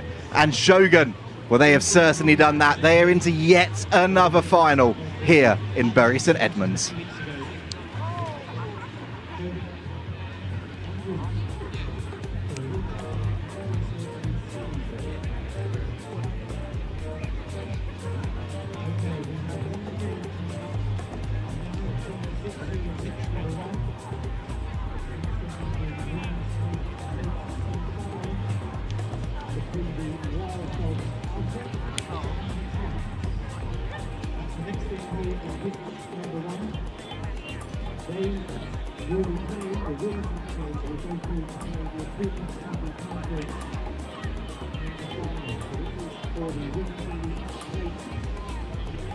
Semi-final game.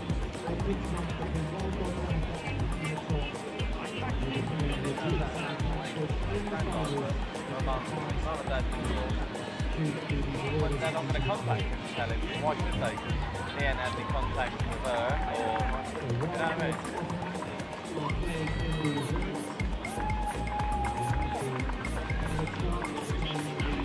Yeah, that's right. I mean, He hasn't shown any. no, you would have thought he would have gone seen or something.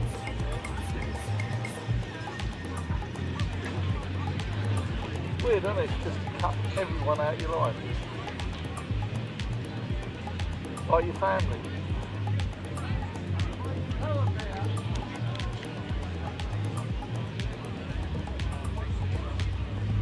Partner thing, isn't it? That's what tends to do it. It's the what? Partner, you know. Choice between your partner or your From family. one engrossing contest in this women's elite division here at Bury St Edmunds to another. The Hammerhead Sharks against the Wild Dogs, their alpha pack. It's the one that will kick us off in this game. What's this one? Perhaps not the kickoff either team was really looking for there. A touch finder in the end. Hammerhead Sharks taking the quick throw and then losing control of it, and a kick through from the Wild Dogs is going to put themselves in the ascendancy and give the Sharks a lot of work to do to clear this up. Doing well right now though. Managing to get themselves back out of the 22. For a moment it looked like they were in real danger on their own try line. Eventually shoved out on that far touchline. And it will be a Wild Dogs line out. Shoved out there, but important intervention. Orla Proctor, the number 6 for Hammerhead Sharks at the back. Harlequins player, plenty of sevens experience. She got her side out of jail there with an important gather, an important pass out, but they've got to be now on their defensive mettle.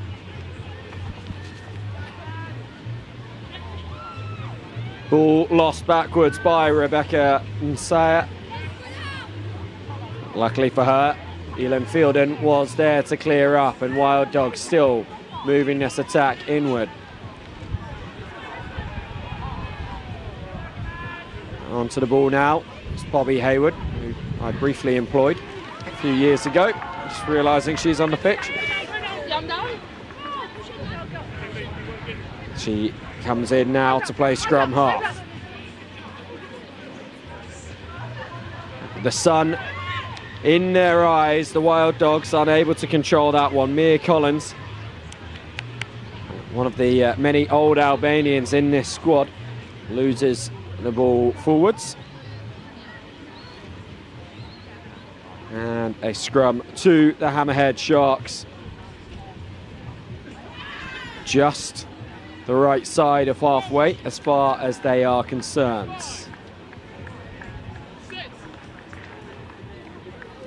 But a really good scrum by the Wild Dogs, or at least it looked to be initially. In the end, penalty to Hammerhead Sharks. Wild Dogs wheeling that scrum round too much.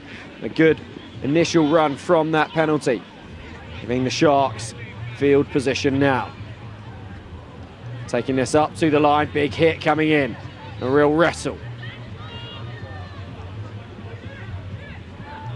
Slow the ruck, just trying to work out where the best options are. Hayward is up in defence, putting a strong tackle in there and driving her opposition back. They will still go towards that left-hand side. The handoff put in. It's losing control of the ball a little bit as a result with only one hand on it, but it's going to work out for the Sharks, who will go all the way through Izzy Burr and get the opening score in this one. Patient play, isn't it, from the Hammerhead Sharks, and it's a case of picking up when it doesn't quite go to plan. Some of the passes didn't connect, some of them went to floor, some of them were behind, but they kept their composure. Really good work initially from Proctor again on that far side, and then great play, great power, and a really good score.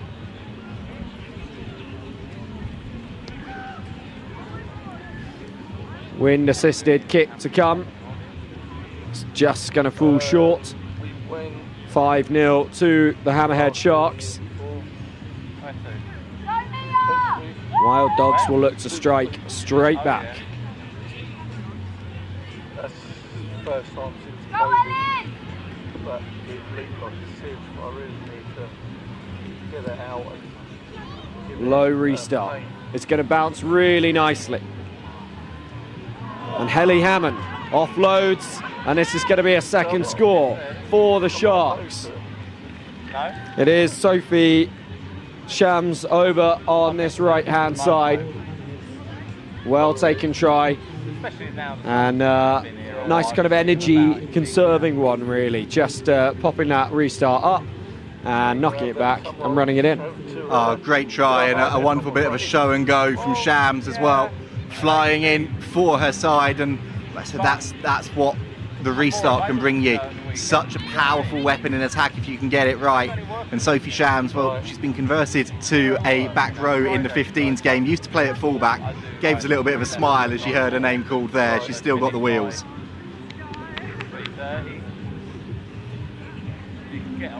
Matilda Hall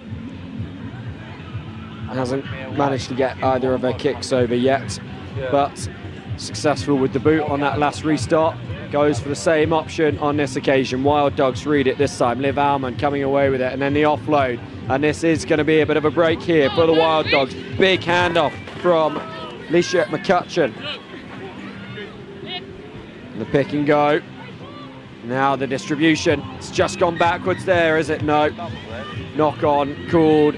Taylor Ihlenfeld trying her best to keep control of that ball. The original 12 Wild Dogs women's team from 2022.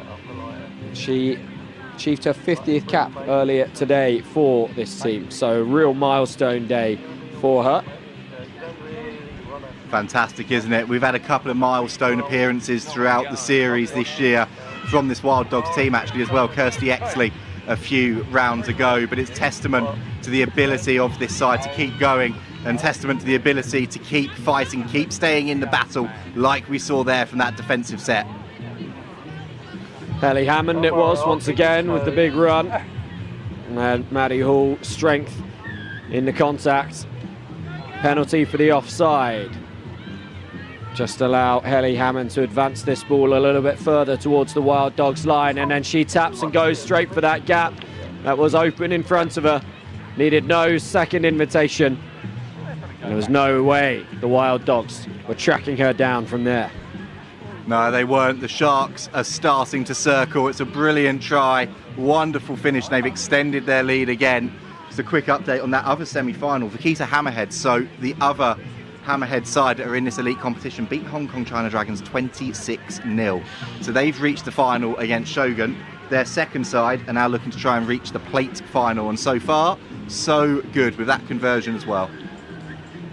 Half time in this one, and the Hammerhead Sharks have moved to a 17-0 lead over the Wild Dogs, who will head into their pack huddle to try and work out a way of getting themselves back into this game in the second half.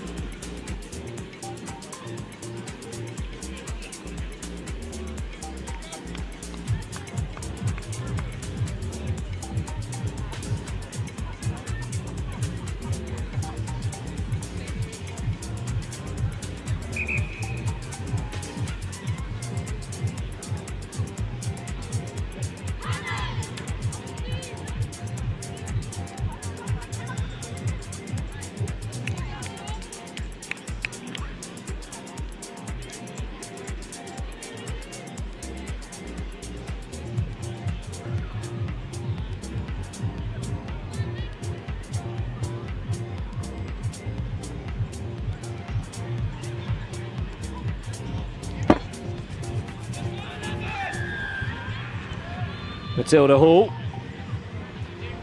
Well, that's just going to sit nicely.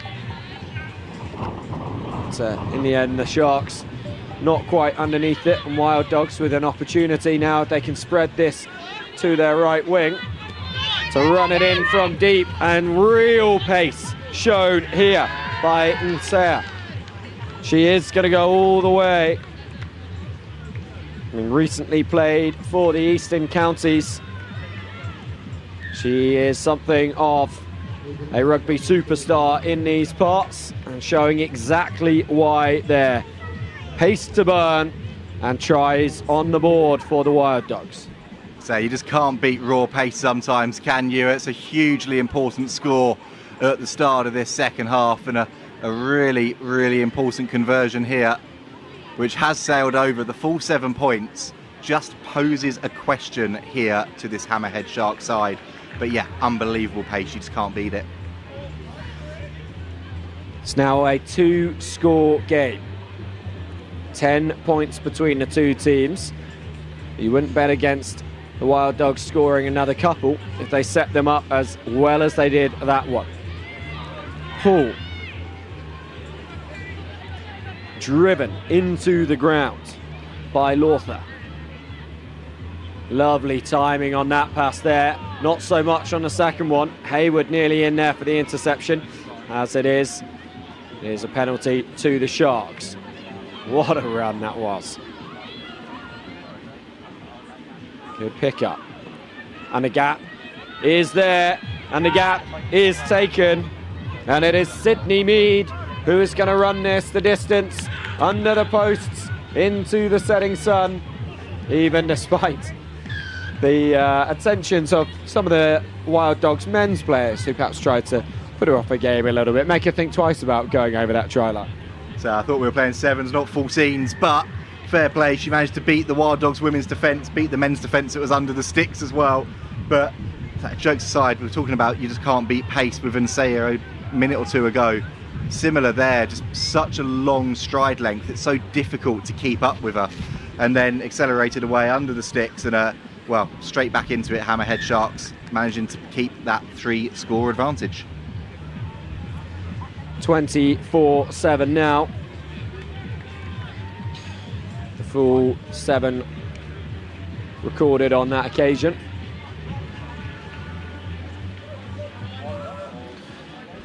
Hall having to do quite a lot of lengths of this pitch to knock over the conversions each time her team score, and then to come all the way back and take the restart as well.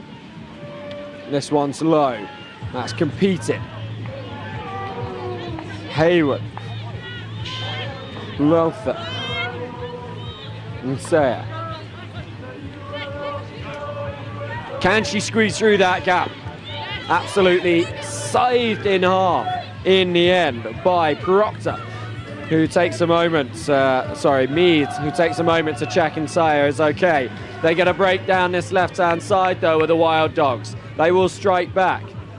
Nip and tuck in this second half. Tit for tat as the Wild Dogs score under the posts. Great finish again. It's just that speed on the outside. Selly Barbar's there. Well, they're keeping the cheesy tunes going today as they walk past us. This time it was a bit of Taylor Swift coming out, but that was a swift attack on that far side. And, well, Wild Dogs have got a lot of chasing to do, but they aren't out of the fight yet. That conversion miss from right in front. Frustrating one for the Wild Dogs. They really need all the points they can get at the moment. 24-12. Being doubled at the moment by the Hammerhead Sharks. Alex Kane will run it back. Winner of the Champ 1 this year. Hands it over to Bobby Hayward, who manages to find the space between two of the Sharks receivers. Well, the Sharks making the best of that bouncing ball to break here, and lost forwards by Shams. And we'll come back for the scrum, just short of halfway. Wild Dogs feed. This is an opportunity for Wild Dogs here. It's a great initial break from Proctor. Had a little bit of a Hail Mary pass inside. Shams so nearly managed to take that, But again, I don't think you can quite see it on your screens. The sun is starting to set a little bit here. It's so difficult. It's right in the eyes of this hammerhead Sharks attack. So unfortunate for Shams, but I think he can let her off with where that sun was hitting her. Ball spurts out the back of the scrum. Wild Dogs managing to clear it up once again, and Sarah, but she's very little that she can do when she's caught that quickly, and she's isolated in the way that she was. So Sharks with the turnover, and now they can set themselves and go from here. Hall decides, actually, let's go back to that left-hand side. And Sarah with the good wrap around the waist, making that tackle. Mooney, probably just sort of sitting herself down to keep that ball in field. And the interception, Hayward, she looked for one earlier on, she gets that one. Penalty now to the Wild Dogs. Sharks offside on this occasion. There are numbers to that left-hand side. There's a hand in there. This is going to be a bin. The Sharks, 12 points to the good. One player down now for the next 2 minutes.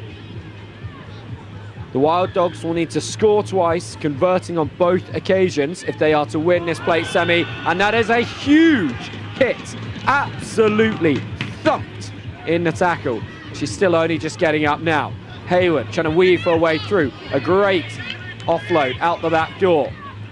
On goes Lawther, sorry. Lack of control at the base of that ruck for Alex Kane, unfortunately.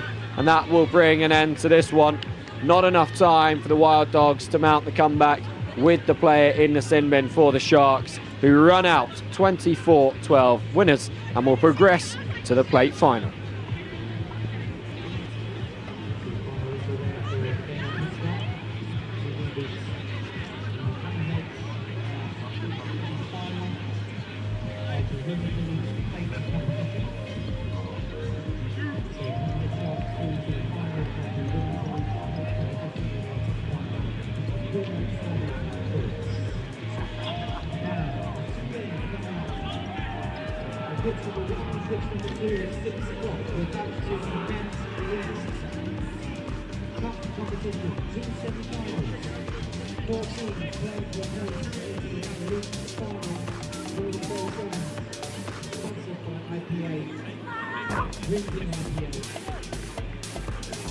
So here, on pitch one, we have the Preseli Barons from Wales. They'll be playing the Wild Dogs Alpha Pack, who performed a surprising defeat of the October in the last round. So Wild Dogs Alpha Pack will beat the Hong Kong Thunder Dragons. They will be taking on the Preseli Barons in Wales, who will win number one. That's for a place in the next league final. And pitch number two, Shogun Rugby, will be the British Army with a fair victory. So two great games starting at 6 o'clock. Pitch number 1 2. Here against the Queensland of one of the two leaders. Heading to the top. Still got that great pizza, eating. Last week we had a few. You know they can do it. Back to the men's competition. Still with a Wild Dogs team on the pitch, however. They are the ones that kick this ball towards Preseli Barbars, who are in the driving seat as far as the men's competition is concerned here at Bury St Edmunds RUFC today. And showing exactly why they are in the driving seat with this break down the far touchline. That's going to walk back in, and the opening score right by the posts for the Welsh side, setting out their stall early on against the Wild Dogs. It's a great finish. They were making a load of noise, weren't they, walking past us, warming up for this one. They've started full noise in this semi-final. It's clinical. It's 2 passes. And there's a reason that they won last time out in Harpenden. You're seeing it here. It's taken them a couple of events to click, but now Preseli Barbars are right in the hunt. It's a good time to have some bright signs in Welsh rugby. God knows they could use it.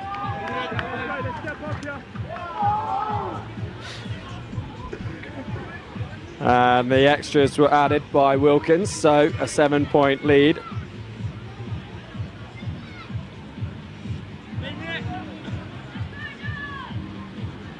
Pitch does look beautiful right now. Blue skies above, sun streaming down, and a perfect time for the Preseli Barbars to play barbarian-style rugby as Callum Coxley goes over moments after the opening score.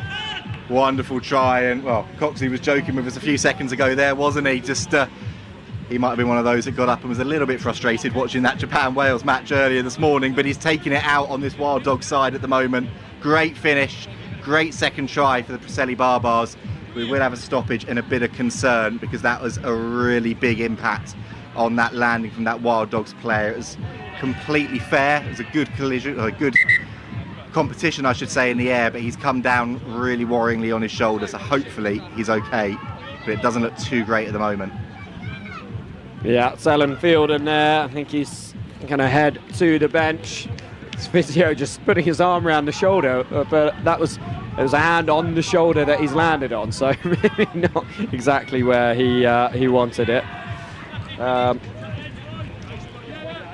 I just realised we got the women's team in there, I was calling. So it's actually May Aitken, the man to head to the sidelines.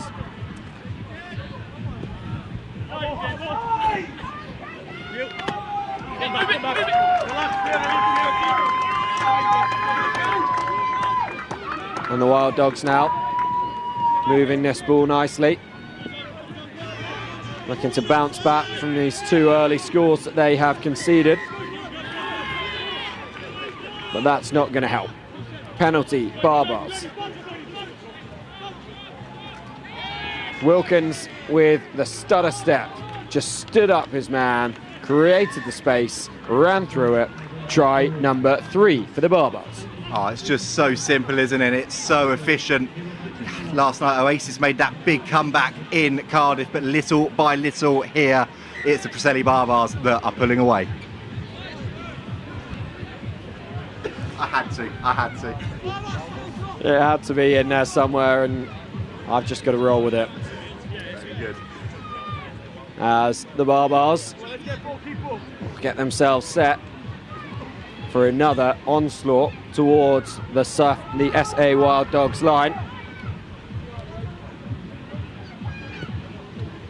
High and hanging down the centre of the field. Barbars chasing quickly. No sooner had Reed landed on his feet than he was met with a thumping tackle. The offload there, allowing play to continue through Kinikini-Lau. The interception for the Barbars. They will come back at them. Kinikini-Lau with the tackle.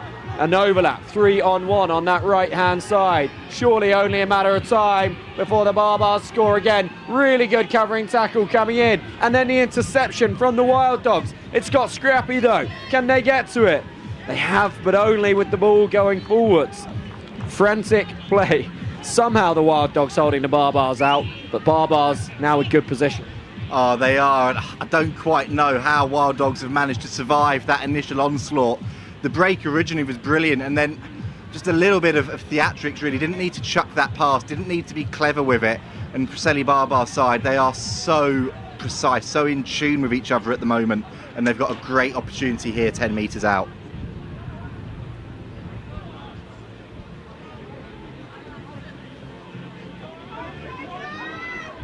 Still got a man on the short side, despite how short it is, but he ways over to the open side, and they're looking for the overlap, and they find it. Try number 4, still in this first half. It's Aaron Arthur, the latest man to cross for the Barbars. It's relentless here, isn't it? It's simple play. There's very little Wild Dogs can actually do, because it's just every single time they look up to make a tackle, there's a player supporting for Preseli Barbars. And 4 tries to the good now. They look very, very good here.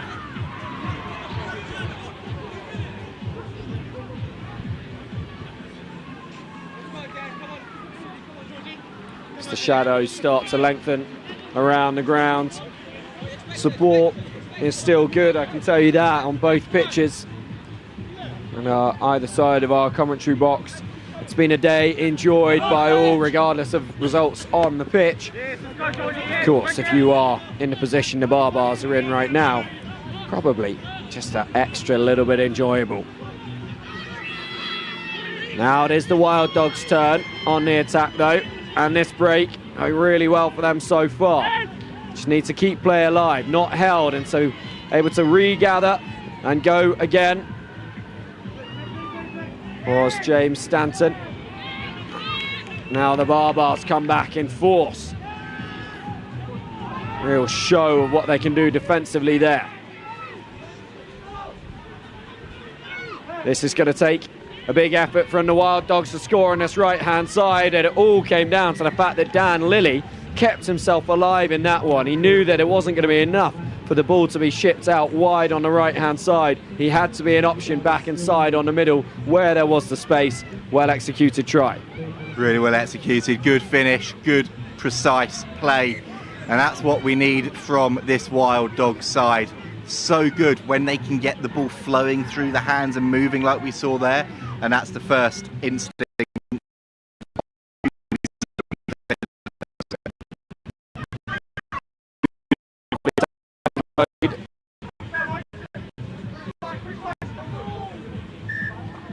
I say Wild Dogs will need more of that. They are to get themselves properly back into this.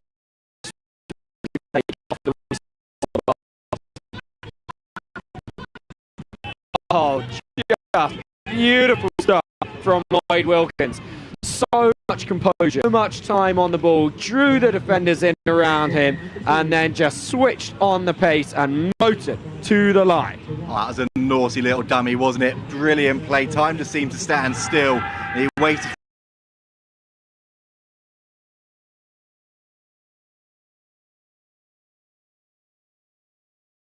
That, Harry, is how I play in my dreams. It never happens on the pitch, but in my dreams, that's how I play. How I envy Lloyd Wilkins being able to do that.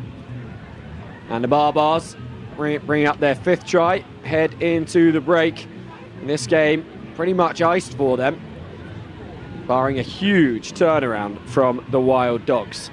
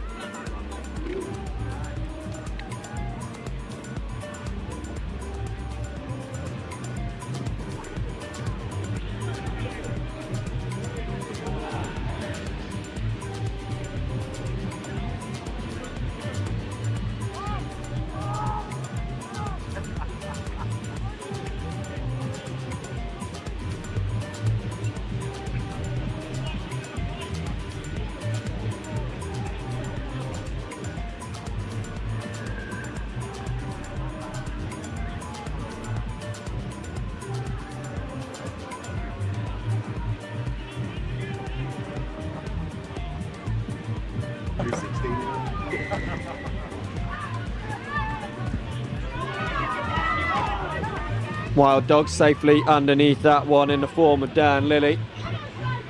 And quickly distributing to the wing. Kini Lau pulls this one back. Jiwa Walti right up in the faces of the Wild Dogs attackers. They've got the overlap here. Have they got the pace? They go back inside. The offload. Still Wild Dogs come. Still they have options left and right. Going for the contact up the middle now. Beautiful floated pass out to Moyo, who steps back inside. Having drawn the defender, he distributes it out. Gap created, offload chance goes. There is still a chance on the left-hand side though. He's got to straighten.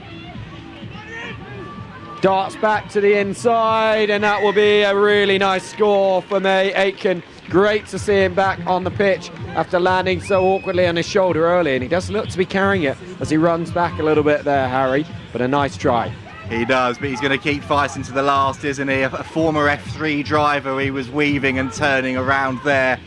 Fantastic finish, great work, and big old conversion that. His side are still just about in contention, but you look at this Preseli Barbar side, it's going to take a bit of a miracle, I think you'd say, at this point to pull them back. Kini Lau did what he needed to do, adding the 2. 14 points up now for the Wild Dogs. 2 tries, plays 5. Knocked back from the Wild Dogs, and this is going to work out for the Barbars. It's Davis, the first man to it. Taken in a tackle by Edun. Wilkins. Just slowing things up on that far side, and then the offload, and Wilkins is there once again, and very quick hands from him. Having a bit of hot potato. Penalty for the Barbars.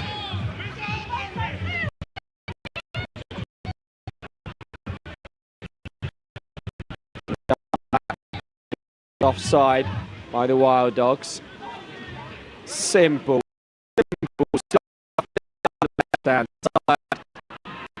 Into the corner, scored number 6.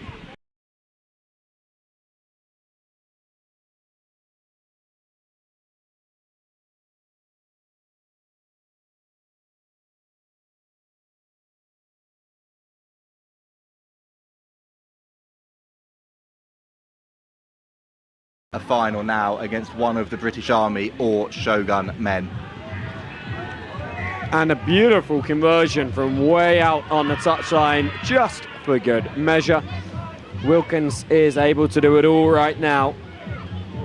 And who would bet against him, going back to back with Player of the Tournament awards, having got that at the National Pub Sevens last time out. Question is, can the Barbars go back to back? Title winners last time out, looking to do the same here.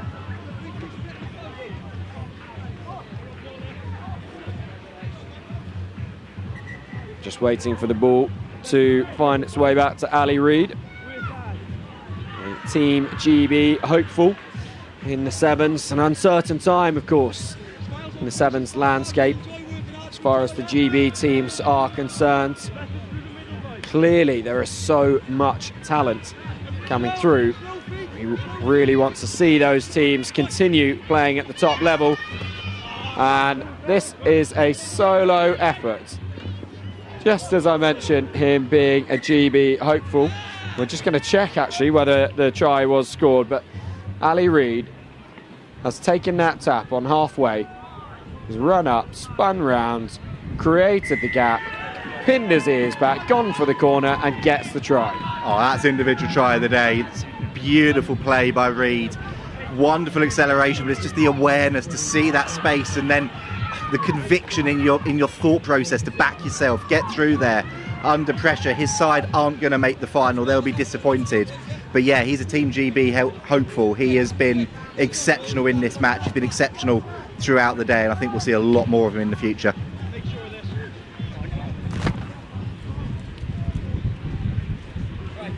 A third try and a half for the Wild Dogs, giving them much more to cheer about in the second 7 than they did in the first. Kini Lau, back on. Yes, get that! Good height on this, allowing Pascal Reynolds to be right there with the tackle as soon as the ball was caught. Wilkins, he looked like he barely struck that one, and yet it's gone all the way down the pitch and sat up perfectly, so nearly perfectly. That would have been yet another try straight out the top draw of sevens rugby, Harry. Unfortunately, cruelly robbed, all of us as spectators were, by the slight knock-on. Oh, I think that's harsh. I think it's the hand of a Wild Dogs player that's come in.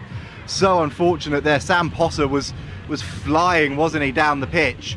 So unfortunate, so unlucky. But again, it's the bounce of the rugby ball and the speed on that number 12, Preseli Barbars, to even get himself in the mix was a sight to behold.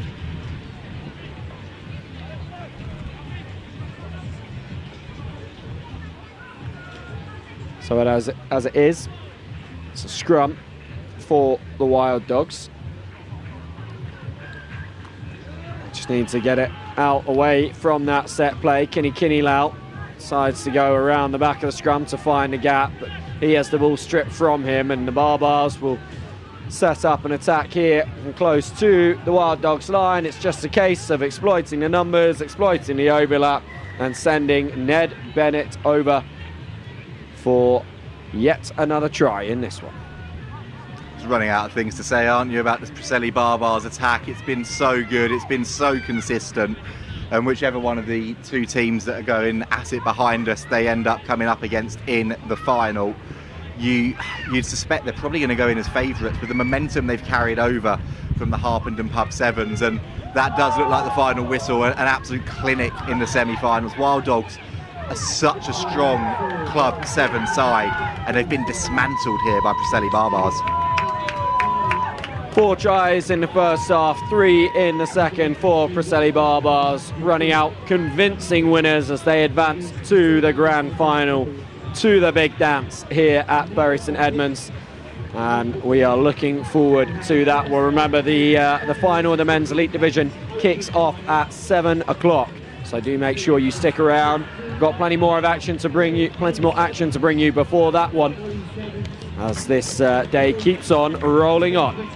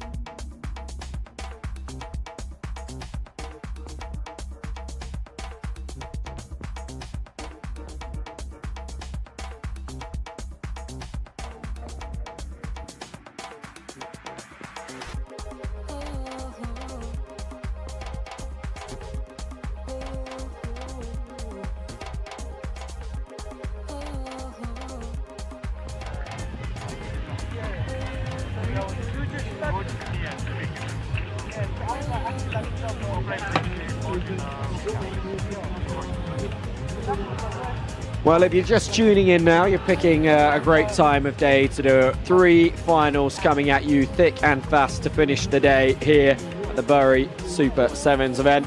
Final round of the Lit Super Sevens Series 2025, the men's elite and women's elite competitions. Before we crown the winners of that and confirm our series champions, we have the not insignificant matter of the Men's Open Cup final taking place here. We have the Sappers in the hoops of navy blue and claret, and LU Sevens in their blue kits, and Skyline in pink wrapped around their waist. They will play right to left. They will kick us off in this one. Harry, any pre-game predictions from you? Could go either way. The Sappers have, when they've clicked, they've been so hot throughout this series, but this LU Sevens side as well, they've not gone away in any match they've played. So honestly, I couldn't call it. I think we're either going to get a big win or we're going to have one of those unbelievable one-score games.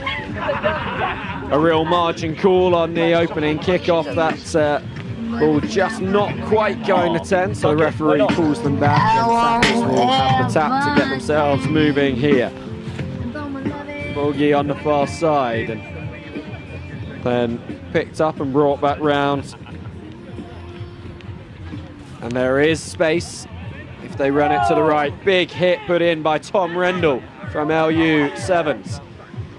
There's a gap in the middle, and it is going to be taken straight away by Saru Vakula, who will go under the crossbar for try number 1 in this Men's Open Cup final. Great finish, isn't it? Again, you just can't beat pace when you get into that beautiful open real estate to attack, and great start for the Sappers. That's what they're all about. Consistent play, finding the phases, and then a break on the inside and they're gone. So Vakula converts his own try for a 7-0 lead.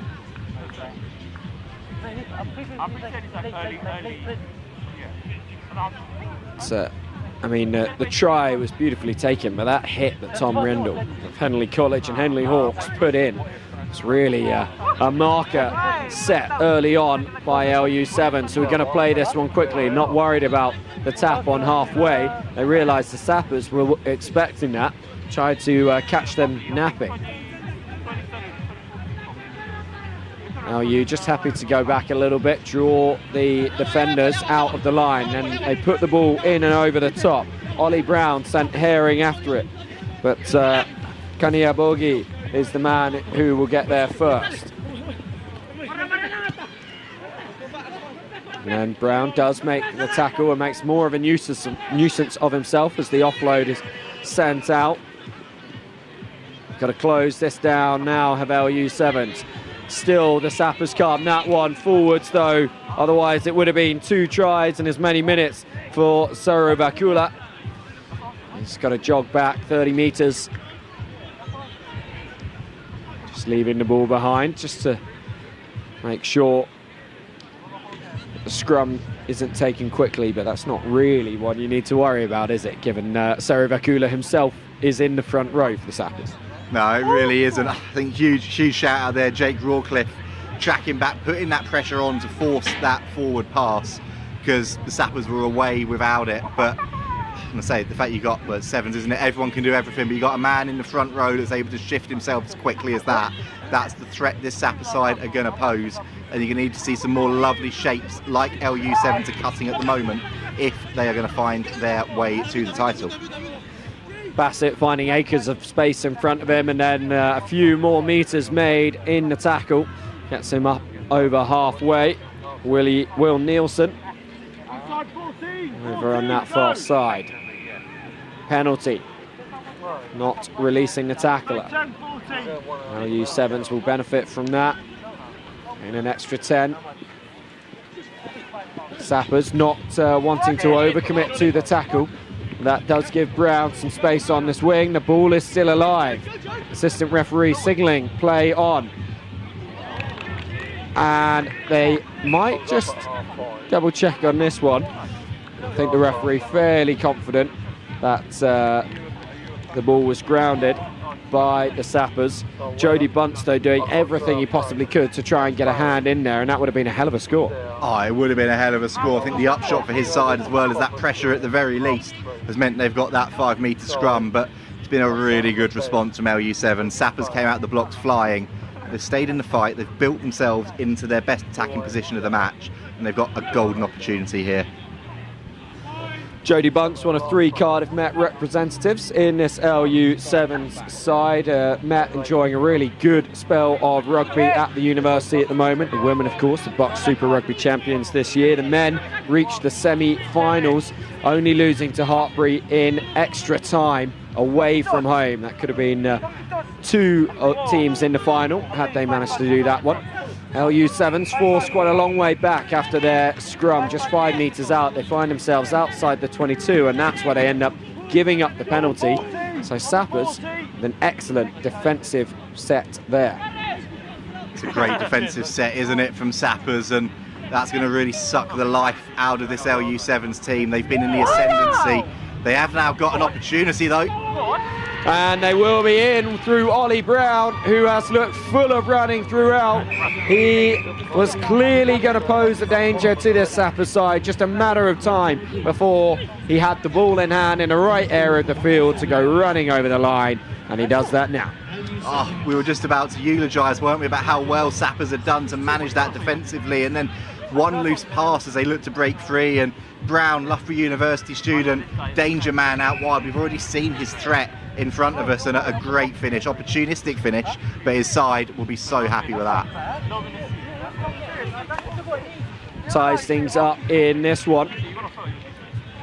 And yeah, the Sappers coaching staff will be very disappointed with that. You do all the hard work and then give away a try like that to let the opposition back into the game. Brown there to compete on the restart as well, knocking it back, and then straight off his feet, it looked like, from Nasili Sila, but in the end it is a penalty to the Sappers. They will go now, all the way from right to left. Cut back inside, and the offload, and this is going to be another try for the Sappers. No, it's going to be another time that Saru Vakula was running all the way to the line, only to hear that referee's whistle go and call him all the way back.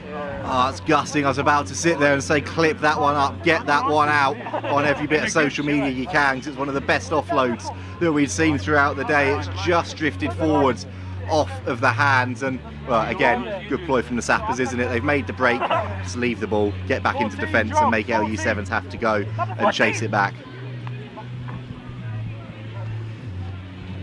We stay locked up at 7 apiece. LU7s now with the opportunity, feeding this scrum to run at the Sappers line. Distributing wide early on, kicking early as well, sending Brown herring after it once again. Oh, he's done so well. He felt like he still had pace to burn there. He wasn't going at full speed, but yet he still won the race and then cantered over for the try. He's taken a bit of a knock for his efforts, but 2 tries now to Brown, and he puts LU7s in the lead. Wonderful from Ollie Brown. There's a little slip from the Sappers player as he tried to track back, but the finish is unbelievable. He's in the wars a little bit, and you can see they're calling for the sub. But like you said, it didn't look like he'd got out of 3rd gear, and he was still eating up the meters, gathered the ball. That's some finish. 14-7 at half-time to LU7s, and yeah, I mean, I was thinking when they put the kick in, they can't keep relying on Brown to do this. He's going to get tired eventually, but even when he's not at full pace, he is still a real threat on this pitch, and he is the man responsible for their 14-7 lead at half-time.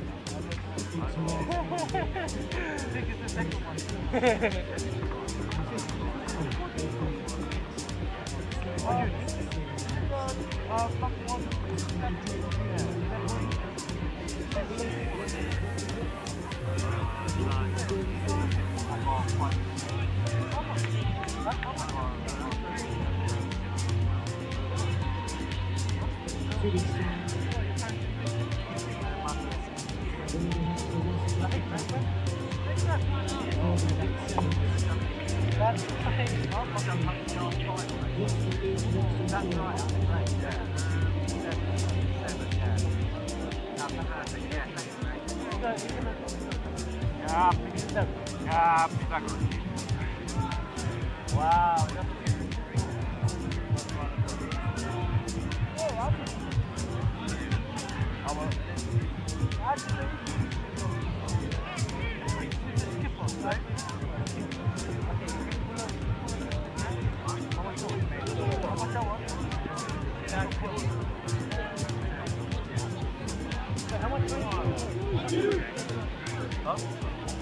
How much did you get? I'll buy you some. I'll buy you one. No, wait.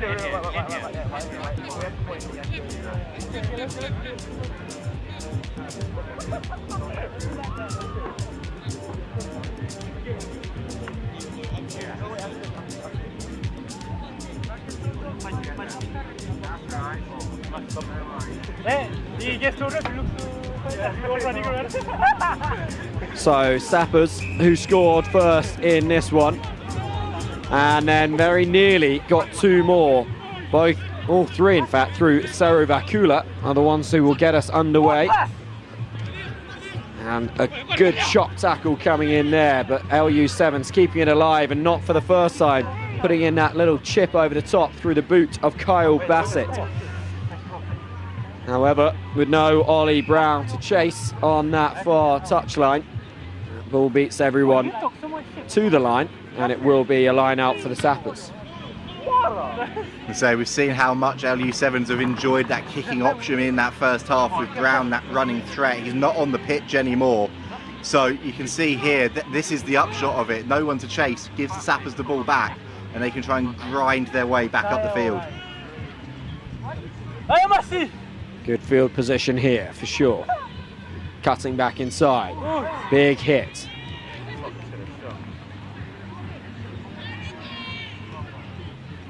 Once again, using Komatai.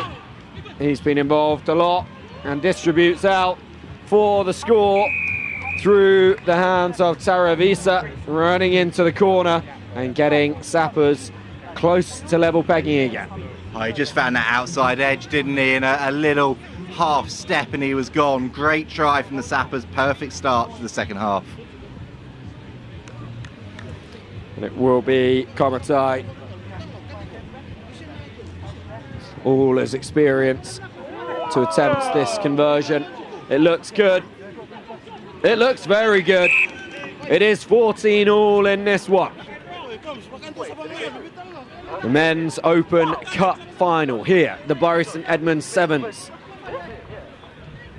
is anybody's game, hanging in the balance. Two converted tries apiece, and Komatai thumps the restart down into the 22. Bassett fires it long.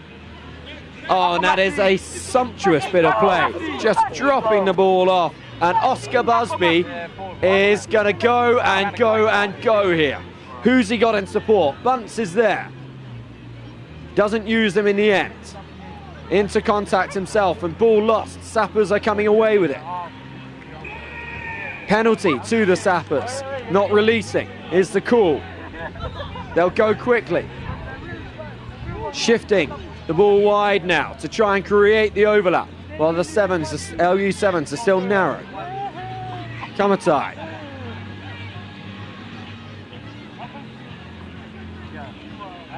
In a good offload, and this could be a try-scoring opportunity. Really well worked back by Jake Rawcliffe to put in that covering tackle, and absolutely dusted there as he tried to pick and go from the ruck. Here is Busby once again. Has he got any running left in him after that last effort? Ball goes forwards, and you know, I think Will Nielsen might not be too disappointed by that. He's rubbing his hamstring as he walks back to where the scrum will be. He would have been very isolated on this near side, Harry. He would have been, with players tracking him down as well. Busby, that was a tired pass, wasn't it? That was a man that was still sucking in air after that break a few minutes ago.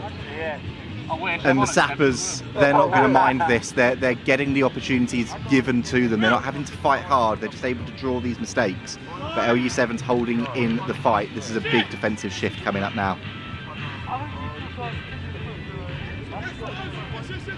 And the ball eventually finding its way out on the LU7 side. So Sappers have to switch to defensive mode, and especially so given Ollie Brown is back on the field for LU7s.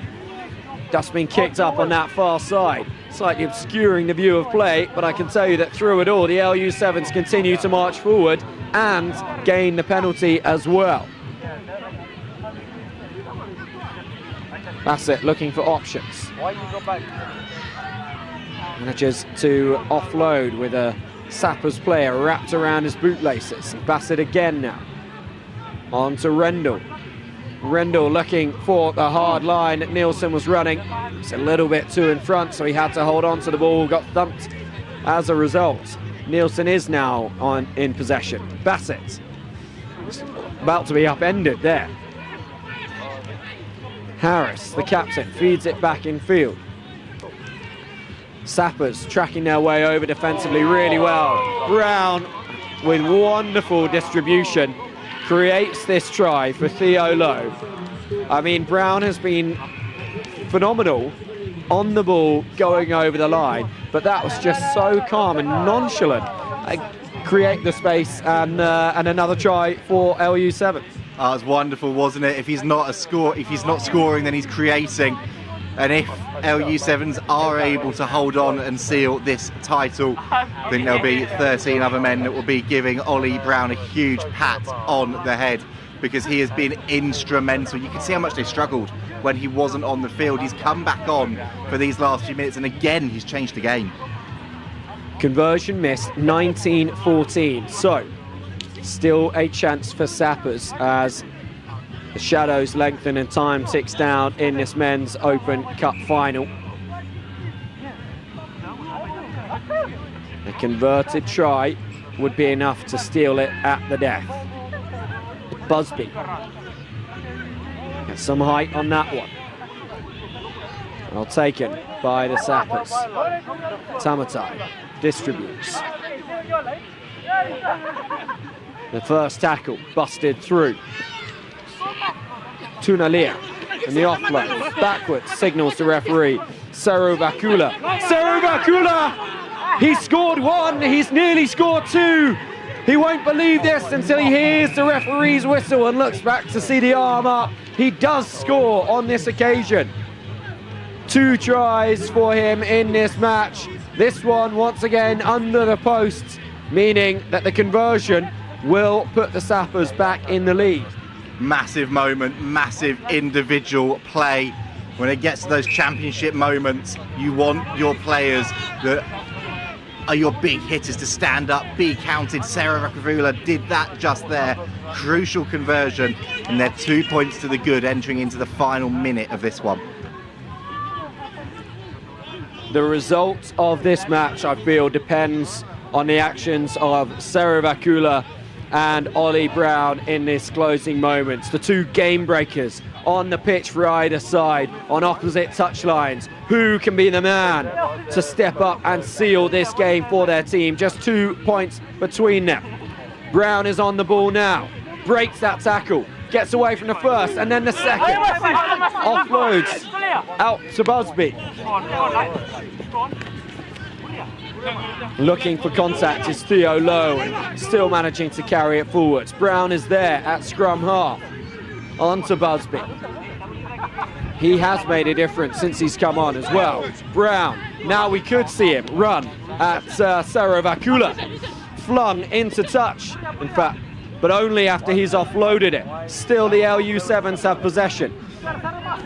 Still, they find themselves 2 points behind, but they are in control of their own destiny. Or they were till Kyle Bassett put boot to ball. It's worked before. Can it work this time? Left behind, over the touchline. The shouts go up from the Sappers on the sideline. Now from the Sappers on the pitch as well, as the referee's whistle rings out around the ground here at Bury St Edmunds. LU7s collapse to the ground. That game was theirs for so much of that match, and because of the interventions of Ollie Brown, they so nearly did it. But in the end, Seru Vakula broke through one last time, went under the post, converted his own try, and seals a 2-point win in this men's Open Cup final for the Sappers. It's a brilliant match, a brilliant result for the Sappers, and Seru Vakula is the hero. It came down to the conversion in the end, but LU7s, there's some battered, tired bodies making their way back over to the other side. That was a thrilling final, and if that is anything like what we've got in store for the last 2 games of the day, then we're going to be in for an absolute treat. Yeah, don't you go anywhere at home. We have the Women's Elite Cup final coming up next, followed by the Men's Elite Cup final. 2 absolutely engrossing contests to come. Just as Harry says, I'm sure we will see the same kind of theatre we had there. Sappers, the Men's Open Cup champions here at the Bury St Edmunds Sevens 2025.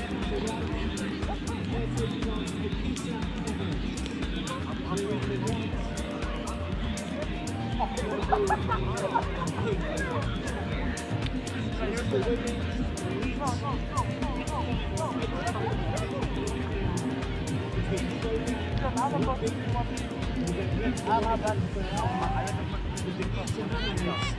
the Shogun! I'm a shoot myself. Yeah, sorry.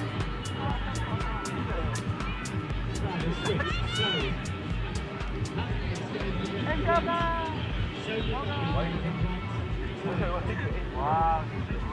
Shogun! Wow. Hello, Is that what number is that? Number 8. No, number 8. Number 8. Number 8. You'll shoot the fight.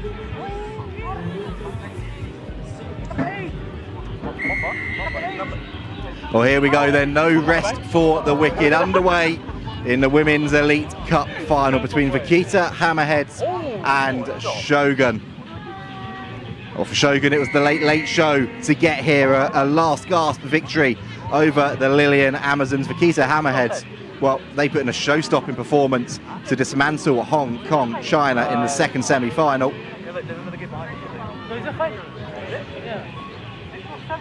And it almost rolls off the tongue by now, doesn't it, in the Lit Super 7 series. Shogun in another elite final. A new opponent to face this time. And they've got the ball early doors. Rampton, the dust starting to kick up as the knock-on gives Vakita Hammerheads an opportunity here. And they get the ball out. They found their skipper, Lou Burgess. She's got the ball in. She's accidentally nutmegged one of her players with the pass, but they've tidied it up. They're going again, the Hammerheads. Big carry comes in from Jenny Herring. And now there's space. Oh, it just had to go to hand, but it's been picked up. Second time of asking. Thornhill finds the space, dots it down. Vakita Hammerheads 5-0 up at the start of this Women's Elite Final.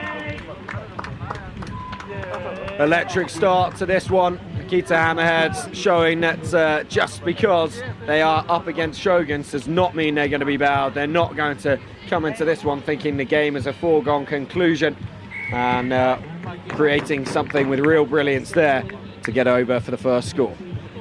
Great try, great conversion actually as well. 7-0 to the good. We are going to have a bit of time off here. There's a Shogun player down in the backfield stretching out. Can't tell if that's cramp or something else. A bit of a niggle that's been picked up at the end of the day.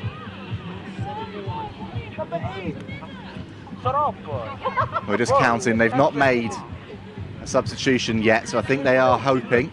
Oh no, they are making that substitution now. So sadly, that player down on the far side, we can't quite see who it is, will be leaving us.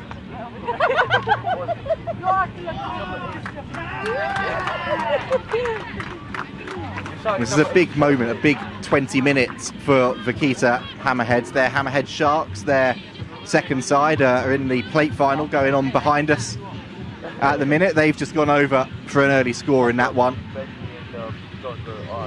And that looks like it's Jazz Rampton on that far side.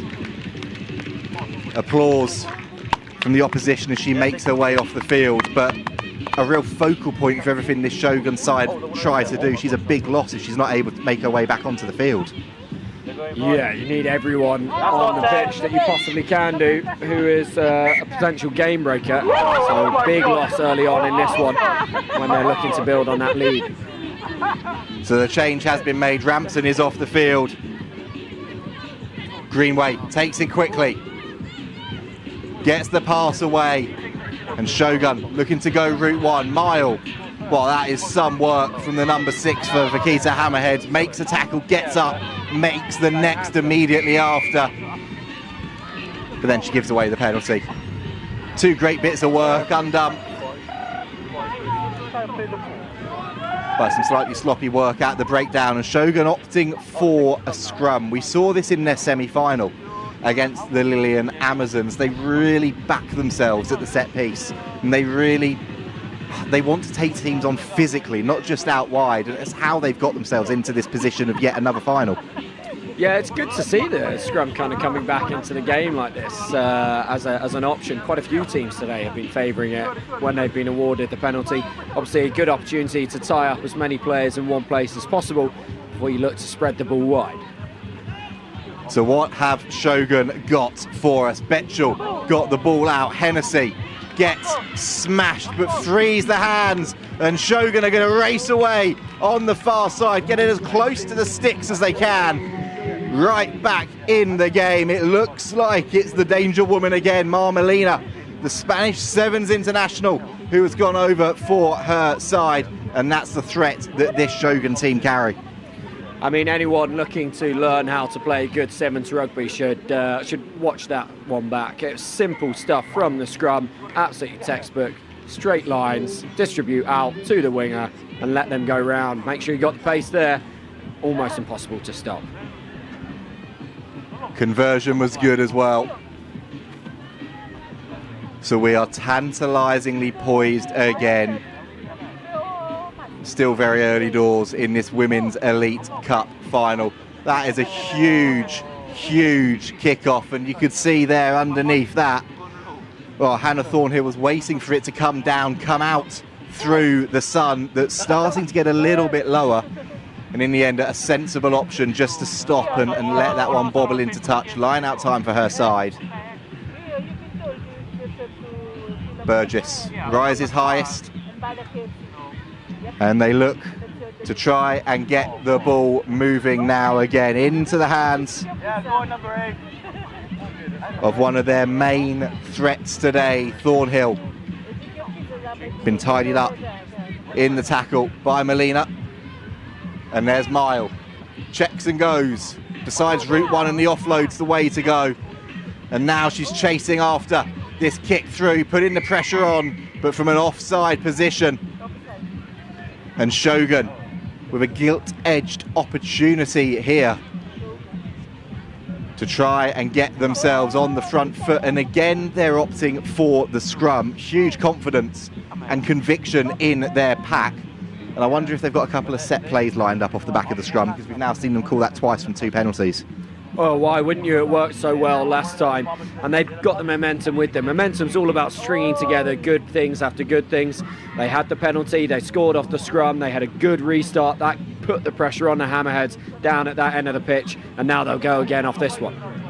Oh, they will, and it was a textbook tackle, but Hennessy picks up the offload, ducks under the first tackle, hauled down at the second time of asking, but Shogun still powering up towards the line. But there is a Hammerhead wall meeting her, holding her up, forcing the turnover. Well, we talked about textbook attacking rugby a few minutes ago. That is how you stop a try and wrestle possession back.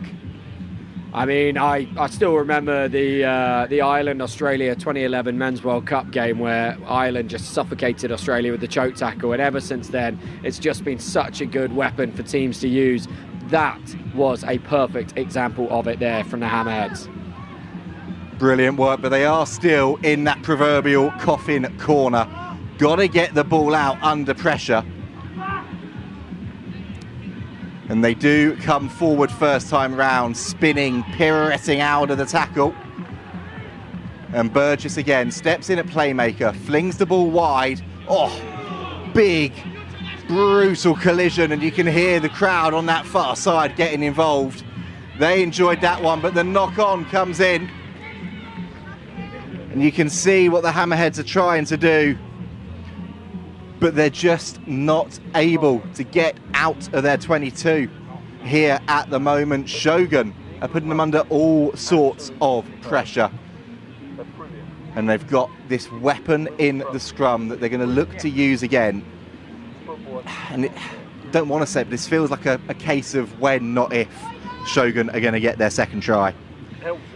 Yeah, I mean, familiar position here, scrum in a promising point on the field, feeding out to the backs, and you would not be surprised if Shogun find a way over from this point. Hennessy, well, her options were narrowed down very quickly, so she had to get the ball back out to her teammates, and Greenway somehow managed to get the ball free to Bethan Adkins, and Adkins adds the try, puts her side into the lead. Wales under-20s international, and she's put her side ahead. Sometimes you need experience, but you can't beat a bit of youth if you need to get a moment in a final. Yeah, I mean, that one did not come as easily for Shoguns as the previous one. They had to work a little bit more for it. The Hammerheads doing really well defensively. But what was great to see was the heads-up rugby from the Shoguns, scanning left and right, looking to see where the gaps were, not just sticking to the same old script. And that is how they've managed to get themselves over and get themselves into this lead at half-time. That's a crucial try right before the break. A crucial conversion from Courtney Greenway to edge her side ahead. It's been coming, I think it's fair to say, but it's only a one-score gap at the break. For Kita Hammerheads, they had that one shot, that one try, but they're certainly not out of this, but they are going to have to chase in the second 7 minutes.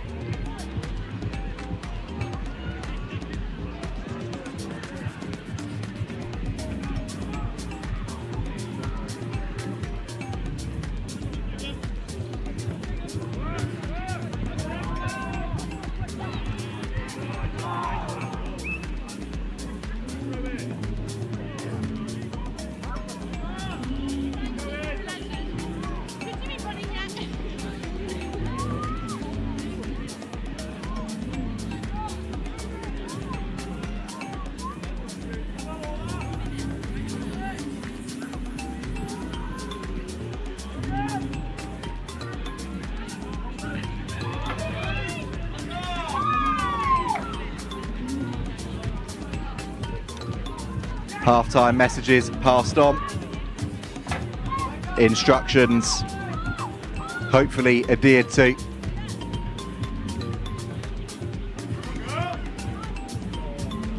And 7 minutes between these two sides and the Elite Cup title here in Bury St Edmunds. Back underway, Shogun with a narrow lead. Plucking that one out of the sky was Greenway. Reminder that Shogun are having to do this without their go-to player, Jazz Rampton, in that first half. She went off early doors, but they've got a breakaway here, and now it's a foot race.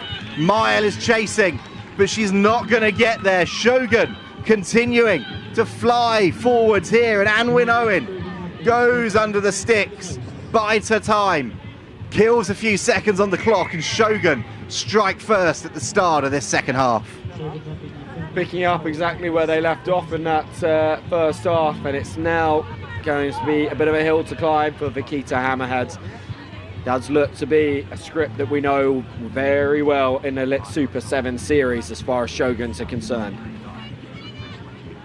Work to do for the Kita Hammerheads. Shogun, you look at this team and you're sitting there, you're seeing Spain 7s, Wales 7s, Germany 7s, Dubai International 7s winners, Jamaica 7s. It's packed with talent across the board. And then you look at the players that aren't here this weekend as well, the likes of Seren Singleton that have been on the circuit with Shogun this season. It's an embarrassment of riches to be able to choose from, really, isn't it? To me, it just shows the strength in the women's game now. It's come on so much in the last 10 or 20 years. And to have the same kind of talent in the 7s game as we've got in the 15s, it's just brilliant to see. It is, and plenty of these players on both pitches have been carving up in the 15s game too.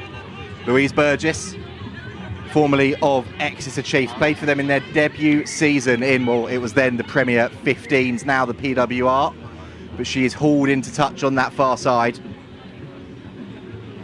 She's the captain for this Vakita Hammerheads side. She is one of their go-to players. And again, one of those that doesn't do anything flashy, doesn't do anything over the top, but is that glue player that you need in every single team. In the scrum, goes up at line out, steps in at first receiver, and her side are going to need her to try and put in a big effort here to haul them back into it. Yeah, when you've got a team like like that, leading by example, you just can't help but follow it. It really does inspire you and make such a difference.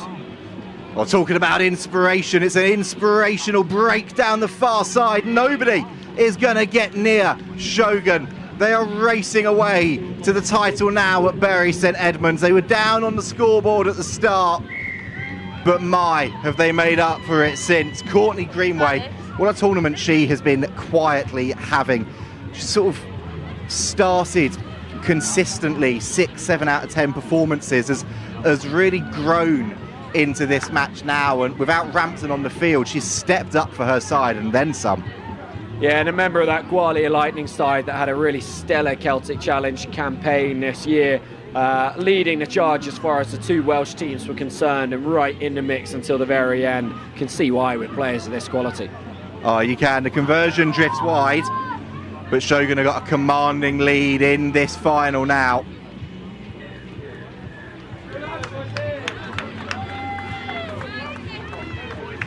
And it's all to do.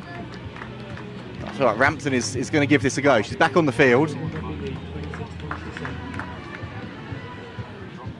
And down below us again, it's becoming a bit of a theme now, with teams blaring the music as they start to walk past us. Bit of Greatest Showman going on. Well, this has been a great show here in the women's final.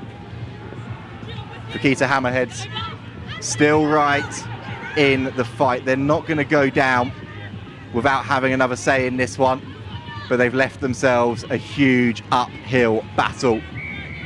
They have got a penalty though. Shogun going straight through illegally. Take your pick of it in the side or hands on the floor there. Doesn't really matter. And Vakita Hammerheads calling for the scrum.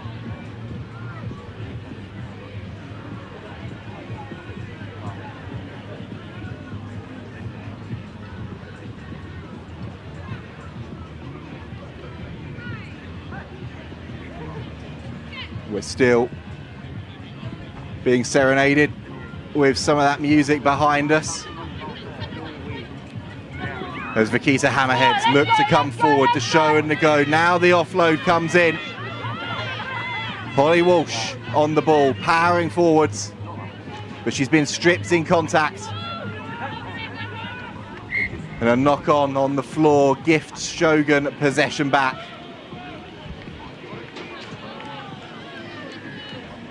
Feels like the women in black and white, I was going to say, can put one hand out and touch that trophy now, probably 1.5 hands. They're getting incredibly close. But I mean, you can see the difference that separates them as champions from some of the other teams, and that they've not let up at all. They know that that trophy is theirs, barring a massive meltdown, and yet they are still playing as though it's all in the balance. And that's what you want in your side. You don't give up until the end. You want to keep attacking until the end. Try and put another nail in the coffin, and that's what they're doing here.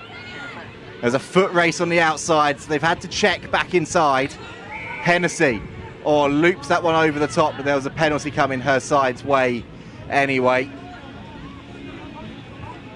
Offside, the call, and I think be remiss of me as well, considering we've just seen her make her way on to the field, if we didn't say a very happy 18th birthday to Vakita Hammerheads Amelie Blerio. Not a bad 18th birthday, is it? Playing rugby with your mates in well, it's Sun now, and the result not going the way her side want, but personally I can't imagine a much better birthday, chucking a rugby ball around all day. Yeah, well, she must be in the middle of her longest summer holiday of all time at the end of her school days. So yeah, pretty good birthday, and I'm sure that her team, regardless of the result on the pitch, will be celebrating with her tonight. They certainly will. And as you said, probably the longest summer off that she is going to have. It's all non-stop from here, and then when you leave uni there just is no summer. But not to put a dampener on things, because it's Shogun at the moment continuing to come forwards with ball in hand. They've been commanding, but they're going to give away the penalty, holding on the call. Burgess doesn't take that one from the mark. winning the Women's Elite Cup final against the Hammerheads. And now here come Vakita Hammerheads. An inside pass from Smelina, the Swedish Sevens international number 13 on that far side.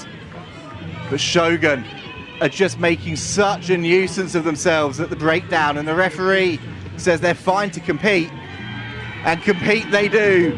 Title secured in fine fashion here at Bury St Edmunds. Shogun, well, Lillian Amazons took the spoils over them last time out at Harpenden. They have made amends here. A wonderful performance. Lost that match in the group stages, came back in, sealed the victory, and they are worthy, deserved winners here in Bury St Edmunds today.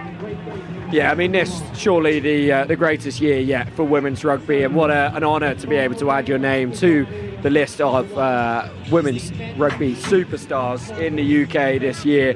So much to look forward to with the Rugby World Cup just around the corner, but for now, the moment belongs to the Shoguns. It does. Congratulations to Shogun. Yet another title in an incredible lit Super 7 series for them. There's just one game to go in the day, one game to go in the series. It's the Men's Elite Cup final. It's the British Army against the Preseli Barbars, and that is coming up in just a few moments' time. They won the Harpenden Sevens just a few weeks back. So the Preseli Barbars squares going from left to right.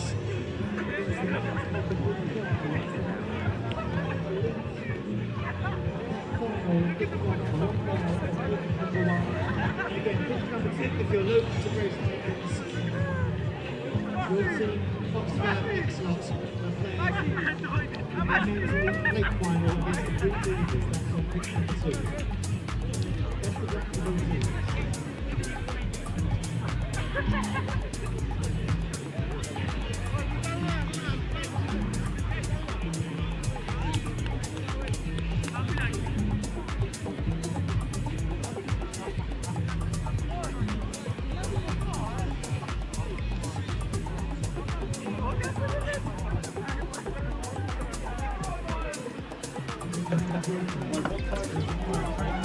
With the Men's Elite Division Cup Final kicking off, I'm delighted to say I'm joined by Chris Folk, Chief Operations Officer of Army Sevens Rugby. Chris, great to have you alongside. We'll come to you in just a moment. It's Preseli Barbars who start the hottest here, racing all the way down to the line. Not the start you'd have liked to see, Chris, but try scored for Preseli Barbars. They were absolutely sublime in the semi-final. Of course, winners last time out, the National Pub Sevens, and they are eager to go back-to-back here. Conversion to come, but yeah, Chris, welcome to the commentary box. Thank you for joining us for this cup final. Thanks very much. Good to be at the Bury St Edmunds beach rugby competition. So we've got history with Preseli. Beat them at Shelford a month ago in the final, 19-12. They've obviously beat us in the pool stages today. So yeah, it's going to be a tough one. No love lost between these two teams, but what a setting to contest this final. The stands packed out, the sidelines absolutely crammed with spectators. This is the big dance to finish the day. The final round of the Lit Super 7 Series 2025, at the end of which we will crown our series winner as well as the victors of the Bury St Edmunds Sevens. Preseli Barbars regaining their own restart, forcing their way down into the Army 22, looking to go on that short side, trying to escape the attentions of the defence. Dust being kicked up around, and it's Wilkins forcing his way one more time over the line. Player of the tournament 2 weeks ago, and he's having a hell of a stormer here today as well. He is indeed, isn't he? And you know, we haven't touched the ball yet, and we need to address that pretty quickly.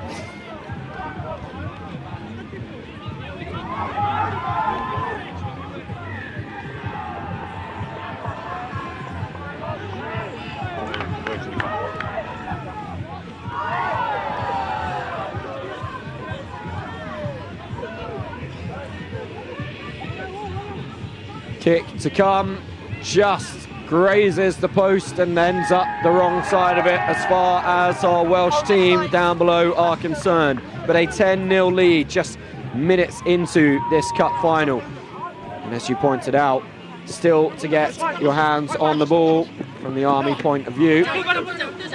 There we go. Safely snatched by Benuve. And quickly moved away from the ruck. Nice goose step. Back inside, as so often is the way. Searching now to try and find where those holes are. Cutting out the runners, but through goes Diamond up to the Barbars 10-metre line. Can he hold on to the ball at the breakdown? Penalty to the Barbars. Yeah, they were very good there in their defence. They're very streetwise, the Barbars, and you know, they deserve their lead at the moment. Flipped out here. Playing into the setting sun, not making things easy for the Barbars. But they look to be doing anything but struggle at the moment. Really beautiful lines run, but Samafta's off the ball there. It's not so good to see from Benuve and Griff Tuff. A few punches thrown. Yeah, we don't like to see that, do we? And I've got to say, credit to Michael Tutty and his team. The match officials have been absolutely excellent at this competition, and they, you know, really deserved. So the referee, having split the two teams up, is now just going to consult with his assistant referees to see what they saw there. Play had continued on, and the referee had gone with it when Benuve and Tuff, Benuve having made the tackle on Tuff, and took a bit of an objection to something that happened afterwards. And a couple of punches were thrown. So we'll see now how the referee's going to deal with this one. Of course, we are not connected up to the referee's mic, so not sure what discussion he's had with his assistant referee. A card is coming out. A red card is out. So, the British Army are going to win the Bury St Edmunds Sevens. They're going to have to do it from 6 men from here on out, Chris. Yes, it's going to be exceptionally difficult now, isn't it? You know, all the cards are stacked in Pacelli's favour at the moment. And when you have the extra man advantage, it makes it that much easier to go around the outside, especially when you've got a set of wheels on you like that. Try number 3 for Preseli Barbars. And the Army will need to come up with a pretty quick answer if they're to do anything to keep themselves in this cup final. Yeah, making full advantage of the Army not having a sweeper there, and you know, very clever rugby by Pacelli.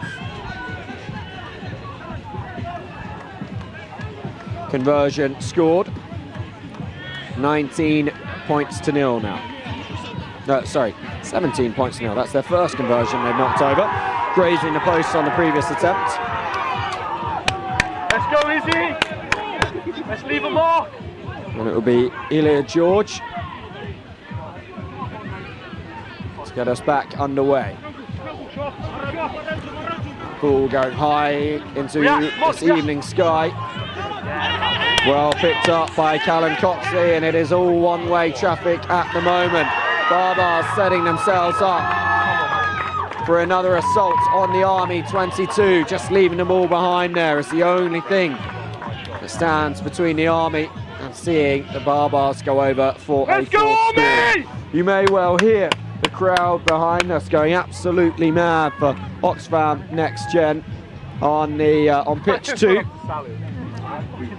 And Boom Beavers, their opposition there. Oxfam Next Gen with a lot of Bury St Edmunds players in their side, so many friends and family down to cheer them on today. Scrum for the Army. Of course, only 2 players outside of that scrum, given the red card earlier on. It is a penalty for the Army.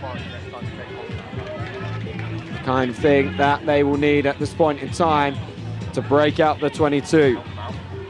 Saber, who had an absolutely stunning semi-final try-scoring performance trying to find his way, but gives up the penalty. Barbars will come again through George, the long pass. Oh, and then a big hit combining together Ratu Kadreu. Let's go! And some more afters up the ball. And this becoming a bit of a theme of the game. Same again, Army! The Army do not want to do anything else to attract the attention, the ire of the referee. Already hard enough, one player down. Now outside the 22, now turned over, however, and Barbars can come again, and this is going to look all too easy for them, scoring in the corner, and it's become a real scrap now. Players from both sides running in. This is not at all what we want to see in the cup final. Frustrating, of course, for the Army to be a player down, to be 4 tries down. There's no reason for Barbars to get drawn into this when they have all these points and all these tries on the board. Disappointing, isn't it? You know, I can understand the frustration from the Army. You know, it's their own fault that they're down to 6 people, and it's just not nice to react like that. Not good to see, I'm afraid. Let's go, Army! It's not going to reduce the deficit at all. It's not going to get points on the board. They really need to take a pause, regather themselves, recompose, stick to the rugby. Both teams going a long way away from the referees here, perhaps both sets of players wanting to do their best to avoid any more cards being shown in their direction. Barbars do, of course, have the try, and we're waiting for the conversion.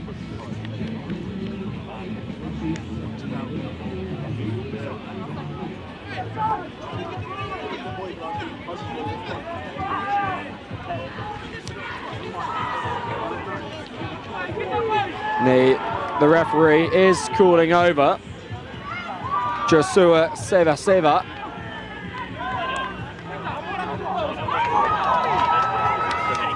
before this kick is taken. He's now calling one of the players from the Preseli Barbars over as well.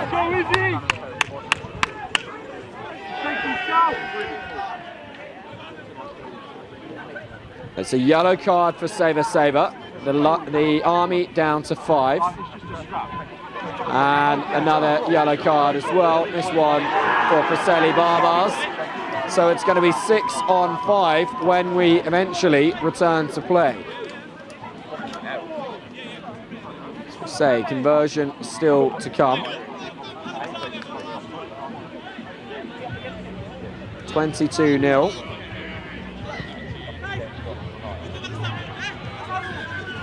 And that's how it remains at half-time. So, all the scores, all the running, Preseli Barbars so far.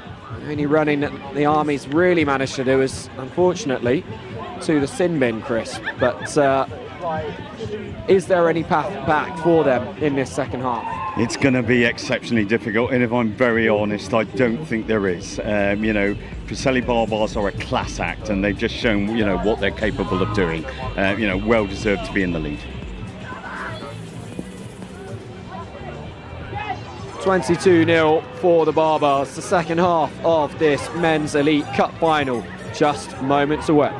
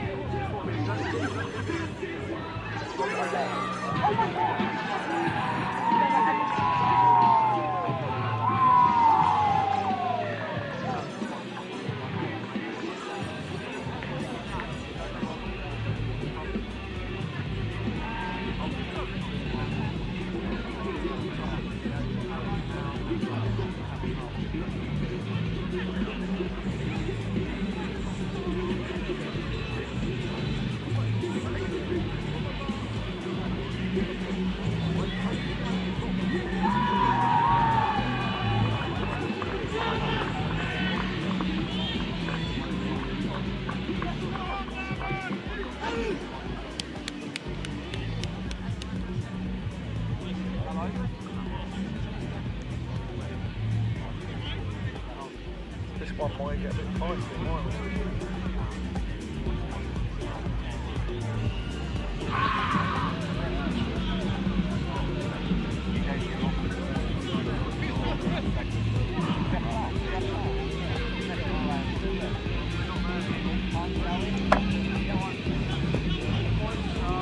Well, I can't believe I'm saying this. It's a bittersweet thing to say, but there is just 7 minutes left of Sevens rugby here at the Bury St Edmunds Sevens today. It's been a wonderful day of rugby across 3 competitions: men's elite, men's open, and of course the women's elite that you just saw Shogun's win just a few minutes ago. Wonderful competition, that one. Shogun's crowned as series champion as a result as well. The Army, now we finally do see them on the attack, playing 5 against 6 in what is meant to be a game of sevens, and it is the strength of Apelisi-Wara that forces them deep now into the Preseli-Barbars half. And still they go as the dust flies up around the ruck. Good counter there from the Barbars. Lots of work having to be done by the Army. So difficult to play the game of sevens at the best of time. But when you've only got 5 players on the field, it becomes another thing altogether. Good chase. Oh, well, so nearly a good chase. He just wasn't able to make the tackle at the end, and it's just a foot race now, and it's a foot race that is going to be won by Ned Bennett, who's had an exceptional day for Preseli-Barbars. Nothing that Peter Waka can do running after him, and a wonderful try for Bennett. Great skill and speed by him. Yeah, thoroughly deserved there. I think this is a game too far for us. But at this point in the day, Chris, to have the pace, to have the stamina, to track back on that kick in the corner, clear it up under pressure, avoid the tackle from a Fijian absolutely pacing at you, and then go the length of the field, that's nothing short of incredible. It's incredible stamina, isn't it? It really does show how conditioned these guys are. Yeah, a real credit to them. They should be very proud of themselves.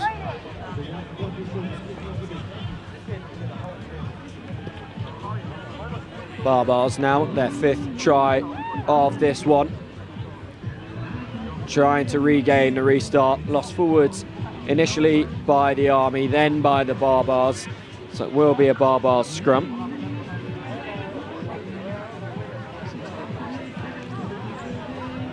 Of course, while this may be the final leg of the series in both the women's and men's elite competitions, it is not the final event of the Lit Super Sevens year. That will come in 2 weeks' time, a standalone event at Wasps FC in West London, where we'll see loads of teams and actions across all 5 competitions that the Lit 7 series encompasses.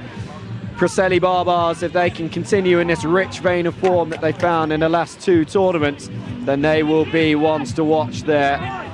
It's going to be an enjoyable trip back to Wales for them tonight, having won this one. And maybe they'll see what Bury St Edmunds has to offer in terms of nightlife to celebrate before that.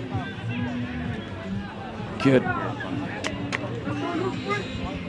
We'll be at London as well, so we look forward to renewing our rivalry with a lot of the teams that were here today. Not one to be missed, whether you're following along on the stream at home or whether you're going to get down to Wasps yourself to soak up all the fun of the festival and really immerse yourself in the Sevens party culture. Of course, it will be beautiful weather, Chris, because it's July, it's in England, we can guarantee that, can't we? Of course we can, yes. We're not expecting any cloudbursts like we had at Shelford a month ago. The weather's just about held fine for us today. A few times that the clouds did fill the sky. A couple of times where rain threatened to set in, but we're ending in beautiful summer sunshine here, shining on the backs of what look to be the eventual winners of this men's elite tournament here, the Preseli-Barbars. But the British Army not giving up. Back up to 6 players now, with Barbars back up to 7. Doing everything they can to try and regain some pride in this game and finish on a high. Saver fires forward onto the 10-metre line. And they immediately ship it wide to the left-hand side, and a break coming in from Josesi now Loloa.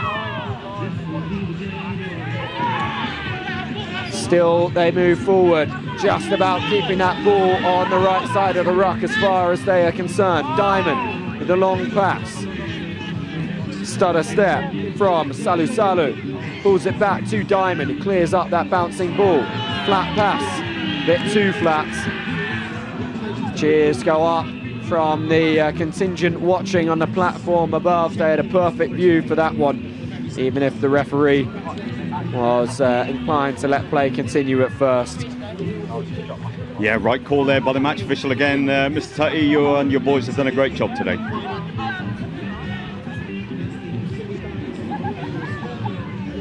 A few more changes being rung by the Army.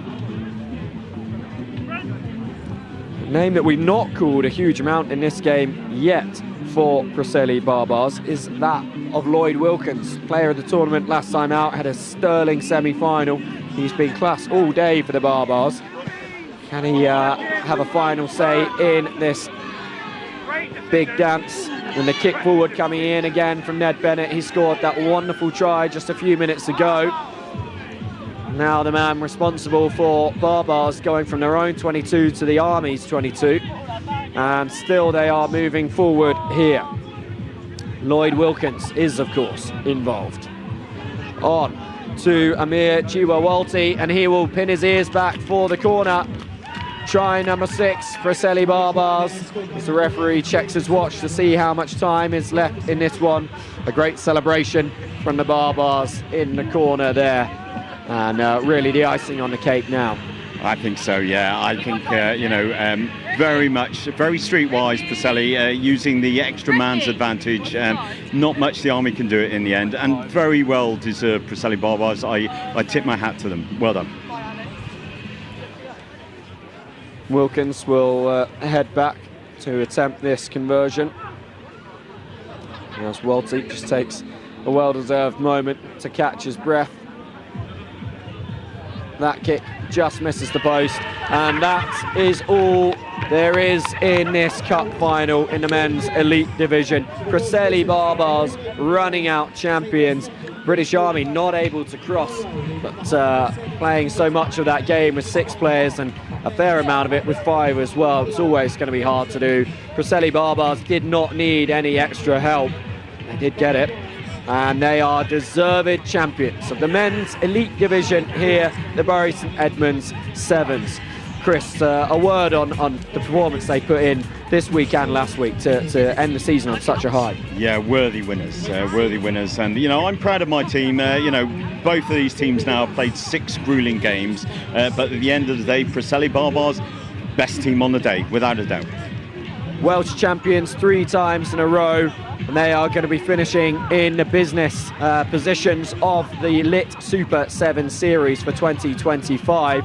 So potentially bigger honours even than the Welsh champions to come for them in the future.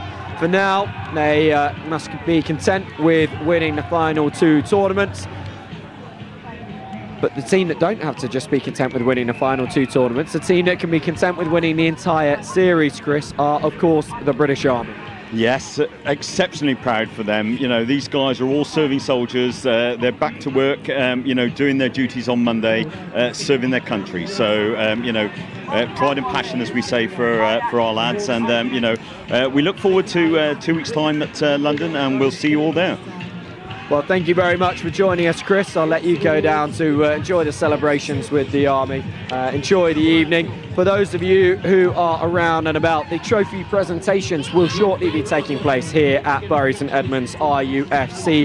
Of course, to recognise the winners in the men's open competition, the Sappers, in the women's elite competition, the Shoguns, and then Preseli Barbars, who, of course, as you've seen, have gone back-to-back, winning the National Pub Sevens, and now winning the Bury St Edmunds Sevens as well in a comprehensive and dominant display.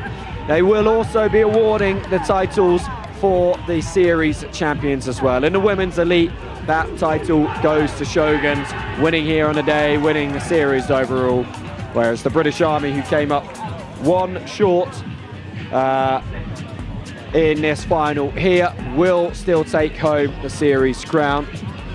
From myself, Will Shelford, from Harry alongside me, and from Wilf and Archie and Chris, who've also joined on commentary, thank you very much for watching today. Thank you for following along, at home. We do hope you've enjoyed it, and we do hope you join us again next time in 2 weeks at Wasps for the final event of the Lit Super Sevens Series 2025. Take care.